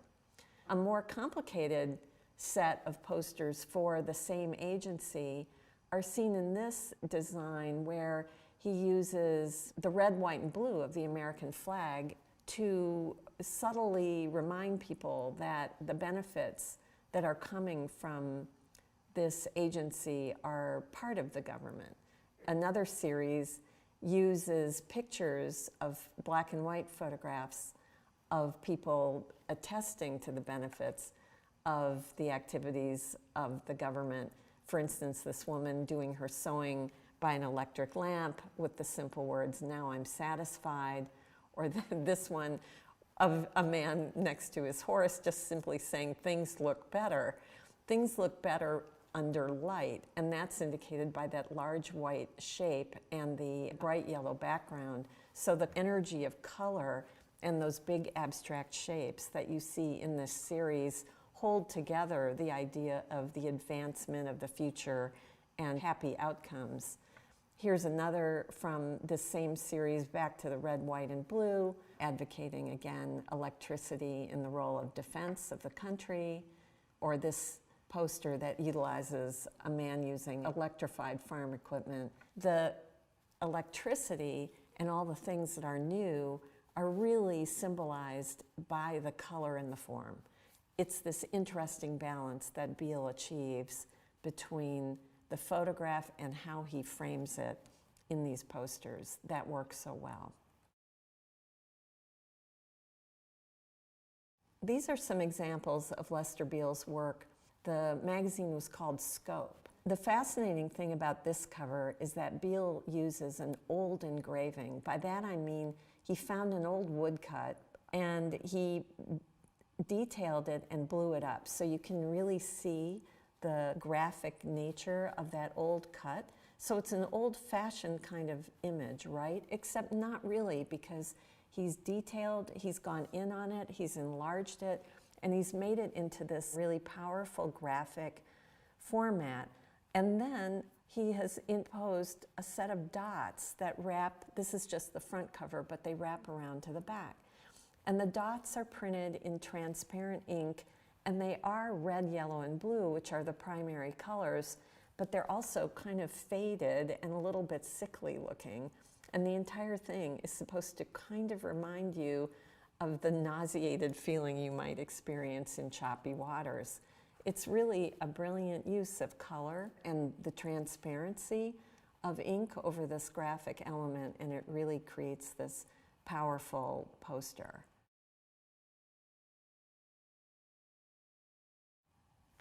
Later on in Lester Beale's career, he became one of the first designers to create a practice, and this is a picture of him in his office looking at all the logos that he had designed for different companies. So he was able to take his thinking about the use of symbols and apply them to identities for local corporations. This is a double-page spread from a book that Lester Beale designed for a local insurance company, Connecticut General, and it takes the initials of the company, a C and a G. He creates this kind of lozenge shape. Actually, to your eyes, it might look like a skateboard. And that is the logo that can be used either as one of a kind or in graphic patterns like the way you see the logo stacked here. This document is actually what's called a corporate identity manual.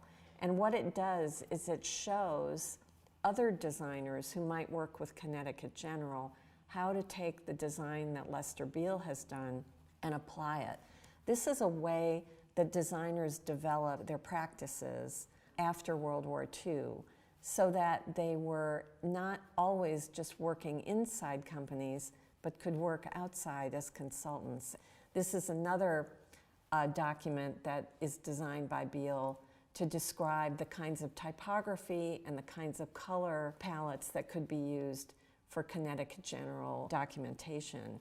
Again, this is a design for other designers to be able to follow, so that as companies grew and as their communication needs grew more and more, they could essentially keep design consistent.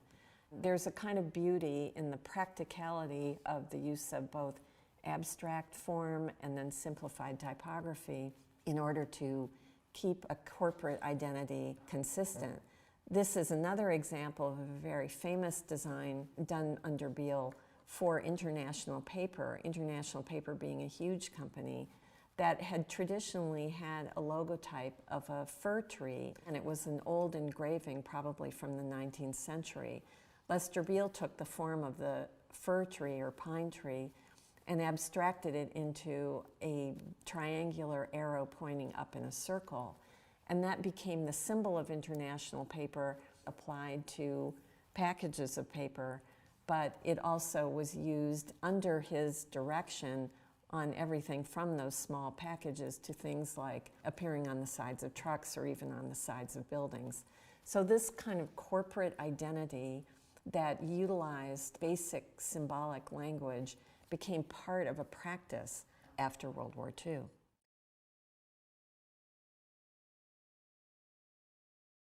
A very different approach to design can be seen in the work of Alvin Lustig. Lustig was an American designer who worked between Los Angeles and New York in the 1940s, but he was most well known for a series of books that he designed for a publisher called New Directions Press. New Directions Press was a publisher of paperback versions of European modern literature. So the literature was very sophisticated. And Lustig designs covers that were really unusual at the time for not utilizing traditional illustration, but coming up with more symbolic illustration based on his reading of the novel and what he thought expressed the ideas in the novel. And Lustig wasn't trying even to maybe describe the author's ideas, but rather his interpretation. So this lively but really lopsided star that almost looks like it's dancing is Lustig's interpretation for Kafka's America. Or these figures that appear to be trapped in thread for James Joyce's novel Exiles. Now, the interesting thing about Lustig is that some of these covers are painted, some of them are collages, some of them are abstracted, although not really, like this cover for Flowers of Evil by Baudelaire, where he's clearly drawn something that could be seen as flowers, but also look like they might be somewhat dangerous because of the nature of his line and the kind of balance in the composition, the use of color of black over the words of evil creates this very scary looking cover. Here's another very abstract cover for publication of poems by William Carlos Williams, where Lustig has just created essentially a small abstract composition using different textures, creating a sense of balance and, in a way, inscrutability, which was descriptive of his reading of the poems. I think with Lustig, what we look at is a kind of interesting extreme of a designer bringing his own subjectivity to his work. He's not being analytical or scientific.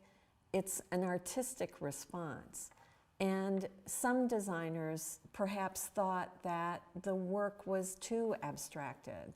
His idea was that by utilizing contemporary visual language, looking at painting and sculpture and printmaking and other forms of expression during that time, he was conveying most of all a kind of energy in the culture. And so the idea that forms and the deft use, for instance, in this cover, it's the choices that Lustig has made that convey energy and discernment, the way those forms interact with each other, that give you an idea of something that's brand new, but which has this lovely visual coherence. You might notice, if you're looking at these images with a close eye, that Lustig signed these covers as if they're artworks. And it is because he really felt that his work was a personal expression, but utilizing symbols that other people would be able to sense and read. So he was approaching his work not unlike a painter, except he had a subject that was outside of himself. But even in some things that weren't literary, like this is a cover that he did for Fortune magazine, the famous business magazine in the 1940s. It's a cover for an issue that describes the costume jewelry business in the United States. And if you look at it carefully, that's a photograph of some kind of fancy brooch, that thing that looks like a star exploding with pearls in the center. But then floating up to the left in that black square is a hand-drawn thread crossing over the black square with white forms of beads or pearls just popping out of it as a flat abstract form. You really start to look at the difference between the photograph and the way it looks in dimension. It's saying the idea of the complex jewelry starts with the simplest gesture of beads on a string. And then that kind of funny curlicue that interrupts the word fortune up at the top is also a flat drawn piece. And it's all against this weird rainbow background that looks like it could be tie-dye or some kind of dyed paper or in an abstracted photo. You really can't tell what it is. But the contrast of all those elements is meant to get you thinking about jewelry and ornament rather than some very specific thing in the magazine. And the fact that it doesn't even have a headline that says the jewelry issue attests to the trust that the publishers had that this composition that's really synthesizing ideas about jewelry would speak loud enough that the audience would get it. Paul Rand was an American designer who made a name for himself with some really powerful work that pulled on ideas that came out of modern art and design in Europe. The things that he produced, starting in the late 1930s, immediately got the attention of a lot of other graphic designers for the way that Rand could create powerful symbols, but also retain a sense of play and humor and delight in his work. I'm going to show you a series of covers for a magazine that he designed starting in the late 1930s. It showcased the work of young writers. And Rand's approach to the covers was to always tap into something either about the season or about the subjects, but in a really delightful, playful, but very symbolic way. Like this is a January issue for 1939. So actually, it's a New Year's baby. The symbol of the new year often being a kid in diapers, right? Well, he gets rid of the diaper here. The kid is a stick figure, that white star in the front, which is like legs, a torso, and arms, superimposed on a red figure of both a flag that just says 1939, and then this face blowing a horn, a noisemaker for New Year's, the party hat. So you have this complete holiday symbol rendered in the simplest of lines. If you looked at a Paul Klee drawing from the Bauhaus, you'd see the same kind of ability to make a figure or an idea come to life through the use of the simplest graphic means. And that's what Rand is doing here in this cover. Another very Bauhaus-influenced cover is this issue 2 months later for the March issue, which focused on many articles about contemporary dance. And Rand takes a photograph of a dancer, and then he shows in the upper left-hand corner the dancer whole, so the photograph is silhouetted against this bright red. But then, in a kind of Bauhausian, Oskar Schlemmer way, he takes this body form, like the heart, the head, and two legs, and then puts the photograph in it again. So the dancer is duplicated, both whole, and then in this fragmented, but extremely modernistic way. So you have the two things happening at once, which makes you think both about the real experience of seeing a dancer and then the connection of the modern dancer to other modern art forms. Maybe the most powerful cover that Rand did for direction is this one, the Christmas issue. Now, in December of 1940, the United States was participating in World War II.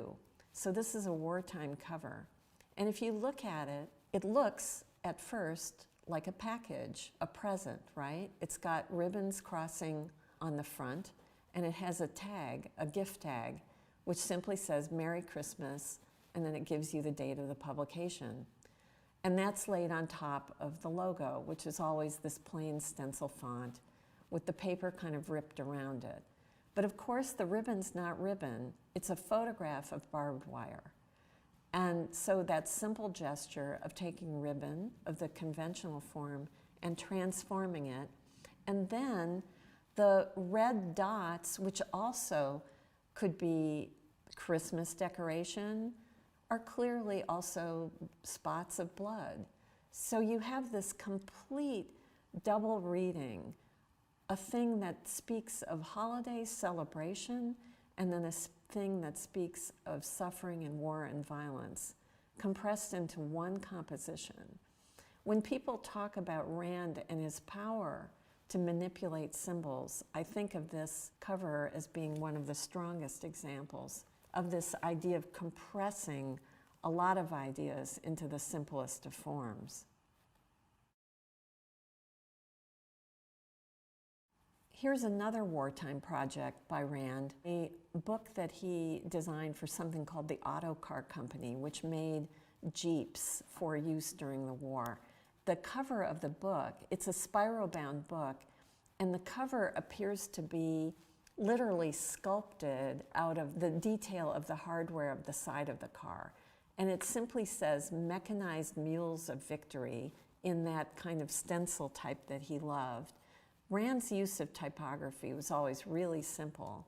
And in the book itself, he used typewriter to create these large chunks of text that run horizontally across the spreads. In a way, the typewriter itself is a symbolic choice because typewriter always indicates work. This is a working document. And so the fact that this book was made during the war, it conveys or communicates the idea of something important that's in progress. And the interesting thing to me about this book is how simple the page design also conveys the idea that only the things that are necessary are included in this book. It has this beautiful use of photographs that again speak of a very kind of modern approach to the idea of using the photograph to communicate symbolically rather than literally. Paul Rand designed this cover for a book called Modern Art in Your Life, produced by the Museum of Modern Art. The subject of the book is the way that objects that we use in the home can either be designed by modern designers or how some of them that are, traditional, like certain kinds of drinking glasses, can be seen as objects of modern art and design. What Rand does is he uses a pun, a visual pun. By that I mean a game that is both a word game and a visual game. So Modern Art in Your Life, he shows us a table setting, except the plate is an old symbol for making art. It's a painter's palette, right? It's such a recognizable cliche that on this cover, you understand that he's created a fork, a plate, which is the artist's palette, and then the knife is clearly also a brush with a daub of paint on the end. And then it's set against the red and the black, these very big brushy forms that ground the whole thing and make you think of modern art. So again, the way that all of these simple symbol of the place setting and the daubs of paint all bounce off each other to make you think about the complex idea inside the book, done with a minimum of means, is really what Rand worked at over and over.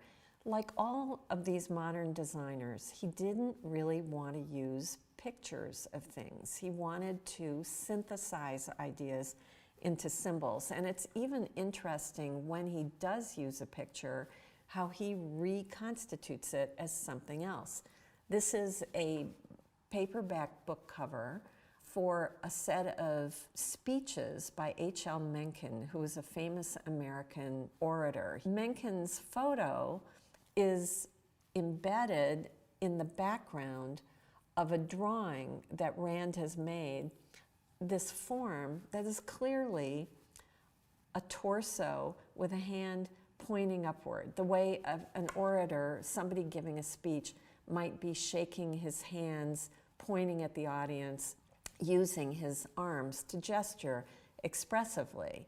He obviously didn't have that expression in the photograph, but by superimposing the picture inside that form, you get the idea, of course, it's a picture of H.L. Mencken giving a speech. The forms that Rand often uses in his work are quite primitive, and in fact, some of them appear to be almost childish, like this poster for an event in Central Park where several different religious groups got together for what was called Interfaith Day.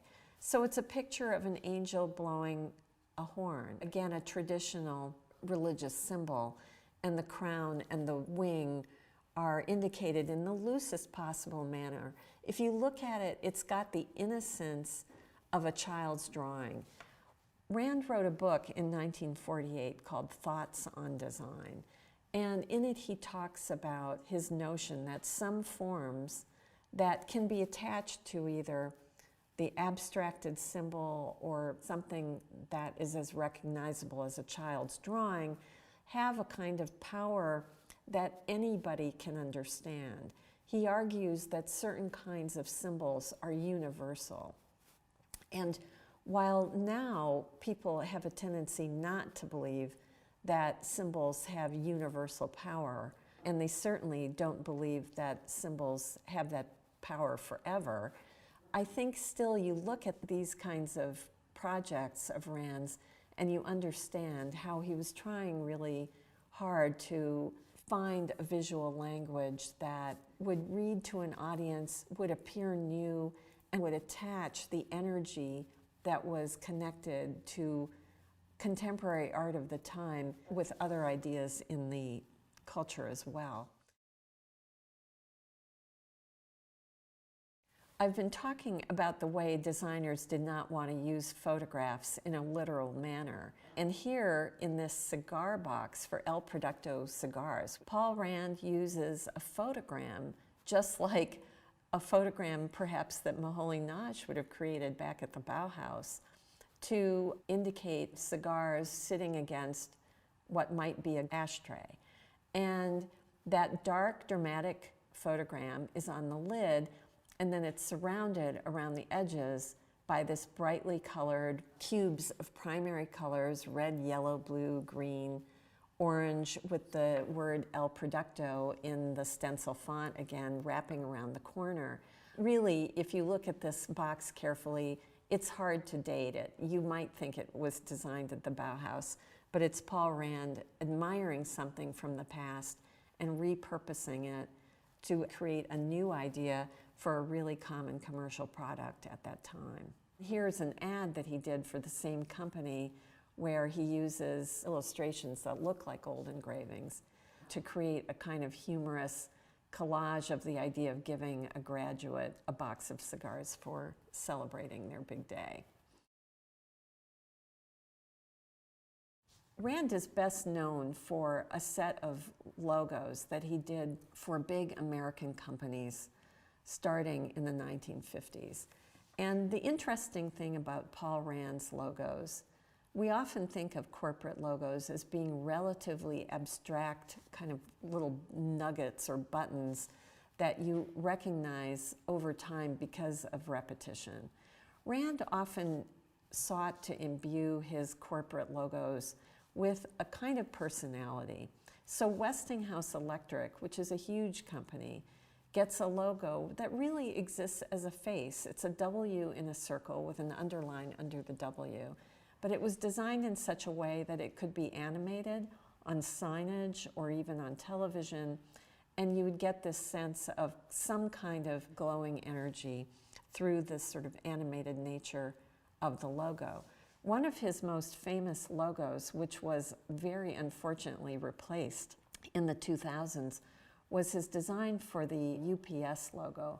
For many, many years, this logo was seen everywhere on the sides of every UPS truck and label from one end of the country to the other.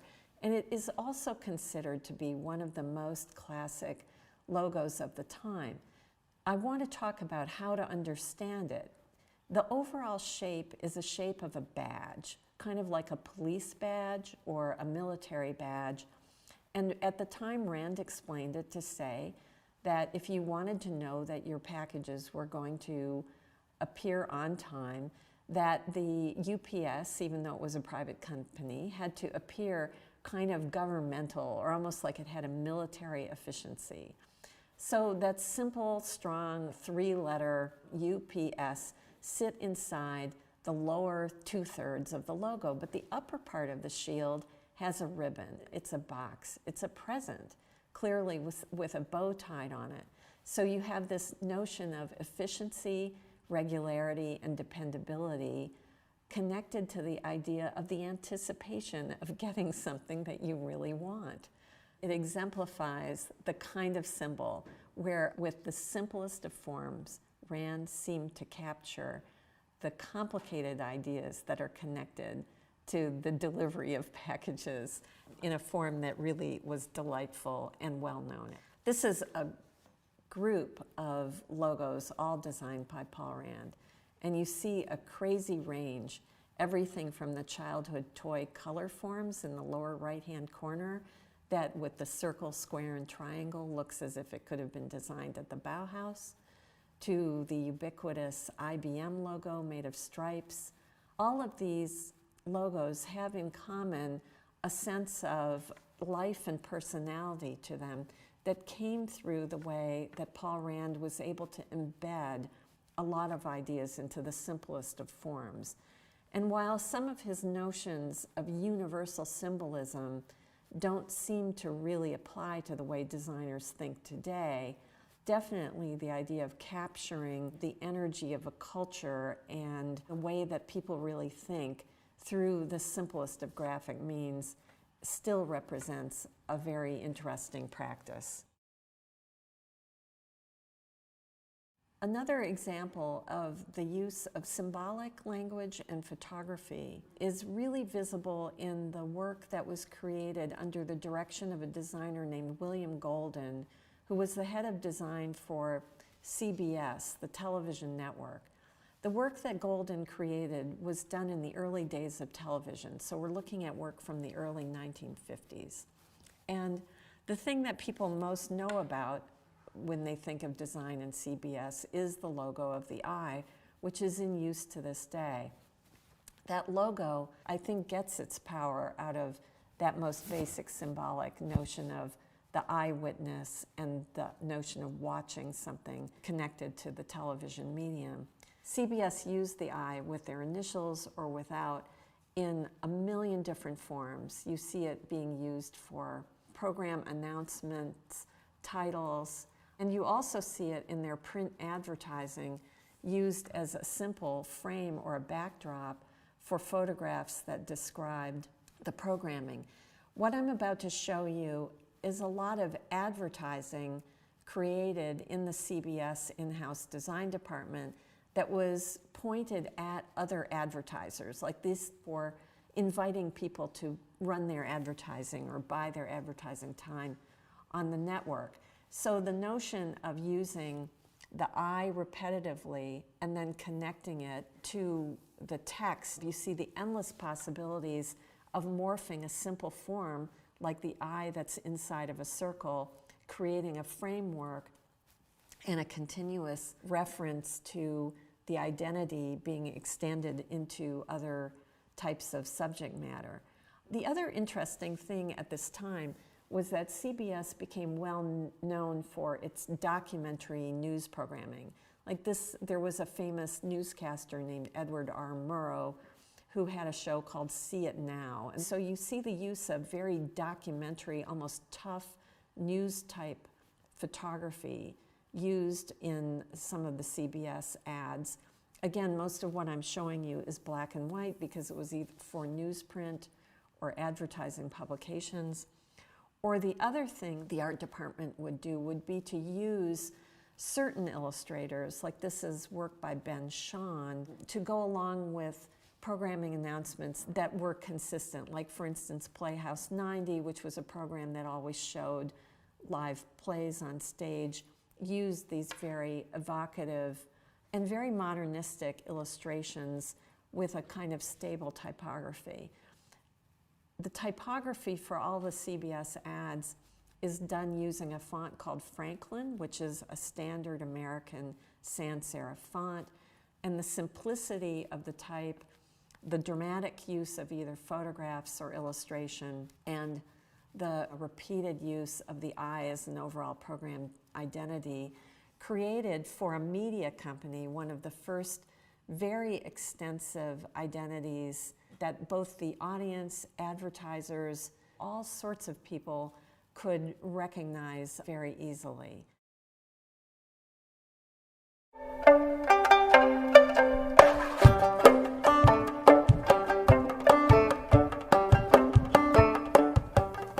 For this last week, we're going to focus on a period of design history shaped by massive change.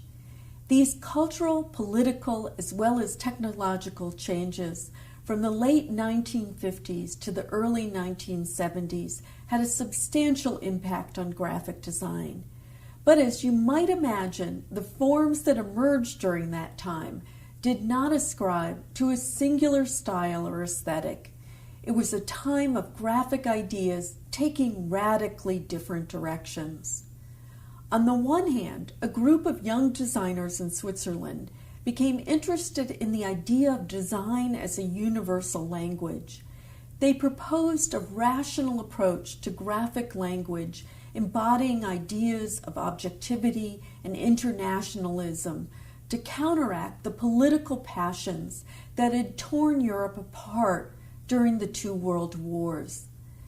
This graphic vocabulary was simple, bold, abstract, and was shaped by a disciplined approach to the graphic design process. For example, using a grid to organize the elements of a page. When imported into the U.S., Swiss design, or what became known as international style, took a different turn as graphic designers adapted it for American corporate branding. By the 1960s, the style was the ubiquitous face of big biz. On the other hand, the 60s were also a time when ecstatic new forms were introduced by those with a passion to communicate countercultural and spiritual messages.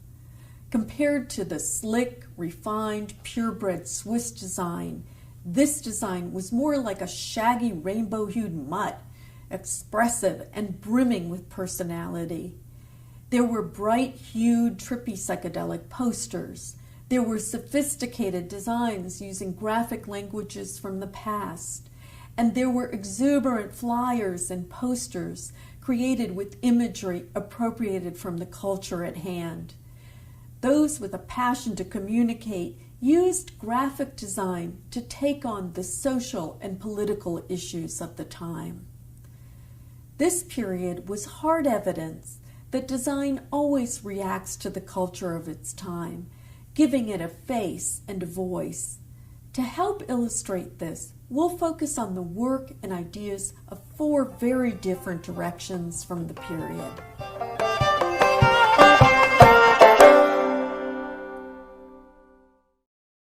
We often think of graphic design as being something that is really expressive and has a great visual quality, but there are periods when graphic designers decide, for several reasons, that the visual language of their design needs some kind of control.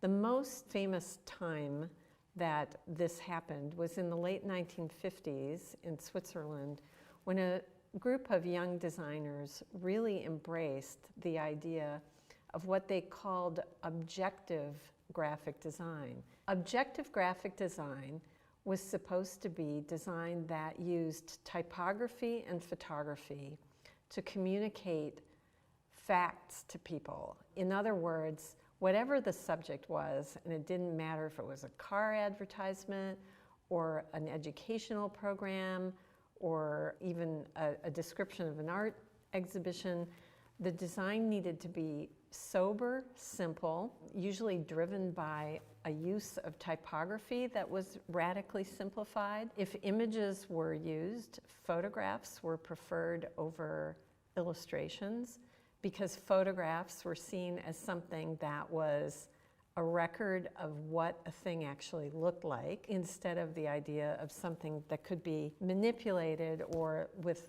an illustration, something that had personal expression embedded in it. This cover that we're looking at is from a magazine called New Graphic Design, published in 1958.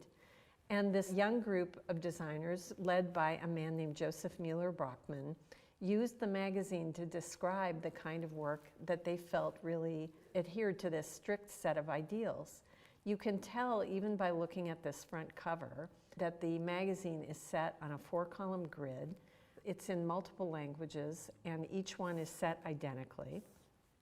And the typeface is Accidens Grotesque, which is an early version of Helvetica. The style kind of continued on to use Accidens, to use Helvetica, to use Universe. These plain sans serif fonts were seen as the ultimate perfected modern form that also didn't really refer to history, that looked contemporary, but were extremely plain. This ad that I'm showing you is actually for a department store. It's kind of an IKEA type ad in that it shows a set of products, furniture, and it's from 1960. The department store was called Globus, and it also depicts the designers of the furniture. But you look at the furniture and you realize that the pictures themselves look like they could be just inventory pictures. There's no photo styling, there's no potted plant to make the dresser look nicer. Everything is presented almost like police forensic photography. Again, the idea was that the photograph should be used as a device to deliver the truth to people, even in a medium that was supposed to be seductive, like an advertisement. Now, why was this? Where did this interest in objectivity come from? These designers were reacting to the idea that the war that had rocked Europe had been driven by political passions, political prejudices, and a kind of embrace of violence and extreme gestures and propaganda and all those kinds of things. And so this radically simplified language was seen as kind of a cool scientific response to trying to eliminate all that extremity out of the lives of people. The idea that the graphic designer, through their production of this very calm, rational work, would be a force for cultural good was part of their program. So the new graphic design really promoted this style, not just for an aesthetic, but for the feeling that it could be used to create a sense of cultural calm. One of the interesting things about Swiss design is that it was used for all kinds of clients. For instance, this is an ad designed by a wonderful designer in that group named Carlo Vivarelli. It's for a manufacturer of wall plugs, which seems like a really unglamorous product. And the photographs, as they're presented in the ad, are photographed perfectly. It's black and white photography. It looks, again, simple and kind of like police evidence, but it's done with a kind of craft that makes the objects really beautiful. And then the sense of the type around it, where you can see all the information is organized on a grid. It's organized without a complicated hierarchy. All you have is the repeated name of the manufacturer large, but all the other type is small, so that there's this kind of clarity and lack of complexity that's favoring this sort of calm communication. Even in this ad for a manufacturer of faucets, the photographs are really beautifully done. Even the photography has been created to fit the grid.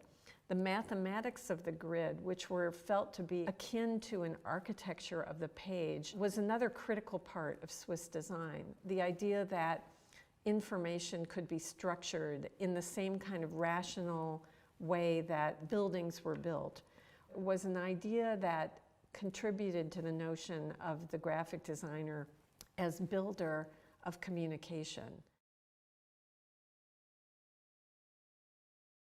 The interesting thing about design during this period is that there were designers who used the notion of abstraction in very imaginative ways. This is a poster by Karl Gerstner for a printing firm. And what that abstract image is it's an enlargement of the idea of the four-color dot that produces four-color printing. And he's used blue and yellow and magenta, CMY, and K in the type, to create this poster, which speaks to printing technology. But it does it with this very cool abstracted form that looks a lot like abstract painting during the period as well. Sometimes the abstraction can take a realistic object and turn it into a symbol, like this poster for an exhibition of music graphics, which of course included a lot of things that weren't this plain and controlled. But designed by Gottlieb Solon, this poster reduces the notion of the record to the two concentric red and black fields to visualize a long playing record, with the typography announcing the show having that very simple, quiet voice, which also helps you see that the poster is structured in two vertical halves where the type aligns with the little hole for the record player in the middle of the long playing record.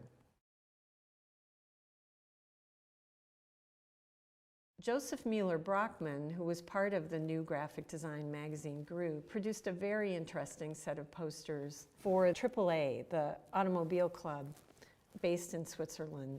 And again, what's so interesting, these are posters that are about safety, about using hand signals, paying attention to safety issues. They look incredibly cinematic. This image is a constructed image, but it's imagined almost like a film, like the idea of the pedestrian moving across the cars. Many of the other posters created by Mueller-Brockmann for the AAA have this same quality, like the idea of looking at the motorcycle police between the two cars. You feel like you're just looking out the window of the car that's heading into the poster. The angle of sight is very cinematic, meaning you imagine it in motion, but it is not a single picture. It's created with fragments of pictures that Mueller-Brockmann put together. The interesting thing about the Swiss designers' use of photography is why they preferred it over illustration, because they felt the images, again, were kind of like documentary. They were truthful. It didn't stop a designer like Mueller-Brockmann from constructing an image out of photographs and creating a new image that didn't exist, that couldn't be captured by a camera realistically, but which retained a strong communicating power. Like this famous poster, which really says something like, "Look out for children." So it's a motorcyclist, a running child in the background of the poster. The wheel of the motorcycle, you're just seeing it in fragment. There's a hint of perhaps airbrushing indicating that the motorcycle is rushing forward. You only perceive that it's rushing forward toward the child because of the manipulation of scale of the two different pictures that Mueller-Brockmann has chosen for this poster. So while it's a really powerful image, and again, you can imagine it working like a movie, in fact, it's constructed out of two still photographs. In the end, the type on the poster has that quiet sans serif that doesn't really express any strong emotion. The photographs do it for him, even though they're done in this incredibly logical way. Another series of posters that Joseph Mueller-Brockmann designed around the same time, which are completely different, were a series of posters he did for a famous concert hall in Zurich. And each one of them is his interpretation of what the music sounds like. In a series of sketches that exist for some of these posters, you see him going from a dense, more expressive idea of the flow of music into something that appears to be more constructed and architectonic and on a grid. Again, the idea of the free flow of the music is not described by the type, but by the abstract forms that then the type interacts with. Sometimes the forms of the type are a simple block of text describing the concert, but then they contrast with an abstraction like this set of vertical bars that contain color in them that resonate with the idea of a sort of glowing musical experience. This is another really interesting example of Mueller-Brockmann's work for the Zurich Concert Hall, where there is no image at all, but just simply by moving the type in a series of waves and shifting the color from a pale gray to a pale lavender, you get the idea of the emotion behind the music. In these posters for the Zurich Concert Hall, Mueller-Brockman composes the poster with the simplest typography and the interaction of these forms that are meant to evoke in the audience the idea of the emotion of music. I think the use of color is the one unexpected and surprising thing in a lot of Mueller-Brockman's music posters that conveys the subjective reality of listening to music to the audience, because after all, people perceive colors in different ways. These are examples of student projects. Mueller-Brockman was teaching in Zurich, and he would have his students look at the adaptation of an abstract symbol into a corporate identity form. This shows a graphic actually for a printing company that's applied to invoices, the side of a truck, and even at the very top of this image, some photographs of the loading docks at the printing plant. The idea for students working with Joseph Mueller-Brockman at this time was the controlled typography, the use of a rational geometric grid to lay the type into, and then the repeated use of a simplified abstracted symbol to create a kind of visual identity that often had a kind of interesting contrast in its abstraction to that super objective form of all the type. This kind of identity really became influential in the United States. The logic of the identity being composed by these two simple elements of typography that had very little or no expression in it, and then the repeated use of an image, we see kind of shifting the way corporate identity looked in the United States. And there are several examples that we can look at that illustrate this. This simplified form of corporate identity was very appealing to some American companies that were working in the multinational sphere because of the fact that it looked so cool and not necessarily attached to any specific national identity, even though everybody at the time who looked at this could say, oh, that's Swiss design. In fact, over the years, many people referred to this kind of graphic design as international design because you would see it repeated, especially on corporate identity work. Even some American designers like Paul Rand, in implementing the logotypes that he designed, actually created in-house design departments who were trained to understand the Swiss style of corporate identity and to utilize it to create this objective, technocratic form of graphic design. It all started with the grid. And at that time, grids were designed to mesh with typesetting.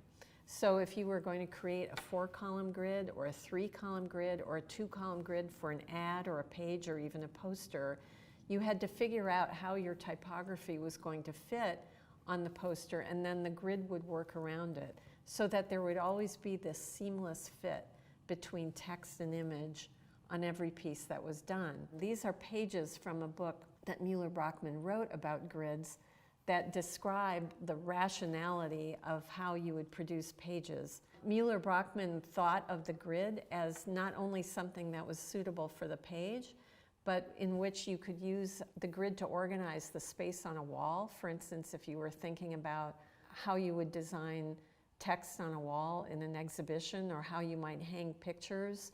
Swiss design had this intensely practical edge to it in that it was meant to illuminate the function, how you used this thing, how did you make the thing that you were designing. Even finally, this rendering from Mueller-Brockman's grid book that shows an interior space where cabinets are even aligned with the idea of a 3-dimensional grid that can define space in an infinite number of ways. Another graphic designer who contributed a lot to the definition of graphic design was a typographer in Basel, Switzerland named Emil Rüder. He wrote an important book called Typography in 1967, where he connected a set of exercises and a way of understanding type to the new graphic design group and the way that they use typography in this structural manner. The Swiss ideal of communicating without a lot of emotion or variation or complexity in typography is clearly indicated in Emil Reuter's book, and the methods for how to think of it are described in exercise after exercise, where he demonstrates how the manipulation of just one simple element across a set of exercises can create attention to a message without going any further than that.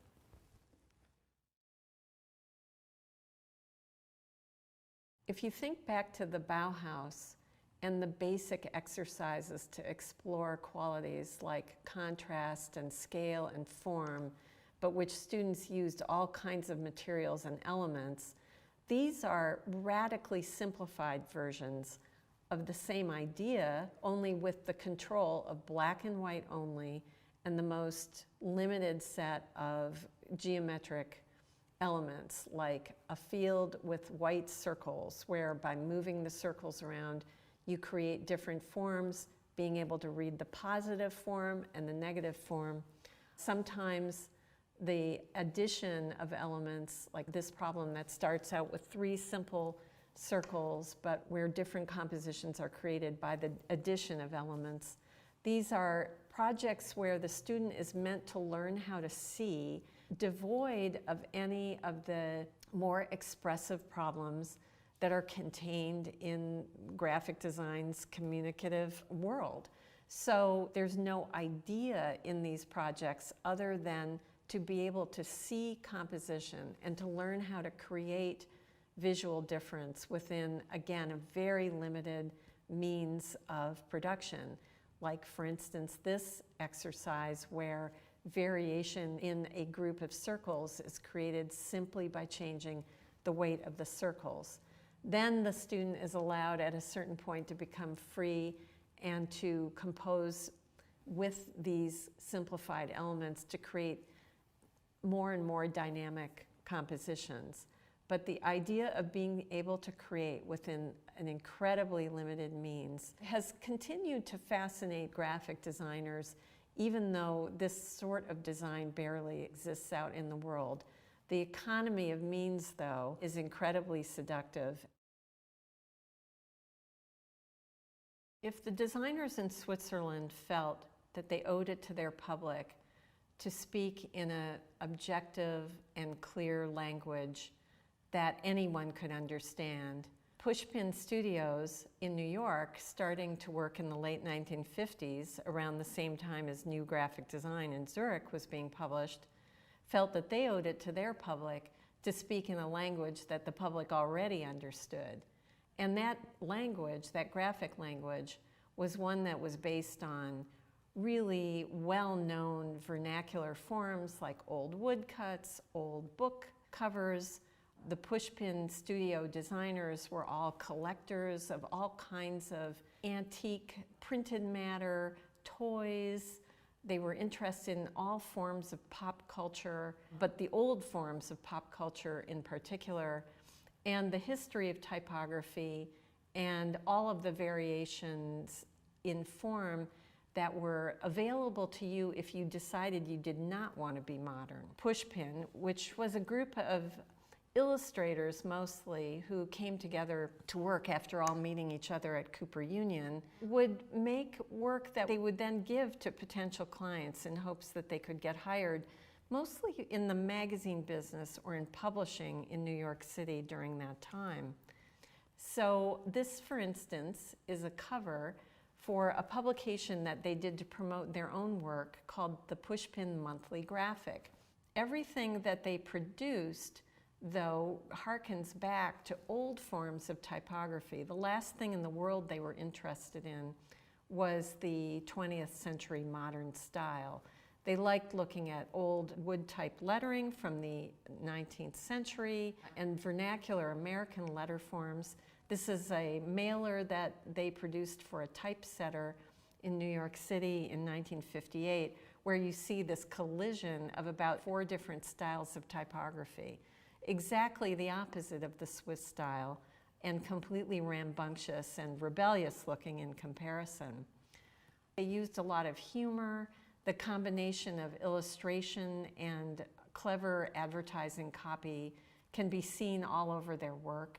And they created this work in order both to get attention, but to get attention through an incredibly clever use of various graphic motifs. They were not interested in objectivity. Like most illustrators, they were really interested in subjectivity, in the idea of using the gestures of hand drawing and very quirky kinds of symbol making to indicate a personality mostly that was in love with literature and popular culture and was very accessible to an audience that was there waiting for this kind of imaginative work. Even when they tackled serious subjects, their work has a kind of individuality and a power of communication that comes through almost a very subjective psychological style. This is a cover of the monthly graphic with an illustration by Milton Glaser. They had gotten permission to reprint an article about the dangers of nuclear fallout. And instead of using a scary science fiction type image or a technological image, the simple profile rendered in ink, almost like a sumi ink Chinese piece of calligraphy of a pregnant woman, gets the idea across immediately of somebody of a vulnerable population or a person who's vulnerable to an outside force that you can't see. You can't understand that cover until you understand what's inside the monthly graphic, but the connection, once you do make it, is this incredibly memorable and rather emotional image. That's contrasted with their standard typography at the masthead of the monthly graphic, where they kind of imitate the New York Times with their use of an old Gothic font, but then they combine it with different kind of rules, and behind the font is a kind of old curlicue from Dutch calligraphy. So the whole thing is a mishmash of typography history, but the power of the image rendered as a symbol still comes through the style of that drawing printed on dark paper that conveys everything about the fear of fallout and the potential horrors of it all. As serious as that copy of the monthly graphic is as silly as this one is. This is a paperback cover for a somewhat larger issue of the Pushpin, now called the Pushpin Graphic, which was based on a book that they had scavenged out of one of the many used bookstores in and around the Village in New York City that interpreted dreams. So on the inside of the book, each dream has an illustration by a different member of the Pushpin group on the inside. But the cover is what's interesting here because it's, again, a complete combination of different kinds of historical references. Again, the sort of Gothic font for Pushpin Graphic, their kind of knotted calligraphy behind it. But over that is a Art Deco doorway, which was the kind of doorway that you could see in some of the old apartment buildings in and around their neighborhood in New York. And then their new rendering of the idea of 1920s geometric lettering, which, true, is modern, but in their mind, it's Art Deco, which is a more decorative pop version of modern typography. It's this collision of different time periods and humor that made the Pushpin work so different and which got them a great deal of attention. One of the Pushpin designers whose work in posters is really important was Milton Glaser. His posters demonstrate the different approaches he would bring to solving a visual problem. This poster for a show called Big Nudes at an art school gallery in Manhattan is a perfect example of how simply he could formulate a response to an idea by shifting an image. The idea that you would describe scale through drawing a frame and having this figure, a torso and legs, bust through the frame, gets the idea of something that's large across in the simplest of means, but it's rendered in such a way that it has this kind of visual beauty and color to it. The typography here doesn't have to do any work at all. The idea is completely conveyed by the image itself. That's not true of some of his other posters, where he'll introduce a headline or the title of an event, and the typography does add something to your reading of the poster. This was a poster that was inserted in a Bob Dylan album that CBS produced, that was one of Bob Dylan's electric albums, where he used an electric guitar. Milton Glaser creates a portrait of Bob Dylan, but it's not a realistic portrait at all. It's actually a reference to a famous work by Marcel Duchamp, where he used his profile to describe himself. And then Milton Glaser adds the word Dylan in that fake Art Deco lettering that he and his pushpin colleagues loved so much. And then Dylan's hair, the famous curly hair, is articulated as a flowering of kind of Art Nouveau curlicues. So there's a reference to psychedelic posters, which we're going to look at, which is part of youth culture, but there's also this interesting link to history, again, through the reference of Duchamp and the reference to the 20s typography. Milton Glaser used a similar approach in this poster for a concert by the famous gospel singer Mahalia Jackson. This was a poster designed to be hung in multiples on the street in New York City. And again, the portrait of Mahalia is through a simple silhouette of her face, although her face is articulated more than in the Dylan poster through the use of the shadow kind of curving around, so you can see her features. But her portrait is wedged between two circular forms, the rainbow form, which holds all the type, which again is set in the Art Deco font, in this sort of set of radiating arcs, giving you the information for the poster. And then the other flat color graphic is a set of flowers in her hair, which also appear on this image, which shows two posters, a right and a left, glued together to create the semicircles. When they were glued all together in fours, what you get is the form of a mandala, the sacred Buddhist prayer form that creates the radiating circle with all the information. And then the flowers form circles like a wreath of flowers on her hair or a halo. So the elements all together convey both a combination of beauty and spirituality, but using a color palette that no one would miss on the street. And that link again to the 1960s taste for bright, clear colors used in a very dynamic way. I want to end with this symbol designed by Milton Glaser that everybody around the world can recognize, the famous I Love New York symbol. Glaser claimed that he never had any idea that it would have had the kind of staying power that it did. But when you think about it, the absolutely radically simple use of the typewriter INY, and then the absolutely recognizable, anybody can understand it, image of the heart, created the most simple expression of loyalty and delight around visiting New York. That it became a symbol probably has to do with this utter simplicity, and yet it's not really about the form of the thing, it's about the concept. It just goes to show that sometimes the most perfect pieces of graphic design don't come out of formal exercise, but come out of really understanding what reads to the audience in the most profound way. We're looking at an issue of the pushpin graphic that was designed by Seymour Quast, titled The South.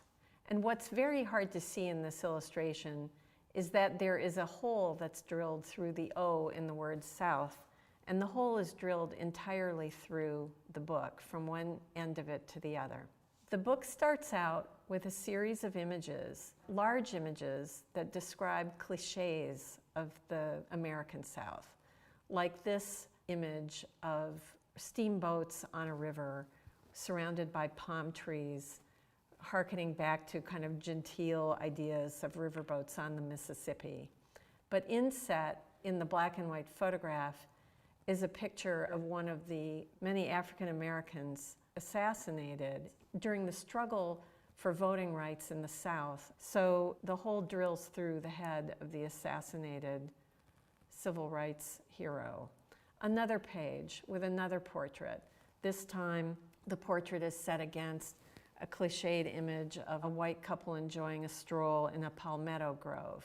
This image of two Southern gentlemen enjoying a mint julep, again interrupted by the image of an assassinated civil rights worker. Another portrait against the cliched picture of the black minstrel. On this spread, a portrait of Martin Luther King with a hole through his head against an image titled Georgia Peaches. The last spread of the book flips the script entirely. The person with the hole through their head is the cliche of Southern womanhood against the picture of the March on Washington in 1963 in support of civil rights. This book is such an interesting example of the ability to create a political message entirely through images that people already know. The truth is, the images of all the cliches are recognizable, and at the point that Pushpin published this book, the pictures of the civil rights workers would have been recognizable as well. But the combination and the use of the violence of that simple drilled hole through the book make this powerful piece in support of civil rights a rather unforgettable piece of graphic design.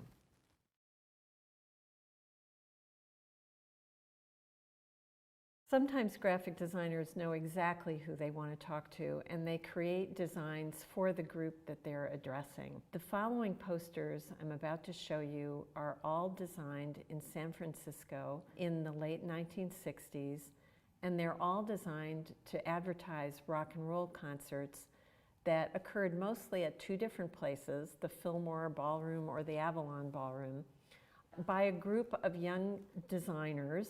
I'm not even sure they would have called themselves that, but poster designers who adapted an idea of how to speak exactly to the people that they figured would be interested in those concerts.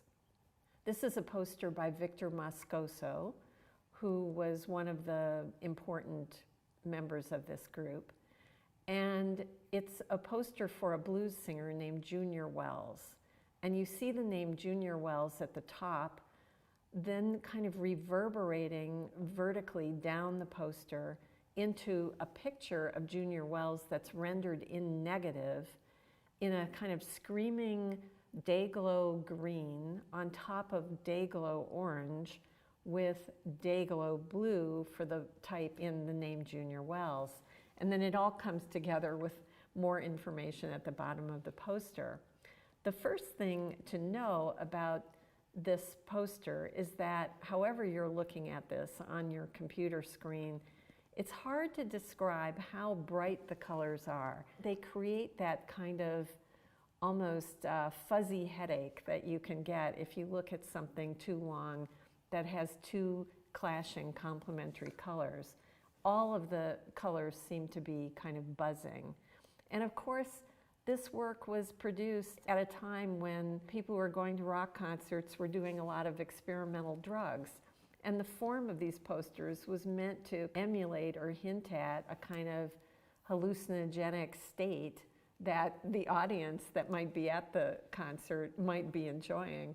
While that might be really specific, the other thing that's fascinating about these posters is that they're almost impossible to read, but they're so clearly marked by this crazy use of color and nearly illegible typography that they would have been identifiable to anybody who was looking for the announcement of the concert.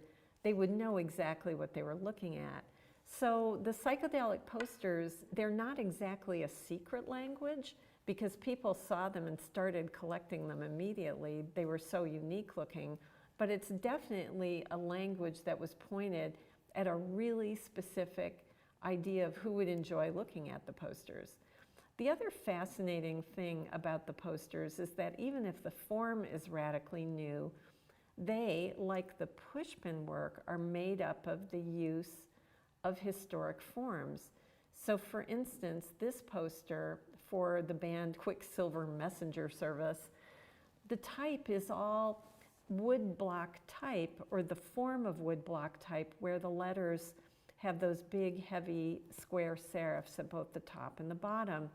And you see the square serifs being manipulated into the circle here of the famous Tao, the yin and yang symbol, and then used to kind of create a geometric structure around the poster. You can really only read this poster by looking for the thin parts of the letter forms that connect all these radiating circles. You see the same thing here in this poster for a Chambers Brothers concert at the Avalon Ballroom, where Victor Moscoso has used a simple face of a woman where the lettering is reflected in sunglasses.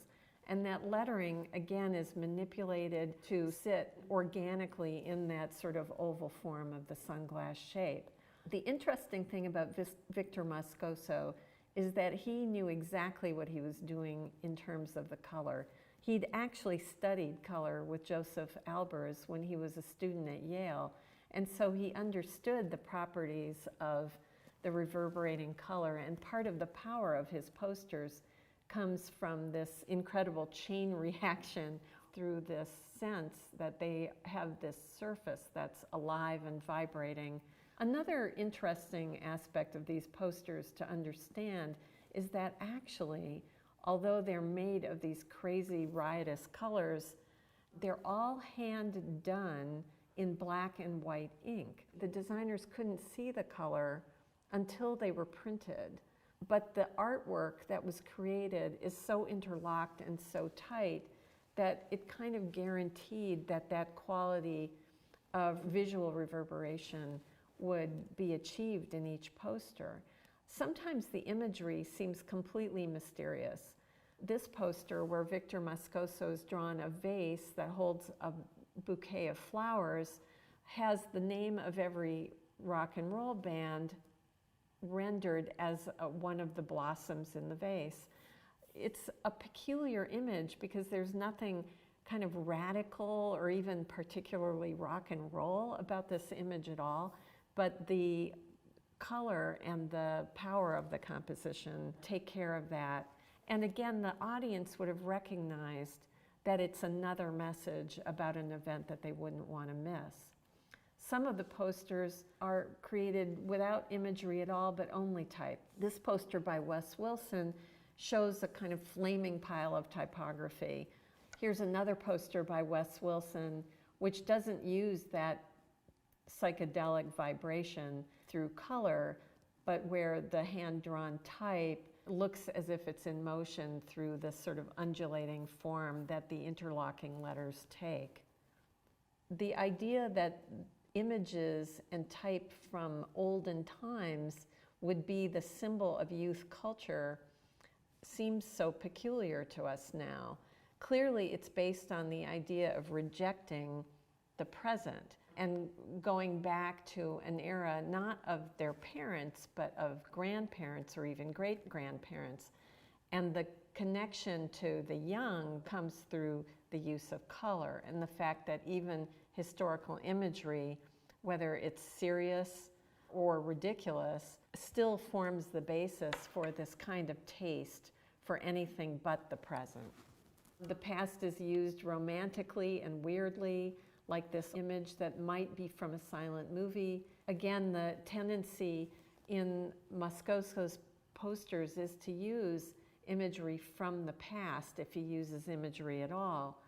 Some people feel that this fascination with the past had to do with thrift store clothing that the hippie generation in San Francisco could buy for almost nothing. And this photograph of the poster designers in a group, you really can see that style that harkens both to the present and the past.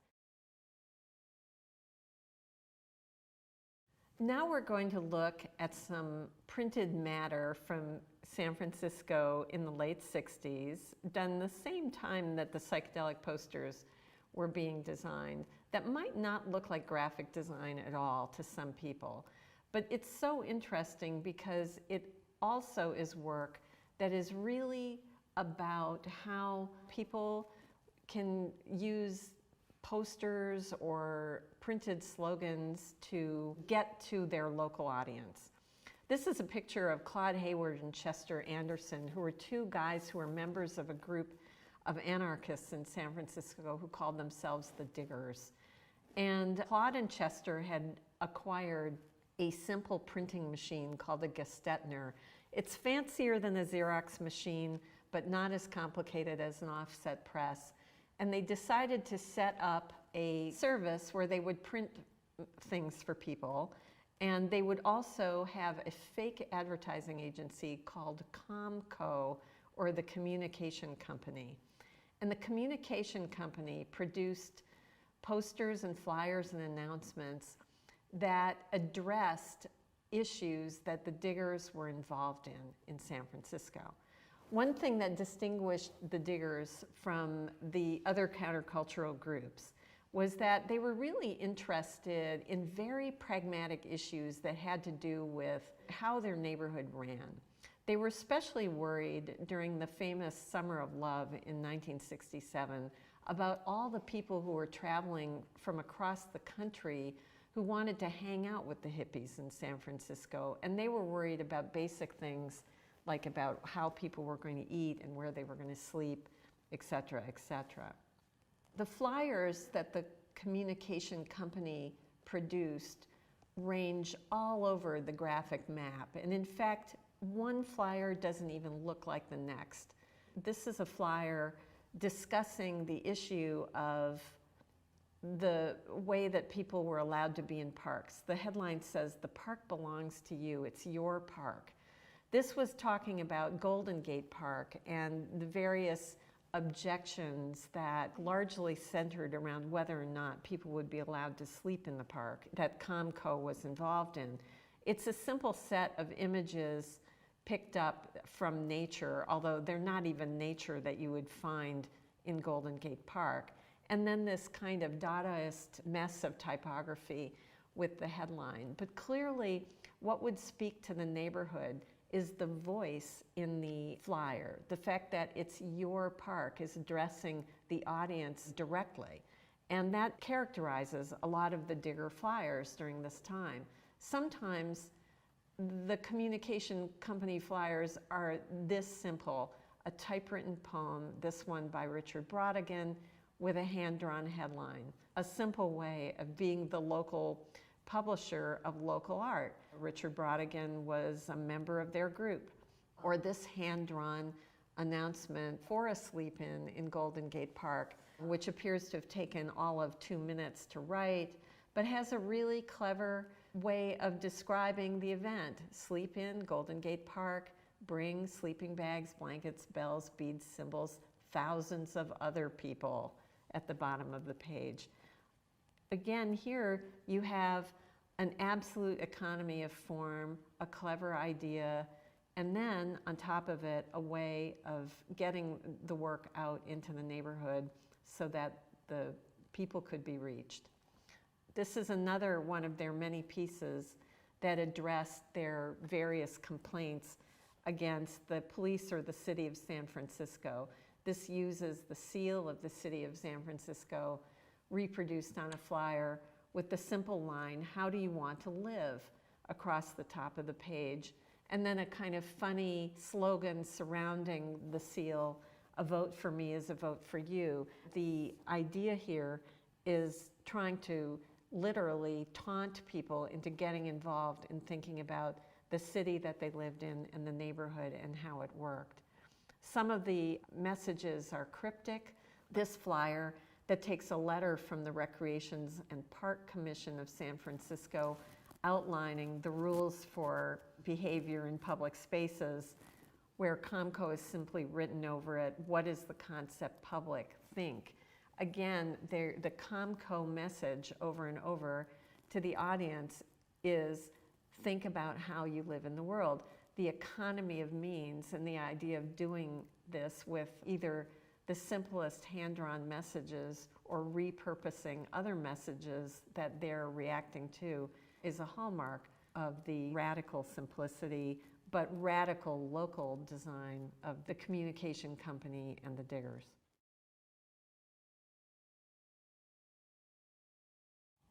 There are so many ways that someone using graphic design can utilize things that the audience already recognizes in order to communicate an idea. Sister Carita, who was a Dominican nun living in Los Angeles, produced a series of posters in the middle of the 1960s where she used commercial messages, things that she lifted out of advertising, like this word tomato that maybe is from a ketchup ad or a tomato juice ad, where she has reproduced the advertising lettering in this silkscreen print, but then filled it with a meditation on spirituality inside the lettering. The name of the print is The Juiciest Tomato, and it's about the Virgin Mary. And this poster actually upset some of the Catholic hierarchy who were in charge of what nuns did in those days. And the reason I think that they were upset by it was because of its power and that it was seen as somehow disrespectful to connect a religious figure or a religious message to a graphic form that was so blatantly from the commercial world. But Sister Carita, who had seen Andy Warhol's first show of his famous soup can silkscreens on display in Los Angeles in the early 1960s, really recognized that the same thing that Warhol recognized, that popular culture was actually a kind of form of visual communication in and of itself that had great power and also great flexibility. The interesting thing about Sister Carita is her literal lifting of phrases and slogans and letter forms, like this print, which has that script G was the logo for General Mills, and their slogan on their ads during the 60s was the big G stands for goodness. But in Sister Carita's hands, the big G stands for God. There is a message attached to the print asking you to see the world differently, to read this language differently, and she kind of hijacks the commercial message and turns it into the kind of message that she wanted to get out into the world using forms, again, that anyone could see. This poster here, open wide so that the King of Glory may enter it. The open wide is from some food ad, and her use of that lettering and that power, and also the kind of bright, solid colors of the silk screens, and she integrates messages with her own handwriting into it, and it all comes together in these graphic meditations. This is a picture of a silkscreen workshop at Immaculate Heart College where she taught. The idea of the silkscreen prints was they were both school projects and they also were sold around Los Angeles. She did not consider them precious works of art, but rather as kind of really useful graphic expressions. It's that combination of the personal message attached to the kind of imagery that everybody would have recognized that's so powerful. Here's another one of her posters using the Wonder Bread lettering and coloring, although this is all handwritten. There's a word for reusing something out in the world that already exists in your work. It's called appropriation, where you borrow something precisely because it has this power through recognition for the audience that you're trying to reach. Sister Carita, you could say that she was appropriating the advertising language. Her manipulation of it is pretty strong, and she manages to make every poster look like it came from her. So her style comes through the re-rendering of the slogans and the use of color and the integration, again, of her handwritten notations that are like footnotes on a book page that explain the point of view. This is a picture of students at Immaculate Heart getting ready for a procession for a religious holiday, Mary Day, where they produced things that looked like protest signs, but they were all this kind of graphic project. And the use of what in the late 60s, a street protest, the use of that form of protest to create a religious procession is another example of Corita's direction of pointing to the things that already had recognizable power in the culture and utilizing them as a design strategy. Here you even see her creation of an altarpiece, which, you know, there is no more sacred space than that, but where the altar is backed up by a slogan, "Power Up," from food advertising, and that redefinition of the language of advertising into a language that promotes contemplation and spiritual thinking is completely unique to her work. Another series of work by Corita shows how she would use the actual lettering from the ads instead of re-rendering it, but by distorting it photographically, create new illustrations of the kind of energy she was trying to harness in the work. Even some of the slogans that seem like they can't possibly be interpreted spiritually do get reinterpreted again through her annotation on her print with the handwriting, which, what is more personal than handwriting, against that really recognizable advertising lettering. Another set of posters created by Corita show shards of newspaper headlines, this from the Los Angeles riots, juxtaposed just with solid colors with handwritten reactions and meditations upon the tragic events that are described in the newspapers. Her use of the common form, again, the front page, but turning it into an opportunity to reflect upon the lessons that can be pulled out of contemporary events, is strongly rendered by the bright colored form that interrupts the newspaper and carries her meditation. Some of these posters from the late 60s, where Corita juxtaposed her own message attached to something from the mass media, like this cover of Life magazine, she uses colors that are straight out of the psychedelic book. The day glow appears in her work as if the color connects you to the notion of the contemporary thought that is attached to these things that are out of the news, but which take you out of the space of just witnessing the news and thinking more deeply about the connotations of these terrible events.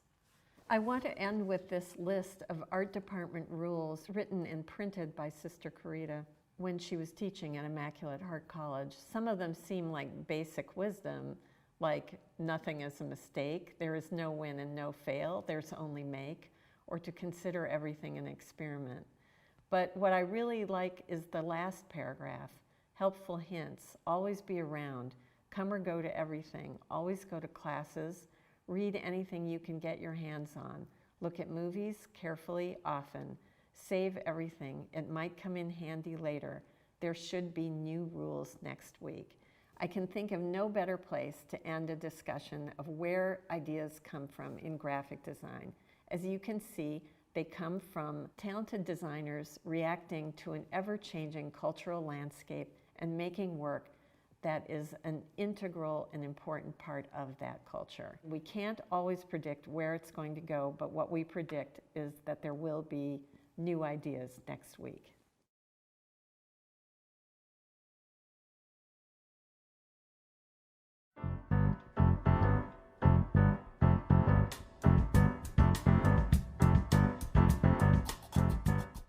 Hi, welcome to Brand New Brand, the capstone project for the specialization in graphic design from the California Institute of the Arts. I'm Michael Worthington, graphic design instructor at CalArts, but today we're not at CalArts, we're here in my studio. This is where I spend my time working when I'm not teaching, Most of the professional design work I do is for cultural clients, and it falls into two categories. One is books and publication, and the other is branding and identity. And for this capstone project, we're going to look at branding and identity, and you're going to create a complete visual identity for a company or client that you're going to invent. I think this is a great project for any design student. Every company or client needs a visual identity these days because everyone's business has a visual representation online. The design you make to represent a company is what most people are going to interact with. It becomes the face of the company, and in a digital world, it becomes just as important as anything concrete, like a building or a store. We live in a digital era where we're surrounded by visual identities, which is great for designers. Every startup company wants to have a cool logo and a successful branding strategy. And the more identities that we're all exposed to, the more sophisticated our visual palette becomes. The days when a graphic designer made a single static logo type that could be stamped on everything are long gone. Branding today is comprised of many moving parts involving systems, strategy, marketing and naming, as well as the actual form-making part of graphic design. For this capstone project, we're going to build a complex identity system one piece at a time, and you'll be involved in every stage. To begin with, you'll have to come up with an idea of what your company does. Think of it as a startup that can be anything you want it to be. It can be serious or funny, high-tech or handcrafted. It can be realistic or as fantastic as you like. You'll write a fake history of your company, and we'll look at some strategies for coming up with names for your company. Once you have a history and a name, you'll be ready to start with some physical graphic design. You'll develop a logo type for your company, and we'll look closely at how to customize typographic form and refine that form into a sophisticated typographic mark. After that, we'll be expanding the palette of your identity to include a graphic mark or icon, a color palette, secondary typefaces, styles of imagery, and a mystery ingredient of your own invention. You'll be testing your identity components out in the form of pieces of branded graphic design of your choosing. Anything from t-shirts and tote bags to business cards and billboards, websites or app mock-ups, products or packaging. Along the way, we'll collect all of your identity components into a branding guide PDF so that by the end of the capstone project, you'll have a single container to showcase your skills of ideation, invention and conceptualization, as well as showing visual research and visual development, plus your skills in typography, image making, composition, and systematic thinking. Two things to remember as you work on your capstone project. Firstly, try to grow your visual design out of your conceptual ideas, so the two have a relationship. It's what we call context-specific design, and it's a way of checking your design has a solid relationship to what it's representing.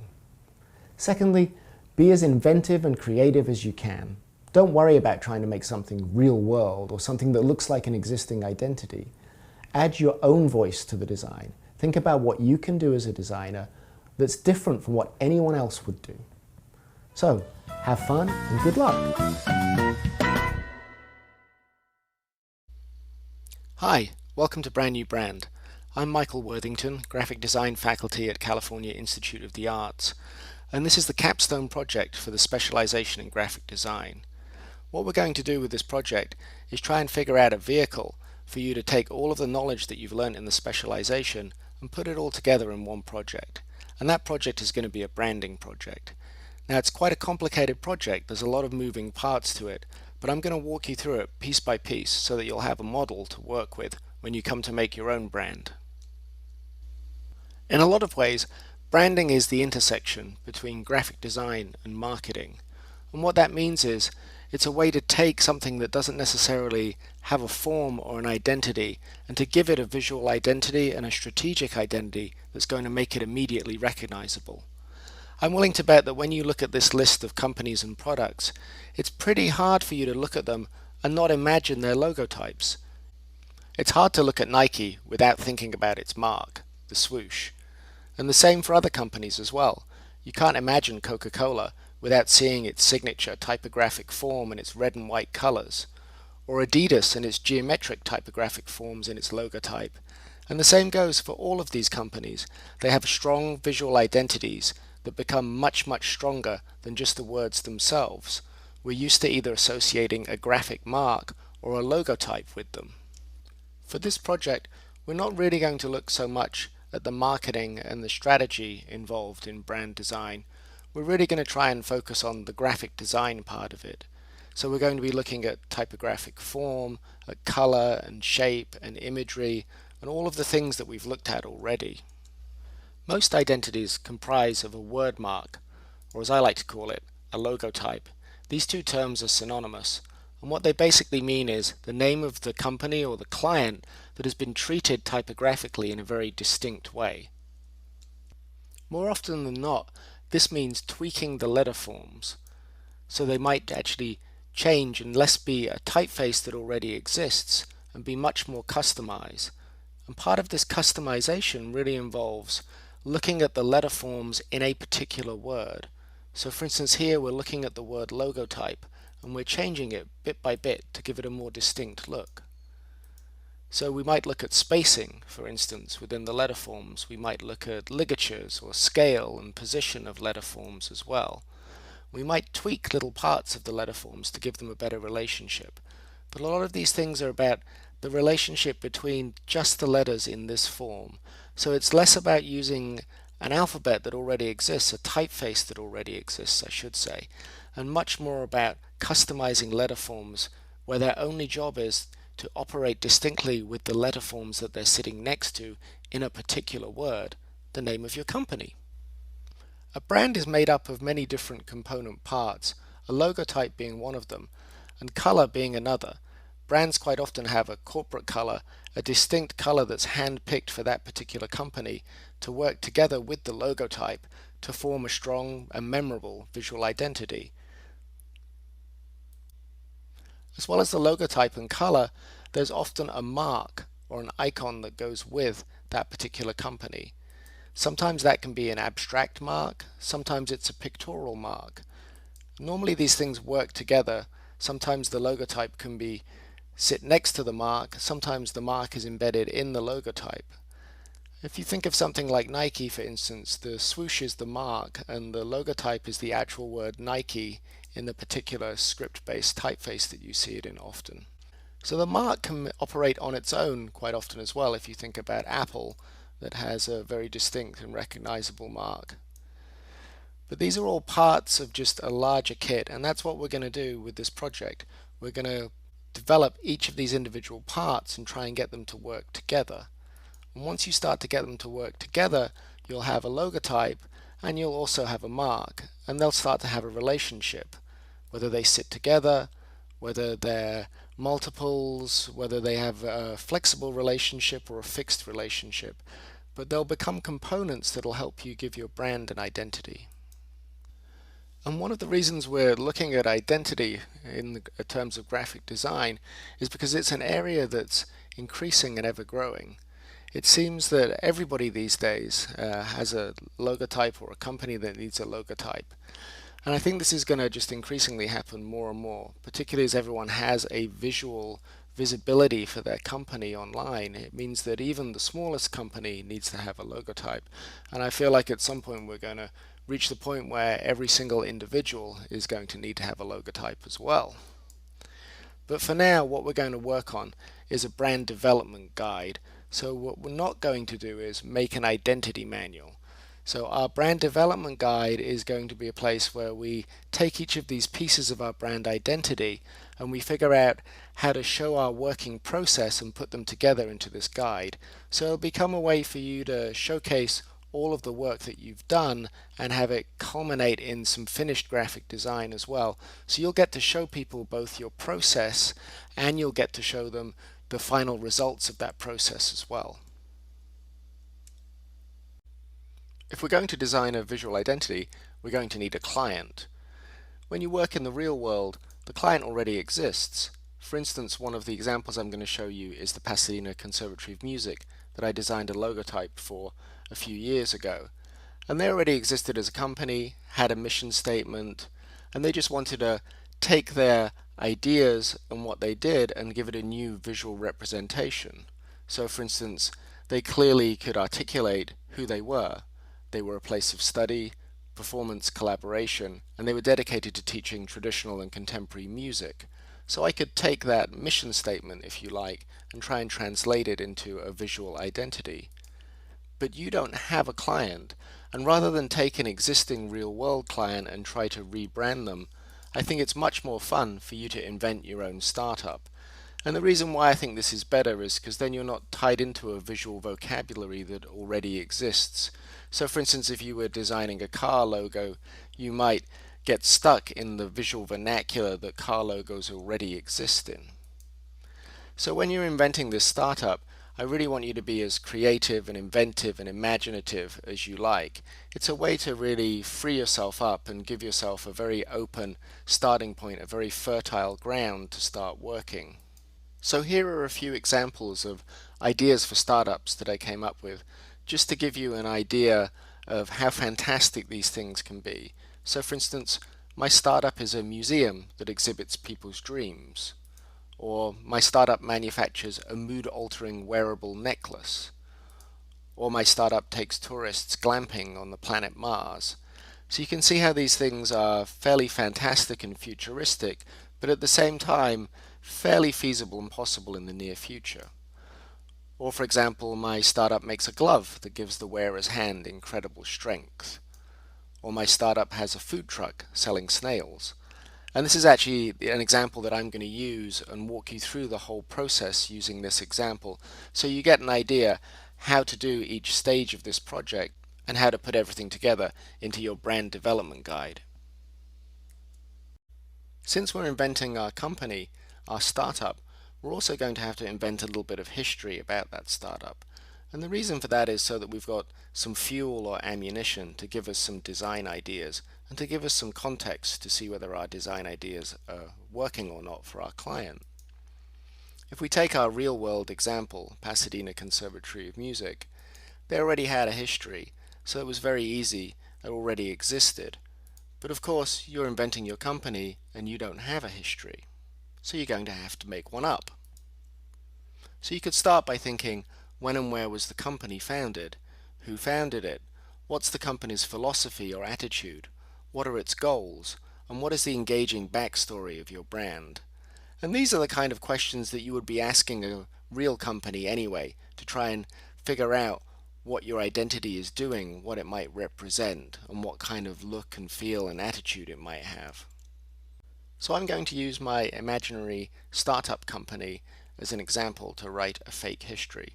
So my startup has a food truck selling snails. And in 1968, during the student protests in Paris, France, a young student called Jean-Pierre Dumas took to the streets in his Citroën 2CV, which he filled with garlic fried snails and French bread to distribute to the other student protesters. Unfortunately, the police let the air out of all his tires, and he could only drive the car at 5 miles an hour, which turned out to be great because it enabled him to stand up in the car and lean out of the sunroof and hand food to all the protesting students. Jean-Pierre emigrated to Los Angeles, California, USA in 1972, where he became a successful bank manager. He recounted his story of his student active days to his grandson, Jean-Pierre Jr., on his deathbed in 2014. His grandson vowed to honor his grandfather's actions and started his snail food truck company the following year. So as you heard, my description of my snail food truck company, its history, is pretty silly. And that's because I want it to be a fun company, so I want to write it in a fun way. Now, your company might be much more serious, or it might have a different tone of voice. So try and think about how you can reflect that in not just the content of the writing of the history, but also in the way that it's written, the style of the writing as well. Now we have an idea of what our company does, and we have a history of our company. It's time to think about some words that are going to describe our company and its philosophy, and ultimately describe our design as well, describe our brand identity for the company. And what we're going to try and do is really build a relationship between the visual and the verbal here, so we're still working with writing and working with language before we even get to start to think about working with form. If we look at our real-world example, back to PCM for instance, if we look at the kind of adjectives that might describe that company, we could look at things like they were a classical contemporary mix, they were advocates for a broad range of people across wide communities, they wanted to be inspirational, they wanted to be educational. So we can come up with a list of words, but then you also need to unpack those words and expand upon those words. And this is going to be useful it's going to be a tool to help you think about what you might name your company as well. In this real world example, we don't really need that because the company already has a name. So you can see how these different adjectives might help you develop a design direction. So the classical contemporary mix might help us think, well, my design is going to be a mix of old and new. It's going to be some kind of combination of tradition and modernity. Or the fact that they're advocates might mean, I want my design to appeal to a wide audience, a lot of different cultures, economic backgrounds, so it has to be friendly, not too intimidating. So being inspirational might be a shorthand to mean a lot of other things. Uplifting, it could be a reference to the music, the kind of crescendo in music, but it could also be a kind of humanist attitude that might indicate a certain kind of spirit as well. So PCM is also a company that takes education very seriously, so definitely a little bit sincere and scholarly rather than flippant. So if we take my invented example, the snail food truck, let's look at what kind of adjectives might be used to describe that. So I might think of words like gourmet, it's definitely French, it's libertarian, which might relate to French culture but also to the student protests, and the idea of it being kind of plodding or slow, which again might relate to food but also to the truck itself. So in terms of design direction, we could look at a word like gourmet and think about its design implications being perhaps fancy or classy, maybe something that's meticulous or very carefully put together. We could take the word French and think about it being cultured and cultivated, intellectual, stylish, perhaps even conversational in some way. We can take the word libertarian and think about it being somehow revolutionary or representing protest graphics. Or we could look at plodding and think about its design direction being slow and quiet, perhaps spacious or static.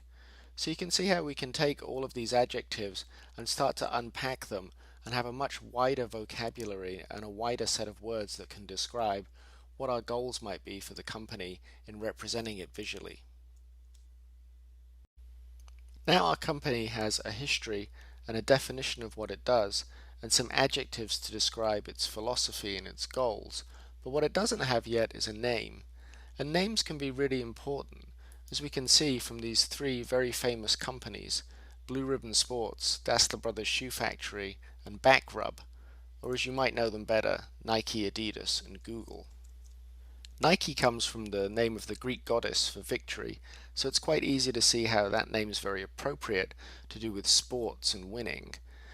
With Adidas, the name actually comes from Adolf or Adi Dassler, so it's a shortened version of one of the brothers who founded the company that became Adidas.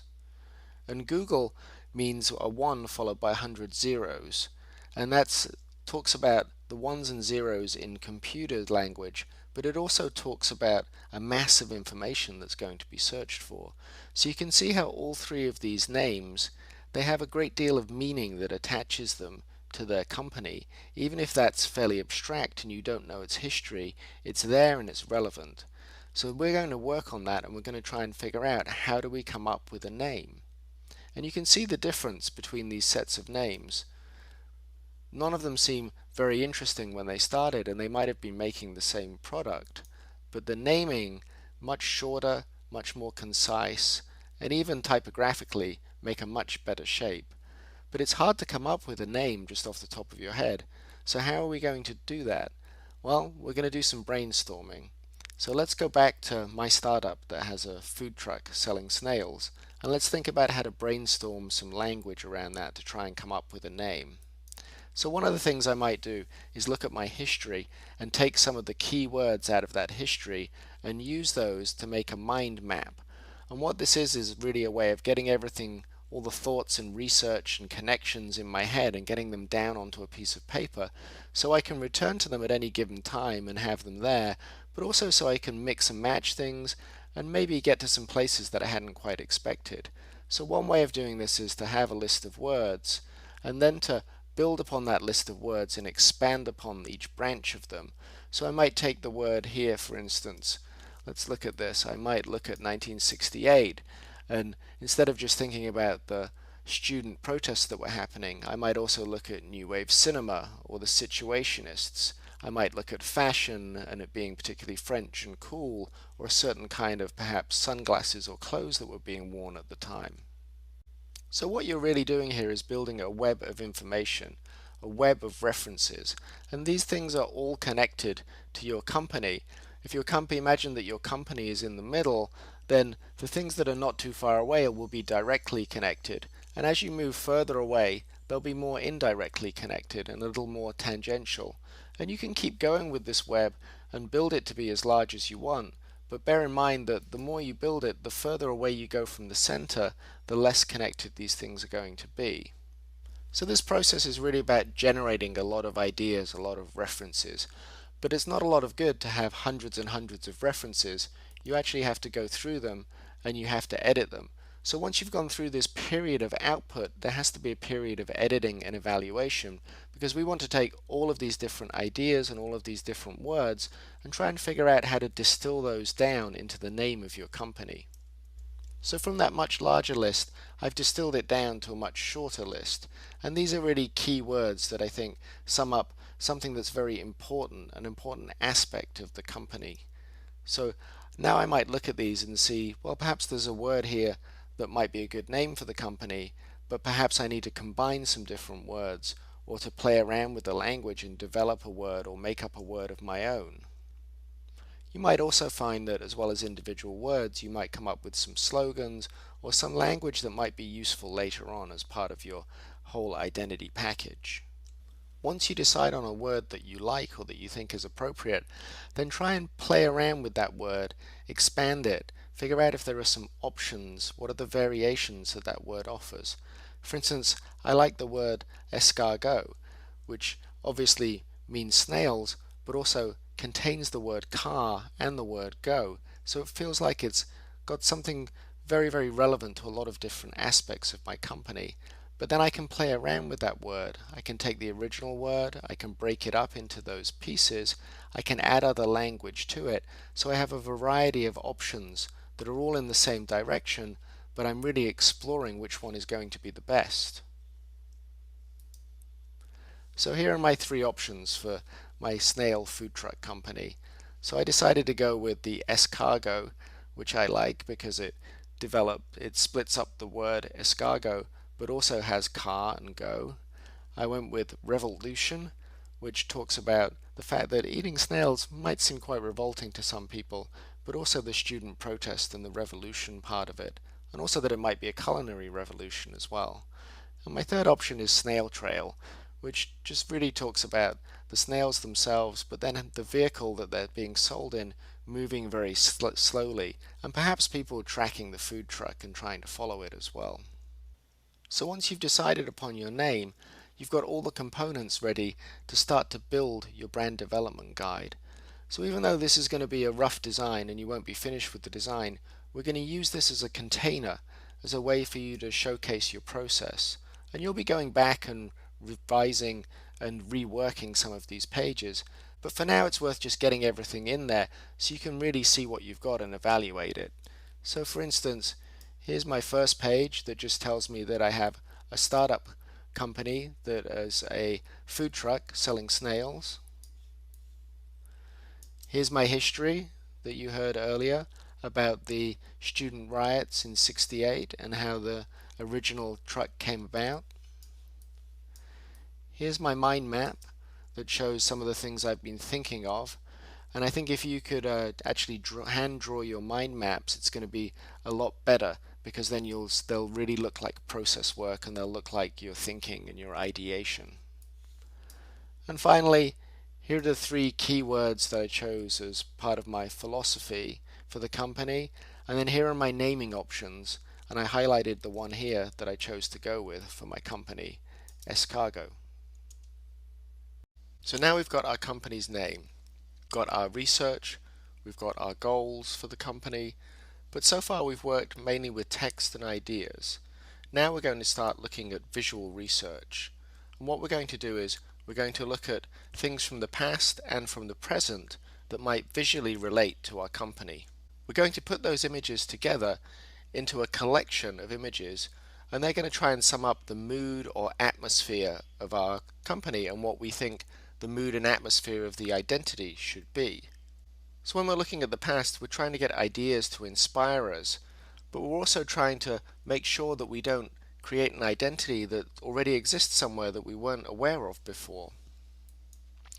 An interesting way to also think about it is that we're not really trying to copy anything from the past, but we're trying to use it as an influence. We're trying to develop our design from something that might already be part of visual culture.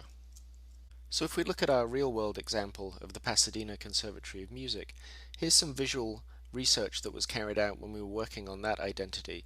So we were looking at visual identities from around the world for music conservatories and for orchestras, and we were really looking for marks and symbols and typography that had a flowing musical feeling to them, and so they were existing examples of what our goals were for the identity that we were going to redesign.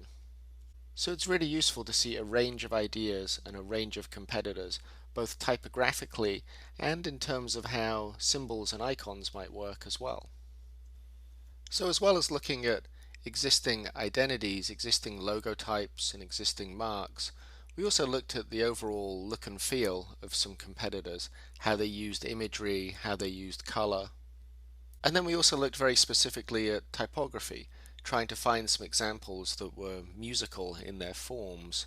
And this is something that you can do online as well, where now it's very easy to find websites where you can type in your name and look at it in a certain typeface to do initial research, so you can see the forms of that typeface without actually buying that typeface. So it's a great resource to try out typographic form for the name of your identity. We also looked a lot at the history of music, especially experimental music and scores.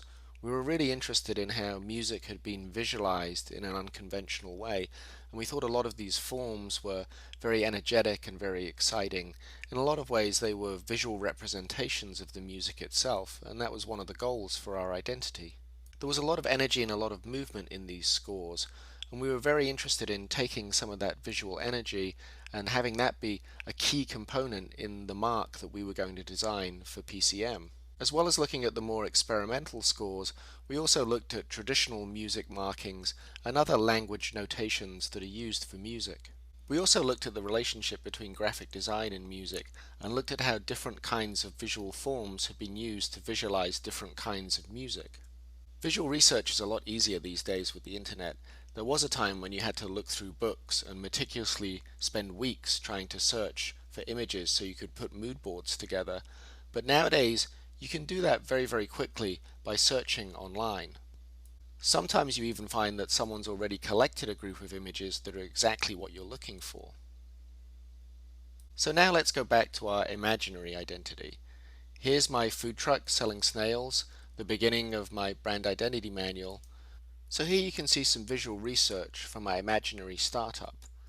So for the contemporary images, I mainly looked at the form of the snail and the form of the car and the van, and I looked at really how a snail could be represented in a wide range of ways, scientifically, in a cartoon, a photograph, graphically as an icon. For the more historical images, I looked at how the 1968 protests had been represented graphically at the time, but I also looked at documentary photography from the time.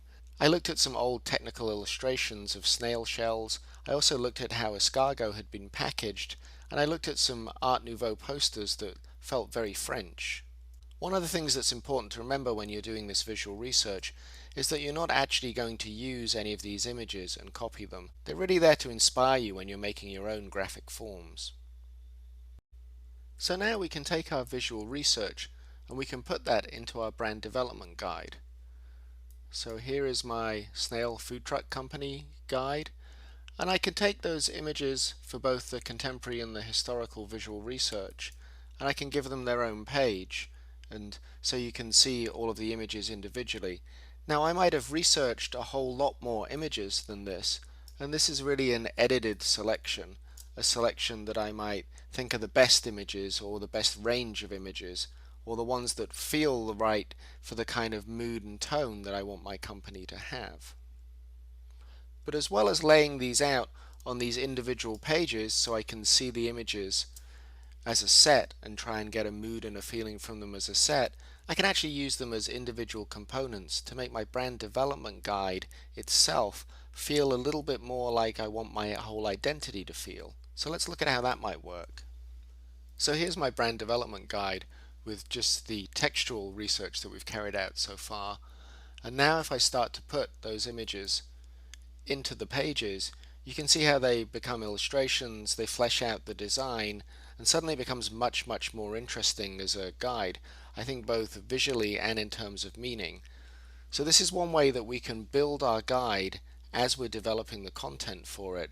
So it's not a case of us just doing all of our research and all of our development and then putting it into some kind of publication at the end. It's really a case of developing that as we go and using that as a vehicle to show our design as we build it. In this module, we're going to look at creating a logo type for your imaginary startup company. Rather than diving in and starting to choose typefaces straight away, first of all, we're going to look at the shapes of the letters that you have to work with. So we're going to look at the words or the word that is your company name and try and examine that a little more closely. So if we use my escargot as an example, you can see here just by varying the uppercase and the lowercase, we get several different shapes out of the letter forms. So already, just in one typeface, we've got plenty of decisions to make. And it's not just the difference between uppercase and lowercase that can create a different feeling in your name. Here, for instance, I'm looking at different typographic marks to break the word up, and you can see that they start to feel very different just from, again, one change. So it's worth exploring the variations in that one change. And sometimes that's a good way to generate a lot of very fast variations, to try and think of a category, a change that you might make, like uppercase or lowercase, or in this case, changing the punctuation, and then try and examine all the possibilities that that could possibly mean. And it doesn't mean that you're going to necessarily use all of these, but it's a way to sometimes come up with something that you might not have originally thought of, or you might not have been able to imagine. And some of these decisions are going to affect the overall shape that your logo type is going to make. And again, irregardless of what typeface you choose, some of the basic shapes are going to be the same. So if we set a logo type in all caps, for instance, it's going to make a much more rectilinear shape. It's going to have a lot of more direction to it. But on the other hand, if we set it in upper and lowercase, it's going to have a little more rhythm, a little more bounce to it, and it's also going to probably feel a little more human as well. As well as looking at the shape of the word, we can also look at the individual characters. And this is where we start to begin to get a direction for what kind of typefaces we might look at. Within any given letter form, there's a number of variations to it, and it's still recognizable as that letter form. So if we look at the lowercase a, for instance, we can see a number of different variations to it. It can be a single story, a double story, it can have a serif, no serif, slab serifs. So there are a lot of variations just in the shapes. And again, it's worth doing a little bit of research and examining all of these possibilities and all of these shapes, because there might be some shapes in a particular typeface that you want to use in a typeface that doesn't have them. So for instance, you might decide you want to make a double story G in a sans serif when it's traditionally only been seen in a serif. And if we compare the amount of variation that's possible in the letter forms between the lowercase on the left and the uppercase on the right, you can see that there's actually a lot more variation in the lowercase. So this gives us a lot more possibilities in terms of the shapes that we might use in our logo type. If you look at the right-hand side with the capital letters, the uppercase letters, those tend to have a little less variation and tend to be much more similar, despite being the same range of typefaces that you can see on the left. And there are obviously certain characters, certain letters, that have a lot more variation than others. So A and the G, for instance, are good examples of letter forms that are quite intricate and complex and have a lot of variation, so these might be worth identifying as places that could be typographically interesting in your logo type. But if we look at certain other letters, so for instance looking at the letter O, there's a little less variation there. It's very, very similar. So this might be a letter form, but we know that we can't pull it around too much and change its form too much because there's a little bit less to work with there. So again, what we're doing here before we even look at anything to do with typefaces is really looking at individual letter forms, looking at which other letter forms they sit next to, trying to look at the overall shape of the word, but also trying to identify what particular letter forms might have interesting shapes and might have possibilities for us to develop in an interesting way in our logo type. A good way to get a starting structure or skeleton for your logo type is to look at typefaces that already exist that might have shapes of letters that you think are particularly interesting or relevant to your company, or they might have a conceptual or formal connection to your company. So if I look at my Escargot selection of typefaces, I'd be choosing them for quite different reasons, and I'd be looking at a different range of typographic forms, but they cover different ideas and head in different directions. The first one is a contemporary sans serif, and I like the geometric forms. The round O feels like a wheel, and I also like the rounded terminals in the letter forms. And that's because these have something of the quality of a snail's body. For this second typeface, I'm choosing a typeface that's by the French type designer Roger Excoffon, and I feel like this has a very, very French feeling to it, but by choosing this particular cut of the typeface that's rounded at the corners, it also feels again a little bit like a snail-like form, but then using the italic gives it some direction and speed as well. And this third typeface I chose because it's used for Jean-Luc Godard's movie titles, which I feel like they have a connection to the student protests in Paris in '68. And I chose this particular typeface because I like the repetition in the C, the G, and the O, and that circular repetition, you can see it in the lowercase as well, with the C, the A, the G, and the O. It feels a little bit like wheels or has a sense of motion to me. I also like the fact that it feels modern and contemporary, and it feels a little bit kind of classy as well. So I feel like it could fulfill some of the requirements of my adjectives that I picked for my company. This typeface I chose because I really liked the forms of it, purely just because they feel a little bit old-fashioned, they feel a little bit Art Deco, but they've also got a nice flow to them and a nice rhythm, so they feel a little bit alive, a little bit organic. So that felt like it was quite relevant to the company as well. And this final version, I chose this typeface because it's very similar to a lot of European license plates on cars. So I felt like there was a connection there to the Citroën 2CV that was part of my backstory. So again, you can see there's a lot of different reasons why you might choose a particular starting point, a particular skeleton. But any of these skeletons that you choose, you're not going to use them in a literal way as a typeface. You're going to have to alter them and change the forms of them and really think about the particular letter forms you've got in your word and how to make them be much more distinct. You might end up at this stage in your process with quite a lot of typefaces to look at. So how are you going to narrow them down? Well, one good way is to quite quickly take them for a test drive. Really just throw them around, look at their forms, and do some really fast visual tests just to see if there's something interesting there, because you never know what you're going to hit on. And this can be a fun and experimental and playful part of your process as well.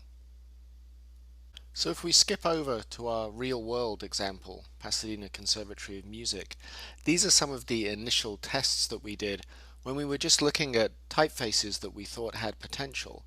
So you can see that rather than just picking a typeface and then letting it have one iteration, we were carrying out various different iterations and trying out various different formal things quite quickly, and we weren't expecting all of these to work in any way at all. We were really just trying to generate a lot of material and really explore the typographic territory.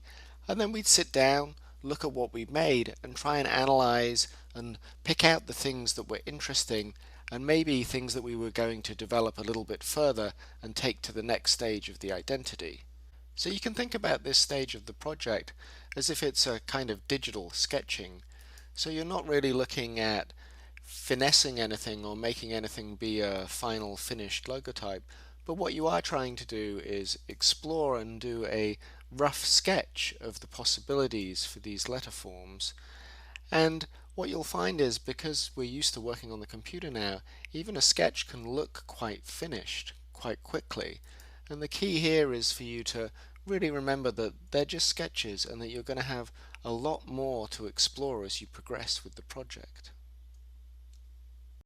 Now that we've got a typographic skeleton to work with, we can start to begin to customize the letter forms and move away a little bit from perhaps the systematic rules of the typeface design and start to look at a different kind of system that might apply more to the relationship of the individual letters we have in our word.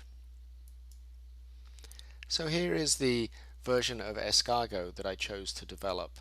And one of the first things I would probably ask myself is, why did I pick this one over the others? So I would try and analyze it and see what are the points of interest within this particular version. So I would look at some repetition in the G, the O, the C, and a little bit in the S that feels quite nice. Again, I feel like the roundness is both perhaps a reference to a snail shell or perhaps wheels that's interesting. I very much like the arm of this G pointing back in and the way it almost lines up with a lot of the other horizontal lines, and that feels like these could be areas of interest or potential areas to make something happen typographically distinct. I also feel like it's almost a sense of symmetry where the only vertical in this R is almost in the middle of the type itself, so that there's quite a nice symmetry if you think of this folding over. The A goes to the R and there's counter spaces in both of those that feel quite similar. The C to the G has a similarity, and even the S to the O. So I feel like there's quite a lot of potential to work with, and overall it's also very clean, very simple, and I feel like that was part of my goal as well. So here are some variations where I'm trying to manipulate the typographic form and to get it to move a little bit away from the typeface and perhaps start to think about building relationships between these individual letters. So let's very quickly look at these in detail and talk about them. So here's my original version for comparison that I started out with, and now here's a version where I'm starting to manipulate the typographic form. So you can see I've taken the crossbar from this A and dropped it down and dropped down the hyphens. And the reason why I like this is because it perhaps indicates a sense of movement or the dotted lines on a road. So I feel like that has a good relationship to my company. It might also be the trail that a snail had left behind. So if we look at this next version, you can see I'm trying to do something similar with the line, but now I'm putting much more emphasis on this arm of the G connecting, and instead of lowering the bars in the other letter forms, I've actually raised them so I can try and align them all together. So we can look at the two of these together and try and judge which one we think is more successful than the other. In this version, I'm adding some weight to the typeface, and I'm also italicizing it.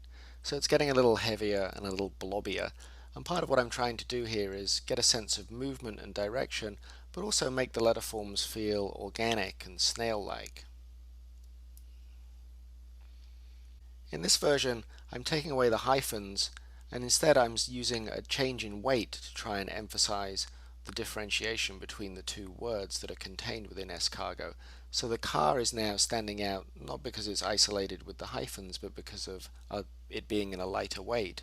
So again, I like a little bit of the echoing of the typographic form here, and these are alternate characters that exist within this typeface McBean, and they're quite interesting in themselves. So you can see where the R is truncated here and flattened is quite interesting. And in the final one, I'm really looking at adding serifs, slab serifs, throughout these letter forms. And this makes the forms quite interesting, again trying to relate this line, but as you can see, it's perhaps a little too much going on. It starts to be very overly active, and it isolates a little bit some of the rounder characters, so it feels a little bit uneven, perhaps a little bit too much going on in here and not enough going on at the outside edges. But again, all of these things are tests, and we're not expecting to produce 5 or 6 great logotypes. We're really just trying them out and seeing whether they have potential. In this next stage in our process, we're going to look at variations and refinement to our logotype. So if we go back to our escargot as our starting point, I'm going to take the logotype that I thought was perhaps the most successful from the last round, and now I'm going to try and make much smaller moves, and I'm going to try and make those moves into a series of logotypes so that they feel like they belong in the same family, so they're all quite similar, but then they all also have something different about them, a particular design move. So in this first one, the only move that I'm making is just extending the arm of the G. So by isolating this one thing, I can easily compare the two logotypes together, and that's quite often a good way of deciding whether a move that you're making is successful or not, by having something to compare it to. Is it better like this or better like this? And in this version you can see that I'm now extending a kind of logic that existed with this dotted line and making that work with the crossbar of the A. So again, it's one isolated move, and I can look at it and judge whether I think that's successful or not.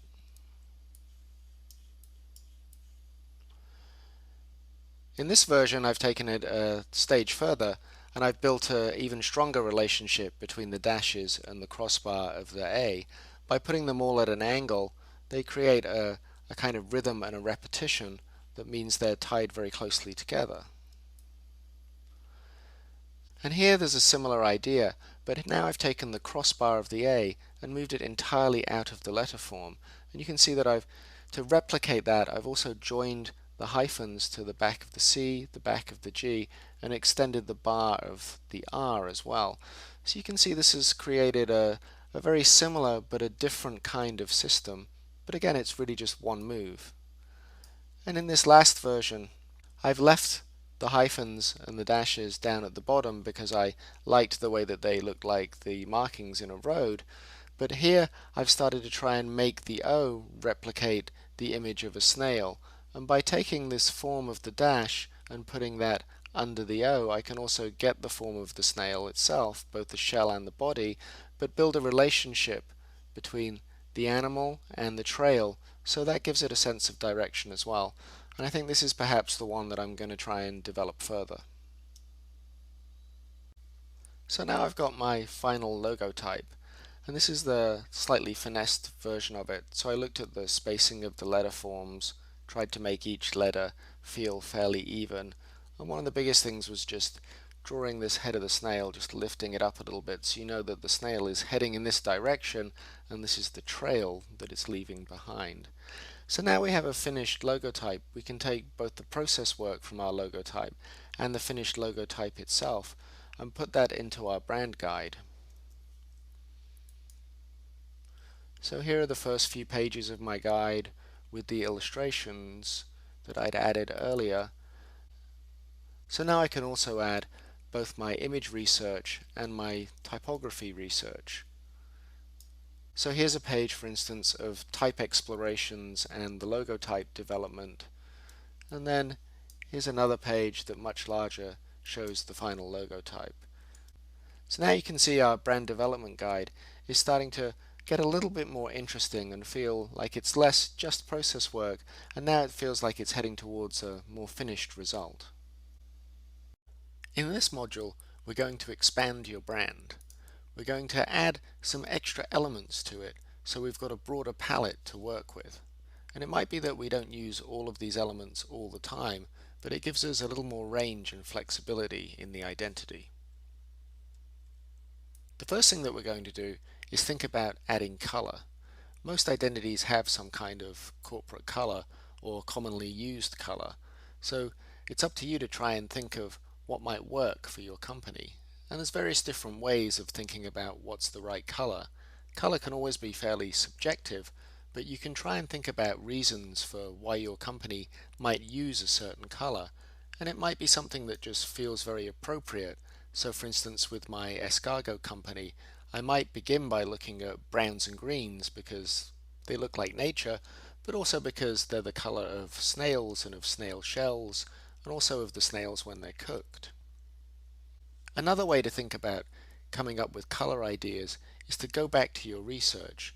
You can look at your adjectives about your company and you can see if there are any colors that fit those adjectives. But you could also look at your image research and see if there's a way to pull colors out of the images that you've already got. So for instance, here I'm looking at a dark muddy green that's coming out of the snail shell or the snails themselves when they're cooked, or perhaps a bright red-orange color that looks like the protest posters from 1968 in Paris. Or I might look at the 2CV and try and find a color that's commonly used for that car. Once you've got some initial ideas for the kind of colors you think are going to be successful, you can put them into a digital context and pull them around on screen. So you can change the hue, the saturation, the value, and this will give you a chance to see your logotype actually in the finished color. So you'll be able to judge fairly accurately whether it's working or not. When you're looking at color for your logotype, it's also very useful to look at it in both a positive and a negative way. In other words, to look at the color when it's the figure, the color of the logotype, and when it's the ground, the background color as well. Sometimes this makes judging the colors a little bit easier because when it's a ground, quite often the field of the color is larger, so you see more of the color, so it becomes a little more apparent when it's working and when it's not. And one other thing to think about is how your color is going to appear. Is it going to be printed? Is it a Pantone color, a spot color, or is it CMYK? Or is it going to be primarily on screen, in which case you really want it to look good in RGB? So it's worth taking your colors and seeing the difference between how they might look on screen and how they might look in print. And this difference is going to be a little bit less apparent on screen because you're not really going through the same process as CMYK, but you can still see a little difference. So if we zoom into these three colors, for instance, you'll be able to see, hopefully, a little bit of difference where quite often the colors will be a little bit darker as CMYKs and a little bit brighter and cleaner when they're being produced as RGB colors. But what you're really looking for here is something that is fairly close in both its RGB and its CMYK or Pantone iterations. The next thing we're going to add to broaden our palette is a mark or an icon, and this can also sometimes be called a logo, not a logo type, but a logo. So in general, these marks are often pictorial or abstract and non-typographic. So we could spend a lot of time just making the mark or the icon and making it be the central part of the identity instead of the logo type. So if you think about Nike or Apple, for instance, their marks are probably more recognizable than their logo types. But I'm going to turn it over to you and let you have the responsibility for developing your mark or icon. So here is my mark that I'm working on, and this one is taken from what I developed earlier when I was looking at my logo type. So now I'm going to pull the mark away from the logo type and work on it separately. Symbols, marks, and trademarks often work using very simplified, sometimes geometric form. They also generally work in black and white using negative and positive space. And this is because a lot of them come from a tradition of a time when marks were made for reproduction in print, and color printing was much more expensive, so often they'd have to work in black and white. But that's not really the case these days. Now, your mark is probably going to exist mostly on a screen, so you can now think of your mark as using color as a more integral part of its design, and also perhaps having a little more detail, and maybe not necessarily having to work in such a simplistic and geometric form. And you could also think of your mark as having a different line quality as well. It could be much more textured, it could be much more hand-drawn, for instance. and it could also be less flat, more three-dimensional. Also these days, you have to think about how is your mark going to move. It's almost certainly going to be animated on screen, so that's something else to keep in the back of your head. Since I'm a relatively old school type of designer, I'm going to keep my mark fairly traditional. I'm going to mostly work in black and white and with contrast and with simple geometric forms. So when I look at my logotype, I'm trying to think, how might I develop this? It's not just about making it the most simple that it can be, stripping away any unnecessary information. It's also about making that information communicate the right thing. So if this was my original O that was looking like a snail, I can make it look a lot more like a snail by creating a spiral in the shell, because this is a quintessential piece of visual information in recognizing that it's a snail that you're looking at. And you can use a similar process when you're making your mark that you used when you were making a logotype. And that's to make a lot of iterations, to evaluate them, see which ones work, and develop those, and gradually work more and more with smaller details. So here, for instance, I'm looking at a shell with a slightly different shape. And in this version, I'm trying to see if I can get rid of the snail's body entirely and just convey the idea of the snail with just the shell. And when your form becomes abstract like this, it can also have other connotations that can be quite useful. Sometimes you want your mark to mean more than one thing, and perhaps it can have connotation and denotation. So it can be a denotative image that's a snail, but be a connotative image of something else. In this version, I added the snail's body back in, but just the head this time, and also added some antenna so it's even more recognizable as a snail. And then I tried mixing an earlier version with the antenna head snail so that the shell appears to be white instead of dark with a white spiral. So you can see how it's playing with the figure-ground relationships. When the space is contained, you can look at it as both negative and positive. So here's my final set of marks that I made. And again, these can act as process, so I'm going to put them into my brand development guide. But I'm also going to take one of them and use that as the mark for my company. And I think I'm going to use the bottom middle one. And I think part of the reason that I like this version is because it's cut off at the bottom, so you don't need to see the whole of the snail's body.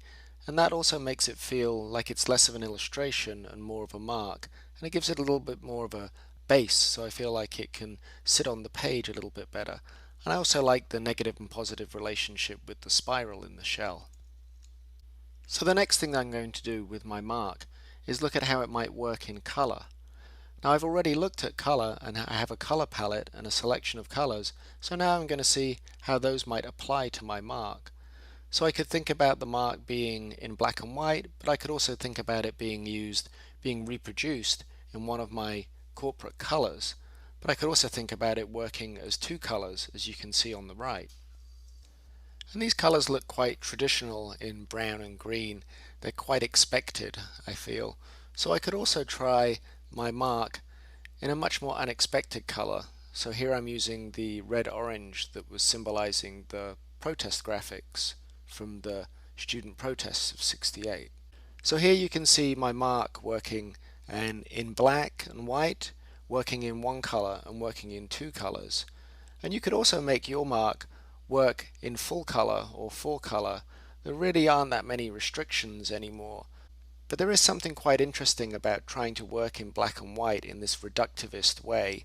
And even though it's quite an old-fashioned modernist tradition, I feel like it lends to a sense of legibility and readability of your mark that's going to help it operate at a number of different scales. The next component that we're going to add is a secondary typeface. And this is something that just helps us build out our palette, and it means that whenever we're going to have any large amounts of text or even small amounts of text, we're going to try and give that a distinct voice as well. Quite often the secondary typeface is something that works together with the logo type. It doesn't necessarily have to be the same kind of typeface, and it could be used to signify or add another kind of message that might have been one of your adjectives or might have been something very important in your company that isn't being communicated by the logo type. So here are three typefaces that I chose to look at. Antique Olive, which we saw before, the Roger Excafon typeface, which I feel is very friendly, very French, and it has some nice rounded forms to it in this particular cut of it. And then I have Ashley Script, which is a handwritten typeface, and I particularly like the capitals because they feel like they're written with a paintbrush, and those I'm choosing because they really relate to the student protest graphics. And then my last typeface choice is Apercu, and this is a modern typeface, very recent typeface, but it's geometric and very clean, so this is a way for me to try and get a little bit of a modern contemporary feel into my identity, and also to keep it looking clean and classy. So once I've started to pick my typefaces, I really need to take them for a test drive. So one of the best things to do is to see how they work as body text, and also see how they work as headlines, and also see how they work as a medium size, like a subheading. What I find useful to do is to put them next to some of the other components that I've already made. So here I'm adding in my mark and my logo type so I can see the three different typefaces all together with those elements, and I can start to judge which ones I think are working better. So when I look at these, I quite like the bottom one, the Apercu, because it feels very clean, it's very legible, and it feels like if I was going to eat food, I would trust that kind of typeface. But I feel like the middle one, the Ashley Script, is probably the most interesting formally, and it adds this element of student protest and a little bit of a handmade nature and perhaps a little bit of nostalgia that I think is missing from my other elements. So I think I'm going to choose that to use probably just for headlines since it's hard to read as a text face, and then maybe I'll use Apercu as my text face. So again, I'm building a suite of components, and I may not use them all the time, but they're there if I need them. The next thing that we're going to add to our design palette is a style of imagery. Now this could be anything that you want it to be. It could be an illustration in any kind of aesthetic style that you like. It could be photography, it could be 3D digital imagery. It's really up to you.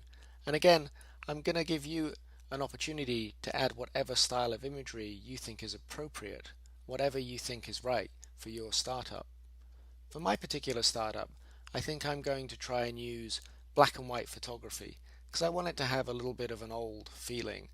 And I also want to use the aesthetic of old black and white street photography because it has a very French and hip aesthetic that I want to try and maintain in my identity.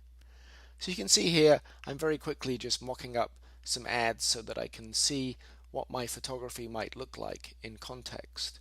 And this is a good way, again, to test drive your photography, to see how it's going to work with your typeface choice, with your color palette, with your logo type, with your mark. And again, these are things that can go back into your brand development guide so they can show your process and how it's growing. And as you can see, we're gradually putting all our components together and getting a more coherent voice. And if possible at this stage, you should really try and make your own imagery. So if you're using illustration, see if you can make those illustrations yourself. If you're using photography or a photographic style, see if you can use that photographic style. So I'm just using stand-in images for now. And these are images that are just pulled off the internet. And you can search for things that are copyright free that will allow you to use them. But you do have to be careful that if you're actually going to use any images really for a client, you do have to pay for them and make sure that they're cleared by copyright. But for now, these are just really, again, about look and feel.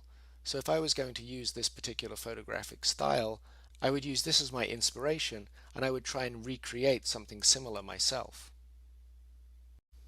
The final thing that we're going to add to our brand palette is a secret ingredient. And this can be anything that you make up, anything extra that you want to add, as well as the other things that we've already included. Quite often this can be something that is a rule for how your identity system works. It could be something modular, it could be something that changes throughout the identity, but whatever it is, it should be something that makes it more interesting. So for my Escargot logo, I'm going to take the logo type that I'd already developed, and I'm going to take some of my marks that I'd made, and I'm going to fuse the two together in a modular system. So on the left you can see the logo type that I'd made and 6 of the marks that I'd made, and on the right you can see that I'm going to combine them in different ways, And these can then form a modular set of logos that somebody using them could use them at different times or for different things. I'd have to figure out exactly what that strategy might be, but one might be for, say, the van itself, one might be for the parent company, and one might be for staff and employees. Or I could do it in a more playful way and just have them be random. And you can think about how to extend this into a broader system even if you don't implement it. So for instance, I could think that these snails might be something that anybody could create their own snail online and upload it to the Escargot company website, and it would then become part of the logo. And I'd have this great big bank of different kind of images that anybody could pull down and use. So whatever your secret ingredient might be, it's entirely up to you. It could be systematic, it could be an additional element, it could be something strange and weird and funny, or it could be something that's really functional. Whatever it is, it's really your chance to add something to the personality of your brand identity. And sometimes those kind of systems can really add a lot. If you think, for instance, about Google Doodles, that's become a really important part of Google's visual identity and its online identity. Even though it uses a wide range of styles, it's really about a strategy that's being added to here. So you could think about adding a secret ingredient that's going to make your company feel a little bit more special than all its competitors. And your strategy might be something that needs a written explanation as well, especially if it's something that is systematic. It might not be apparent just from the visuals that you're showing, so it's always a good idea to write down how your system works. In this module, we're going to look at how you can take all of the pieces that you've made as part of your brand identity palette and apply them to some pieces of collateral that make up your brand. So these pieces can be anything. They can be any kind of design object that you think is relevant to your particular startup company. So if I look at Escargot and come up with some ideas for what kind of vehicles might be good to apply my design palette to, I might think of creating a uniform for perhaps the waiters or the staff or drivers in my vans. I might also think about what the truck itself is going to look like, how I might design some kind of mural wrap that's going to work with the Citroen 2CV. I could also think about table settings, about collateral that could exist along with that. And I might also think about at least one digital application. So I might look at a tracker app so that I could find wherever the trucks might be. So these would be 4 choices that would be related to my particular company, but your 4 choices could be totally different because they really should be things that grow out of what your company does. There are some things that are staples that most companies are going to need, so you could easily work with letterheads and business cards. But I think it's interesting to try and think of what your particular company might want and what might be relevant just to your company. Making these kind of mock-ups is a great way to test your identity system, and it also means that you can visualize it in a fairly finished state. Sometimes this is the best thing to do because it lets a client see their design as it's living in the real world. To show you some examples of this, I'm going to walk you through our real-world client, Pasadena Conservatory of Music, and look at some of the presentation material from that. So here in this initial presentation, there's 3 different ideas, and you can see a lot of the elements that we've already looked at. So there's a logotype, where it's typographically treated. There's variations of how the type locks up. And then here you can see there's various different applications of that design. So there's business card, letterhead, and annual report.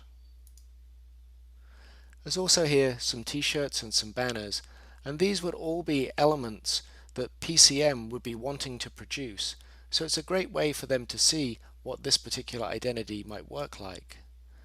In order to compare it for this initial presentation, we actually produced the same materials for 3 or 4 different identities.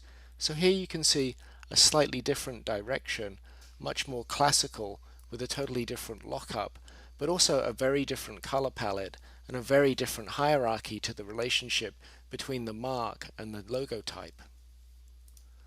But again, you can see here that we're actually applying it to the same kind of materials, so you can have a comparative situation where you can look between the different identities and see how they're going to work and see which one works best. So here in a third direction, you can see that there's musical notation embedded within the type and a very cool, much more conservative color palette. The style of the imagery changes slightly as well to be a little more moody here. And then you can see the same applications again with the t-shirts and the street banners. This is the last direction, which is the one that we ended up developing. So here you can see the mark, and the mark is actually modular, so it breaks down into different pieces. So here you can see the mark in some variations with a different color palette, different typography as well. And here it is applied again to business card, letterhead, and annual report. And the same again, you can see it in the t-shirt and the street banners. We developed the mark itself into a modular system, so it could grow and be used in different forms. And we equated this to how the structure of musicians work, so whether it was a solo with one piece, a duet with two, trio with three, quartet with four, etc. So you can see here a lot of similarity between how this system is working in a presentation to a client and the kind of brand development guide that you've been working on. So at this stage, our mark was fairly fixed, and we were really looking at the typography in the logo type and seeing which might work the best. And we're also looking at different scales and different kind of lockups and relationships between the logo type and the mark. And here's some secondary typefaces and a color palette. So again, very, very similar to the kind of roadmap that we've been following with our own identity guide. And here are some mock-ups with the annual report again, and the business card and the letterhead. And again here you can see some applications with the business card and the letterhead and the annual report, but here it's a little more playful, and the scale relationships between the typography and the mark have changed, so we're also looking at what our design and composition strategies might be. And in this version you can see a different color palette, but also applied in a radically different way, so it's affecting how the imagery is going to look and also how the overall feel is going to be. So as we get further into this process, we're narrowing down our colors and our typeface choice, and we're also looking at things like the website. And even though this is just a mock-up design done very quickly, it's really to look at how the color palette might work within that identity. So if you think about your secret ingredient, here with Pasadena, one of our ingredients was that we created a set of business cards where we allowed different people within the organization to pick which design they liked. So this gave them a chance to personalize their card and feel a connection with the identity. And the letterhead had a similar approach, where there were various different versions that people could choose from. We also created an identity manual, and this is different from the kind of guide, the brand development guide that we're creating. The manual is really for people that are using the logo type, and it's a set of rules and instructions. What we're creating with our brand development guide is really something that looks at our own process and how we've built up this identity. In this final module, you're going to spend some time developing and finessing your brand development guide. This is your chance to really display your brand to its best potential. So you want to show your process, but also show the finished resolution of the identity that you've created. So spend a little time going back, finessing anything that you're unhappy with, reworking your writing, but also think about the design of the brand guide itself. So in a lot of ways, you're really doing two projects. You're showing the identity that you've worked on, and that's one design project, but then you're also designing the guide itself, which is another design project. So for my snail food truck, Escargot, I'm trying to make the pages look like they belong together. I've gone back and added some images that I found, but I'm generally following the roadmap that we set out, and that shows my process growing in a logical way that I can explain to a client. So you can see that we go from the initial idea to the development of the idea through thinking and writing. Then we go through editing and refinement to try and come up with a name and a set of goals. And then in the next stage, we start to become more visual and carry out visual research, and then we begin to look at our logo type and develop that typographically. In the last stages, we start to see our logo type being developed, broadening our palette, adding color and a mark, secondary type, and also some kind of systematic approach. And finally, what we reach is a point where that identity can be applied to a number of different elements. Think about your PDF as having a kind of narrative, and that narrative being the growth of your identity. So try and make the pages flow a little bit from page to page and escalate in terms of their complexity and in terms of their finesse. We've worked on your brand development guide as a PDF because that's often the easiest way to show it to people, but you could also use this as a printed guide as well, so you could print it out and make a small book from it as well, if that's a better way for you to show the work to the client. When I work on an identity project like this, I often show the client an on-screen version and also a printed version, so they get an idea how the identity is going to feel in both the digital and the printed world.